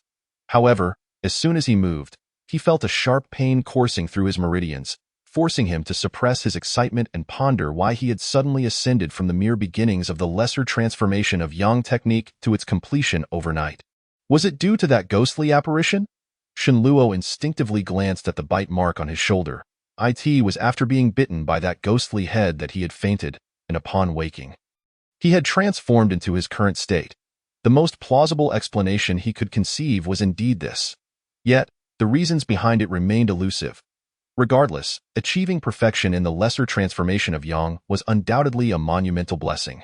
According to the estimations of Master Fengyang, this meant he had gained several additional years to live, as long as he could obtain the qualifications to practice the pure Yang sword technique or glean knowledge from the nameless heavenly book during this period. There existed a substantial possibility of extending his life further, or even embarking on the path of immortal cultivation. Chapter 59. The power of shrinking objects. The heavenly book. He had yet to locate the heavenly book. Shenluo suddenly slapped his forehead, finally recalling the primary purpose of his journey, and hastily jumped back onto the small boat. The items aboard were all piled at the rear of the cabin, with jars and pots shattered, and even the low table had lost a leg. After moving the table aside, he discovered the stone box beneath a heap of fishing nets. The stone box remained in its half-open state. When Shenluo picked it up and gently nudged it, the lid popped open, revealing a bamboo tube approximately a foot long and a thick, yellowed ancient book. The bamboo tube was about the thickness of his arm, consisting of only 2 segments, its vibrant green hue suggesting it had been freshly cut. The ancient book, slightly curled into a tubular shape, lay beneath the bamboo tube. The heavenly book? Shenluo's eyes sparkled. Just as he was about to reach for the ancient book, he suddenly recalled his earlier reckless action of opening the stone box, which had released that ghostly skull, and quickly withdrew his hand. He opened his bag and retrieved several talismans he had drawn long ago, placing them on his chest and arms. Among these talismans were both ghost-repelling and protective charms, as well as 2 safety talismans. He was uncertain of their efficacy, but applying them was better than having none at all. Despite his caution, Shenluo did not feel overly apprehensive. After all, if a mere mortal like Tianshi could safely obtain the nameless heavenly book, it stood to reason that it posed no lethal dangers.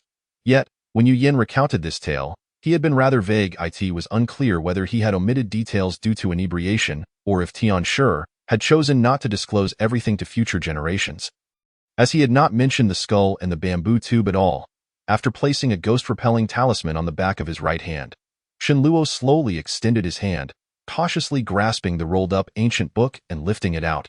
As he held the ancient book, he was even hesitant to apply too much pressure, fearing that this evidently ancient tome might crumble to dust at a careless touch. However, upon contact, he discovered that it was not a paper-bound book, but rather a sturdy, resilient leather scroll. Yet, an even more peculiar phenomenon soon unfolded.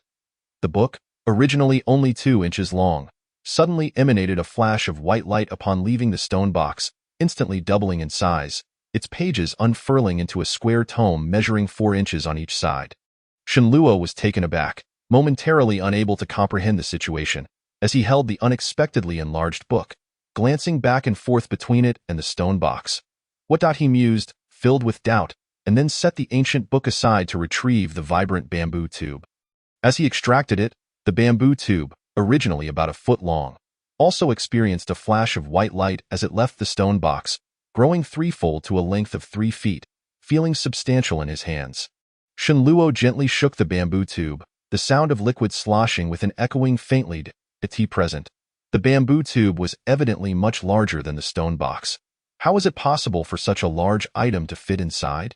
Shenluo furrowed his brows, pondering deeply. Without hesitation, he skeptically brought the bamboo tube closer to the stone box, attempting to place it back inside. As the tube approached, it was drawn in by a gentle, invisible force, enveloped in white light, and shrank threefold, returning to its original foot-long size as it nestled into the stone box. Could this stone box also be a treasure? Shenluo's heart raced with excitement. He quickly placed the bamboo tube beside the leather scroll, then turned to retrieve the low table that had lost a leg. Grasping both legs of the table, he held it upside down near the stone box. eager to test whether this ordinary table could also be accommodated alongside the original two items. The moment the table's corner neared the stone box, white light once again emanated from the opening. And the gentle, invisible force drew the table in, causing it to shrink and be absorbed into the stone box. Shenluo hurriedly leaned in to inspect, discovering the table lying inside the box. Now significantly reduced in size, only as large as his palm. Witnessing this, Shenluo's eyes gleamed with delight. He leaped off the boat, selecting a stone the size of a human head from the pile of rocks and bringing it back to place inside the stone box. Next, he fetched the bamboo pole used for propelling the boat, inserting one end into the stone box, which likewise shrank and was drawn inside. Shenluo proceeded to test various other items, including broken pottery, fishing nets, and axes, and to his astonishment, every single one was successfully absorbed. It appeared that any ordinary object, when positioned at the opening of the box, could be shrunk and stored within. Cradling the stone box in both hands, he examined it closely, his mind still grappling with the incredibility of its function. Not only could this stone box condense items multiple times their size into its confines, but its own weight seemed to remain virtually unchanged. Moreover, through comparing the shrinking of different objects, he discerned that larger items tended to shrink to a greater extent upon entering the stone box. However, how large an object the stone box could ultimately accommodate remained a mystery he could not yet ascertain. Such extraordinary capabilities surely indicated it was a legendary artifact. The mere thought of this startled Shenluo an artifact. Such treasures were reserved for the esteemed Master Fengyang and the enigmatic ancestral masters who remained in seclusion. He had never anticipated that this quest for the heavenly book would yield such unexpected delights. Yet, reflecting on it, if he had not fortuitously stumbled upon that peculiar jade pillow and dreamt of a chaotic world 1,000 years hence, he might never have learned of the nameless heavenly book from Yu Yen and would likely still be toiling within the academy, striving to cultivate for survival. For the first time, Shenluo felt that being ensnared by that jade pillow's nightmarish visions was not entirely a misfortune. After a moment of contemplation, he returned to the task at hand, methodically removing the items he had placed in the stone box before finally picking up the yellowed leather scroll once more and beginning to peruse its contents. As Yu Yen had mentioned, the exterior of the scroll bore no title, likely the reason it had been dubbed the nameless heavenly book by his ancestors. Shenluo flipped through several pages, his brow furrowing in response to what he read. The issue does not lie with the content recorded in the ancient texts, but rather with the fact that these ancient scriptures are inscribed in a remarkably archaic silver seal script, of which Shenluo had encountered numerous examples before, yet could hardly recognize a few characters. After scrutinizing the text for quite some time, he failed to discern any semblance of meaning, and thus abandoned the endeavor. Returning the ancient tome to its stone chest, suddenly, a faint sound emerged from beside him. Shenluo quickly lowered his gaze and discovered that it was a bamboo tube, which had been nudged by the gentle breeze rising from the river at dusk, causing it to roll and collide with a nearby wooden plank. He bent down to retrieve the bamboo tube and was about to examine it closely when, unexpectedly, a crisp sound emanated from within. The top of the bamboo tube inexplicably cracked open, and a stream of yellow liquid erupted forth, hurtling directly towards Shenluo's face. Startled, Shenluo instinctively loosened his grip on the bamboo tube, raising both hands to shield his face. Just as the yellow liquid seemed poised to strike his hands, it suddenly shimmered and coalesced midair into a sphere the size of a fist, which Shenluo grasped firmly. Upon contact, he realized that the surface of this object was astonishingly slippery and cool to the touch, yet it was also remarkably soft. With the slightest pressure from his hands, it immediately began to soften like mud, oozing between his fingers. Sensing it might slip from his grasp, he quickly tightened his hold, employing a deft maneuver to secure it within his palms. However, the object suddenly erupted with considerable force. Thrashing about in his hands, it was then that Shenluo discovered this entity was, in fact, a living creature. Although astonished, he showed no intention of relinquishing his grip. Instead, he firmly contained it within his palms. The small creature appeared to realize that its struggles were futile, and after thrashing about for a while, it finally settled down. With a slight relaxation of his hands, he opened a small gap to peer inside. Eager to unveil the true nature of this peculiar being, to his surprise, he found that the little creature bore no resemblance to any living thing he had encountered before. It lacked limbs and possessed only a round, plump body and two large, black eyes. Its entire form was a tender hue, seemingly emanating a faint glow, resembling a small, luminous orb of flesh. Noticing Shenluo's scrutiny, the little creature blinked its large, watery eyes at him. Its tiny hands clasped beneath its head, exuding an air of timidity and fear that was utterly endearing. Compared to the likes of kittens or puppies, it was a paragon of cuteness, as Shenluo stood there momentarily spellbound. The creature blinked its big eyes again, appearing both dazed and adorable. Just as he instinctively wished to soothe this seemingly terrified little being, a small mouth suddenly appeared beneath its large black eyes, opening wide to emit a burst of white light. The light struck Shenluo's cheek, exploding into countless white specks that nearly enveloped him entirely. He felt a sudden chill envelop him, his heart tightening. Simultaneously, the creature he held in his grasp swelled dramatically, its body expanding several times in size, resembling a gigantic pink bubble that forcibly slipped from his hands and leaped onto the deck at the stern of the boat. Shenluo hurried to follow, but it was too late. The little creature hopped once more, soaring several feet into the air, tracing an arc before plummeting into the river with a splash. When Shenluo arrived at the stern, all that remained were ripples dancing across the water's surface, the creature's form having vanished entirely. He scanned the water and the riverbank, but to no avail, and could only relent. Lowering his gaze to inspect himself, he found that the white light the creature had sprayed upon him had long since dissipated, leaving no trace on his clothing or skin.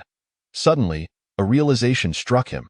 He quickly sat on the floor of the boat, closed his eyes, and embraced a meditative posture, once again channeling his inner energy. In mere moments, he opened his eyes, disbelief etched across his face as he joyfully discovered that the burning sensation within him, along with the intermittent sharp pains in his meridians, had completely vanished. Even the fatigue that had accumulated over several days had dissipated entirely. With newfound vigor, Shenluo sprang to his feet, feigning a punch into the air. His sleeves rustling as he moved, feeling rejuvenated and invigorated, he marveled at the extraordinary effect of that white light. Regrettably, he mused, it was a pity. He gazed into the distance, a tinge of sorrow in his heart. Shenluo was well aware that the changes within him were intrinsically linked to that adorable little creature, yet it had already escaped, rendering any lament futile. At that moment, the sun hung low on the horizon, casting a warm golden glow as it neared the distant mountains. He stowed the bamboo tube and the nameless tome back into the stone chest, secured his belongings, and began to row the small boat back to the dock. The torrential rain had rendered the waters of Luan Shui River even more turbulent, making the upstream journey increasingly arduous. However, Shenluo was no longer the same person as before. He was brimming with strength, finding it easier to navigate the boat against the current than when he had drifted downstream. Halfway through his journey, he encountered Dan, who had been searching along the riverbank, and offered him a ride in the boat. Upon inquiry, he learned that Dan had been concerned about Shenluo's prolonged absence amidst the downpour, fearing something unfortunate had occurred. Upon their return to the dock, a pregnant woman awaited them at the door of the thatched cottage. "Young man, how audacious of you! In such heavy rain, what would you have done if something had happened?" she chided, though her expression revealed a sense of relief. "My sincere apologies for causing you worry," Shenluo replied, his face filled with contrition. "It is fortunate that the heavens watch over the worthy. I have returned safe and sound." The woman sighed, turning to fetch a pot of hot ginger water from inside, pouring a generous bowl for both her husband and Shenluo. After drinking, Shenluo spoke. Today's excursion was fraught with peril. The rain was torrential and the waves fierce, resulting in much damage to the boat. "I have some broken silver here. Consider it compensation for your troubles." With that, he produced a pouch containing several pieces of silver, offering them to the woman. Her brows furrowed in surprise and hesitation. Those items aboard were merely worthless trinkets, no need for compensation. "The 10 taels you provided the other day were already more than sufficient," Dan interjected. "I must depart today. Your kindness over these past days warrants that you accept this money as a token for your unborn child," Shenluo remarked with a smile, glancing at the woman's round belly. Upon hearing this, her eyes glistened with tears, although she and her husband led a humble life. She wished for her child to be spared from hardship. "Then thank you for your kind gesture," she replied, bowing slightly as she accepted the pouch. Shenluo mounted his horse and bid farewell to the couple. Just as he was about to leave, he suddenly recalled something, pulling on the reins to turn back. Why you Leoj, de Saw? Should you encounter any difficulties in the future, do not hesitate to visit my family's apothecary in Chunhua County. They nodded fervently, waving goodbye as Shenluo rode off towards Songfan County. His family must be in the medicinal herb business. No wonder he possesses such a kind heart. They will surely be blessed with prosperity and longevity. The woman remarked, tightly clutching the pouch of silver. Her husband merely nodded with a hearty grin.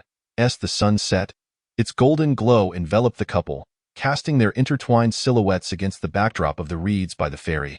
Upon Shenluo's return to Songfan County, it was even later than the previous day, and the city gates had once again been closed. It seems that my fate with this city is rather inauspicious. He mused with a self-deprecating smile, redirecting his horse towards a nearby town. Due to the events of the previous day, the innkeepers in the town remembered Shenluo well, avoiding him as if he were a harbinger of misfortune, let alone attempting to attract his business. Shenluo paid no heed to their behavior. On the contrary, he felt a sense of relief. It appeared that Lu Baichuan and manager Ho had kept his identity under wraps. After all, this venture had been conducted in secrecy. Any excessive ostentation might risk drawing unwanted attention back to Chunhua County or Chuchio Temple. He urged his horse towards the same small inn he had previously stayed at, where the same young attendant greeted him with enthusiasm. Young Master Shun, back again to stay with us? Welcome, welcome. The young attendant's eyes lit up as he approached to take the reins. Shenluo nodded, dismounted, handed the reins to the attendant, and entered the inn. Business was still rather slow within the inn, with only a few patrons scattered throughout the main hall. Young Master Shun, your presence truly brightens our humble establishment. Manager Ho, who was busy tallying the accounts, could hardly contain his joy upon seeing Shenluo and hastily set aside his ledger to welcome him. No need for such formality. Please arrange a quiet room for me. Shenluo replied calmly. Of course, follow me, Manager Ho responded, leading the way as the few guests in the hall exchanged curious glances, whispering speculations about Shenluo's identity. The two individuals traversed a corridor within the inn's back hall. Arriving at the innermost room, in front of this chamber lay a verdant courtyard, graced by a flourishing banyan tree that stood directly before the window. Towering and lush, the banyan cast a generous shade, enveloping the entire room in a serene ambience. This room was situated far from the bustling street outside, ensuring an exceptional tranquility, and its furnishings were the finest the establishment had to offer. What do you think? Inquired the innkeeper, surnamed Ho, as he opened the door, graciously inviting Shenluo inside. The interior boasted exquisite redwood furniture, intricately carved with dragons and phoenixes, exuding an antique charm that was indeed a significant upgrade from the previous accommodations. This will do, Shenluo remarked, indifferent to the decor, as he nodded in acknowledgement of the secluded and tranquil setting. May I inquire how long you intend to stay at our humble establishment? The innkeeper asked, his hands rubbing together in anticipation upon noticing Shenluo's satisfaction. Perhaps 2 or 3 days. Unless instructed otherwise, there is no need for the staff to attend to me, Shenluo replied thoughtfully, adding, furthermore, I would appreciate it if you could keep my identity and presence here confidential, including from Lu Baichuan. Rest assured, I possess no remarkable skills, but my discretion is beyond reproach. Besides, Dr. Lu is currently out on a house call and will likely be away for several days. The innkeeper assured him, thumping his chest in guarantee. That is reassuring, Shenluo acknowledged. You appear weary from your travels. I recommend you take some rest. I shall have the staff bring you dinner shortly. The innkeeper suggested. There is no need for dinner. I wish to retire early, Shenluo responded with a wave of his hand. At present, he had achieved a complete mastery of his cultivation technique. His internal chi abundant, rendering him neither fatigued nor hungry. However, he felt no obligation to share this with outsiders. Very well, I shall leave you to rest then, the innkeeper said with a smile, bowing as he exited and gently closing the door behind him. Shenluo found the innkeeper's enthusiasm somewhat perplexing but ultimately attributed it to his modest reputation in Chunhua County, dismissing any further contemplation. Once the sound of departing footsteps faded, he swiftly locked the door from the inside and secured the window. Ensuring no one could intrude, he then returned to the bed, eagerly retrieving the stone box and opening it to extract the scroll. However, as he lifted the scroll, a sudden exclamation escaped his lips. He flipped it over to inspect the last page, where he discerned clear signs of having been torn. Earlier, he had been engrossed in the ancient script within the scroll and had overlooked this detail. Could it be that this scroll is incomplete? Shenluo pondered, furrowing his brow. Yet, he did not dwell excessively on this. Whether complete or not, he had only found this portion, which suggested that the last individual mentioned by Yu Yan, who eventually became the Tianshi, must have possessed only this fragment as well. Regaining his composure, Shenluo began to peruse the scroll from the first page, reading each character meticulously to grasp its content. Time slipped by, and before long, half an hour had passed. He furrowed his brows tightly as he lifted his gaze from the scroll, releasing a heavy sigh as he tossed it onto the bed and lay back. Sprawled out. Despite his fervent desire to comprehend the text, his knowledge of ancient script was woefully inadequate, recognizing no more than 4 or 5 characters per page. He understood that this ancient script was exceedingly archaic and complex. Having only seen scattered references in various notes, unfamiliar characters could not be deciphered through mere imagination, and with his current level of understanding, grasping the mysteries within the scroll seemed akin to chasing shadows. Should I learn ancient script first? Shenluo mused privately. But where could he find the means to study it in such a brief time? At least during his stay in Chunhua County. He had never heard of any scholar who could master ancient script. Even if he could locate someone knowledgeable in such texts, the contents might leak, for any worthwhile method of cultivation would undoubtedly provoke selfish desires in those who encountered it. After much contemplation, he could devise no reliable solution. He wondered how the former teacher had managed this dilemma. As a mere boatman, he surely could not have understood ancient script. Well, if worse comes to worst, I can spend a year or so figuring out how to learn this ancient script. After all, I have already completed my cultivation technique, so I can afford to take my time. Shenluo thought, sitting up and grasping the scroll once more, but he hesitated as a flicker of caution crossed his eyes. Chapter 62.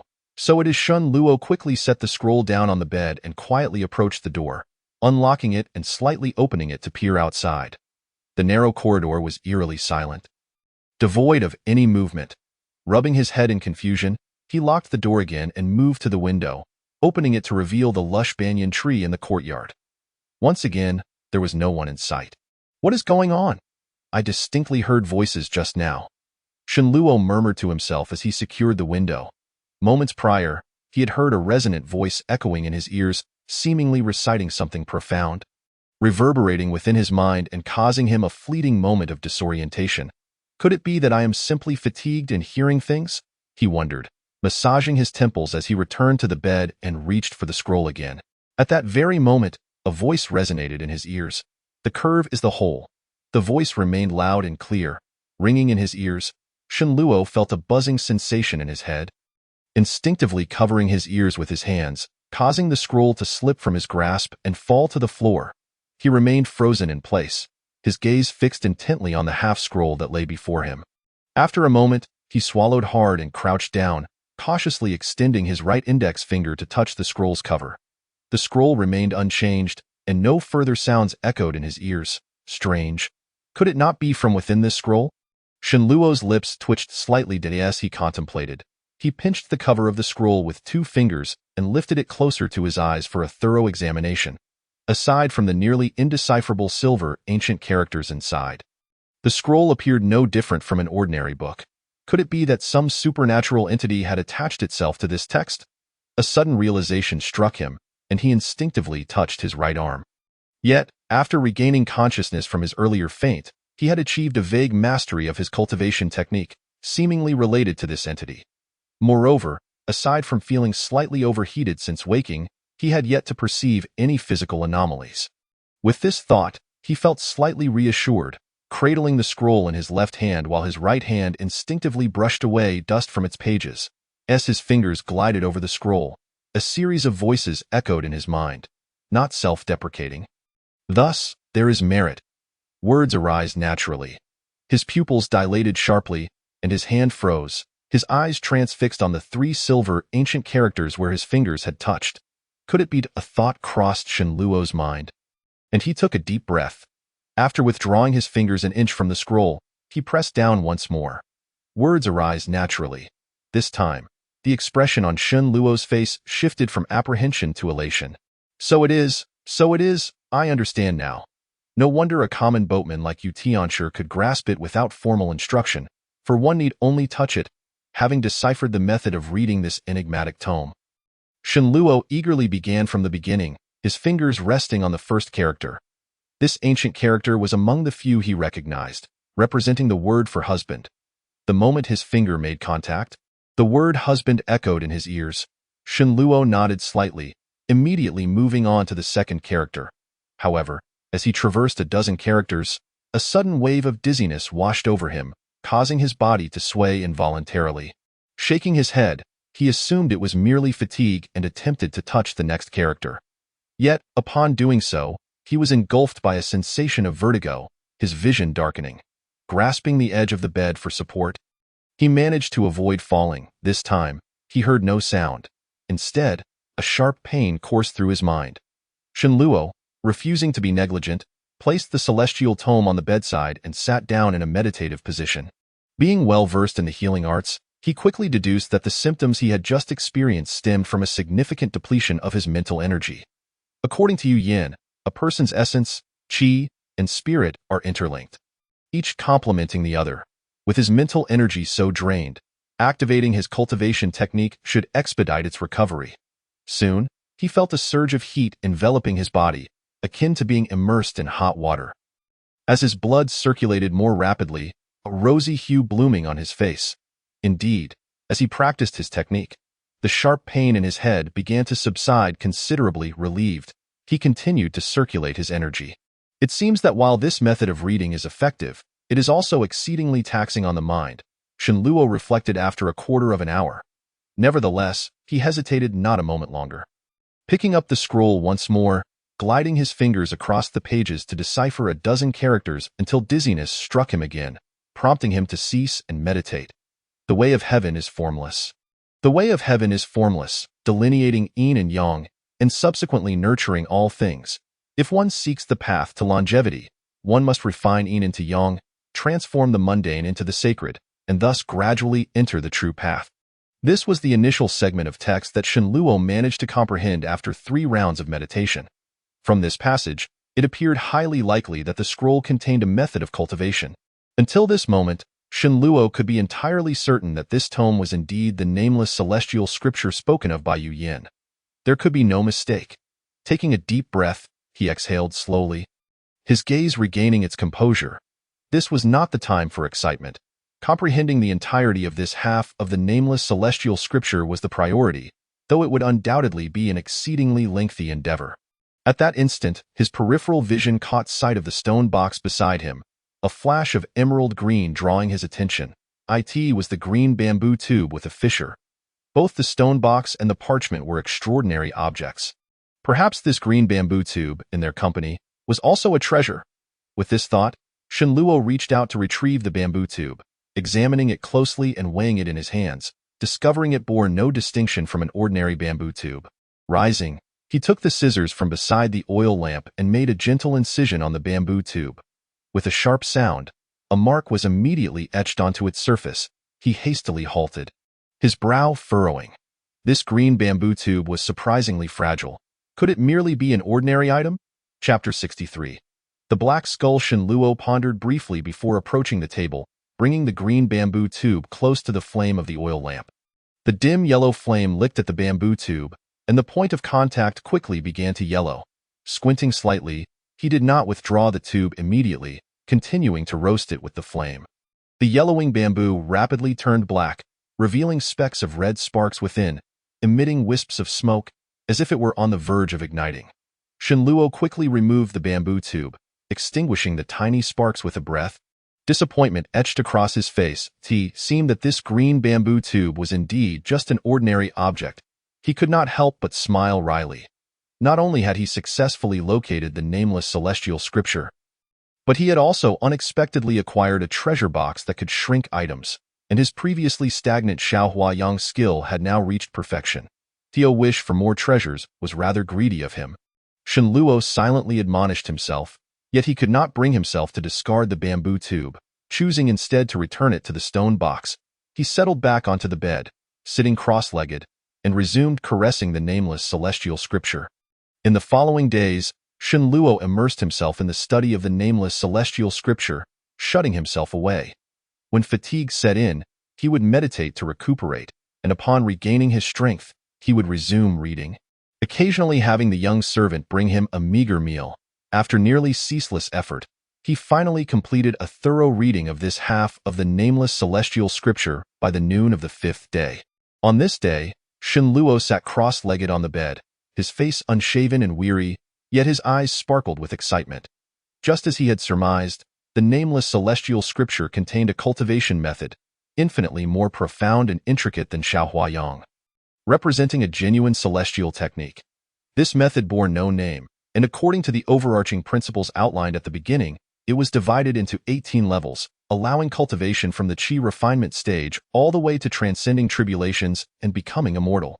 Moreover, he had gleaned a clearer understanding of the various stages of cultivation prior to transcending tribulations: the qi refinement stage, the food avoidance stage, the soul condensation stage, the out-of-body stage, the great ascension stage, and the true immortal stage.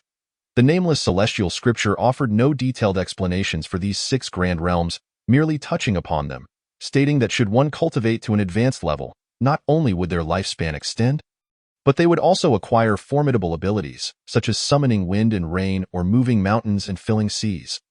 Ultimately, the true immortal stage would allow one to truly ascend to immortality, shining alongside the sun and moon, and sharing longevity with heaven and earth. Though the text contained only a few sentences, Shenluo felt his blood surge with fervor. Over the years, he had encountered descriptions of immortals in various intriguing tales, especially those of vanquishing demons and upholding justice, which filled him with yearning. Yet, in his previous frail state, merely living like an ordinary person had been a luxury. The prospect of cultivating was an unrealistic fantasy. Now, however, things were different. The unexpected perfection of his Xiaohuayang skill had significantly improved his constitution. Although the depletion of his vital energy caused by the malevolent aura could not be entirely remedied, he at least possessed the qualifications to practice celestial techniques. Regrettably, the parchment had been torn, leaving only the first 9 levels of the technique recorded, which meant that completing it would only allow him to reach the soul condensation stage. Shenluo felt no disappointment regarding this. Based on the text and the discussions he had had with Bai Xiaotian, he understood that cultivating the path of immortality was an act against the natural order. Each level of cultivation was exceedingly arduous. If one's aptitude was lacking or comprehension insufficient, even the fundamental qi refinement stage would be unattainable. Among 100 disciples at the Spring and Autumn Academy, only 3 had truly entered that realm and possessed magical abilities. While Shenluo harbored great admiration for the lofty realms described in the nameless celestial scripture, he did not foolishly believe he could easily attain them. If he could reach the qi refinement stage and extend his lifespan by 60 years, he would be content, of course. If fortune favored him and he could ascend to even higher realms, that would be even better. Moreover, after this treasure hunt, he was now utterly convinced of the extraordinary dream he had experienced from the Jade Pillow. It truly was a vision of a future world a millennium hence. This meant that in several hundred years, the calamity of demons would descend. Shenluo collected his thoughts and let out a long sigh. All of this concerning the future was still far off. Overthinking was futile. For now, he should focus on diligently cultivating this nameless celestial scripture before considering other matters. With his resolve set, he returned the parchment to the stone box, concealing it beneath his pillow, and promptly buried himself in bed, falling into a deep sleep after an undetermined amount of time. Shenluo gradually awakened from his slumber, the accumulated fatigue of several days dissipating, leaving him feeling invigorated. He rose from the bed, stretching his limbs, and opened the window. Outside lay a pitch-black expanse. Through the lush foliage of the banyan tree, he could vaguely discern a crescent moon sinking in the west. The courtyard outside was almost silent, save for the occasional chirping of insects, indicating that it was already late into the night. Was it possible that he had slept for a full day and a half? Shenluo mused to himself as he turned back toward the bed at this hour. With the night deep and still, it was an opportune time for cultivation. Shenluo reached beneath his pillow to retrieve the stone box. Tucking it into his robe, and then quietly opened the door to step outside. It was noteworthy that the cultivation method of this nameless technique was rather peculiar, requiring meditation by a pond or stream from the very beginning. However, this was not a daunting task, as there was a small stream not far outside the town that he had passed by on his way here. Shenluo navigated the corridor by the entrance, turning a corner to approach a wall of the courtyard. With a gentle leap, his body felt weightless, soaring over a span of more than 10 feet. He pressed his hand against the wall, landing soundlessly in a narrow alley outside, precisely the same place where he had tested the talismans a few nights prior. Shenluo glanced back at the surrounding wall, a faint smile curling at the corners of his mouth. After perfecting his Xiaohuayang skill, his leaping ability had vastly improved. If only he had learned some lightness techniques, there would be no need to use his hands to scale this small wall. Orienting himself, he swiftly darted down the alleyway, soon leaving the town behind and arriving at a small stream situated 3 to 4 miles outside. This stream meandered past the outskirts of the town, measuring only 3 or 4 zhang wide, its waters remarkably clear, with aquatic plants flourishing within. Shenluo found a secluded spot along the stream, shedding his garments and donning only a pair of trousers. Just as he was about to enter the water, his gaze swept over his shoulder, and he suddenly widened his eyes, staring unblinkingly. The dark red bite mark had vanished without a trace, replaced by a black skull pattern roughly the size of a bowl. Chapter 64. The convergence of yin and yang. Gazing at the skull tattoo on his shoulder, Shenluo felt a chill run down his spine. The black skull tattoo was strikingly lifelike, resembling a genuine skull biting into his shoulder, as if it could fly off at any moment, while the previous bite mark left no trace whatsoever. Having encountered numerous bizarre occurrences in his dreams, his resilience had undoubtedly strengthened, yet seeing this spectacle in the dead of night still sent a shiver through him. Shenluo took a deep breath, calming his mind, and began to scrutinize the design.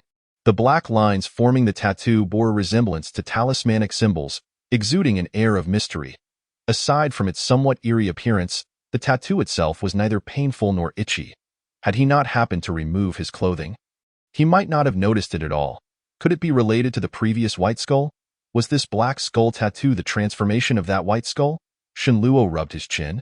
Speculating quietly, he reached out to touch the tattoo, finding the skin there to be level with the surrounding area, showing no signs of elevation or depression, as if it were merely a design. He then used his fingernail to scratch at it forcefully.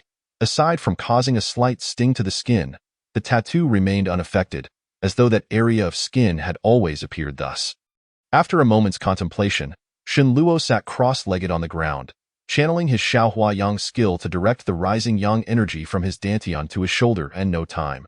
A faint red glow enveloped his entire shoulder, the skin surface glowing slightly. However, aside from the hollowed-out parts of the skull's eye sockets and nose, which also took on a red hue, the rest of the tattoo remained a deep black, showing no signs of change.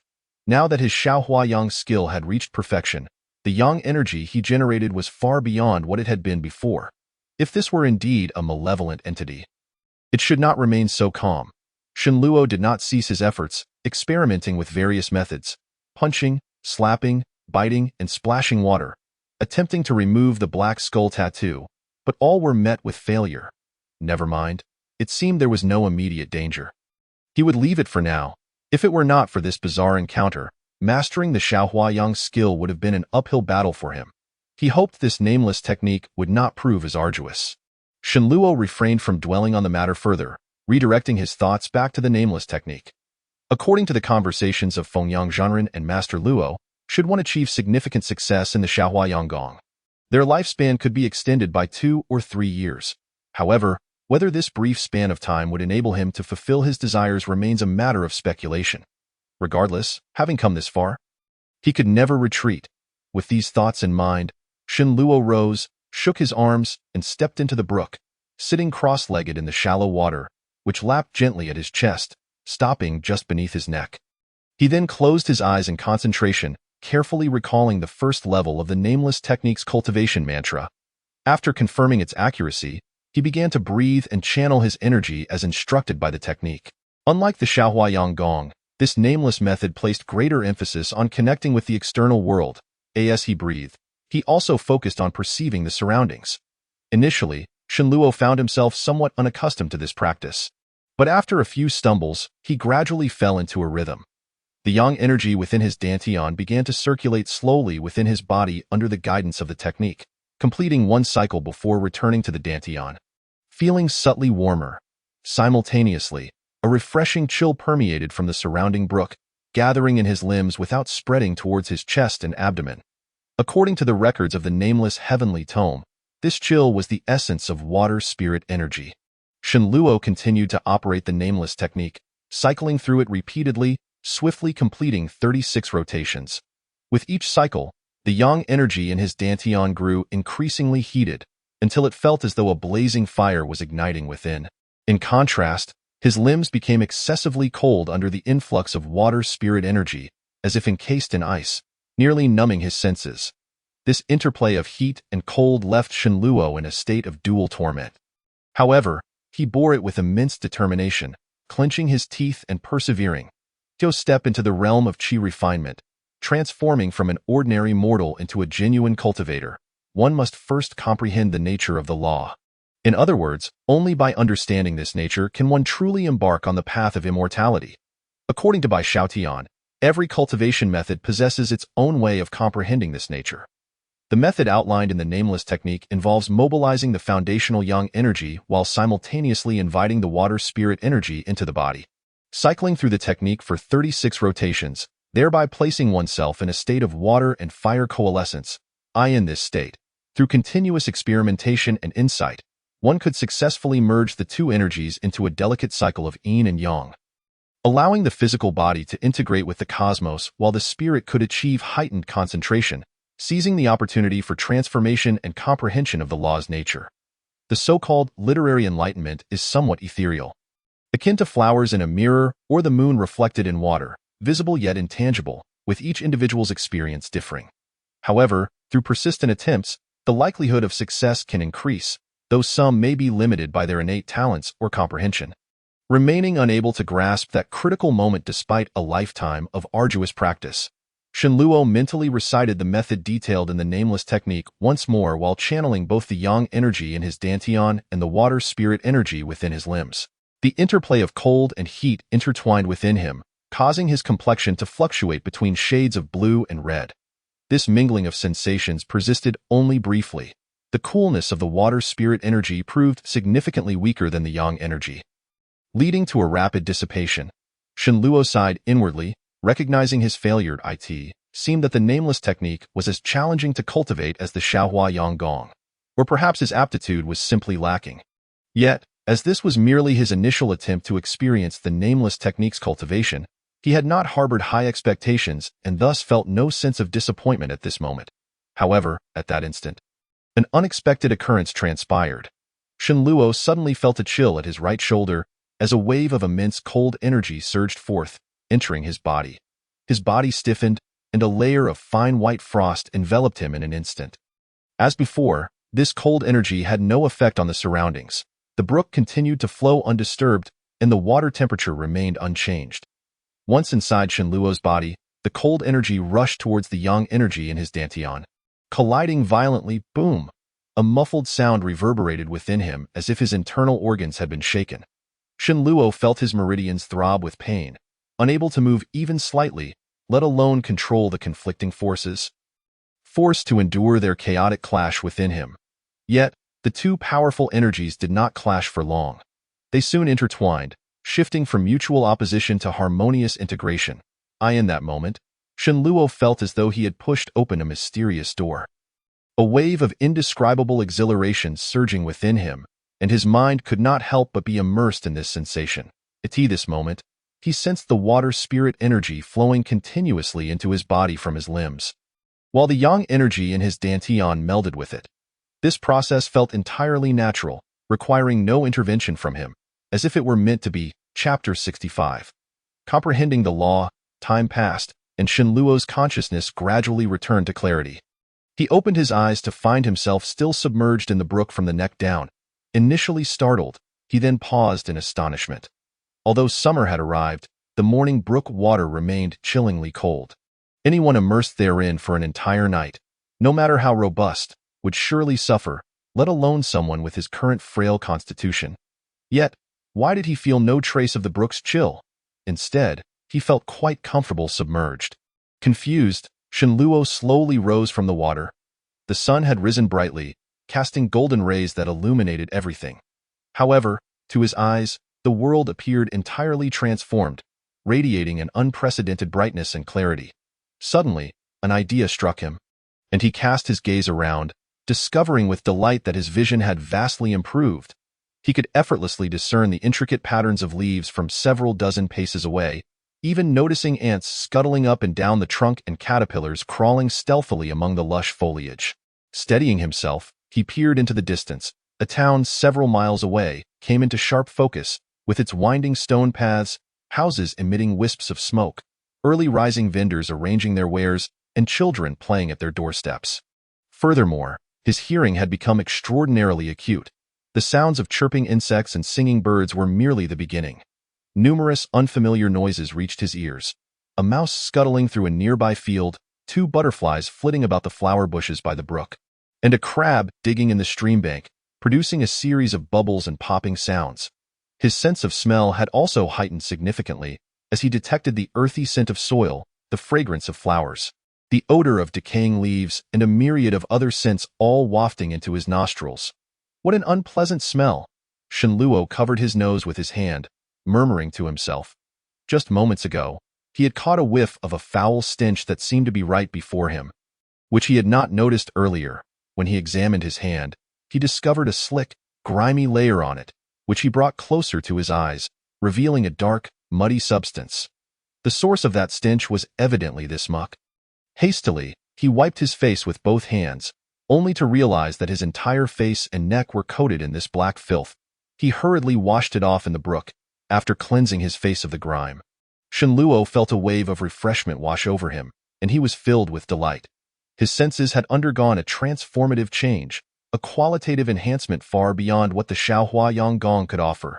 It was only then that he recalled the events of the previous night, realizing that he had been attempting to cultivate the method recorded in the nameless heavenly tome, and had unwittingly lost consciousness. I must have followed the prescribed steps and completed 36 rotations, he pondered. Could this technique truly be so miraculous as to enhance one's senses so dramatically even at the outset of cultivation? Setting aside such thoughts for the moment, he concluded that it was undoubtedly a positive development. Shenluo took a deep breath to calm his mind and waded step by step towards the shore. However, halfway there, he abruptly halted, his right foot suspended in midair, as he stood frozen in place. Just then, he realized that in addition to his heightened senses, he had gained an enigmatic perception, as if he could sense something elusive that had previously escaped his awareness. This elusive essence seemed to exist within the surrounding air, earth, flowing water, and every aspect of the natural world. Varying in form and presence, it was even present within his own body, residing in his dantian. Shenluo dared not make a sudden movement, fearing that he might disrupt this mysterious sensation. He slowly closed his eyes, focusing on the elusive essence within his dantian. It felt like a faint, cool current flowing and circulating within, emanating a subtle wave of energy. The abundant yang energy retreated at its approach, yielding to this magical energy. I have comprehended the nature of the law. Shenluo's eyes flew open, his right foot crashing down into the brook, splashing a torrent of water. The cool current's energy radiated waves akin to the white mist within elemental stones and the auras emitted by immortal masters like Yu Yan, confirming that it was indeed magical energy. Since he first encountered the practice of cultivation and came to understand that this world possessed the existence of magical powers, he had yearned to take this step and reach this realm. Yet, for the vast majority, this step remained utterly unattainable, and for him, it had seemed a mere fantasy. Perhaps it was the pressure of an impending lifespan or the unwavering attachment to a certain obsession that compelled him not to surrender. Though he could scarcely fathom the extent of his sacrifices, little did he anticipate that these efforts would yield results so swiftly. In a moment of bewilderment, he had unlocked the essence of the law, mastering the art of magic and truly stepping into the realm of cultivation. Shenluo's hands instinctively clenched into fists, his nails digging into his flesh without him feeling a thing. After a considerable pause, he forced himself to regain his composure, reflecting on the entire ordeal, only to suddenly sense something amiss. According to Bai Xiaotian, achieving the understanding of the law was a pivotal milestone on the path of immortality, notoriously challenging to surpass. Countless gifted individuals had diligently perfected their foundational techniques, aided by miraculous elixirs, yet remained unable to take that crucial step. Such instances were not uncommon in the Chuanqiu Temple. It had taken him a full 2 years to merely grasp the fundamentals of the Zaiwei Yang Gong, and his aptitude could hardly be deemed exceptional. He had even prepared for the worst. Ready to devote the remaining years of his life to this endeavor, hoping to overcome this hurdle yet, astonishingly, after his initial attempt at this nameless technique yesterday, he had effortlessly comprehended the essence of the law, an utterly incomprehensible feat.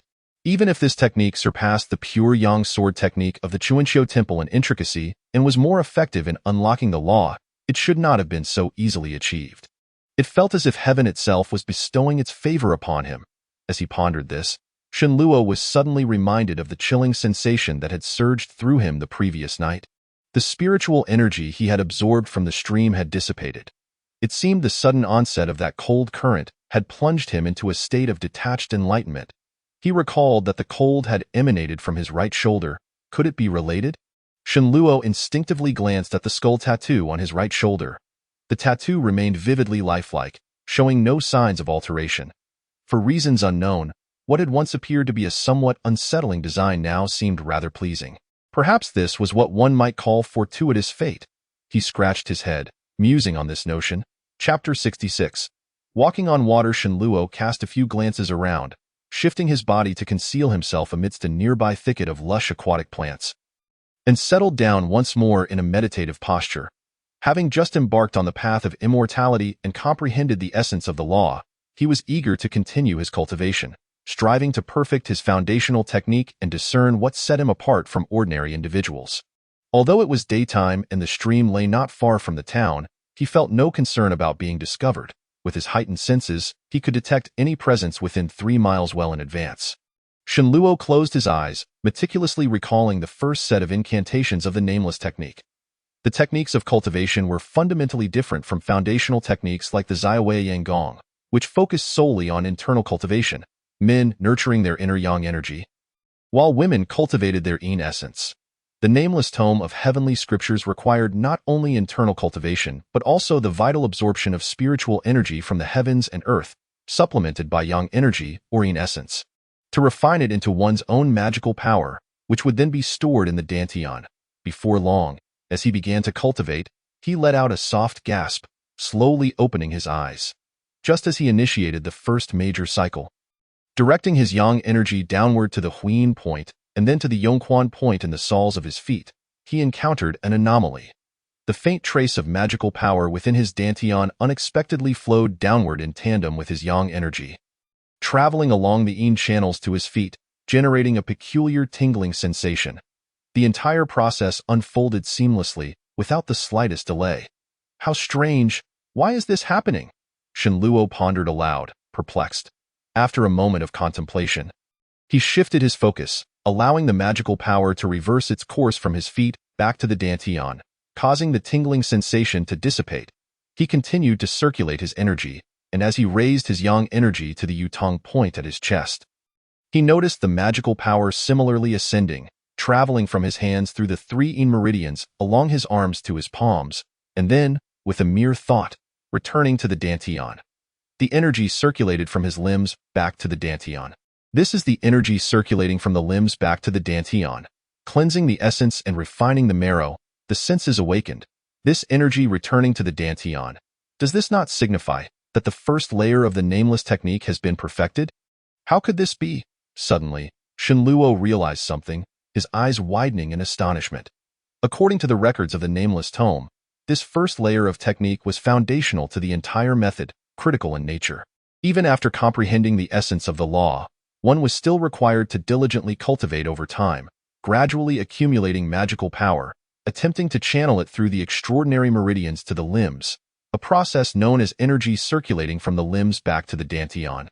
To be considered truly accomplished, if one could achieve this, they could wield magical power to activate talismans or even command magical artifacts, no longer reliant on external stones and materials. However, this step was no easy feat. Not something to be achieved overnight, yet he had accomplished it with remarkable ease, far from the arduous struggle described in the text. With this in mind, he felt a twinge of unease and decided to attempt it once more, only to discover that his magical power could indeed flow freely between his limbs and dantian as he practiced the technique. Shenluo took a deep breath, forcing himself to remain calm. A contemplative expression crossing his face. The energy circulating from the limbs back to the dantian was indeed real, and his senses had undergone a transformative change, as for the cleansing of essence and refining of marrow. Could it be, suddenly, he recalled the filth covering his face and neck upon awakening? Was this not precisely what the text referred to as the impurities expelled from within after cleansing the essence and refining the marrow? The impurities expelled from his body were likely due to his prolonged immersion in the river, having been thoroughly washed away. Who would have thought, I have truly perfected the first layer of this nameless technique? Shenluo pieced together the connections, nearly bursting into laughter, yet he restrained himself in light of this. Perhaps it was time to commence experimenting.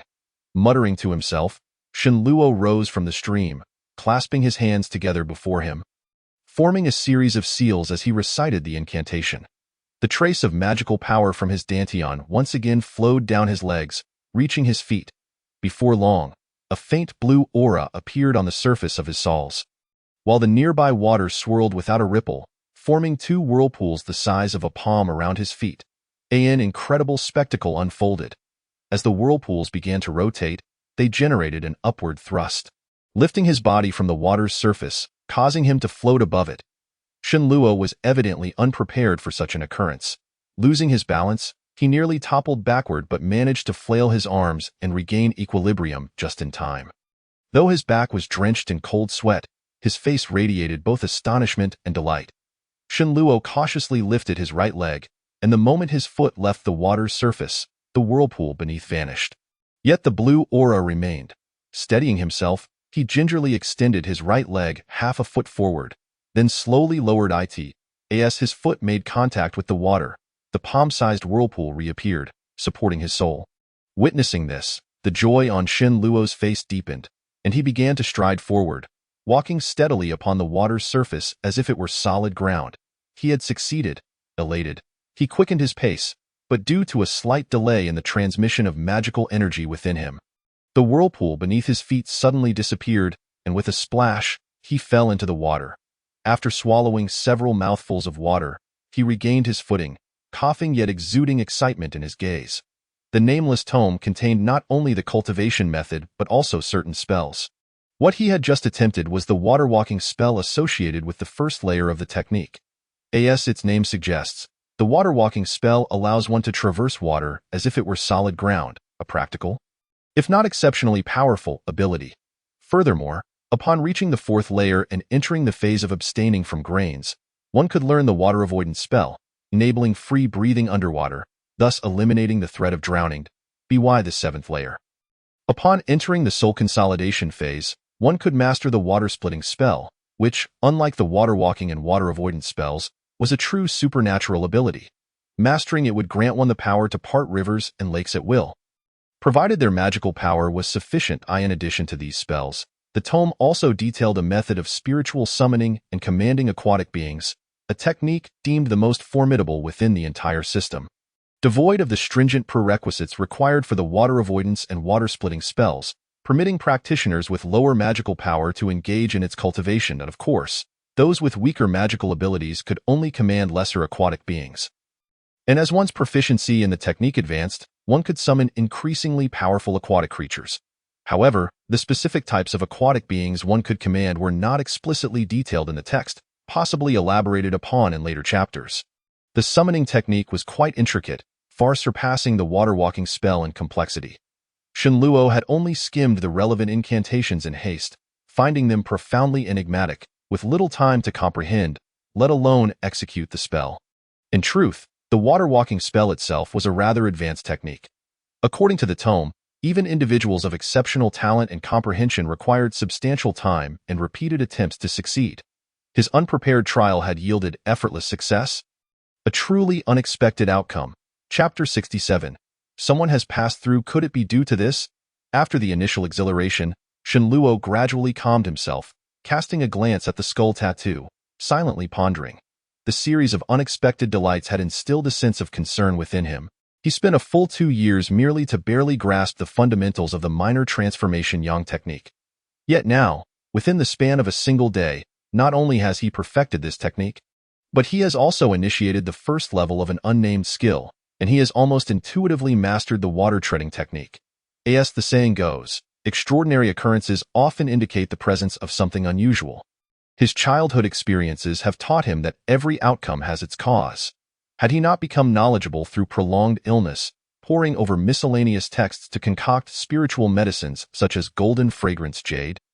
How could the Shin family have risen to prominence in just a few short years? As for everything that has transpired in his own life, whether it ultimately brings fortune or misfortune remains uncertain.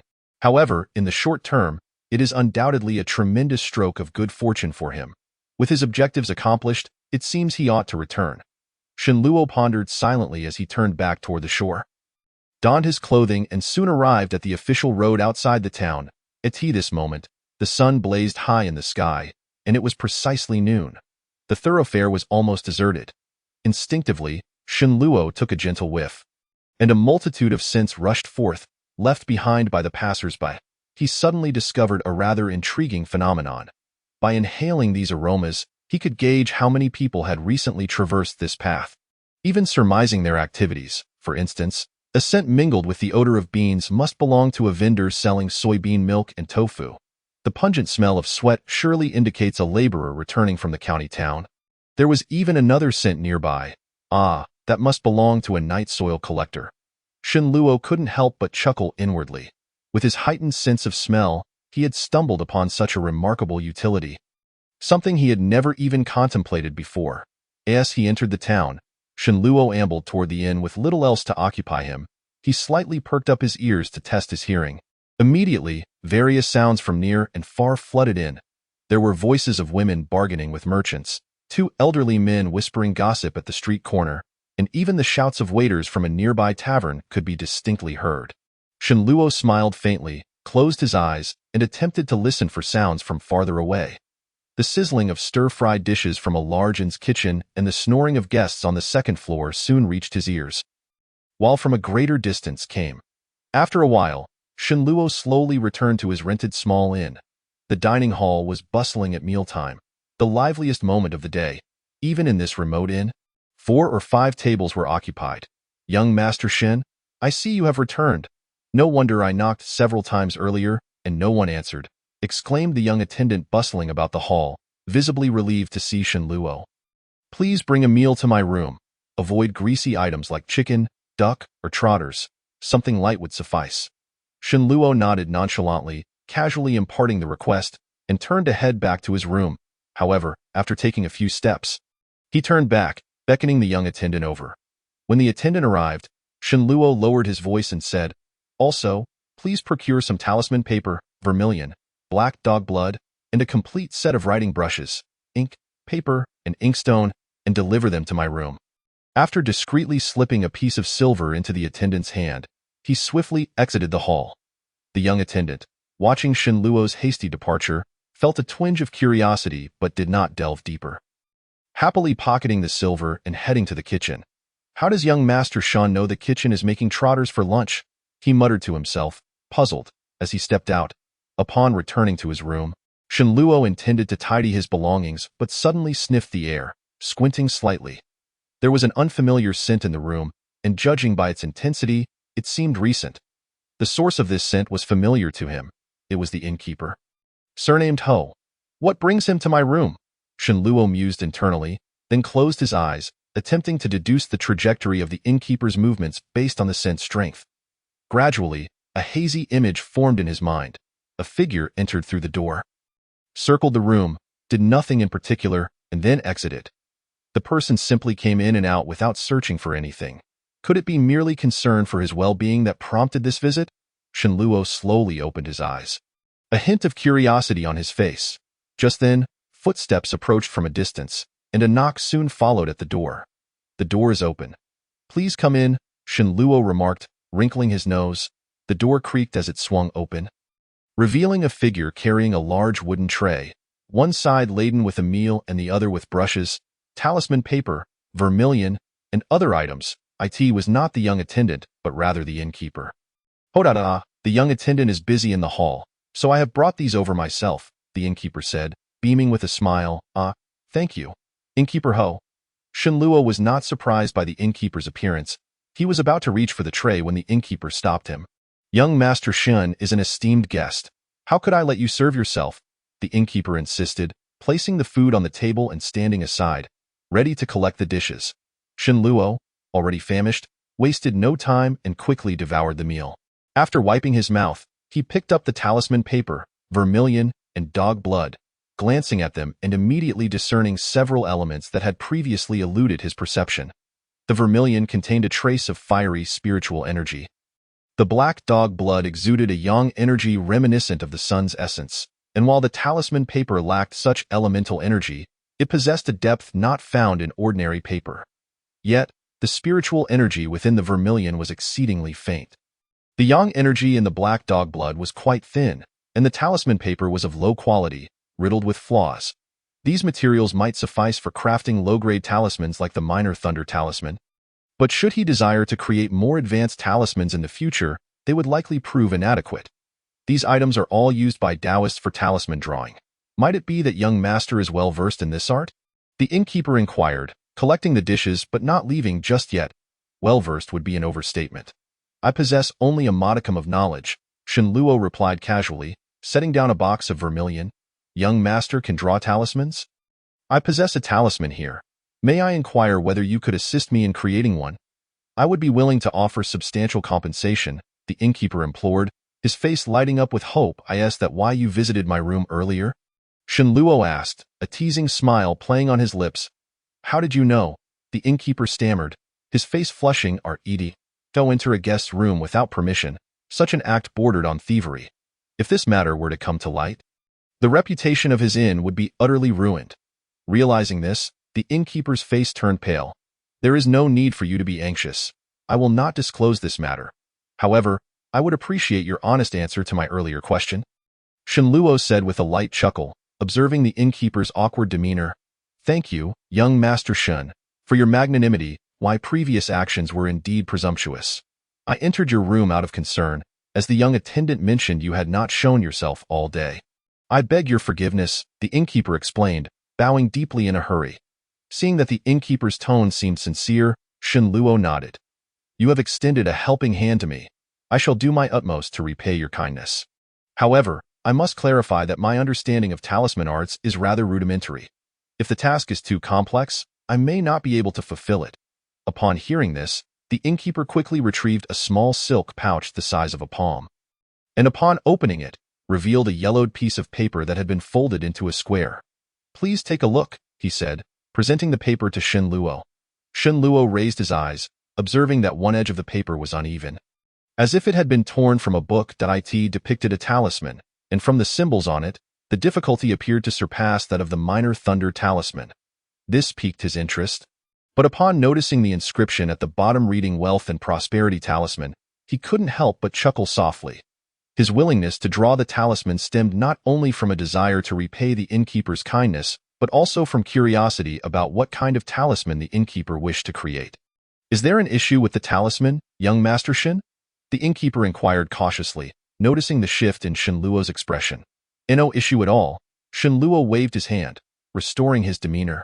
The innkeeper, being an ordinary citizen, naturally sought peace, prosperity, and wealth, which diverged significantly from Shenluo's own thoughts. This was entirely understandable. Shenluo continued to scrutinize the talisman depicted on the paper, and soon a flicker of surprise crossed his gaze. Wealth and prosperity talismans, protective talismans, and similar types are the most common. During his quest for clues about the immortal path, he had perused countless miscellaneous texts, many of which contained shadows of talismans. He had seen at least 10 different versions of the wealth talisman, all difficult to authenticate, yet none of those wealth talismans compared in complexity to the one before him. Moreover, although the symbols on this wealth and prosperity talisman were numerous and intricate, they resonated with a certain profound principle, appearing far from a haphazard fabrication. The innkeeper, seeing Shenluo fixated on the talisman in silence, dared not interrupt and waited with bated breath. I have seen many wealth talismans, but this wealth and prosperity talisman of yours is 10 times more complex than the ordinary ones. I cannot guarantee success. I can only try my best. Shenluo finally withdrew his gaze and spoke. That is quite all right. Please, do make the attempt. If the talisman paper or vermilion is insufficient, I shall procure more, the innkeeper replied promptly. Shenluo emitted a soft hum, setting to work with determination in a short while. He had expertly prepared the talisman ink, then drew a sheet of talisman paper across the table, dipping his brush into the ink. He refrained from immediately commencing the drawing. Instead, he closed his eyes and meticulously recalled the method for crafting the wealth and prosperity talisman, ensuring every detail was correct before placing his brush upon the azure paper to begin his work. Lines rapidly unfurled across the talisman paper, producing a sound reminiscent of silken threads spun by spring silkworms. His understanding of vitality and spirit had deepened significantly, and his approach to drawing talismans was no longer the naive endeavor of the past. As the talisman brush traced the intricate patterns, the essence within the ink harmonized seamlessly with the talisman paper beneath his spirit's influence. He vaguely sensed that the vitality embedded within the ink, when coupled with these enigmatic runes, seemed to summon some form of power. This undoubtedly entailed numerous laws and certain secrets of this world. The innkeeper, of the Ho surname, stood nearby, observing with bated breath as the vibrant red runes spread across the talisman paper, gradually forming a complex and arcane design. He could not help but rub his hands together, his face alight with anticipation. Little did he know that the complexity of this wealth and prosperity talisman far surpassed Shenluo's expectations, and he had thus far only completed nearly 70% of it. Fatigue began to show on Shenluo's face, and his breathing quickened. The creation of talismans demanded a considerable expenditure of mental energy. The runes he had previously drawn, such as the minor thunder talisman and the ghost banishing talisman, were far less intricate than the wealth and prosperity talisman, making the effort less taxing. Fortunately, having now entered the chi refinement stage, he found himself able to endure this strain. Otherwise, he might have struggled to persevere in times past. After what felt like a quarter of an incense stick's worth of time, Shenluo flicked his wrist, the brush gliding across the paper to create a smooth arc, and with a deft twist of his fingers, he executed the final stroke. Only then did he set down his brush, exhaling a long breath. The innkeeper's face brightened with joy, ready to speak, but upon seeing Shenluo close his eyes and sit cross-legged, he hurriedly swallowed his words. Chapter 69. Spring breeze and accomplishment. At this moment, Shenluo's condition was far from optimal. He felt as if he had been drained of all vitality, his mind a hollow void, and his mental energy nearly depleted, leaving him in a state of discomfort. Since breaking through to the chi refinement stage, his internal essence had become abundant, liberating him from previous concerns about lifespan. However, his mental energy had not seen much increase. Shenluo silently activated the minor transformation of yang technique, using the catalyzing yang energy to hasten the recovery of his mental strength. Soon, a rosy glow emanated from his face, and he radiated warmth akin to that of a furnace. The innkeeper, feeling the warmth enveloping him, found himself bathed in a comforting heat, as if the fatigue within him was swiftly dissipating, his face betraying a look of awe. Indeed, Master Shan is a practitioner of immortality. Just a few nights prior, during a midnight excursion, he had stumbled upon Shenluo in the back courtyard, invoking talismans, leading him to suspect that Shan might indeed be a legendary practitioner of the mystical arts. Thus, he had the foresight to invite Shan to draw talismans for him. And what he witnessed now only solidified his belief, igniting a sense of excitement within him. The innkeeper cast a glance at the talisman lying on the table, yearning to pick it up and examine it. Yet he dared not touch it without Shenluo's permission and remained quietly beside it, not even daring to breathe too loudly. After a full quarter of an hour, the rosy glow on Shenluo's face gradually receded into his body. He slowly opened his eyes. Though his complexion still bore traces of paleness, it was significantly improved compared to before. He rose and picked up the talisman from the table, scrutinizing it for a moment before nodding slightly. Regardless of whether this so-called wealth and prosperity talisman would truly be effective, it was the first talisman he had drawn since entering the chi refinement stage, and he considered it the most perfect talisman he had crafted to date. I have done my utmost. However, the wealth and prosperity talisman is a binding talisman, its power obscure, thus I cannot ascertain if it has been successfully drawn, Shenluo remarked, extending the talisman to the innkeeper. How could there be a failure in a talisman drawn by the young master? I am truly grateful. The innkeeper's confidence in Shenluo was unwavering as he accepted the talisman, his expression growing increasingly radiant. He retrieved a finely crafted rosewood box from his robe, treating the wealth and prosperity talisman with utmost reverence as he stored it away. Subsequently, he produced another wooden box, opening it on the table to reveal 2 hefty ingots of silver.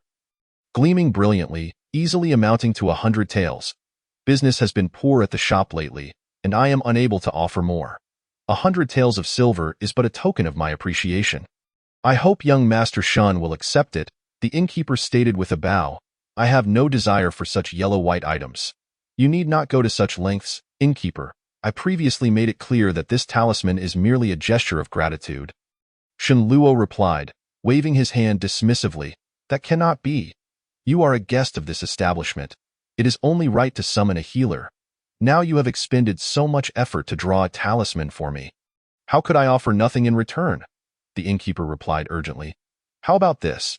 When you have truly prospered in the future, I shall return to collect my reward, Shenluo suggested with a smile. Seeing Shenluo's resolute stance, the innkeeper reluctantly withdrew the silver. Understanding that Shenluo had matters to attend to, he did not dare linger, expressing his profound gratitude before taking his leave. Shenluo sat at the table for a while, then picked up another sheet of talisman paper to begin drawing a minor thunder talisman. This particular talisman he had already mastered. However, the success rate remained low, even after advancing to the chi refinement stage. He could only succeed in 1 out of 5 or 6 attempts. Moments later, Shenluo held up a successfully drawn minor thunder talisman.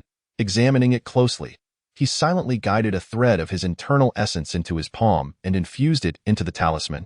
The runes on the minor thunder talisman immediately radiated a hazy white light. Shenluo's heart leaped with joy. He quickly cut off the flow of essence to prevent the talisman from activating. For the room in this inn could hardly withstand the force of a thunder strike. The luminescence of the runes on the minor thunder talisman gradually dimmed, soon returning to its original state.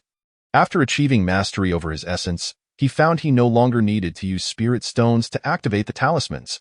Shenluo had previously instructed Xiao Sanzi to bring over talisman paper, vermilion, and other materials to verify this very fact, and it had indeed turned out as he had anticipated. He folded the minor thunder talisman and stored it away, then took up nearby paper and pen to compose a letter to his family, informing them of his newfound freedom from concerns about a shortened lifespan, in order to put their minds at ease.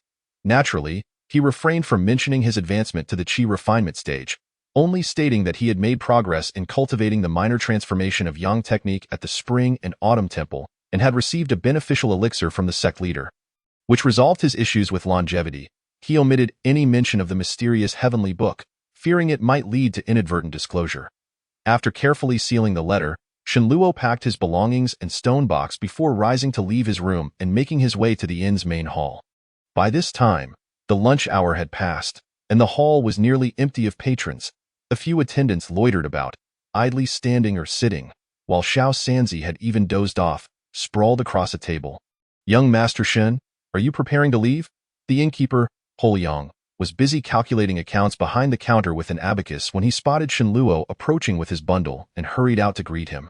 I wish to express my gratitude for your hospitality these past few days, Shenluo said, placing the room fee on the counter. You have helped me immensely. If I were to charge you for the room, how could I still hold my head high? The innkeeper's face flushed with embarrassment as he took the payment and insisted on returning it to Shenluo. Seeing his steadfast attitude, Shenluo did not press the matter further.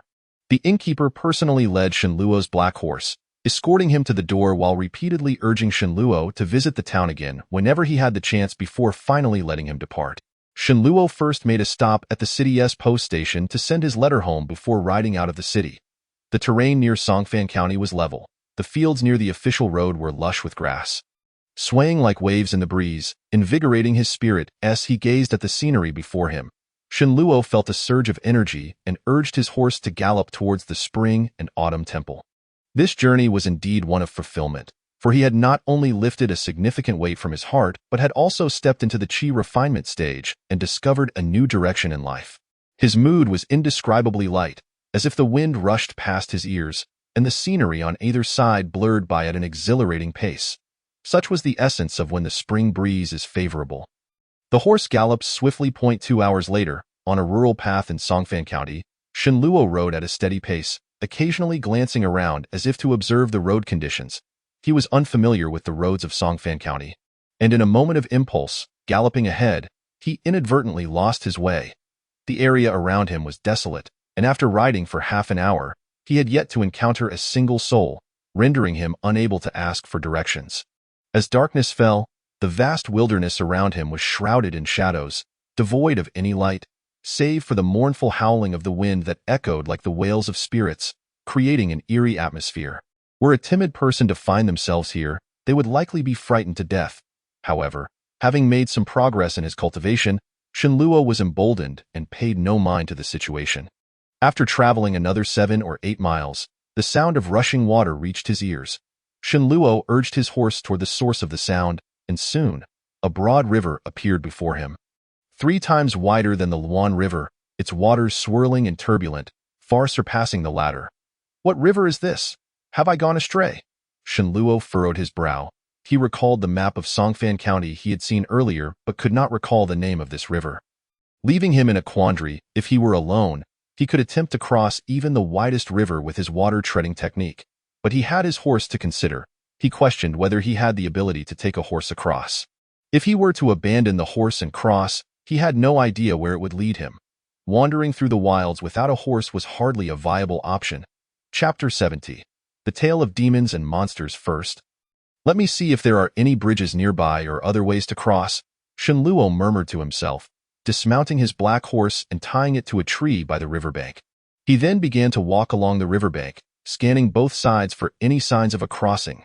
At this moment, the bright moon hung high in the sky, casting a silvery glow around. The surrounding light was relatively decent, and coupled with his significantly improved vision, discerning objects was almost indistinguishable from daylight. However, the river meandered intricately, flanked by lush trees that obscured the view, limiting his sight. After a brief contemplation, Shenluo resolved to venture towards the center of the river where visibility was more expansive.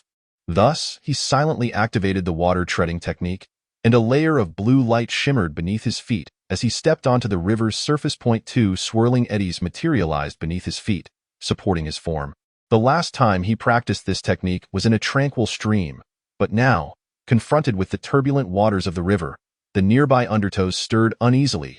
As a novice in this technique, he found his movements clumsy under the influence of external forces, causing his body to bob up and down with the river's waves, swaying precariously as if he might plunge into the water at any moment. He hastily concentrated, channeling his magical energy into his feet to sustain the technique while spreading his arms to adjust his posture. Striving to maintain balance against the river's force, gradually acclimating to the current, his form stabilized. It seemed that the water-treading technique required continual practice across various rivers and streams, particularly learning to adapt to maintaining balance amidst diverse aquatic conditions, so that it might prove useful when needed. With a sigh of relief and a moment to gather his composure, he continued to stride towards the heart of the river. What a marvelous art of water manipulation! Just then, a clear voice suddenly resonated from afar. Though not loud, it pierced through the surrounding tumult of waves, as if spoken directly into Shenluo's ear. Initially, Shenluo had devoted all his focus to executing the water-treading technique. But upon hearing this voice, his concentration faltered. His magical energy wavered briefly, and the luminous aura beneath his feet vanished, causing him to plummet into the river with a splash. Shenluo floundered in the water, swiftly performing hand gestures to summon the surrounding currents, which swirled chaotically around him, forming a spiral wave that lifted him back to the surface. Dripping wet, he glanced toward the shore where he had tethered his horse, only to find a tall young man had appeared near the great tree. Bathed in moonlight, the youth's well-defined features were strikingly clear. His eyebrows arched like swords, his eyes sparkled like stars, and his nose was prominent like a mountain ridge. With full lips that bore a noticeable smile, clad in a round-collared robe and adorned with a half-armor draped diagonally from his right shoulder, he bore an ancient long sword with an elongated hilt across his back. Exuding a palpable aura of valor, "Pray, may I inquire if you are a disciple of the esteemed weak water sect?" Before Shenluo could respond, the young man clasped his fists in greeting and posed the question. How so? Shenluo furrowed his brows and replied. At this moment, he was no longer the merchant's son who had just joined the spring and autumn sect 2 years prior. He was aware that in this vast world, places of cultivation were not limited to the spring and autumn sect. However, lacking the opportunity to learn about other sects, he remained oblivious to the existence of the weak water sect. Is that so? I had thought that within the entire Dingping County, only the inner disciples of the weak water sect could possess such profound mastery over water manipulation. You appear quite youthful, which prompted my inquiry. The young man raised his brows in mild confusion. It seems you are mistaken. I am merely a wandering cultivator, dabbling in random practices, with no ties to any sect, Shenluo replied, his gaze flickering as he spoke. With that, he turned to stride towards the shore, intending to lead his horse away, wishing to avoid further entanglement with this enigmatic figure. Since we are both practitioners, let us refer to each other as fellow cultivators for now. My name is Lu Huoming, a resident of Chang'an. May I ask how you are addressed, fellow cultivator? Seeing Shenluo approach his black horse without looking back, the young man hurriedly introduced himself. I am Shen Jiaqing, a local resident. Since you hail from the capital, what brings you to this remote Songfan County? Lu Daoyu. Shenluo hesitated briefly before turning back with a smile. He remained somewhat cautious regarding this sudden appearance of a stranger, opting not to disclose his real name. So you are Shen Daoyu. I have come to Dingping City merely to deliver a message. On my way back, I happened to see you practicing here and could not resist my curiosity. Hoping you would not find my approach intrusive, Lu Huoming explained, observing Shenluo's damp appearance with a hint of regret. Not at all.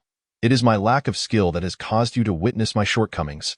Shenluo replied with a smile, sensing sincerity in the other's tone and finding no malice in his gaze.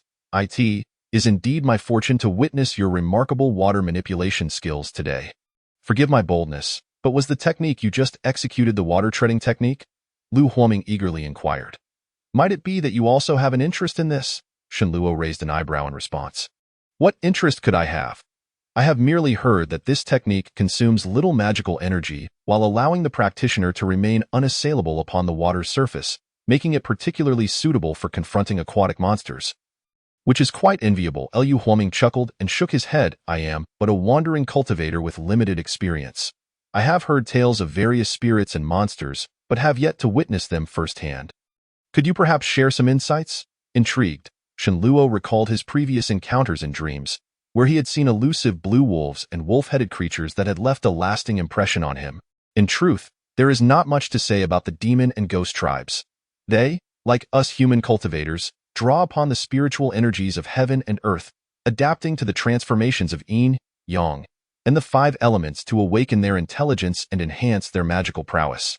Generally speaking, creatures of the same level possess various innate abilities, rendering them inherently stronger than us human cultivators. Of course, we human practitioners also have talismans and other external aids.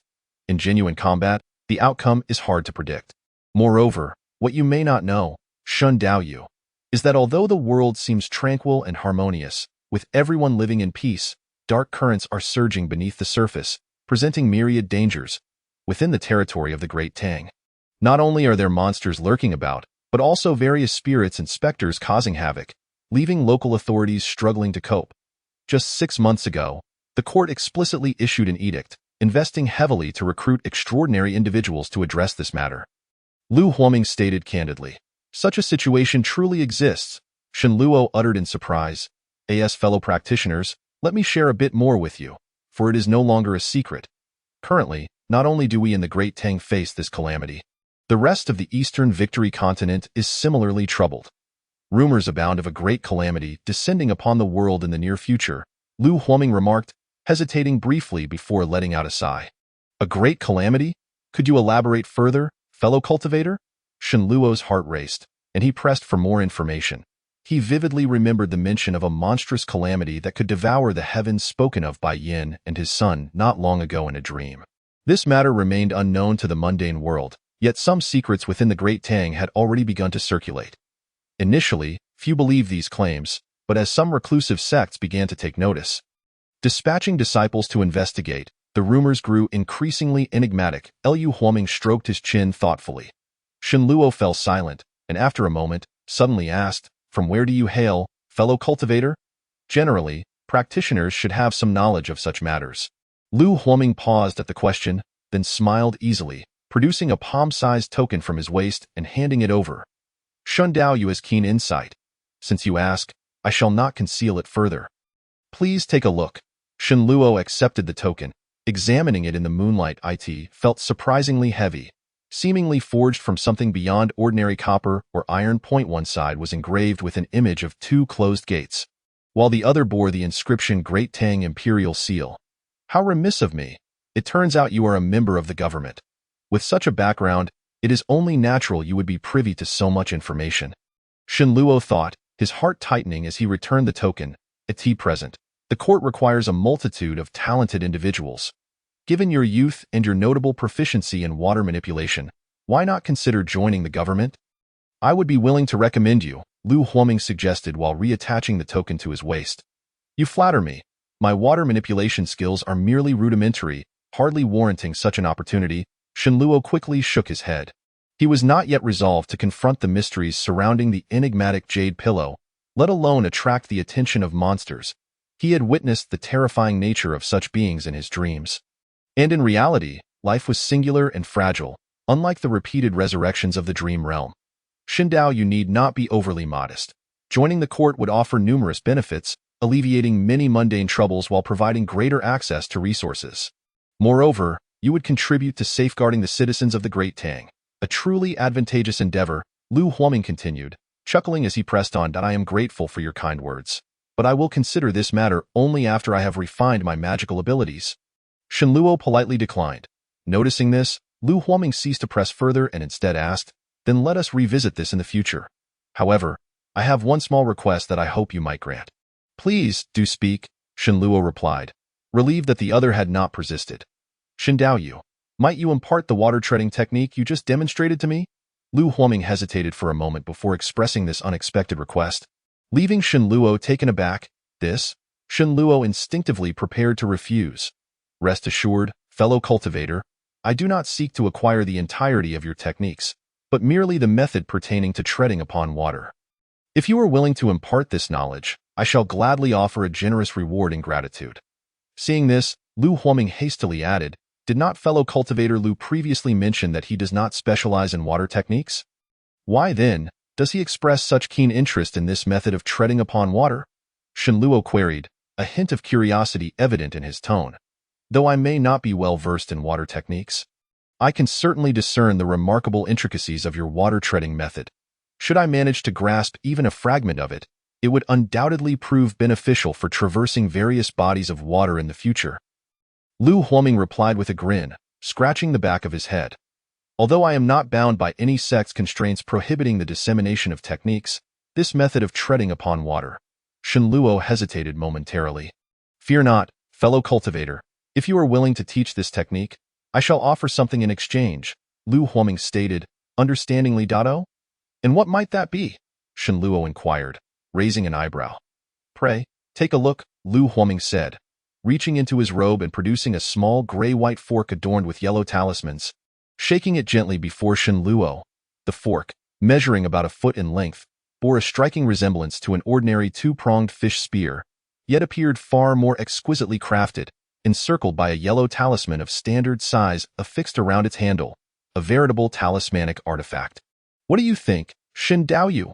Lu Huoming asked, noticing Shen Luo's unwavering gaze on the fork. Given Lu Daoyu's generosity, how could I possibly decline? Shen Luo replied without a hint of hesitation this time. Chapter 72. The initial acquisition of a talismanic artifact. Haha. How refreshing, fellow cultivator. You truly are a person of forthrightness. Lu Huoming clapped his hands together and laughed heartily, causing a flurry of leaves to rain down from the nearby trees. Subsequently, Shen Luo proceeded to share the crucial points of the water-treading technique with him. Excellent, truly exquisite, Lu Huoming exclaimed, his smile growing broader as he began to refer to Shen Luo as Shan brother. Now, regarding the usage of this talismanic artifact, I would appreciate it if Brother Lu could impart some knowledge. Shen Luo reciprocated the title and inquired. The talismanic artifact harnesses the power of the talisman to unleash its might. Thus, when employing it, one simply needs to channel their spiritual energy to activate the talisman. However, it differs from other talismans. It does not merely require igniting the talisman core, but rather necessitates a sustained flow of spiritual energy to control the artifact's attacks. Lu Huoming explained in one breath. Noticing Shen Luo's lingering confusion, he waved his hand and said, "Allow me to demonstrate, so you may be convinced." With that, he swiftly formed a hand seal, causing a cerulean glow to emanate from his palm. Flowing like water into the talisman affixed to the gray-white fork.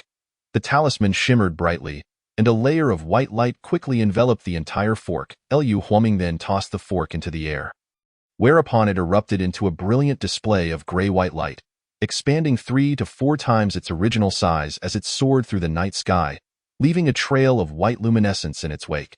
Suddenly, it transformed into a streak of white light, hurtling toward a stout willow tree situated several dozen feet away. In a flash, the white light vanished into the tree, accompanied by a resounding crash that made the sturdy willow tremble violently, its drooping branches swaying wildly, scattering leaves all around. Shen Luo watched in awe, his heart ablaze with excitement. As Lu Huoming reveled in the display, he suddenly formed a sword gesture with his fingers, pointed skyward, and bellowed, "Rise!" With a sharp clang. A beam of sword light shot up into the heavens like a soaring dragon, morphing into a lengthy azure arc that danced through the night sky. In an instant, Lu Huoming leaped into the air, ascending several dozen feet before landing gracefully upon the azure arc. As the arc gradually retracted, the true form of the ancient sword was revealed. With Lu Huoming standing solitary upon it, his robes billowing in the night breeze, exuding an undeniable aura of a sword immortal. Shen Luo could not help but admire the spectacle. Tonight's encounter is indeed fateful. Shen brother, should you find yourself in Chang'an in the future, you are most welcome to seek me out at the Cheng residence, Lu Huoming called from above, before melding with the azure arc and disappearing into the distance. Shen Luo gazed at the vanishing arc, momentarily lost in thought. After a while, he exhaled deeply, muttering to himself with a smile, to find Lu Huoming at the Cheng residence in such a vast city like Chang'an. How many Cheng residences could there be? Where would I even begin to search? He regarded this as mere pleasantries, yet he could not help but acknowledge Lu Huoming's formidable prowess, feeling an inkling that he surpassed the celestial masters he had encountered in his dreams. Such as Yu Yin. Once Shen Luo withdrew his gaze, he abruptly smacked his forehead, turning to hasten toward the stout willow tree a dozen paces away. He had yet to retrieve that fork. Upon approaching, he discovered a gaping hole the size of a bowl in the trunk of the willow, with what appeared to be some glimmering substance clinging to its edges, reflecting the moonlight. As he leaned in for a closer look, he gasped in astonishment. The edges of the tree hole were surprisingly coated with a layer of shallow black ice crystals. Such efficacy? Is this not even more formidable than the copper coin sword of Bai Xiaotian? Shen Luo thought to himself, delighting in the unexpected turn of events. The mere basic incantation of the water-treading technique from the nameless method had yielded such a potent artifact. What of the more profound spells that lay ahead? With this in mind, he began rummaging through the wood shavings and debris on the ground behind the tree, ultimately triumphantly retrieving the fork, which had returned to its original size. He weighed it in his hand and found it significantly heavier than he had anticipated, with a peculiar texture that was neither metallic, wooden, nor stone. Unable to discern its material, and recognizing the need to avoid lingering in this location, he turned his attention to the talisman affixed to the fork's handle. Noting its intricate symbols, which were far more complex than the ghost-repelling or minor lightning talismans he was familiar with, he could not even discern the starting point or the flow of strokes when writing the talisman. After a brief moment of hesitation, he could no longer contain his excitement and impulsively decided to experiment with the talisman he had just acquired. He spread his palm flat and placed the fork upon it, forming a seal with his other hand and beginning to circulate his spiritual energy. A strand of energy surged from his dantian, coursing through his arm and into the talisman on the fork's handle. The talisman glowed briefly, and a white halo radiated outward, enveloping the entire fork. Shen Luo immediately felt a unique pull of spiritual energy manifest between him and the fork. With a slight thought, the fork trembled slightly, lifting about a finger's width off his palm. Seeing this, his eyes lit up, but the moment he became distracted, the fork abruptly dropped back into his palm. He steadied his mind, once again channeling his spiritual energy into the talisman. This time, he focused intently, determined not to allow any distractions, pouring all his effort into controlling the fork. Yet, whether due to unstable energy or some other reason, the fork suddenly shot upwards uncontrollably into the night sky, severing its connection with him and plummeting back down. Had he not reacted swiftly, it would have come crashing down upon him. After several attempts, none of which succeeded in guiding the fork through the air, Shenluo found himself increasingly fatigued and decided to abandon further attempts, resolving to return to Chuanxiu Temple and seek another opportunity for thorough research. Alas, in my eagerness to converse, I completely forgot to inquire about where exactly this place is, he lamented, realizing he was still in a desolate wilderness, far removed from civilization, and likely facing a night spent beneath the stars. Chapter 73. The world has changed 3 days later, at midday. Brother Nyo was languidly seated on the stone steps beside the entrance of Chuanxiu Temple, basking in the sun with a cup of tea in hand, humming a tune, utterly relaxed. Suddenly, he caught sight of an approaching figure along the mountain path and promptly stood up. Squinting to get a better look, the individual donned a blue long robe, carrying a gray bundle slung over their shoulder and a cloth bag in hand. Walking steadily up the path with a slight forward lean. "Oh, is that this fellow?" he exclaimed softly upon recognizing the familiar face. The figure was none other than Shenluo, returning to Chuanxiu Temple from Songfan County. Having arrived early at the town of Tuji at the foot of the mountain, Shenluo did not rush back but first sold his black horse, then purchased wine and roasted goose at Hongyun Tower, followed by some vermilion powder and talisman paper before ascending the mountain. Entry into the temple is restricted to authorized personnel only. Brother Nyo's languid voice echoed from within as Shenluo approached the entrance. "Brother Nyo, do not jest. I am fulfilling my master's orders to visit family and am merely returning today," Shenluo replied, furrowing his brow as he continued walking inward. "How dare you speak to your senior brother in such a manner? Have you no sense of decorum?" Brother Nyo's tone turned reprimanding as he suddenly flicked his wrist, splashing tea toward Shenluo's head. Shenluo instinctively stepped back, easily avoiding the tea. A flicker of surprise crossed Brother Nyo's eyes as he sidestepped to block Shenluo's path. Just as he was about to press the issue, he caught a whiff of the bundle on Shenluo's shoulder and broke into a grin in light of senior brother's generosity. "I shall let this pass. You understand the rules, I trust? The roasted goose and wine from Hongyun Tower are for by brother and tea on brother," Shenluo remarked, glancing at the cloth bag in his hand, a smile playing on his lips.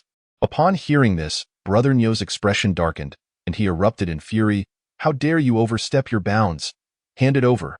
Having spoken, he took a step towards Shenluo, boldly attempting to seize it himself. Shenluo appeared to have anticipated this. As he stepped forward, his left foot advancing rather than retreating, landing precisely on the puddle of tea on the ground. Within him, an unnamed technique began to circulate, and a thread of mystical energy flowed from the sole of his foot, imperceptibly guiding the puddle of tea into swirling droplets. Brother Nyo stepped onto these droplets. His foot unexpectedly slipped, causing him to lose his balance and lurch towards Shenluo. "Be careful, brother." Shenluo sidestepped, extending a hand as if to steady Brother Nyo, but as their bodies drew close, his hand swept past Nyo's abdomen, subtly lifting him with a surge of yang energy, sending Brother Nyo soaring through the air and tumbling out of the mountain gate. A series of wails followed from outside the gate, as Brother Nyo rolled down 17 or 18 steps of the mountain path. Shenluo did not look back but continued forward. However, after taking a couple of steps, he retraced his path, retrieved paper and pen, and elegantly inscribed, "Today, I observed your darkened brow and unsteady steps, a sign of insufficient kidney essence. The remedy lies in goose fat. I hope you will accept it." With a flourish, he tucked away the writing and extracted the roast goose he had purchased from the foot of the mountain, plucking a piece of the goose's posterior and tossing it along with the note onto the stone steps where Brother Nyo had previously Saturday. After completing this act, he dusted off his hands and gracefully stepped into the mountain gate. At last, he had returned. The world had changed in his absence. Gazing at the familiar flora and fauna of the Chuanxiu Temple, Shenluo couldn't help but feel a wave of nostalgia as he continued onward. Along the way, he encountered several disciples of the temple, exchanging nods as greetings. For reasons unknown, he sensed an oddity in their gazes directed towards him. While he pondered this, he arrived at the foot of the Lingguan Hall on the mountain path, intending to ascend, when he lifted his gaze to see a rotund figure approaching from a distance of 50 or 60 paces. Among the most portly within the Chuanxiu Temple, It was none other than Ding Yuan, followed by 3 or 4 disciples. Upon spotting Shen Luo ascending the steps, the group exchanged looks of surprise. And Ding Yuan exaggeratedly rubbed his eyes with his chubby hands. Surely I am not seeing things? This fellow has been missing for so many days. I thought he was cast out, yet here he is again. One of Ding Yuan's usual followers muttered, unable to contain his astonishment. Though Shen Luo was at a distance, he heard every word clearly and began to piece together the situation, yet his steps remained unimpeded. Shen Luo, after such a long absence, what brings you back? Ding Yuan asked, halting Shen Luo with a raised hand as he drew near. Just visiting home. How could I linger without returning? Shen Luo replied nonchalantly. I think you were indeed cast out, yet you still have the audacity to return. Don't think for a moment that we are unaware. You came to the temple seeking to extend your life? Yet do not soil our sacred grounds with your coppery possessions. Ding Yuan scoffed, disdain evident in his expression. The others regarded Shen Luo with varying degrees of incredulity. What I do in the temple is of no concern to you. Shen Luo's expression darkened as he cast a sidelong glance at them. Ding Yuan and the others felt an unexpected shift in Shen Luo's aura, a palpable pressure that compelled them to avert their gazes. None daring to meet his eyes, Shen Luo paid them no mind, continuing past them. Ding Yuan, momentarily taken aback, felt a flush of embarrassment when he noticed the looks from his companions. A waste of space dares to disrespect a senior? You've gone too far, Ding Yuan shouted, hastily pursuing Shen Luo, channeling the force of his Shaohuayang technique into his right hand, his fingers spreading as his palm swelled, aimed squarely at Shen Luo's back. Brother Ding's Qingyang palm is indeed quite formidable. What a fool! The others cheered in approval. Shen Luo, with his back to Ding Yuan, did not turn, but raised his left hand, effortlessly grasping Ding Yuan's little finger and giving it a gentle tug. Ouch! Stop! That hurts! Ding Yuan's yelps echoed like a slaughtered pig. Alas, Ding Yuan's little finger was held firmly by Shen Luo, forcing him to bend in compliance, tears brimming in his eyes from the pain. The cheers around them abruptly ceased, everyone frozen in disbelief, clearly unprepared for this novice in the Shaohuayang technique to possess such skill, striking Ding Yuan at his most vulnerable point. Shen Luo? Please don't be reckless. If you harm me, my master. Ding Yuan gasped, still bent over, yet his threats were cut short as Shen Luo tightened his grip, eliciting another wail. Brother Ding, your Qingyang palm is indeed profound. As for me, a mere novice in Shaohuayang, please don't frighten me, Shen Luo remarked casually, his gaze sweeping over the rest. Ding Yuan, contorted with pain, was drenched in cold sweat, unable to utter a single word of protest. The others lowered their heads, avoiding Shen Luo's piercing gaze. Chapter 74. An unexpected encounter in the back mountain. What are you doing? A sharp voice suddenly rang from the upper mountain path. Upon hearing this, Shen Luo's lips curled into a faint smile, and he released his grip. Ding Yuan stumbled forward, nearly collapsing to the ground if not for the support of his companions. Just then, a figure appeared beside Shen Luo, descending gracefully.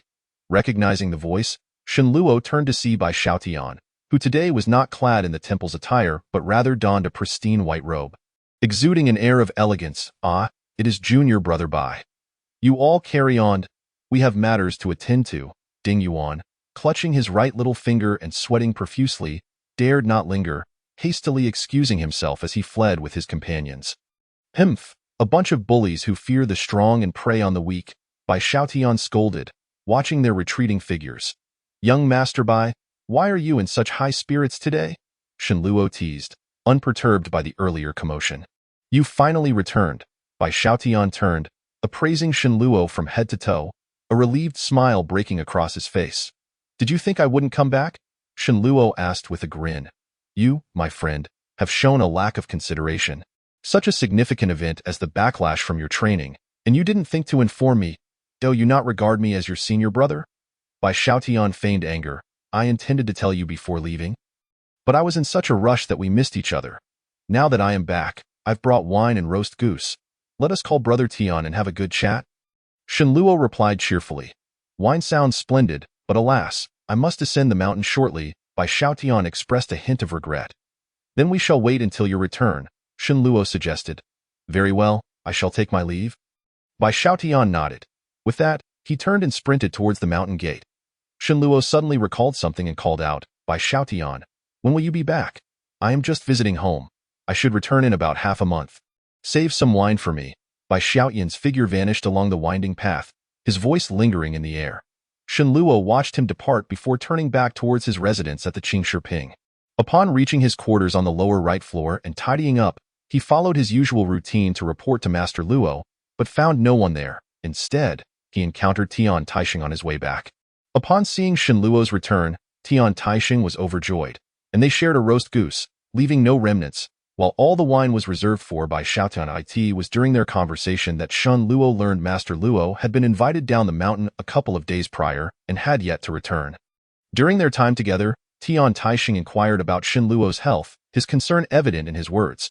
Shenluo struggled to articulate the truth, knowing that mentioning the unnamed heavenly book would inevitably lead to discussions of the jade pillow and bizarre dreams.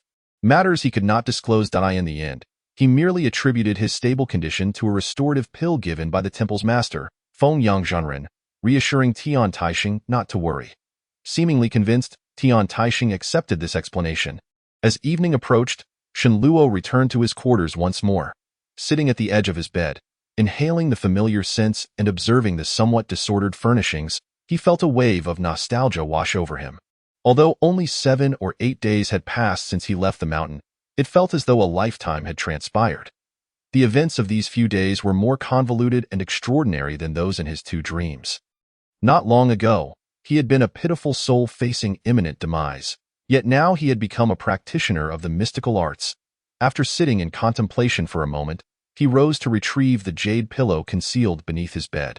Should I give it another try? He placed the jade pillow before him, his palm gliding over its surface, feeling the coolness of the stone, hesitation flickering in his eyes. And no longer did he harbor the same aversion towards the jade pillow as he once did. Instead, he found himself quite intrigued. Were it not for this object, how would he have encountered Yu Yin in his dreams? Without the tales of yore that Yu Yin inadvertently shared after drinking, how would he have discovered the unnamed technique and ultimately attained enlightenment?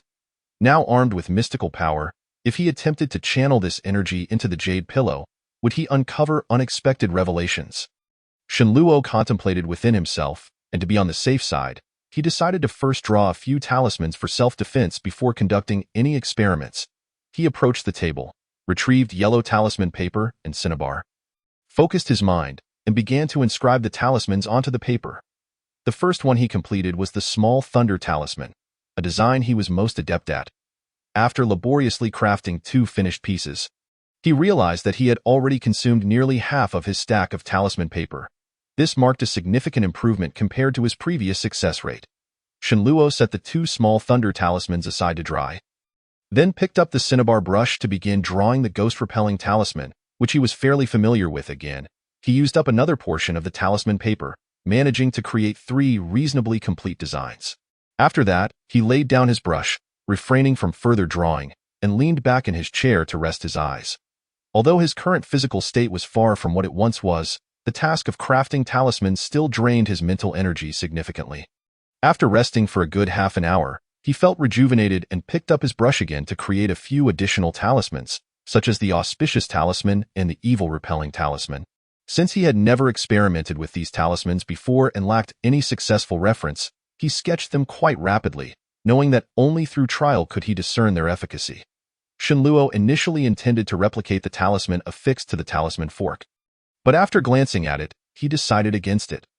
This was not due to any other reason, but rather that the talisman was rolled around the fork's handle, obscuring its entirety, and he did not dare to remove it hastily for fear of damaging the talisman tool.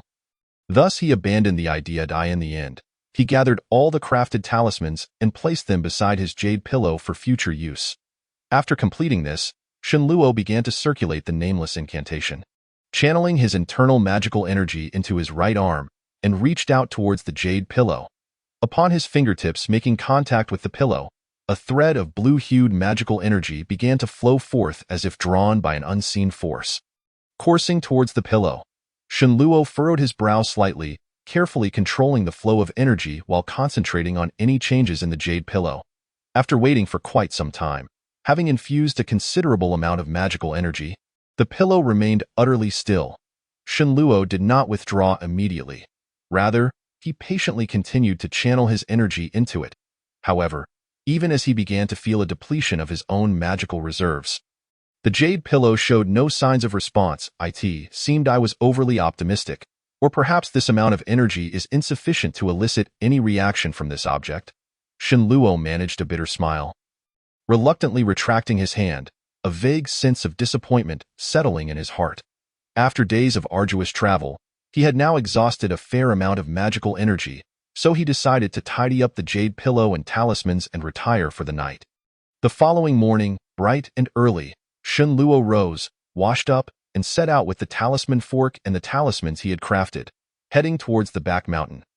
Now that he had begun to cultivate the techniques from the nameless celestial scripture, he no longer needed to partake in the morning exercises for the minor transformation technique. However, due to the peculiar nature of the celestial scripture, he required a water pool or stream to continue his cultivation. Although he had often traversed the back mountain in the past and was aware of a few locations of streams and deep pools, unfortunately, those spots were too conspicuous and would surely attract the attention of any disciples from the sect passing nearby. Shenluo did not wish for his acquisition of the nameless celestial scripture to become common knowledge, so he contemplated seeking a more secluded and tranquil place for his practice, while also harboring the intention of attempting to manipulate the talisman fork again. With summer waning and autumn approaching, the morning breeze atop the mountain had noticeably grown chillier as he walked along the mountain path, gazing up at the emerging dawn light atop the peak. He rubbed his hands together, his eyes filled with eager anticipation. The terrain of the back mountain of Chuanxiaoguan was quite intricate, featuring vast expanses of deep, ancient forests interspersed with steep cliffs protruding outward. Some deep pools formed from accumulated rainwater lay nestled beneath these cliffs. Shenluo veered away from his usual route, traversing a densely overgrown thicket, forging a small path through the thorns and wild grass until he reached a prominent cliff. This cliff, adorned with rugged stones, appeared bare yet offered a wide vantage point. He intended to survey the area from this height to locate a suitable and concealed spot for cultivation. At the very edge of the cliff stood a massive rock jutting out from the mountainside. Weathered by the elements and covered with a thick layer of slick green moss, which Shenluo ascended with great effort, he carefully approached the front of the rock, just as he was about to peer downwards. He suddenly heard faint voices drifting up from below, suggesting a heated discussion between two individuals. Leaning over, he caught sight of two figures standing at the cliff's base, one old and one young, facing each other. The moment Shenluo noticed them, they too spotted him, immediately halting their conversation and directing their gazes towards him. Chapter 75. A false alarm, though a considerable distance separated them. Shenluo recognized the faces of the old and young figures at once. The younger one, clad in the attire of Chuanxiaoguan disciples, had long black hair that was not styled in the usual topknot, but simply tied up high and secured with a wooden hairpin. His slender frame and strikingly handsome features identified him as Gu Hualing, one of the three inner disciples. Opposite Gu Hualing stood a tall, dark-complexioned elder. The elder sported a neatly trimmed ring of gray-white beard around his lips and wore a flawless Tai Chi robe, topped with a lotus crown identical to that of Master Fengyang, exuding an air of authority. Shenluo recognized this person as Wang Qingsong, Gu Hualing's master. He had seen him several times during lectures in front of the Sanqing Hall, where he delivered teachings with great clarity, even more so than Luo Shi and Master Fengyang, though his demeanor was overly stern, causing the disciples to regard him with some trepidation. Surely, they cannot be imparting secret teachings. Shenluo mused, a wave of unease washing over him. If Master Wang were indeed instructing Gu Hualing in magical arts here, then his current actions would carry the suspicion of clandestinely learning forbidden knowledge. However, Master Wang merely cast a glance in his direction, seemingly recognizing him as a special named disciple, and with a disdainful snort, he turned and walked away. Gu Hualing, on the other hand, wore a smile and waved at him from a distance, signaling a greeting. Shenluo felt a mix of embarrassment and appreciation for this rare encounter with his senior brother, and he returned the gesture with a distant wave. After Gu Hualing acknowledged him, he turned to catch up with Master Wang, soon walking alongside him. Once they had moved a bit further away, Shenluo shifted his gaze, seeking another spot to explore. At that moment, he felt his ears twitch slightly, and his expression changed as he once again focused on the retreating pair of master and disciple. Did he overhear anything we discussed? Should we consider eliminating him? It's rare for anyone to venture here. It would be an ideal place to dispose of a body, Jiyu Hualing spoke as he strolled along. Shenluo's heart raced, disbelief flashing in his eyes. Even if he had overheard some secret technique, there would be no need for murder and the subsequent cover-up, would there? As an outer disciple lacking any magical prowess, how could he possibly hear our conversation from such a distance? Your reaction need not be so extreme. However, we must find a more concealed location next time, Master Wang replied, shaking his head. It is best not to leave any loose ends. A mere outer disciple would not attract any attention. I know of several places in the back mountains suitable for burying. While speaking, Gu Hualing maintained a gentle smile, yet his words were chillingly cold. Let us avoid unnecessary complications. Although he is merely a named disciple of Master Luo, he is nonetheless unique within the sect. And given his acquaintance with Bai Xiaotian, should he vanish without explanation, it would undoubtedly stir unforeseen troubles. Master Wang halted, his expression serious. Very well, I understand the gravity of the situation. Jiyu Hualing conceded, albeit with a hint of regret. At that moment, he suddenly turned and glanced back in Shenluo's direction, catching him still gazing at them, and smiled, nodding his head. Shenluo felt a jolt in his heart, yet his expression remained unchanged as he returned a respectful gesture. Once the two had completely disappeared from view, Shenluo's demeanor gradually relaxed, though an icy chill crept down his spine. He had merely stepped out to find a path, yet nearly stumbled into a calamity. What a close call. Had it been his former self, devoid of magical affinity and heightened senses, he might have still perceived Gu Hualing as a benevolent figure, oblivious to the danger. Seems the world truly is fraught with peril. And one must always remain vigilant. Those two undoubtedly harbor some significant secret. Otherwise, they would not so readily contemplate murder. Should I find an opportunity to discreetly inform Master Luo? Regardless, I must make every effort to avoid that master-disciple pair from now on, keeping as much distance as possible. After a moment of fluctuating emotions, Shenluo collected himself and resumed his search for a suitable place to cultivate. As he continued his search, he indeed discovered a secluded valley. Modest in size yet remarkably hidden, nestled between two prominent ridges, with a winding stream flowing through it. Standing at a height, one could only see the upstream portion of the stream, while the middle and lower reaches remained concealed from view. If he could locate a bend in the stream that led back, it would be even less likely to attract attention. Shenluo hastily descended from the cliff and sprinted towards the valley. Upon entering, he followed the stream upstream, walking for about 3 or 4 miles, when suddenly, the scenery brightened before him. Before him lay a shallow pool carved by the relentless flow of a stream, flanked by towering boulders that rose about 10 feet high, resembling 2 natural barriers that concealed the waters within. Had it not been for the vantage point directly above, one would scarcely discern what lay beneath the surface. Indeed, it was a splendid locale. Shenluo could not help but exclaim in admiration. He refrained from rushing into the water. Instead, he settled on the bank, closing his eyes and adopting a meditative posture. With a precise gesture of his hands, a refreshing current of energy began to circulate within his body, flowing through his meridians. After a brief moment, he opened his eyes, raising his index and pinky fingers while curling the others inward. With a focused thought, he began to manipulate the dispersed spiritual energy within the water as if directing a talisman. Suddenly, he pointed towards the surface of the pool, and the once tranquil waters erupted into ripples. This phenomenon was markedly different from the gentle undulations caused by a breeze. It manifested as concentric waves, akin to the impact of a stone cast into the water. These circular ripples spread methodically, dissipating into nothingness after extending about 4 feet from the center. Observing this, Shenluo swiftly turned his wrist and lifted his hand.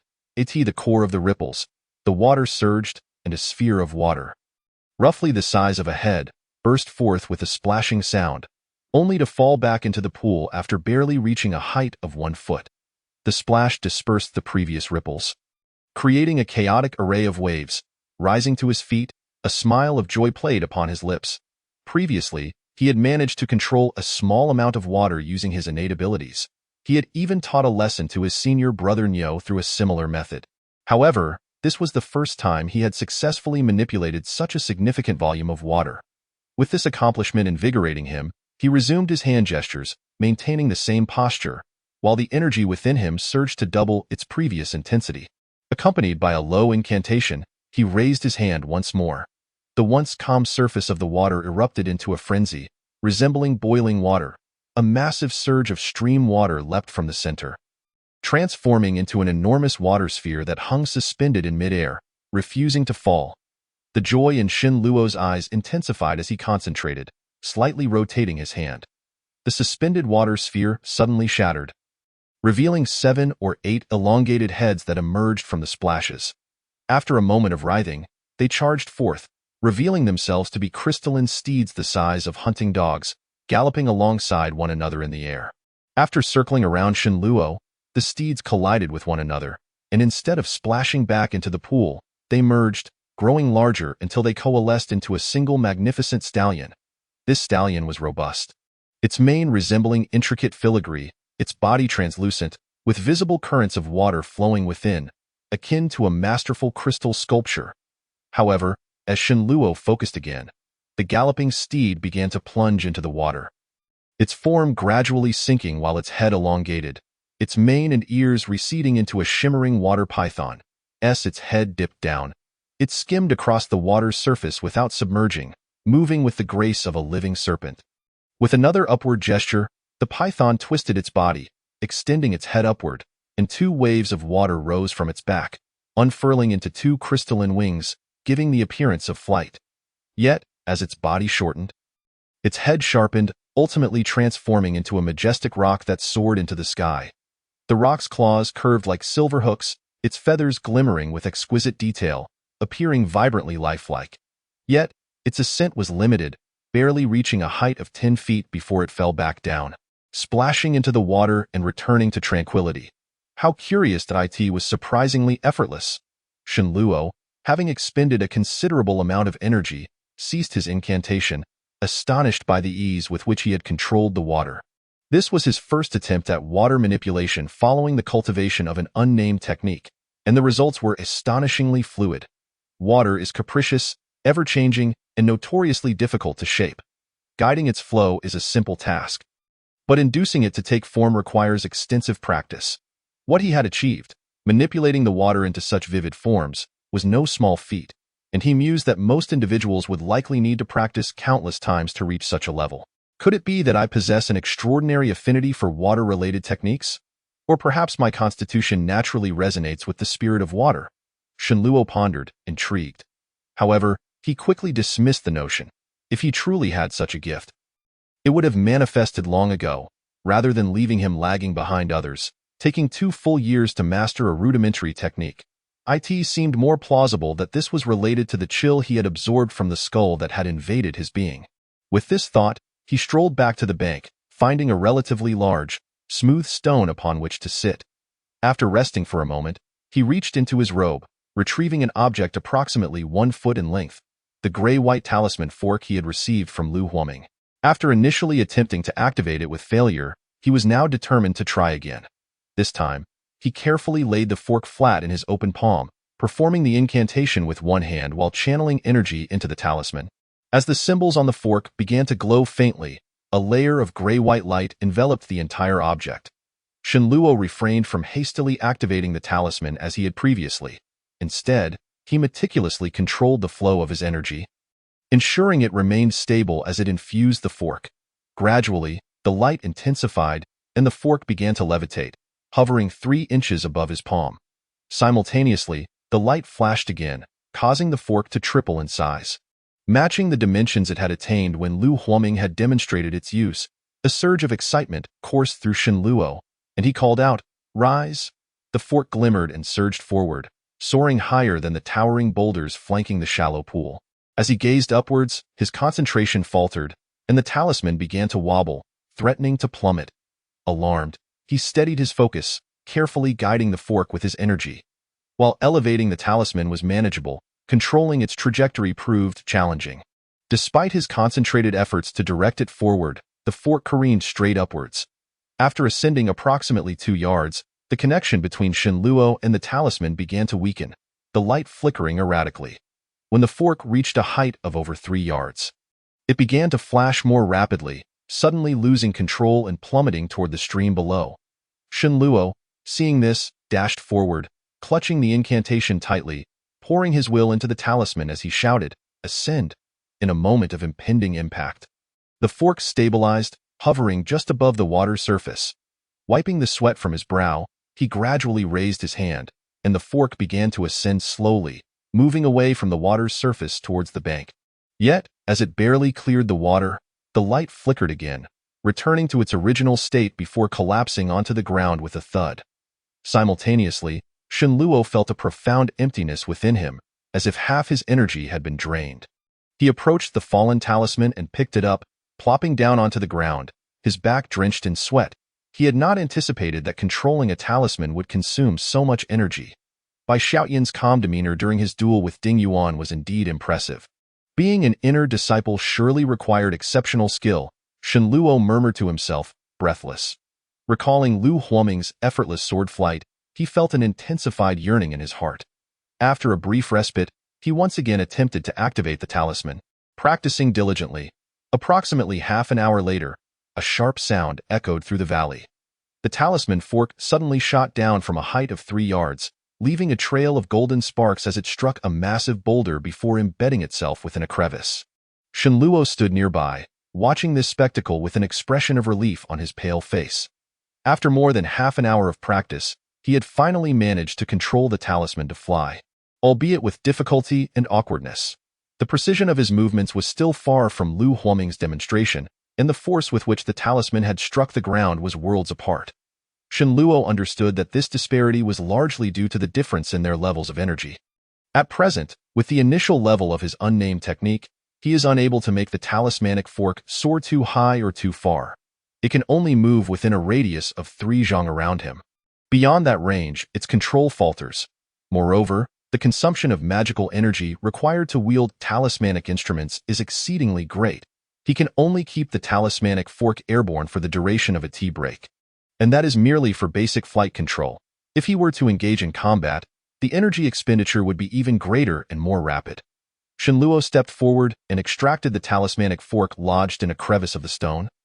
Leaning against a boulder as he settled down that moment, his gaze suddenly flickered, landing upon the talisman affixed to the fork, causing his brow to furrow in concern. Having spent considerable time drawing talismans, he had developed a keen sensitivity to their variations. With just a fleeting glance, he immediately detected an issue. The color of the runes on the talisman had faded, and the patterns had become blurred. Just prior to leaving home with the talisman fork, he had scrutinized the talisman closely. While its hue was not as vibrant as that of a freshly drawn talisman, the crimson was still rich. And the rune lines were clear in stark contrast to its current state. It was evident that a change had occurred. Moreover, typically, a talisman would ignite and turn to ashes once its core was activated. However, the talisman affixed to this instrument did not burn to ashes immediately upon the infusion of magical energy, indicating that it possessed unusual properties. Shen Luo harbored a vague suspicion that the talisman on this instrument was not impervious to combustion, but rather burned at a slower rate than ordinary talismans. After repeated use, it would eventually be consumed. Based on the number of attempts he had made and the changes in the talisman's color, he surmised that this particular talisman could only be activated 3 or 4 more times before becoming completely ineffective. The thought of this possibility made him feel a pang of regret, prompting him to resolve to consult Bai Xiaotian upon his return to inquire about the talisman's properties and seek potential remedies. After putting away the talisman fork, Shen Luo rested for nearly half an hour, during which he felt his magical energy replenishing somewhat. He then began to extract talismans from his sleeve, each one being those he had drawn the previous day. In the past, when he had yet to master the essence of the technique, he could only experiment with talismans using spirit stones, and each time he consumed a stone, it had caused him considerable distress. Now that he possessed magical energy, he was spared that expense. Thus, he intended to test all the various types of talismans he could draw to ascertain their functionalities, before acquiring the small thunder talisman and the ghost-repelling talisman. The talisman he had practiced the most was one called the dissipation talisman, which, as its name suggests, was used to dispel malevolent energies. When the Taoist Luo had treated Shen Luo's illness, he had used this talisman to expel the dark energy within him. Subsequently, Shen Luo had repeatedly expressed his desire to learn this talisman. Although the Taoist did not formally instruct him, he reluctantly provided a sample for Shenluo to practice with at his leisure. At this moment, Shenluo was pinching a dissipation talisman between his fingers. A thread of magical energy flowed from his dantian, coursing through his arm and merging with the talisman. Suddenly, a blue light flashed on the talisman paper, accompanied by a soft cracking sound from the drawn runes. The vermilion ink turned charred black, and a faint blue glow seeped out like smoke before vanishing entirely. Seeing this, Shenluo shook his hand and tossed the talisman paper onto the ground. He then picked up a protective talisman and infused it with a thread of magical energy. According to ancient texts, a residence adorned with an authentic protective talisman would appear normal during the day. Yet at night, an imperceptible layer of luminous aura, invisible to ordinary eyes, would envelop it, deterring malevolent spirits from intruding. Although Shenluo possessed magical energy, he was not entirely beyond the realm of ordinary perception. And he was curious to see what would transpire once he infused the protective talisman with his energy. However, just like the dissipation talisman, the protective talisman merely emitted a flash of blue light before the paper tore under the strain of magical energy, resulting in another failure. Although Shenluo had anticipated this outcome, he could not help but feel a twinge of disappointment. He sighed softly, then picked up a ghost-repelling talisman, pinching it between two fingers of his right hand. He had successfully utilized this talisman during his first dream, yet he had not yet had the opportunity to test it in reality. With a focused thought, he again channeled a thread of magical energy from his dantian into the talisman. This time, however, the situation changed. The talisman initially flashed with blue light, but the paper did not tear. Instead, the runes illuminated, and a soft white glow surged forth, rising from the talisman. As the white light brightened, Shenluo suddenly noticed that his vision seemed to be shrouded in a veil of shadow, causing the colors of the surrounding stones and the pond to fade significantly. Confused, he quickly shifted his gaze to the distance, only to find that all visible objects bore the same muted quality. When Shenluo's gaze shifted away from an inconspicuous corner of the mountainside across the stream, an uncanny feeling welled up within him, compelling him to return his attention to that area. He observed that the corner of the mountainside, long deprived of sunlight and adjacent to damp water, was covered in a foot-high layer of dark green moss. To his surprise, he noticed a wisp of indistinct black mist coalescing on the ground near the moss. Realizing the significance of the discovery, Shenluo quickly gathered the remaining talisman papers on the ground, waded through the water, and hurried toward that direction.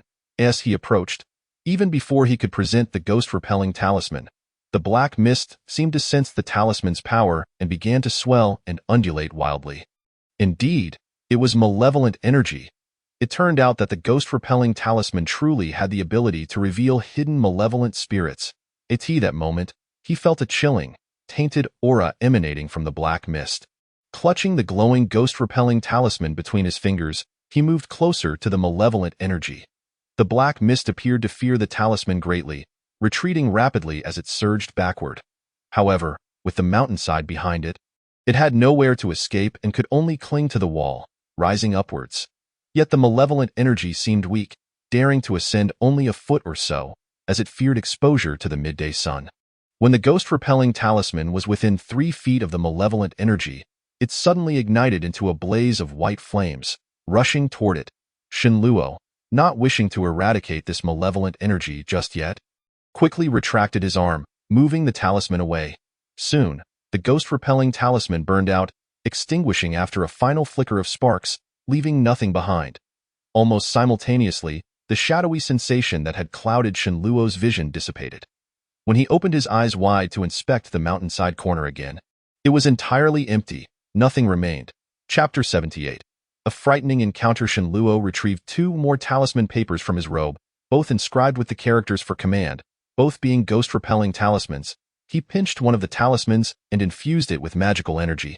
As the talisman flashed with white light, his eyes felt a slight warmth, and the previous sensation returned, though his vision was somewhat blurred compared to before. Shenluo quickly glanced toward the corner of the mountain, only to see a layer of indistinct shadows, lacking clarity. Before he could discern what was amiss, the light from the talisman extinguished, and his vision returned to normal. Clearly, he had misjudged the quality of this ghost-repelling talisman. As its efficacy was limited, practice makes perfect. It was evident that mastering talisman drawing was not an endeavor to be achieved overnight. Shenluo sighed and grasped the last ghost-repelling talisman. As soon as he infused it with magical energy, the talisman gleamed brightly, once again emitting the same white light as the first talisman, and the sensation of shadow returned to his vision. The black mist in the corner of the mountainside reemerged. This time, instead of allowing the ghost-repelling talisman to approach the malevolent energy, he took out a dissipation talisman from his robe, hoping to see if it could dispel the malevolent force. However, after 3 consecutive attempts, none of the dissipation talismans activated successfully. All were rendered useless. Shenluo, feeling disheartened, proceeded to utilize all the other talismans he had on him, including the wishful talisman, protective talisman, and disaster-relieving talisman, in hopes of eliciting some reaction with the malevolent energy. Yet, without exception, all attempts ended in failure. This malevolent energy had become a litmus test for Shenluo's talismanic success. Ultimately, it was only with the small thunder talisman that he managed to eradicate the black malevolent mist. In the end, it appeared that only the small thunder talisman and the ghost-repelling talisman were viable options. Shenluo mused as he sat back down on the shore. He found himself puzzled by the current situation. It should be noted that he was now at the early stage of the chi refinement period, and his control over his spirit, energy, and mind during talisman drawing was evidently far superior to when he had just begun practicing the minor transformation technique. With the successful experience of the small thunder talisman, one would expect that the principles of talisman drawing would be interconnected, and he had been attentive to the details of the process. When it came to proficiency, he had learned the drawing method for the small thunder talisman most recently, and his practice sessions had been relatively fewer compared to those for the wishful talisman and dissipation talisman, which he had practiced extensively. Yet, aside from the ghost-repelling talisman, all other talismans had proven ineffective. While the authenticity of these talismans could be debated, the dissipation talisman should have been reliable. Both the small thunder talisman and the ghost-repelling talisman were ones he had successfully drawn in his dreams, with the former having received guidance from Yu Yan, whereas none of the others had undergone similar experiences. Could it be that only talismans he had successfully drawn in dreams could be utilized in reality? Shenluo pondered that moment. He looked up and realized that midday had slipped by unnoticed, prompting him to rise and return to the front of the mountain. After finishing his lunch in the dining hall, Shenluo made his way back to his residence at Qingshiping. Upon entering his room, he securely closed the door and sat in silence for a brief moment. He then raised his hand to massage his right shoulder, adjusting his garment to reveal the black skull that had appeared there several days ago, seemingly unwilling to vanish on its own. His gaze casually drifted to the pile of ancient texts, resting beside the yellow talismans left over from yesterday, and an idea suddenly sparked in his mind. He promptly retrieved a brush, dipped it in cinnabar, and began to sketch on the talisman paper. Half an hour later, having used all the remaining talisman paper, he managed to create only 2 ghost-repelling talismans. After a short rest, he noticed that the traces of cinnabar on the talismans had dried. So he picked one up and affixed it to the skull design on his shoulder, channeling a hint of magical energy into the talisman. In an instant, the talisman glowed brightly, casting a veil of shadow over Shenluo's vision. He directed his gaze towards the skull on his shoulder, scrutinizing it for any signs of malevolent entities. But to his disappointment, nothing changed. Frowning, he shifted his attention to the jade pillow at the head of his bed, yet found no other anomalies there. With a resigned shake of his head, he slowly returned to his desk and took out the nameless celestial tome. Perhaps due to his continuous experimentation with the talismans today, he found himself dizzy after merely tracing a line of text with his hand, forcing him to close the tome and return it to its stone box. Rubbing his aching temples, Shenluo fell heavily onto his bed and drifted into a deep slumber. As night deepened and the moon cast its cold light, the wind swept through the cliffs outside Qingshiping, producing a haunting wail that echoed like the intermittent sobs of a weeping woman. Reverberating throughout the courtyard in the room closest to the cliff's edge, shadows cast by the branches of pines swayed ominously, resembling the gnarled claws of a malevolent spirit, evoking a sense of dread. Within, Shenluo lay fast asleep in his clothes, oblivious to the fact that the vine pillow beneath his head had been displaced, replaced by the yellow jade pillow. In his sleep, he murmured and turned towards the door, instinctively clutching the jade pillow beneath his neck. Suddenly, a chilling gust of wind swept in from outside, flinging open the window and swirling in a mass of relentless black mist that surged towards the bed.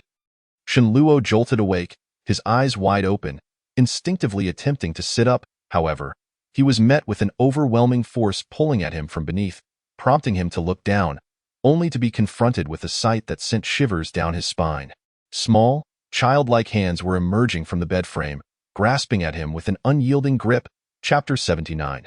The jade pillow's transformation. Shenluo's eyes widened, as if a cold serpent had slithered up his spine. The hands were swollen and decayed, their pallid hue reminiscent of corpses long submerged in water, adorned with long, blackened nails that even pierced through his clothing into his flesh. He opened his mouth to scream, but no sound escaped. A paralyzing fear engulfed him. Yet, amidst the terror, he noticed something strange. He felt no pain at all. Remain calm. Remain calm. Shenluo reassured himself, forcing his mind to settle. He attempted to channel the nameless technique, hoping to summon his internal magical energy to repel the ghastly hands. However, as soon as he stirred the energy in his dantian, an icy chill coursed through his neck, a powerful, frigid aura radiating from it, causing every hair on his body to stand on end. It was the jade pillow. Shenluo immediately sensed the change at the back of his neck. Before he could react, an overwhelming force emanated from the jade pillow, drawing forth his vital essence as if it were boiling, transforming it into tendrils of white vapor that were swiftly absorbed. His eyes widened in horror as he helplessly watched his chest gradually cave in, his exposed hands withering rapidly, resembling clawed appendages devoid of life. Shenluo's mind spiraled into chaos, a tumult of fear, confusion, and unwillingness. With all his remaining strength, he bellowed, "No!" In the next instant, he bolted upright in bed, his chest heaving as he gasped for avert. In his panic, he glanced at the bedding beneath him and was relieved to find only a ring of dampness from sweat, devoid of any small, pale, ghostly hands. He then examined his palms and the backs of his hands, finding them entirely unscathed, with no signs of having been drained of their vitality into withered claws. Could it truly have been a nightmare? Shenluo looked around, still dazed, and found that the doors and windows were securely shut, the interior of the room unchanged, and the pillow beneath his head was indeed his familiar vine pillow. With the jade pillow quietly resting beside it, he wiped the cold sweat from his forehead, the remnants of sleep entirely dissipating. He lit a lamp, changed into clean garments, and sat at his desk. Outside, the moonlight remained hazy, suggesting it was already the latter half of the night. Recalling the nightmarish visions from earlier, he still felt a shiver of fear. Compelled by an unexplainable urge, he took a ghost-repelling talisman and pressed it against himself, infusing it with a sliver of magical energy. As the talisman illuminated, his vision blurred again, and he began to scrutinize every corner of the room. However, as soon as he turned his gaze, he felt a sudden jolt in his brow. There was indeed something peculiar in the room. His eyes shifted, and he beheld slender shadows descending from the ceiling, flickering faintly in a near-invisible manner. Had he not been so tense and focused, he might never have noticed them. Shenluo's heart raced, and he hastily approached the lamp to get a better look. Yet, as the light moved closer, that which he had just glimpsed vanished from sight. Without hesitation, he extinguished the oil lamp. As the light faded, the previously elusive shadows re-emerged, delicate, nearly transparent strands of light cascading down from the ceiling like falling rain. Following the strands, Shenluo noticed a soft, translucent glow enveloping the jade pillow, with the ethereal strands all converging upon it, absorbed entirely. What could this be? Shenluo's heart raced with suspicion as he stepped closer to the bed. Upon inspection, he saw that the ghost-repelling talisman had not ignited, nor did the mysterious strands writhe or resist. They did not seem to belong to the realm of malevolent spirits. Feeling slightly reassured, he extended his hand toward the almost transparent strands, as if to catch falling rain. The hazy white light enveloped his palm. However, he soon discovered that the moment those strands touched his hand, they flowed through it as if it were air. Continuing their journey toward the jade pillow, strangely, his hand felt no discomfort. The strands appeared to be mere illusions. Instinctively, he glanced at the ceiling, noticing that the strands seemed to originate from within, fitting together seamlessly. With a thought, he lifted the jade pillow and stepped outside. Under the moonlight, the surroundings were serene, punctuated only by the distant sounds of insects. Shenluo carefully surveyed the area, noticing that apart from the snores emanating from a neighboring brother's room, There was no other sound to be heard. With a light step, he leaped onto the roof of the second floor. Standing atop the ridge, he gazed upward, captivated by the crystalline strands that followed the jade pillow like a waterfall cascading from the heavens. Seemingly endless, Shenluo's gaze lingered in the night sky for a long time before he finally discerned the origin of these luminous strands. They emanated from the vast expanse of stars above. What connection could there be between these strands and the jade pillow? Shenluo was left utterly perplexed. Having already taken a nap and awakened from his nightmare, he found no inclination to sleep again. Instead, he held the jade pillow tightly and continued to gaze at the starry sky. The luminous strands cascaded throughout the night, and Shenluo remained entranced. It was not until the following morning, as the sun was about to rise and the horizon began to lighten, that the strands from the starry sky gradually thinned. When daylight finally broke, they vanished completely. Shenluo, still bewildered, clutched the jade pillow and leaped from the rooftop. Returning indoors with a mind full of unanswered questions, in the afternoon, after having dined in the dining hall, Shenluo strolled towards the back mountain. Once he reached a secluded area devoid of onlookers, he quickened his pace, heading straight for a hidden valley. Arriving at the edge of a shallow pond, he leaped and plunged into the water. The pond erupted in a splash, enveloping him in a refreshing chill that dispelled the lingering fatigue from the previous night, leaving him invigorated. However, his purpose for coming here was not merely to relieve exhaustion, but to experiment with another technique included in the nameless method, the art of spirit summoning and demon taming. According to the ancient texts, those endowed with extraordinary talents in the art of spirit summoning often attain the first level of the nameless technique with relative ease, thereby successfully communicating with spirits. Conversely, individuals of inferior aptitude may struggle for 5 or 6 levels without achieving any success in summoning ethereal beings. Shenluo, reflecting upon his own abilities, considered that his achievement of the first level of the nameless technique might indicate that his innate gifts were not lacking. Rather, his natural affinity for water had merely manifested upon encountering the enigmatic celestial tome. He positioned himself in the center of the shallow pond, sitting cross-legged, the water rising to his chest. Subsequently, he closed his eyes in concentration, forming hand seals while regulating his breath, silently activating the nameless technique.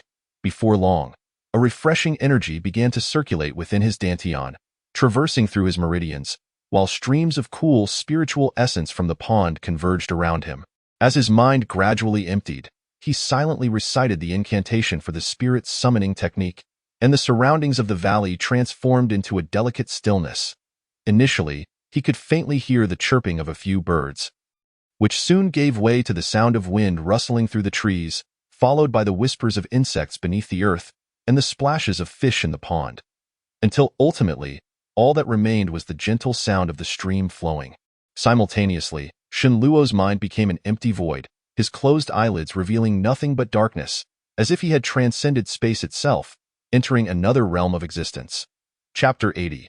The Awakening of the Sea of Consciousness. Could this be what is referred to as the Sea of Consciousness? Shenluo's heart stirred. The ancient texts describe the collective gathering of a person's consciousness and intent as the Sea of Consciousness, a reflection of myriad thoughts. As he entertained this notion, he quickly suppressed it.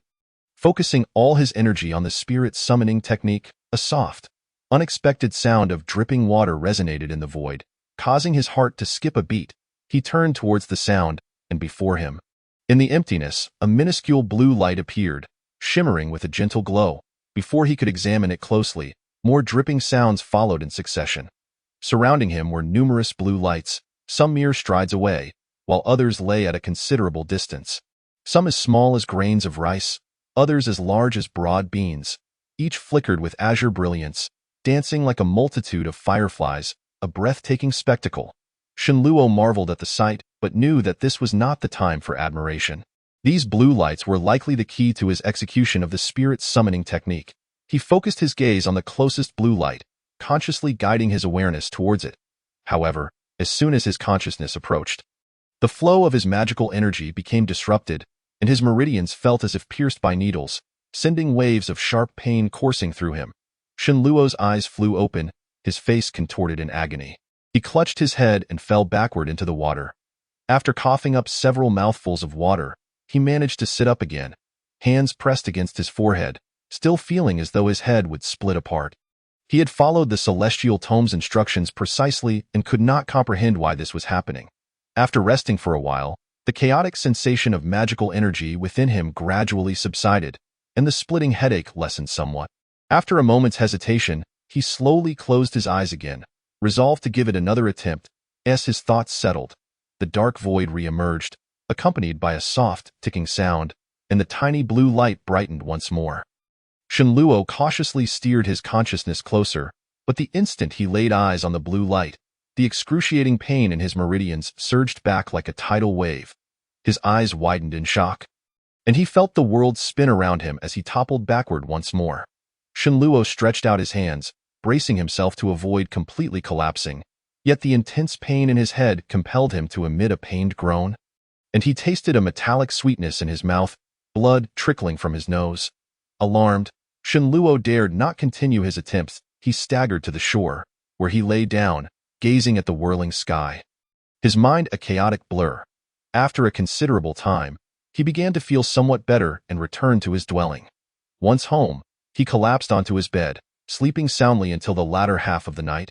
Fortunate this time to awaken without the intrusion of nightmares, regaining his senses naturally, he lit an oil lamp and retrieved the nameless celestial tome, meticulously reviewing the records regarding the spirit summoning technique. Yet failing to identify the source of his troubles. Could it be that my talents are merely mediocre, my magical energy insufficient? Shenluo pondered in silence. If that were the case, he would have no choice but to wait until he succeeded in mastering the second level of the nameless technique before attempting the spirit summoning again. Regardless, having perfected the first level, it was time to advance to the second. He glanced at the nameless tome in his hands, determination settling within him. As he opened the tome to the second level of the technique, his finger poised to trace the inscriptions, a sudden recollection struck him, prompting him to retrieve a talisman for exorcising spirits and affix it to himself. His gaze then shifted to the jade pillow on the bed. Indeed, the luminous threads that had appeared the previous night were still present, cascading from the ceiling like rain, converging upon the jade pillow. After observing for a moment, he collected his thoughts and concentrated on perusing the second level's incantation. The following day, just before noon, Shenluo made his way to the back mountain. He stepped directly into the shallow pond. Sitting cross-legged once more, he formed hand seals, channeling his magical energy from his dantian. First flowing to the bubbling spring at the soles of his feet, returning to his dantian before rising to his palms, and then circulating back to his dantian. He did not rush into practicing the second level, but instead completed 2 full cycles of this circulation, ensuring that the first level was fully activated before genuinely embarking on the second level. The nameless tome guided the spirit energy from the water into his body, which he transformed through the yang energy until it became magical energy circulating through his meridians. Upon perfecting the first level, he could extend his reach to his limbs. When the second level is perfected, he would connect the ren and du meridians, as the central pathways of yin and yang in the human body. These meridians run from the crown of the head to the lower abdomen. Once connected, the efficiency of the water spirit energy circulating within him would greatly increase, and the magical energy within his dantian would undoubtedly surge several-fold. Shenluo's thoughts shifted, his hand seals subtly altering as he silently recited the incantation for the second level. The stream surrounding him began to ripple with concentric waves and strands of spirit energy, like fish, converged towards him, creating a shallow azure halo beneath the water. Simultaneously, a thread of magical energy accumulated within him began to rise from his dantian, surging along the ren meridian with a forceful momentum, passing through the Shenkei, Zhongwan, and Danzhong acupoints, reaching the Yutong acupoint. During the practice of the first level, Shenluo had already been able to draw the yang energy from this point into the 3 yin meridians, and now he needed to push through in one go, bypassing the Zhigung and Tianpu acupoints to reach the Baihui acupoint. However, upon attempting to breach the Yutong acupoint, he encountered an immediate obstacle. The Zhigung acupoint stood like a formidable fortress, impervious to his magical energy's assault. No matter how he struck, it remained steadfast, its gates unyielding. Surprised, Shenluo's magical energy surged forth in a torrent towards the Zhigung acupoint. Soon, the force of his magical collision reverberated through his body, causing him to shudder, and waves rippled through the water surrounding him. Shenluo's eyes widened, disbelief etched on his face. When he had practiced the first level, He merely tried a few times, achieving perfection effortlessly. Yet, now, at the very outset of the second level, he had slammed into an impassable wall. The disparity between the two experiences was stark. Chapter 81. Descending the mountain with the master Shenluo hurriedly recalled the incantation for the second level of the nameless technique, reflecting earnestly on his prior attempts at cultivation, only to find minimal discrepancies. Logically, it should not be this challenging. Doubts clouded his mind as he closed his eyes once more, resuming his practice. After a brief moment, he opened his eyes again, his expression shifting from confusion to frustration. Once more, he had been unable to breach the Zhigung acupoint. His internal magical energy could not ascend. Not even a full circulation was achievable, let alone half. The previous failures with the spirit summoning technique had not succeeded either. Was it truly a matter of inferior talent? No, he must try again. Shenluo clenched his teeth in determination and resumed his cultivation. After several iterations of this process, he finally recognized a harsh reality. The second level of the nameless technique was far more arduous than he had anticipated. Achieving a smooth progression was impossible. He could only conquer each barrier one by one, as if besieging a city. Based on his earlier attempts, it seemed that mastering the second level of the nameless technique could take him 4 or 5 years to accomplish. Such a pace was significantly slower than what the tome indicated for someone of average aptitude, who could achieve completion within 2 years. The literary endeavor of the first level of cultivation progressed exceedingly smoothly, and the water-treading technique seemed to be bolstered by celestial assistance. This led Shenluo to momentarily believe that his innate talent was, in fact, commendable, even allowing himself a hint of self-satisfaction. However, he was abruptly doused with a bucket of cold water, realizing that the assessments made by Master Luo and the others at the spring and autumn sect were seemingly accurate. He truly possessed no remarkable aptitude for the cultivation of magical arts. Coming to this realization, although Shenluo felt a profound sense of disappointment, he did not lose all hope. Prior to obtaining any techniques, he had constantly faced the specter of death, yet he had fought valiantly to survive. Now, the situation was merely a bit worse than he had anticipated. He would continue his practice. Whether it took 4 years or 5, as long as there was a chance of success, he would not let it slip by. In the days that followed, Shenluo diligently practiced at the shallow pond during the day and, at night, affixed talismans to ward off spirits, closely observing the changes in the jade pillow as it absorbed strands of light. Perhaps it was due to having entered the chi refinement stage, but he felt no fatigue despite the relentless cycle of day and night. One night, as he sat cross-legged on his bed, his gaze fixated unblinkingly on the jade pillow, a perplexing thought crossed his mind. Despite the continuous influx of light strands over the past several days, the jade pillow showed no signs of change. At that moment, a knock resounded at the door. Startled, Shenluo, with his currently heightened senses, realized that despite having concentrated on the jade pillow, he should have detected the presence of someone outside. Moreover, it was the dead of night. Who could be visiting at such an hour? He swiftly removed the talismans from his body and tucked the jade pillow beneath the bed before rising to open the door. Standing before him was a figure clad in a blue robe. Master Luo? Master Luo, what brings you here? Please come in, Shenluo urged, hastily inviting him inside. No need for that. I happened to pass by and thought I would check in on you. You seem to be in good health. It appears that your trip home was beneficial for your recovery, Master Luo remarked, standing at the threshold, taking a moment to appraise Shenluo. Thank you for your concern, Master. I have indeed made considerable progress in my recovery. Shenluo replied, lowering his gaze and displaying a respectful demeanor. That's good to hear. Since your health is satisfactory, gather your belongings. Accompany me down the mountain, Master Luo instructed, nodding slightly. Down the mountain? Shenluo was momentarily taken aback. We need to capture a spirit. Bai Xiaotian has yet to return from his descent, and Tian Taixing was dispatched by the sect leader on an errand yesterday, so the task falls to you. Master Luo explained, glancing at Shenluo. Upon hearing this, Shenluo's mind swiftly weighed the pros and cons, leaving him momentarily speechless. What? Are you unwilling to go? Master Luo's brow furrowed. It is an honor for me to serve Master Luo. However, my proficiency in the minor Huayang technique pales in comparison to my 2 senior brothers. If I were to err along the way, it could potentially hinder your efforts, Shenluo replied, steadying his breath before speaking. In the past, he would have eagerly accepted such an opportunity. Yet now, He harbored numerous secrets and was reluctant to remain near someone as powerful as Master Luo, fearing exposure at any moment. Are you afraid of death? It's merely a matter of capturing a spirit. You need not exert yourself. You can merely stand by, Master Luo surmised, a slight smile gracing his lips. Thank you for your understanding. Master, allow me a moment to prepare, Shen Luo responded, knowing he could no longer refuse given Master Luo's insistence. Make haste. We depart immediately, Master Luo commanded before turning to leave. Shen Luo followed him a few steps. But as Master Luo moved farther away, the smile on his face gradually faded, giving way to a hint of worry. However, he quickly composed himself, gathering his thoughts before returning to his room to pack. He brought along 2 changes of clothes, as well as the small thunder talismans and spirit-repelling talismans he had previously drawn, ready for any eventualities. After all, his study of talismans had long been a semi-public matter, so he need not fear discovery. Casting a glance at the stone box beside him, he hesitated for a moment before deciding to include it in his bundle.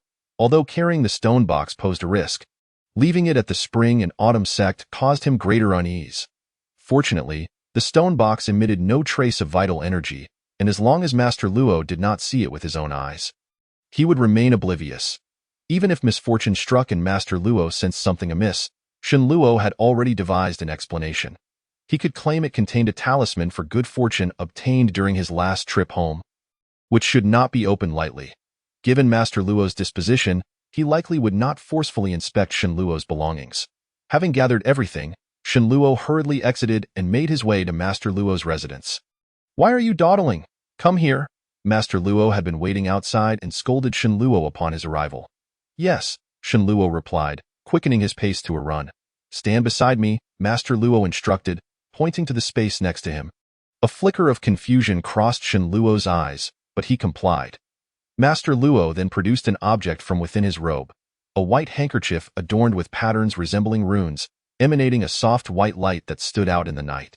As Shen Luo beheld the handkerchief, a flicker of understanding ignited within him.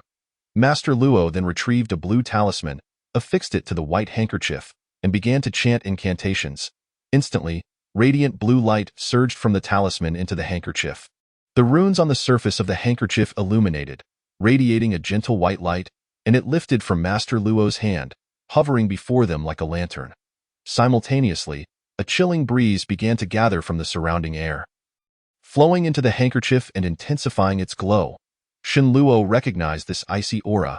It was the essence of water. Chapter 82. The short-sightedness of a dog's eye as the brilliance of the handkerchief reached a certain threshold. A soft sound echoed, and wisps of white mist erupted from the handkerchief, encircling it without dispersing in mere moments. A cloud the size of a room formed, gently bobbing in the air, reminiscent of a piece of wood floating in water. This series of transformations astonished Shen Luo. With a seemingly casual motion, Master Luo beckoned, and the white cloud instantly descended, hovering in front of them. Let us go, he said, stepping onto it with steady footing. Shen Luo gazed at the ethereal cloud and, with a slight clenching of his teeth, leaped onto it as well. The cloud, though shrouded in mist, bore a solid force beneath his feet, providing the sensation of solid ground. It supported both their weights without so much as a tremor. Shen Luo sighed in relief, reaching out to touch the cloud, which felt akin to a chilled cotton ball, utterly ungraspable. Master, what treasure is this? His curiosity bubbled forth, unable to contain itself. This is the water cloud vessel, a talisman I use for travel. Steady yourself, Master Luo replied calmly, initiating the incantation to activate the cloud. With a gentle tremor, the white cloud surged forward, ascending steadily. Initially slow, its speed rapidly increased, eventually reaching several times that of an ordinary galloping horse as they soared ahead. At that moment, the moon hung high in the sky, casting ample light, while the spring and autumn sect below shrank rapidly, soon becoming no larger than a fist, and the entire Qinghua mountain diminished to a mere mound of earth. Shen Luo had never been this high before, and he felt his legs weaken. The fierce winds made even breathing laborious, prompting him to avert his gaze downwards and sit cross-legged. After a considerable time, his emotions gradually settled, and he acclimated to the speed. When he looked around again, his mind was no longer in turmoil. Instead, a sense of excitement began to stir within him. Above him stretched the vast, starry night sky, and below lay the boundless earth. Soaring between the two realms was precisely what he had always yearned for. This was true cultivation and the path of immortality. One day, I, Shenluo, shall harness my own strength to gallivant across the heavens and the earth. Gazing at the immeasurable expanse, Shenluo clenched his fists, silently vowing. Master Luo observed Shenluo's expression, and with his extensive experience, he could easily surmise Shenluo's thoughts. He offered no words of encouragement. Quickly shifting his gaze in his eyes, Shenluo was of mediocre talent, destined for a short lifespan, unlikely to achieve any significant accomplishments. This trip was merely a final act of benevolence on his part. With these thoughts in mind, Master Luo silently channeled his energy, urging the water cloud vessel to accelerate. 2 hours later, dawn began to break, revealing the outline of a city in the distance. Shenluo's eyes brightened as he recognized it as his hometown. Chunhua County. He learned from Master Luo during their journey that their destination was a town called Baihe, located near Chunhua County. As the city drew nearer, Shenluo marveled at the swiftness of their travel. Typically, it would take a day for an ordinary person to ride a swift horse from the spring and autumn sect to Chunhua County, yet they had traversed the distance in such a brief span of time. Moreover, from Master Luo's demeanor, it seemed he had not even exerted himself fully. If only he could possess a talisman akin to the water cloud vessel, traveling would be incredibly convenient. Master Luo navigated the water cloud vessel directly toward the northeastern direction of the county, quickly approaching a riverside town. This was Baihe Town, named after the river that flowed nearby. Renowned for its fabric production and dyeing techniques, Shenluo had heard of this place but had never visited. To avoid attracting undue attention, Master Luo descended the vessel in a secluded area outside Baihe Town, leading Shenluo on foot into the bustling town. Baihe Town was several times larger than the small town where Shenluo had previously stayed outside Songfan County. It was far more prosperous, with a plethora of shops lining the streets, particularly an abundance of fabric stores. Near the river, numerous dyeing workshops could be seen, boasting dozens of establishments. Though it is the early morning, the shops along the street have already opened their doors, and the weavers by the riverside have commenced their labor. Rolls of fabric and silk hang suspended, fluttering in the breeze like countless banners. Creating a magnificent spectacle, the two individuals inquired briefly and soon arrived at a grand estate in the town. Even from beyond the courtyard wall, one could glimpse the pavilions and lofty structures within. The vermilion main gate of the estate stood firmly shut, adorned with a plaque inscribed with the golden characters Ma Fu. This was their intended destination, the residence of a Ma family textile merchant in Baihe Town. As Shenluo gazed upon the imposing estate, a stirring sensation coursed through him. The sun began to rise, casting its brilliant rays that heralded the awakening of all living things. Yet, the estate before him emanated an unsettling aura, shrouded as it seemed in an invisible mist that rendered the sunlight unable to penetrate this space. Indeed, there was something ghostly about it. Shenluo mused to himself, a flicker of pride warming his heart. However, after a fleeting glance, he hastily lowered his head to avoid attracting the attention of Taoist Luo, who was meticulously observing the Ma residence. It was evident that he too had sensed something amiss. Yet his demeanor remained unperturbed, as if he were well accustomed to such occurrences. "Let us summon the door," Taoist Luo finally declared after a moment of contemplation, turning slightly with his hands clasped behind his back. His gaze drifting into the distance. Shenluo nodded in affirmation, stepping forward to strike the brass ring on the door with force. After a considerable interval, the heavy gate creaked open, revealing a middle-aged man clad in blue robes and a blue hat. His eyes still heavy with sleep. "Two beggars come knocking at such an early hour. There are matters at the manor these days, so be gone, be gone," the middle-aged man remarked impatiently, casting a sidelong glance at the pair. Shenluo, newly arrived and initially inclined to negotiate politely on behalf of Taoist Luo, found himself incensed by the man's insolence and retorted sharply, "You wretched cur, have your eyes gone blind? This is Taoist Luo Zhenren of the Chuanqiu Temple, summoned here by your esteemed Ma Deyu. Do not delay. Go inform him at once, or risk having your legs broken." Upon hearing these words, the man trembled visibly, his sleepiness abruptly dissipating. He scrutinized the pair once more, then hurriedly shifted his demeanor, bowing and apologizing profusely. He cautiously opened the door wider and hastened into the estate. Before long, the gate swung open again, and a stout, affluent middle-aged man, accompanied by a steward in blue attire, emerged briskly. "You must be the esteemed Taoist from Chuanqiu Temple?" the middle-aged man inquired, his demeanor suddenly respectful. "Why, servants have been remiss in their welcome. And I beg your forgiveness." Noticing that Taoist Luo still stood with his arms crossed, the man hastily bowed in greeting to Shen Luo, his attitude exceedingly deferential. "This is my master, Taoist Luo, an elder of Chuanqiu Temple." "And I am Shen Luo." Shen Luo introduced himself, eschewing any further pleasantries. "So you are Ma Simu, the one who wrote to Chuanqiu Temple. What is your relation to Ma Xingming?" Taoist Luo finally turned his attention to the middle-aged man. Inquiring directly, "Ma Xingming is my great-grandfather," Ma Simu replied, visibly shaken under Taoist Luo's penetrating gaze. "Do you possess a family genealogy?" Taoist Luo pressed further. "Indeed, I do." "Please take a look, Taoist," Ma Simu replied, seemingly prepared, as he produced a black silk-bound tome from his robes and handed it over. Shen Luo quickly accepted it, presenting it to Taoist Luo with both hands. Taoist Luo casually flipped through the pages of the genealogy before tossing it back to Shen Luo. "Ma Xingming once studied at Chuanqiu Temple. Although he achieved little, he did contribute to our temple, which granted him a token of recognition. Now that we have confirmed you as his descendant, according to the rules of Chuanqiu Temple, you are entitled to request our assistance once." "Thank you, Taoist," Ma Simu exclaimed with elation, bowing repeatedly, and then invited the two gentlemen into the estate. Upon crossing the threshold, the scenery opened up to reveal a square courtyard of considerable size, with a wide bluestone path leading toward a magnificent main hall. To the left, a flower garden flourished with various blooms and trees, while to the right lay a pond, adorned with several water pavilions interconnected by walkways. Floating atop the pond were verdant lotus leaves, interspersed with delicate pink blossoms. On either side of the courtyard, there were additional wings, each lined with houses, pavilions, and towers, but obscured by the walls, their details remained hidden.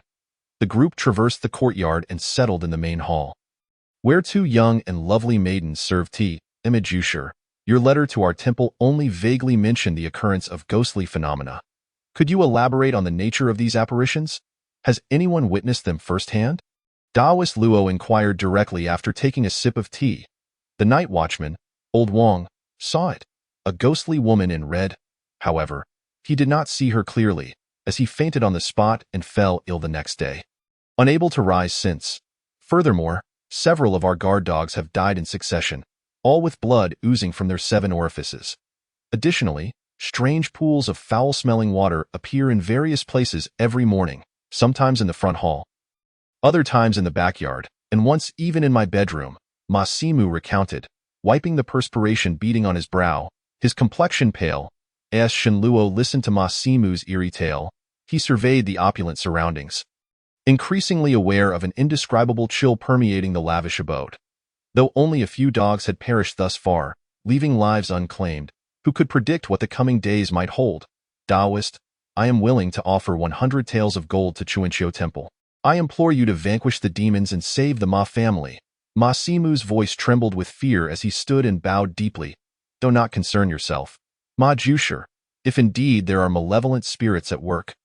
I would never stand idly by," Taoist Luo replied, a glimmer of satisfaction flashing in his eyes. Though his tone remained nonchalant, Ma Simu expressed his gratitude profusely, his anxiety somewhat alleviated. "However, based solely on your account, we cannot ascertain the nature of this spirit. I ask the bedridden guard still within the estate. I wish to inquire further," Taoist Luo stated after a moment's reflection. Unfortunate timing. Old Wang had been recuperating here, but his family took him back to the countryside yesterday, fearing for his health, Ma Simu said, wiping the sweat from his brow, hesitantly revealing the information. "Oh, that is of little consequence. You mentioned that each night a pool of foul water appears. We might discern something from it. Did such a pool manifest last night?" Taoist Luo inquired further. "Indeed, one appeared in the backyard, but it was so foul that I ordered the servants to clean it away immediately," Ma Simu admitted, his head lowered in embarrassment. "And the deceased black dogs? You haven't disposed of them, have you?" Taoist Luo pressed, his expression inscrutable as he paused before continuing. "The dogs are still here," Ma Simu exclaimed, his face lighting up with joy. Taoist Luo sighed with relief and gestured for Ma Simu to lead the way. Moments later, they arrived at a storage room in the backyard, where Taoist Luo crouched down to examine the 3 lifeless black dogs. While Shun Luo stood respectfully behind him, Ma Simu, filled with trepidation, remained outside, too frightened to enter. The dogs had been dead for some time. Their bodies were emaciated, and the blood that had leaked from their 7 orifices had long since congealed. The expressions frozen on their distorted faces conveyed utter terror, as if they had encountered something profoundly frightening. As Shun Luo beheld the gruesome sight of the dogs, his eyelids twitched involuntarily, and visions of the long-haired specter from his dream haunted his mind. Taoist Luo examined one of the dogs, probing its body with his hands before pressing his fingers to its eyes and brow. After a moment, he withdrew his hand. "Master, these dogs met a strange demise." "What could have caused their deaths?" Shun Luo inquired softly as Taoist Luo paused. "The blood from their 7 orifices indicates they were drained of their vital essence, a common trait among malevolent spirits." "There is no need for alarm," Taoist Luo replied dismissively. Upon hearing this, Shun Luo felt a sense of relief. It was reassuring that Taoist Luo appeared confident. Taoist Luo seemed to have grasped the situation and chose not to dwell on the dead dogs. Turning to exit the backyard, with Shun Luo hurrying to follow. "Taoist, have you discovered anything?" Ma Simu approached, eager for news. "Everything is under control, but I require further confirmation. I would appreciate it if you could guide us around the estate." Taoist Luo requested that, of course. Ma Simu readily acquiesced, personally escorting them as they perused the various areas of the Ma residence. Shun Luo understood that Taoist Luo was searching for the spirit's hiding place. Attentively observing their surroundings, however, after thoroughly inspecting the backyard, main courtyard, and side wings, they found nothing amiss. "This is peculiar," Taoist Luo murmured, furrowing his brow. "Could the spirit have come from outside? It is daytime now. Perhaps it has fled?" Shun Luo speculated. "Unlikely. The Ma residence is steeped in yin energy. The spirit is undoubtedly concealed within it, seems to be hidden quite cleverly, making it difficult to locate." Taoist Luo countered, shaking his head. "Taoist, what if we cannot find the spirit? The previous practitioners we summoned encountered the same issue. What shall we do?" Ma Simu lamented, his spirits dampened. "Do not fret, Ma Jusher. A mere ghostly trick is no match for my methods to compel it to reveal itself." Taoist Luo retorted, his pride momentarily pricked. He then instructed Ma Simu to prepare incense, candles, and offerings, along with yellow paper and vermilion. Previously, Ma Simo had summoned several sorcerers, and everything had long been prepared. Upon hearing this, he immediately instructed someone to bring the items over. Following the arrangements of Taoist Luo, they set up an offering table in the center of the main courtyard, placing incense, candles, and fruits upon it, and constructed a ritual altar. Chapter 84. The 7-star formation. Taoist Luo then requested Ma Simo to bring 7 lit candle holders, which were arranged around the offering table in the shape of the Big Dipper. In an instant, the courtyard was filled with swirling smoke and fire, captivating the attention of all present. Observing Taoist Luo's meticulous arrangements, Ma Simo's expression grew steadier. Taoist Luo stood solemnly amidst the 7 candle holders, raised his hand, bit his finger to draw blood, and channeled his energy, causing 7 drops of blood to shoot forth, landing precisely on the flames of the candle holders. With a soft hiss, the flames of the 7 candle holders suddenly surged. Roaring with intensity, Ma Simo could not help but widen his eyes at the sight. The sorcerers he had summoned in recent days merely performed tricks and put on grand spectacles. This authentic display of supernatural power was a first for him. And it seemed that his family was truly saved. With excitement swelling in his heart, Ma Simo's gaze towards Taoist Luo transformed significantly. The activation of the 7-star formation severely drains vital essence.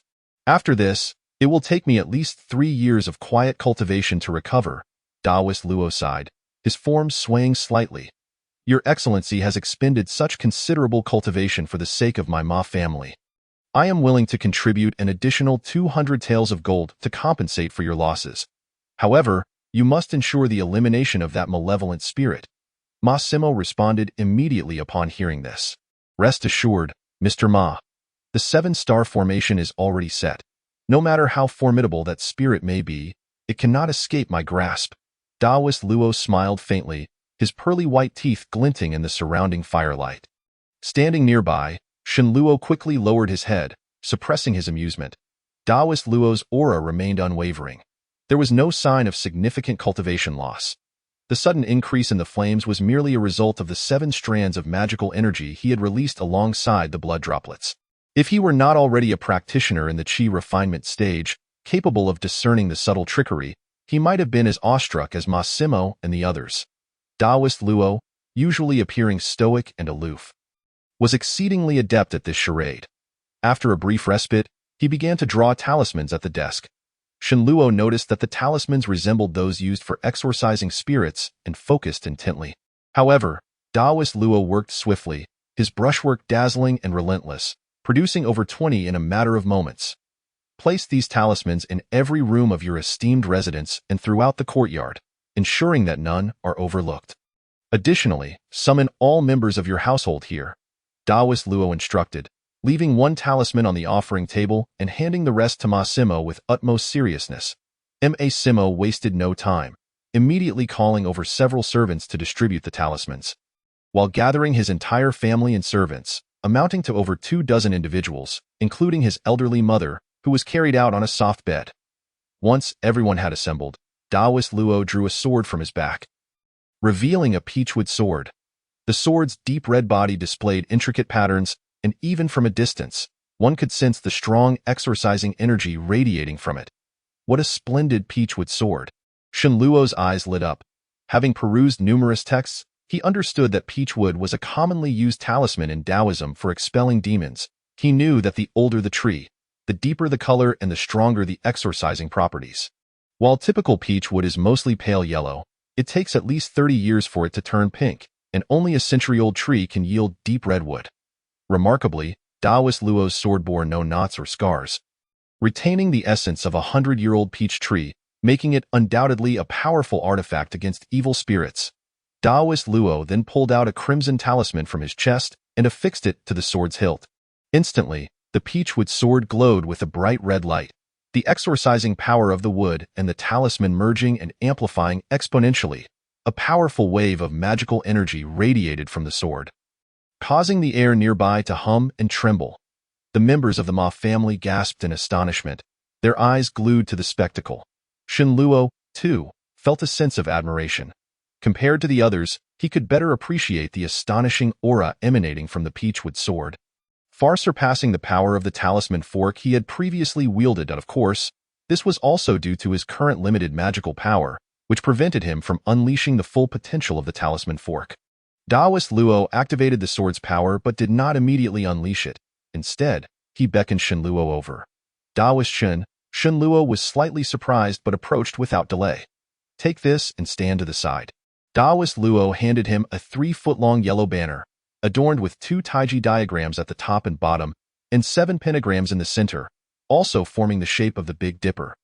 The banner's top was affixed with a yellow talisman, emanating a faint magical aura, indicating it was yet another talisman. Shenluo marveled at Taoist Luo's wealth and, responding affirmatively, respectfully accepted the 7-star banner, positioning himself beside Taoist Luo. At that moment, the servants returned, announcing that all talismans had been affixed. Step aside. Remain still and observe, Taoist Luo commanded, nodding and gesturing for everyone to withdraw. As he began to perform incantations, he spun several times, then suddenly called out, thrusting the peachwood sword in a flourish, piercing the talisman on the offering table. The symbols on the talisman instantly glowed brightly, radiating a vivid red light. An invisible wave erupted from the talisman, swiftly spreading outward, causing the flames around the offering table to blaze higher. Simultaneously, bright red lights burst forth throughout the Ma residence, as the talismans affixed within the rooms also illuminated.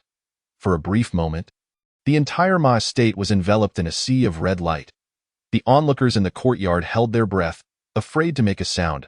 At that instant, the talisman affixed to the central area of the left courtyard suddenly flew up, landing in a corner where a dense bamboo forest thrived. Deep within the forest stood a large locust tree, its branches lush, indicating it was at least 50 years old. The talisman ignited without wind beneath the locust tree, transforming into a crimson fireball that plummeted to the ground like lightning. With a muffled bang, the fireball exploded into a shower of sparks, blowing away the withered bamboo leaves and revealing a dark, abandoned well. The sound of rushing water echoed from within, followed by a slow emergence of dark mist, exuding a sinister aura in the main courtyard. Taoist Luo's eyes brightened as he exhaled a puff of white vapor, which merged with the seven-star banner. The yellow light on the banner immediately intensified, and the seven-star patterns illuminated, shooting 7 beams of yellow light down onto the ground ahead. Chapter 85. Exorcising evil. Shen Luo felt the seven-star banner in his hand suddenly grow exceedingly heavy, as if it had transformed from a fabric banner into one of iron, nearly impossible to hold aloft. He silently channeled his minor transformation technique, straining to lift it. Just then, Taoist Luo's voice rang out, and the peachwood sword shot forth, transforming into a streak of red light, impossibly swift, crossing several zhang in an instant to pierce the seven-star banner. The yellow light on the banner surged, and the peachwood sword vanished within it. However, the spot where the sword had pierced suddenly split open, revealing an abyss of darkness, seemingly connecting to some sinister realm. Almost simultaneously, a chilling scream emanated from the left courtyard, a woman's voice, clearly in distress, causing the Ma family members to shudder and instinctively draw closer together, too fearful to utter a sound. Having experienced similar circumstances in his dreams, Shen Luo's courage had long been tempered beyond that of ordinary individuals. Yet he remained rooted in place, his brow furrowed slightly. Although the scream was harrowing, it bore no sign of weakness, indicating that the entity was injured but not dead. Something is amiss. She was struck by a sword and yet lives. Taoist Luo's expression mirrored his surprise. At that moment, the wailing morphed into a piercing roar. Taoist Luo's countenance hardened as he rapidly chanted incantations, seemingly urging the peachwood sword from afar. From within the bamboo forest and the dilapidated well, a cacophony of clashes echoed, as if a struggle was occurring below. A thick, foul black mist billowed forth from the well, enveloping the courtyard in a chilling aura. The temperature in the main courtyard plummeted, a wave of icy air sweeping through. The members of the Ma family, startled, erupted in chaos, fleeing towards the right courtyard. Some, in their panic, stumbled to the ground, creating utter disarray. Shen Luo glanced at the beleaguered Ma family and was about to reassure them not to be afraid when, at that moment, the rift in the seven-star banner emitted a gurgling sound, and a surge of black mist enveloped him. Instantly, a piercing chill coursed through his meridians, rendering half his body numb. Startled, Shen Luo attempted to counter with a spell, but before he could, the yang energy within him sensed the invading malevolent aura and instinctively began to circulate, forming a protective barrier. A brilliant red light erupted from his being, enveloping him and dispelling much of the encroaching black mist. This is bad. Shen Luo's eyelids twitched as he recalled Taoist Luo's presence nearby, silently lamenting his misfortune.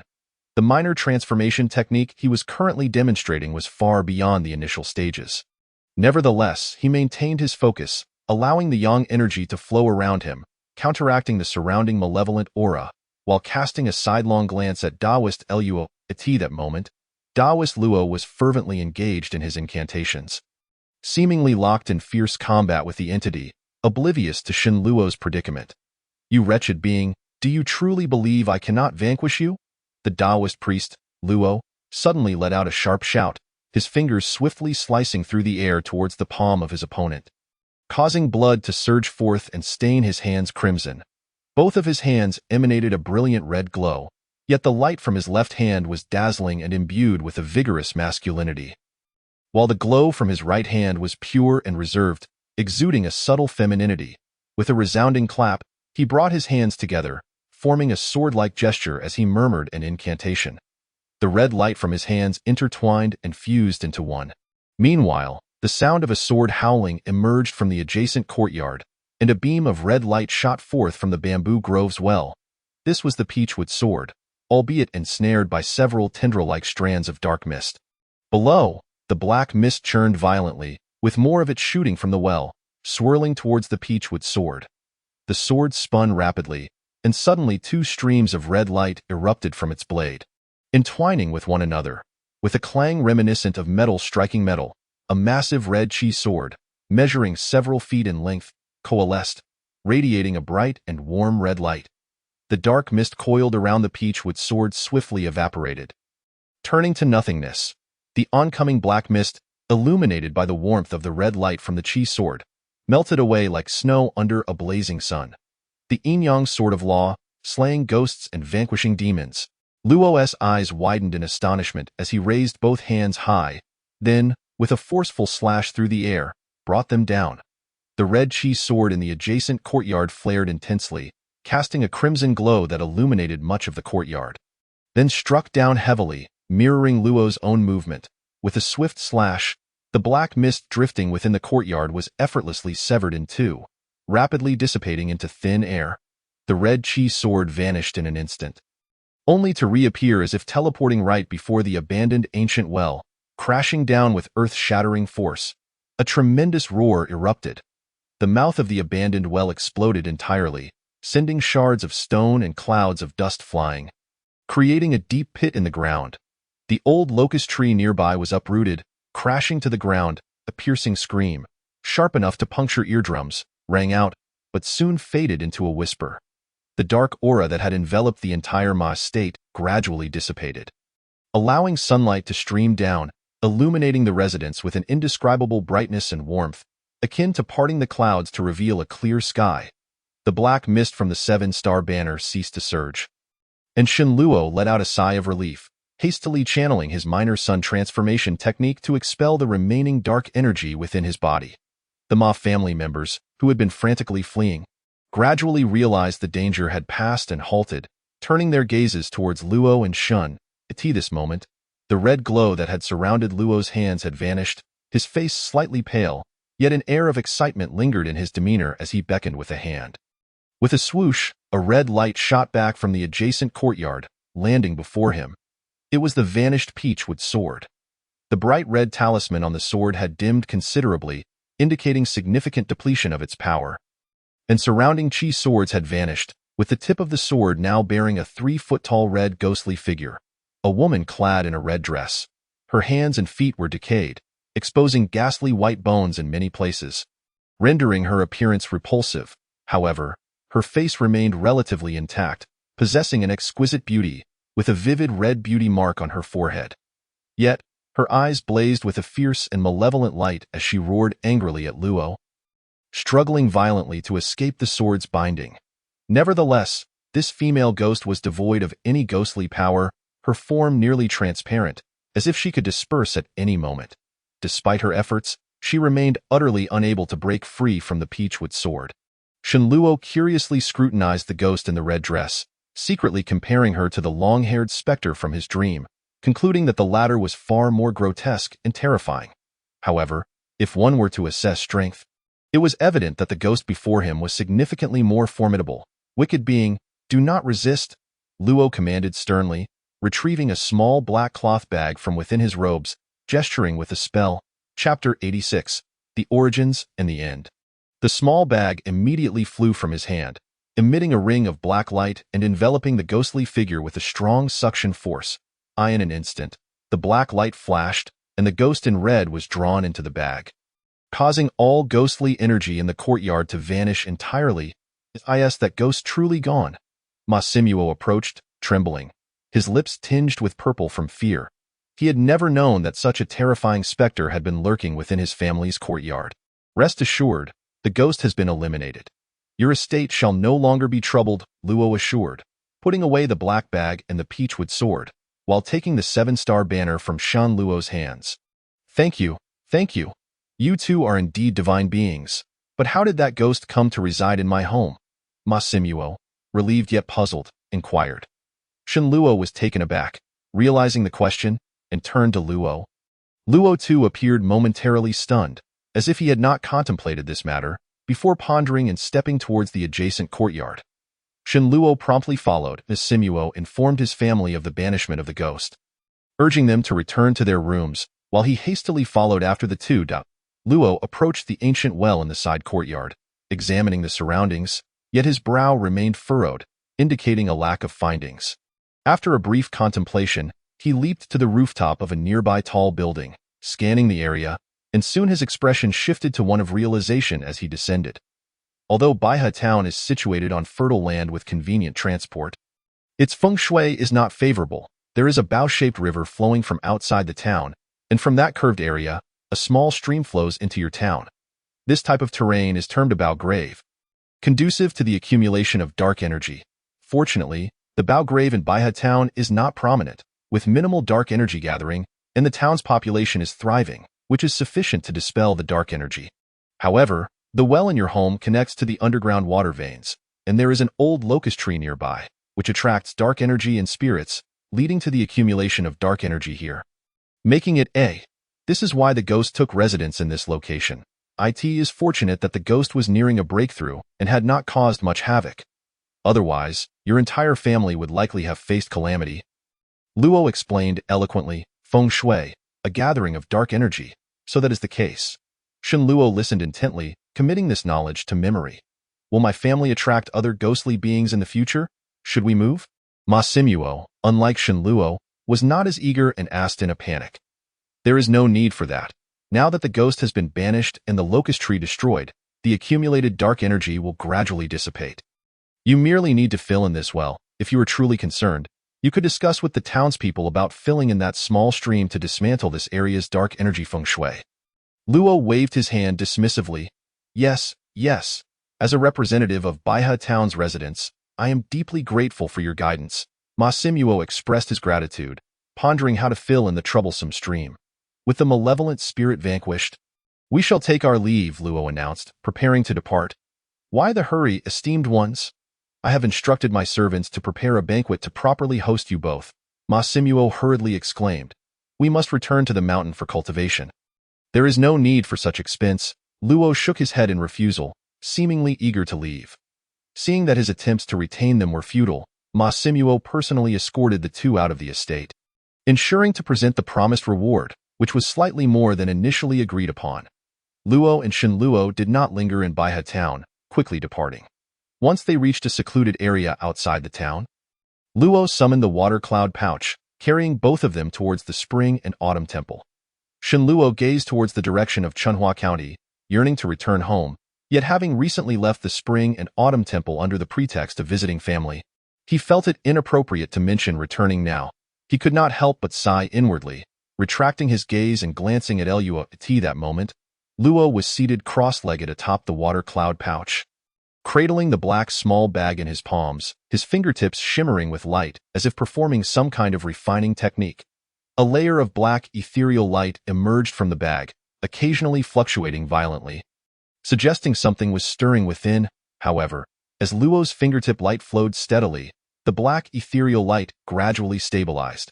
Shen Luo quietly observed this scene, his mind conjuring the image of the ghost sealed within the small bag, speculating that it was probably struggling inside, though he was unsure of Luo's intentions. Was he perhaps trying to tame the spirit? This thought crossed his mind, and recalling the previous earth-shattering strike, his understanding of Luo's powers deepened, making him hesitant to interrupt. After a considerable time, the ethereal light on the black small bag stabilized completely, prompting Luo to cease his incantation, taking a talisman and affixing it to the bag, visibly relaxing his expression. Do not mention the events of today to anyone upon our return to the spring and autumn temple, he instructed, carefully stowing the bag away. Understood, Shen Luo replied promptly without questioning the reason. Luo expressed satisfaction at Shen Luo's discretion, acknowledging him with a nod. Today, Master Luo displayed extraordinary prowess. I am in awe. May I inquire what remarkable power that astounding sword strike of yours was? Shen Luo, sensing Luo's good mood, offered a compliment before asking the question he had long pondered. Ah, that is a secret technique of our spring and autumn temple, the yin-yang sword of law, which possesses formidable lethality against ghostly beings. Luo responded with a hint of pride. Yin-yang sword of law. Shen Luo murmured, recalling the spectacle of that technique. Feeling a pang of envy, I once overheard Bai and Tian discussing how some of our senior brothers descend the mountain to deal with ghosts. It seems our sect is quite adept at confronting such entities, he then queried. You are correct. Our spring and autumn temple's teachings are inherited from the Xiamaishan lineage, which specializes in the art of exorcising ghosts and capturing demons. Luo affirmed with a nod. Xiamaishan? A flash of insight struck Shen Luo as he vaguely recalled having read that name in a book, recognizing it as a legendary celestial abode. Though the yin-yang sword of law is powerful, it is not our spring and autumn temple's most formidable technique. We also possess a temple-protecting secret art known as the Great Unraveling Technique. The yin-yang sword technique is limited to the slaying of ghosts and the extermination of demons. Yet the Great Disrobing art possesses the extraordinary ability to reverse life and death. Mastering this art allows one to remain unscathed even when one's entrails are laid bare or one's head severed, as they can regenerate anew. The Taoist Luo, filled with enthusiasm, spoke with pride, exclaiming, "Ah! Is there truly such wondrous sorcery in the world?" Upon hearing this, Shen Luo could not help but widen his eyes in astonishment. The notion of beheading and rebirth was something he had never encountered even in the most obscure historical texts. Indeed, the mystical arts of the immortal realm are boundless, far beyond the imagination of ordinary mortals.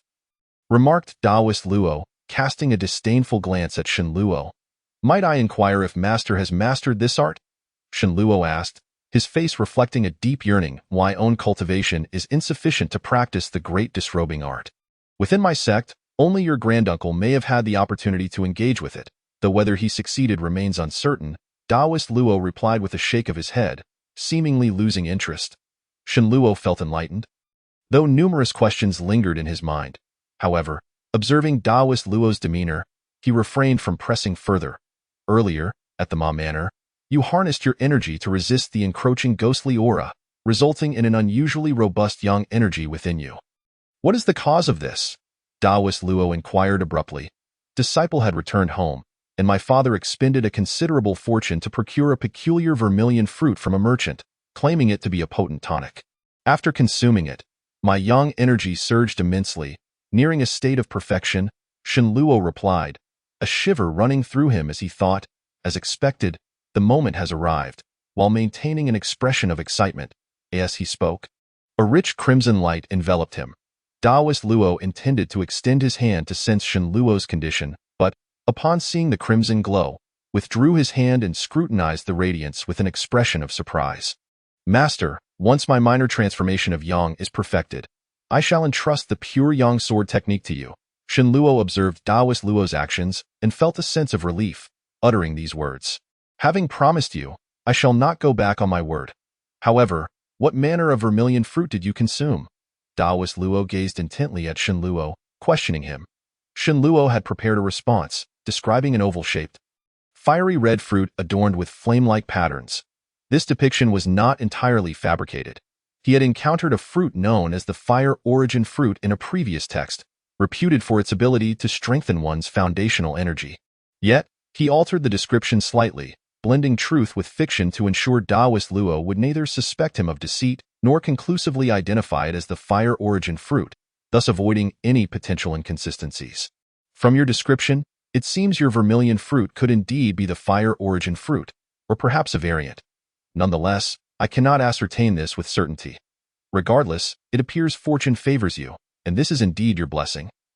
Taoist Luo remarked with a sense of wonder. "All thanks to your great fortune, Master," Shen Luo replied with a smile.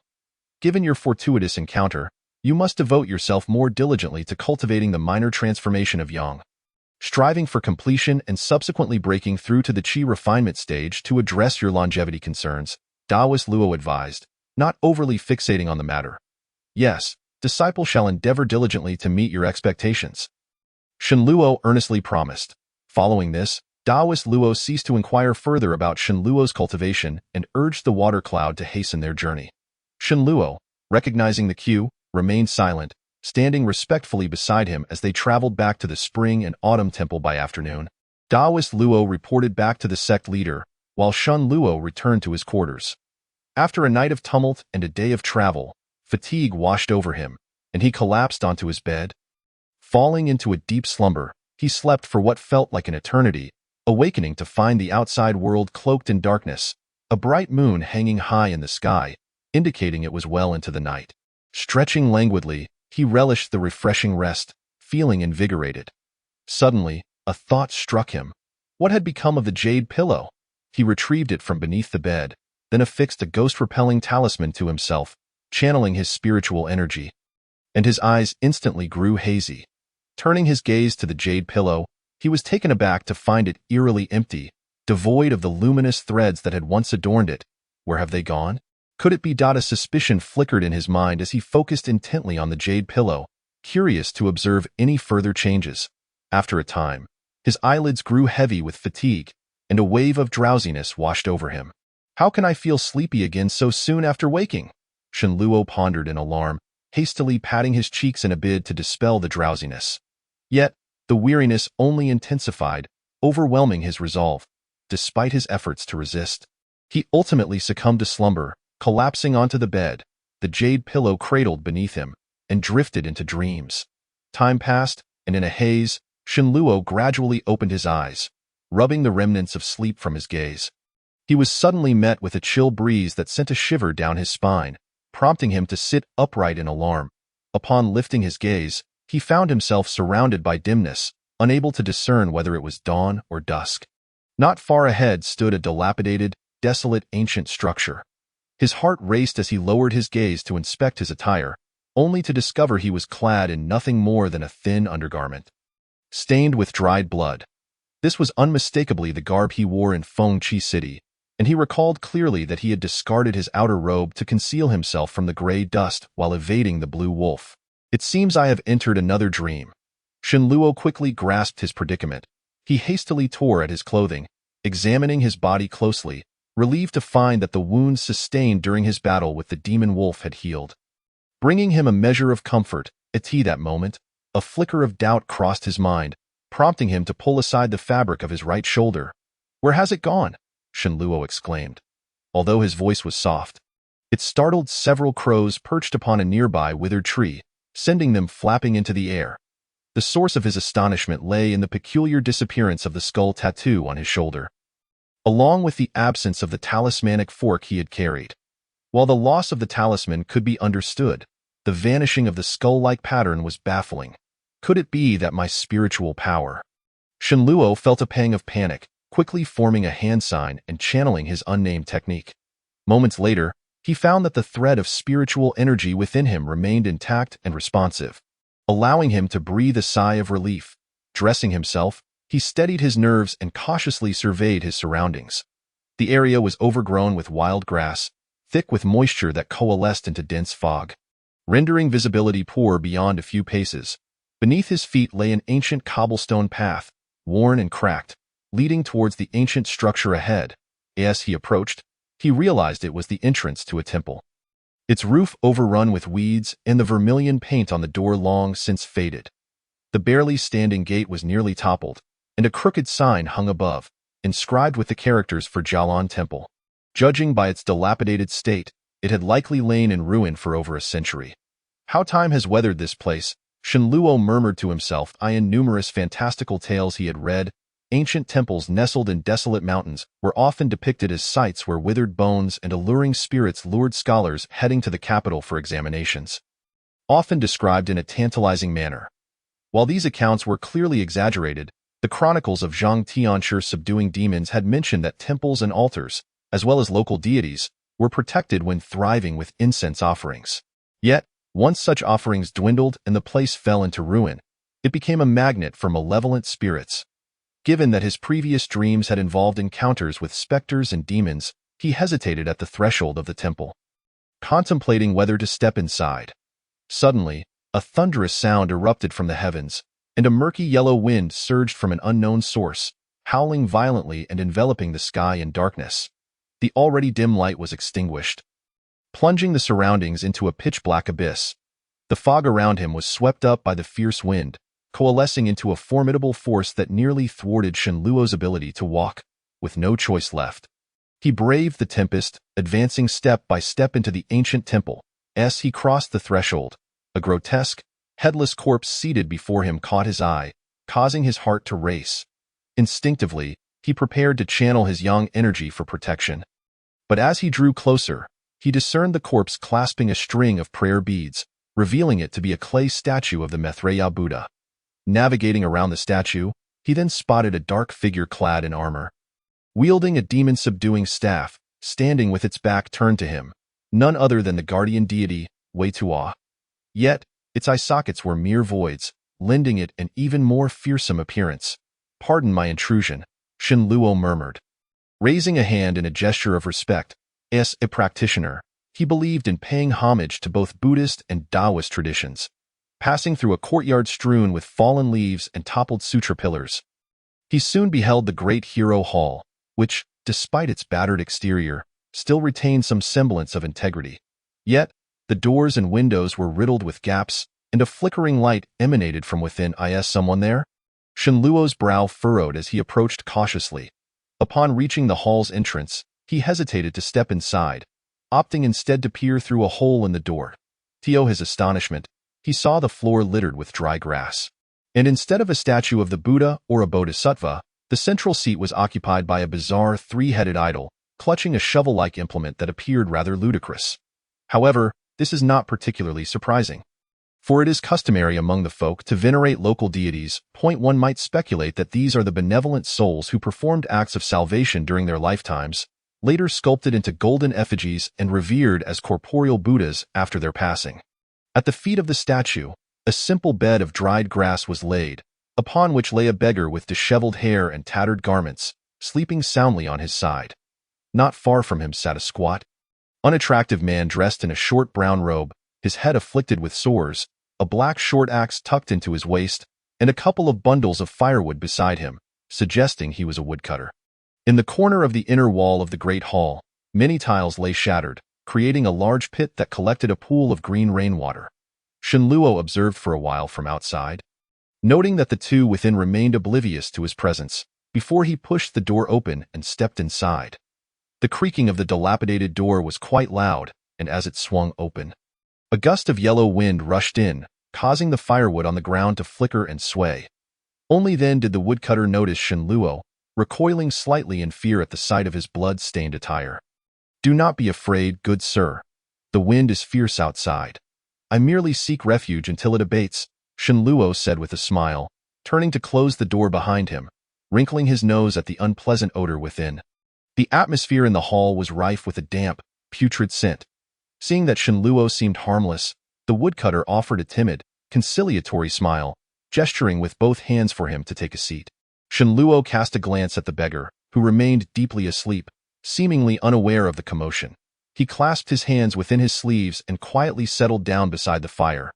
The woodcutter furtively studied Shen Luo before hastily averting his gaze, his demeanor tense and hesitant to speak.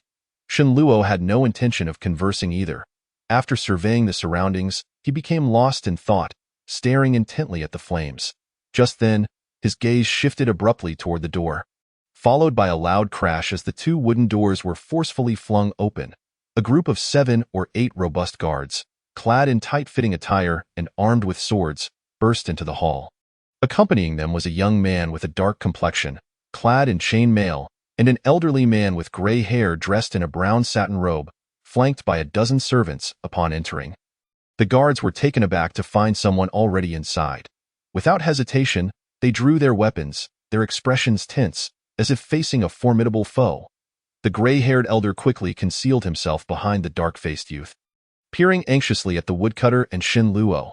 Following their movements, Shen Luo glanced outside, catching a glimpse of a small merchant convoy lingering in the courtyard. "Who are you?" the dark-faced youth demanded, narrowing his eyes and directing his sword toward Shen Luo, whose bloodied appearance was indeed conspicuous. Shen Luo was momentarily taken aback, pondering how to explain himself, but the woodcutter had already collapsed to the ground, his face pale and trembling uncontrollably.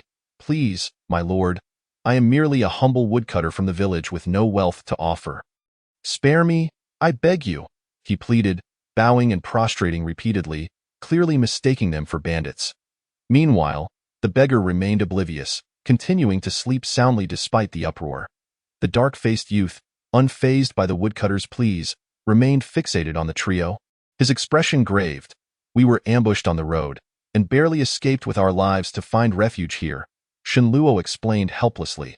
"Forgive my intrusion." The dark-faced youth's expression remained unchanged as he waved a hand. One of the guards promptly produced a palm-sized circular compass, presenting it to him.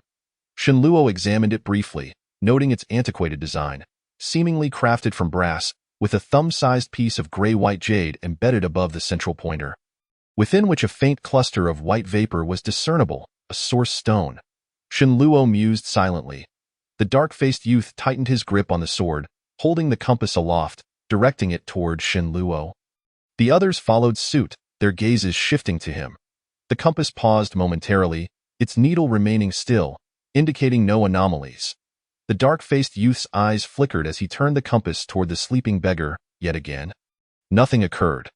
Most of the merchant convoy visibly relaxed at this, but as the compass was turned toward the kneeling woodcutter, the needle suddenly spun wildly, and the embedded source stone exploded with a resounding crack. Simultaneously, a beam of white light shot forth from the compass, striking the woodcutter squarely. Chapter 89. A collaborative assault. The woodcutter was hurled several feet away, crashing against the left wall of the hall with a thunderous impact that sent tremors through the ground. Shenluo's breath caught in his throat as he beheld the scene. The woodcutter had sprawled on the ground, contorted in a grotesque manner, his neck unnaturally elongated, his face grotesque and veins bulging, eyes blood-red and drooling profusely. The merchant convoy was momentarily paralyzed by the horrific sight. Gurgling sounds escaped the woodcutter's throat, accompanied by a series of cracking noises as his body began to swell at an alarming rate. Tearing his clothes asunder, Shenluo observed with horror as the skin that was revealed beneath was a ghastly gray-white, mottled with large black patches, as if he had been dead for days. As his form expanded, the skin stretched taut until, with a loud rip, it split open along his back, revealing a gray-furred rat-like creature standing upright, towering over 7 or 8 feet. This revelation sent both the merchant guards and the others into disarray. "Stay calm. It's merely a rat demon. We shall defeat it together," the dark-faced youth commanded, maintaining his composure. The guards, upon hearing this, swiftly drew small vials, pouring silver liquid onto their weapons before encircling the rat demon from both sides. Shenluo remained seated, cautiously observing the chaos around him, his right hand discreetly hidden within his sleeve. Just then, a piercing scream erupted nearby as a guard near the deity's throne was suddenly impaled by 2 emaciated hands. Lifted into the AI to everyone's astonishment, the beggar, who had been sleeping on his side, had somehow risen.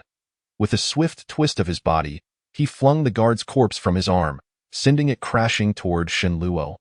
Reacting instinctively, Shenluo leaped backward to evade it. His gaze fell upon the beggar, and he was horrified to see that his eyes had rotted away, his skin dry and wrinkled, covered in dark green patches. He was unmistakably a zombie. The guards who had been advancing on the rat demon were thrown into disarray, retreating in panic. "Everyone, retreat. The guards will stay behind to deal with the demon and the zombie," the dark-faced youth bellowed. The gray-haired elder, presumably the head of the merchant group, shouted for everyone to flee, leading the charge out of the hall, followed by the others who hastily scrambled for the exit. Yet, a cacophony of anguished screams echoed from outside, suggesting that other malevolent creatures lurked nearby, trapping them in a pincer movement. "Do not panic. Gather around me," the dark-faced youth shouted in alarm. The remaining guards quickly regrouped, positioning themselves back-to-back to form a defensive perimeter. However, before their formation could solidify, the rat demon's eyes glimmered with malevolence, and it lunged forward, claws digging into the ground, propelling itself like an arrow toward the gap in their defenses. "Watch out!" But before the warning could fully escape, the rat demon transformed into a blur, crashing into the guards. 2 of them grunted as they were sent airborne. One was fortunate enough to be thrown clear, while the other, upon descending, was bitten by the demon. Losing a leg in the process, the hall descended into chaos, and the zombie disguised as a beggar suddenly pivoted, lunging forward, not at the guards, but directly at Shenluo. Its stiff form leaped into the air, arms outstretched, moving with alarming speed. Shenluo, horrified by the bloody remnants clinging to the zombie's claws, hastily retreated. Unbeknownst to him, the corpse of the guard previously slain lay nearby, and he tripped over a protruding leg, stumbling backward until his back collided with a pillar of the hall. The zombie's blood-stained claws were upon him in an instant, poised to pierce his skull. Shenluo's eyes narrowed, and he deftly tilted his head to the right, causing the zombie's claws to embed into the pillar instead. With a dull thud, the entire hall trembled. The zombie's hands were lodged deep within the pillar, making it difficult to withdraw. "Shenluo, whose right hand had been concealed in his sleeve, suddenly thrust it forward, feeling a surge of heat within his palm. With a deafening roar, a colossal explosion resounded. A brilliant flash of white lightning materialized from thin air, piercing through the roof of the grand hall and striking the beggar zombie below in an instant. The zombie erupted in flames, crackling and hissing, its throat emitting a hoarse, eerie wail as tendrils of black smoke spiraled around it. It turned out that Shen Luo had been prepared, secretly inscribing a small lightning talisman on his palm with his own blood. With his magical energy ignited, he unleashed it effortlessly. However, he was taken aback by the talisman's potency, which far exceeded his previous experiments. A cultivator shouted, its identity unknown, and the guards, upon witnessing this, felt their spirits lift. Even when confronted with the rat demon clutching a severed human leg, its ferocity evident, they brandished their weapons and charged at the creature. The silvery liquid they had poured onto their blades was a mystery, but with each strike against the rat demon, wisps of green smoke billowed from its wounds, causing it to scream in anguish as if grievously wounded. "Stand clear," bellowed a young man with a dark complexion, suddenly producing a black object from behind his waist and hurling it towards the rat demon. The guards immediately sheathed their weapons and stepped back. The object unfurled in midair, transforming into a black net that descended upon the creature. Though it appeared light and insubstantial, it pressed down heavily upon the rat demon, pinning it to the ground, rendering it immobile. Seeing this, the guards abandoned all hesitation and surged forward, their blades rising and falling in a relentless assault upon the rat demon. The hall echoed with the horrifying cries akin to a slaughterhouse. Shen Luo glanced at his palm, noting that the blood-stained runes still lingered, albeit faintly, and he summoned his internal magical energy to unleash a series of strikes upon the zombie. With each strike, the sensation of burning surged through his palm, and the heavens responded with thunderous roars. Strikes of white lightning descended one after another, mercilessly hitting the zombie, the sound of thunder reverberating throughout in the beginning. The zombie howled in protest, but by the time the final bolt struck, it was charred black, reduced to nothing more than ash, collapsing to the ground with a resounding thud. Chapter 90.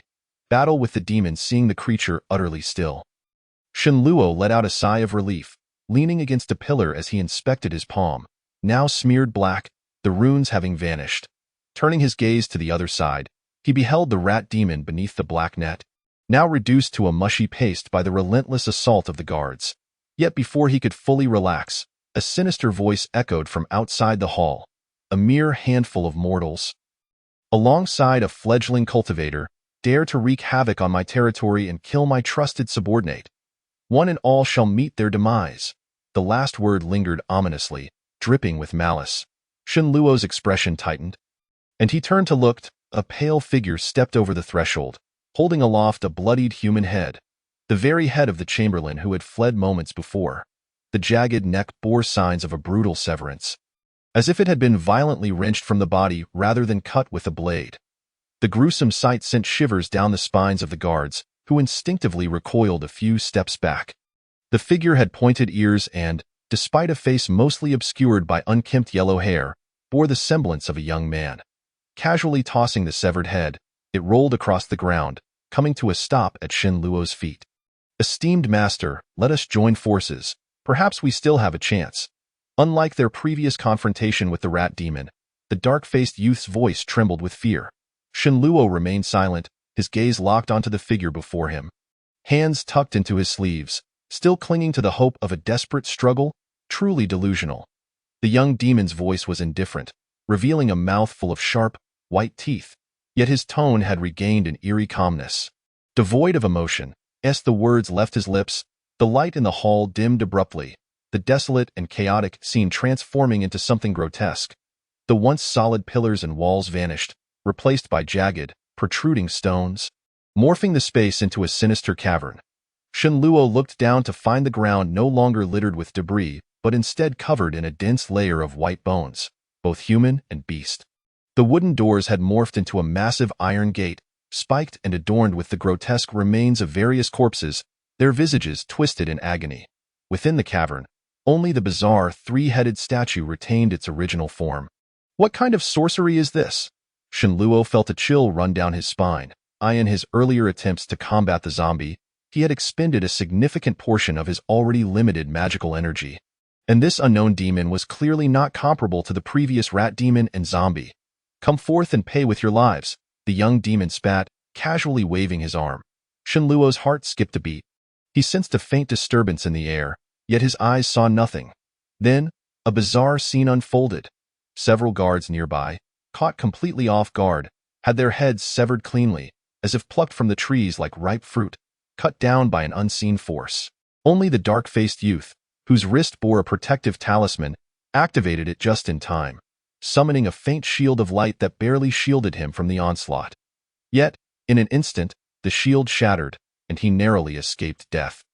In the chaos, Shenluo hastily began tracing a talisman in his sleeve, but before he could complete it, a sudden rush of wind approached, leaving him no time to evade. In that critical moment, a slender strand of water materialized, wrapping around Shenluo's waist, pulling him aside just as the jagged stone pillar behind him cracked with a deafening sound. Looking at the thin water rope entwined around him, relief washed over Shenluo in his panic. A spark of inspiration had led him to employ water manipulation, drawing from a nearby puddle to fashion the life-saving rope. However, the young demon's methods were truly bizarre. He had no time to draw another talisman. With a swift flick of his sleeves, Shenluo sent the water rope surging upward, only for it to be easily dispersed with a single palm strike. Scattering droplets in all directions, countless tiny water beads fell, but many remained suspended in the air, some even forming lines, poised to drip. Peering closely, Shenluo finally discerned that the strands connecting the droplets were the extraordinarily long hairs shooting from the young demon's body, the very source of the guard's demise. The hairs were so fine and nearly transparent that, without the water droplets to highlight them, they would have gone unnoticed. Surprised by Shenluo's response, the young demon chuckled, twisting his hand in the air. All the projecting hairs converged, transforming into two massive, pale yellow blades, aimed at both Shenluo and the dark-faced youth. With no weapons at his disposal, Shenluo clapped his hands together in front of him, desperately controlling the scattered water droplets to form a 2-foot-wide water shield, hurling it towards the descending blades. With a resounding crash, the water shield shattered, scattering a multitude of droplets, yet it failed to halt the blade's descent. Shenluo rolled aside, feeling a wave of despair wash over him. With the demon's terrifying abilities, even if he could be revived, he saw no hope for survival. Meanwhile, the dark-faced youth, despite still wielding a long sword, had no intention of confronting the blades, choosing instead to evade frantically while shouting, "Commander Wu, save me!" Useless, a sigh echoed from an unknown source. Suddenly, flames erupted. 2 short spears, wreathed in fire, shot forth from the nearby void, clanging against the blades and deflecting them, arcing through the air before landing beside the dark-faced youth. From the rippling air emerged a towering armored figure, the short spears falling neatly into the quiver on its back. Standing alongside 5 others, resembling a peacock spreading its feathers, Shenluo retreated to a corner, scrutinizing this newcomer, who donned dark armor, the gleaming spears behind him reflecting light. His square face bore a frown,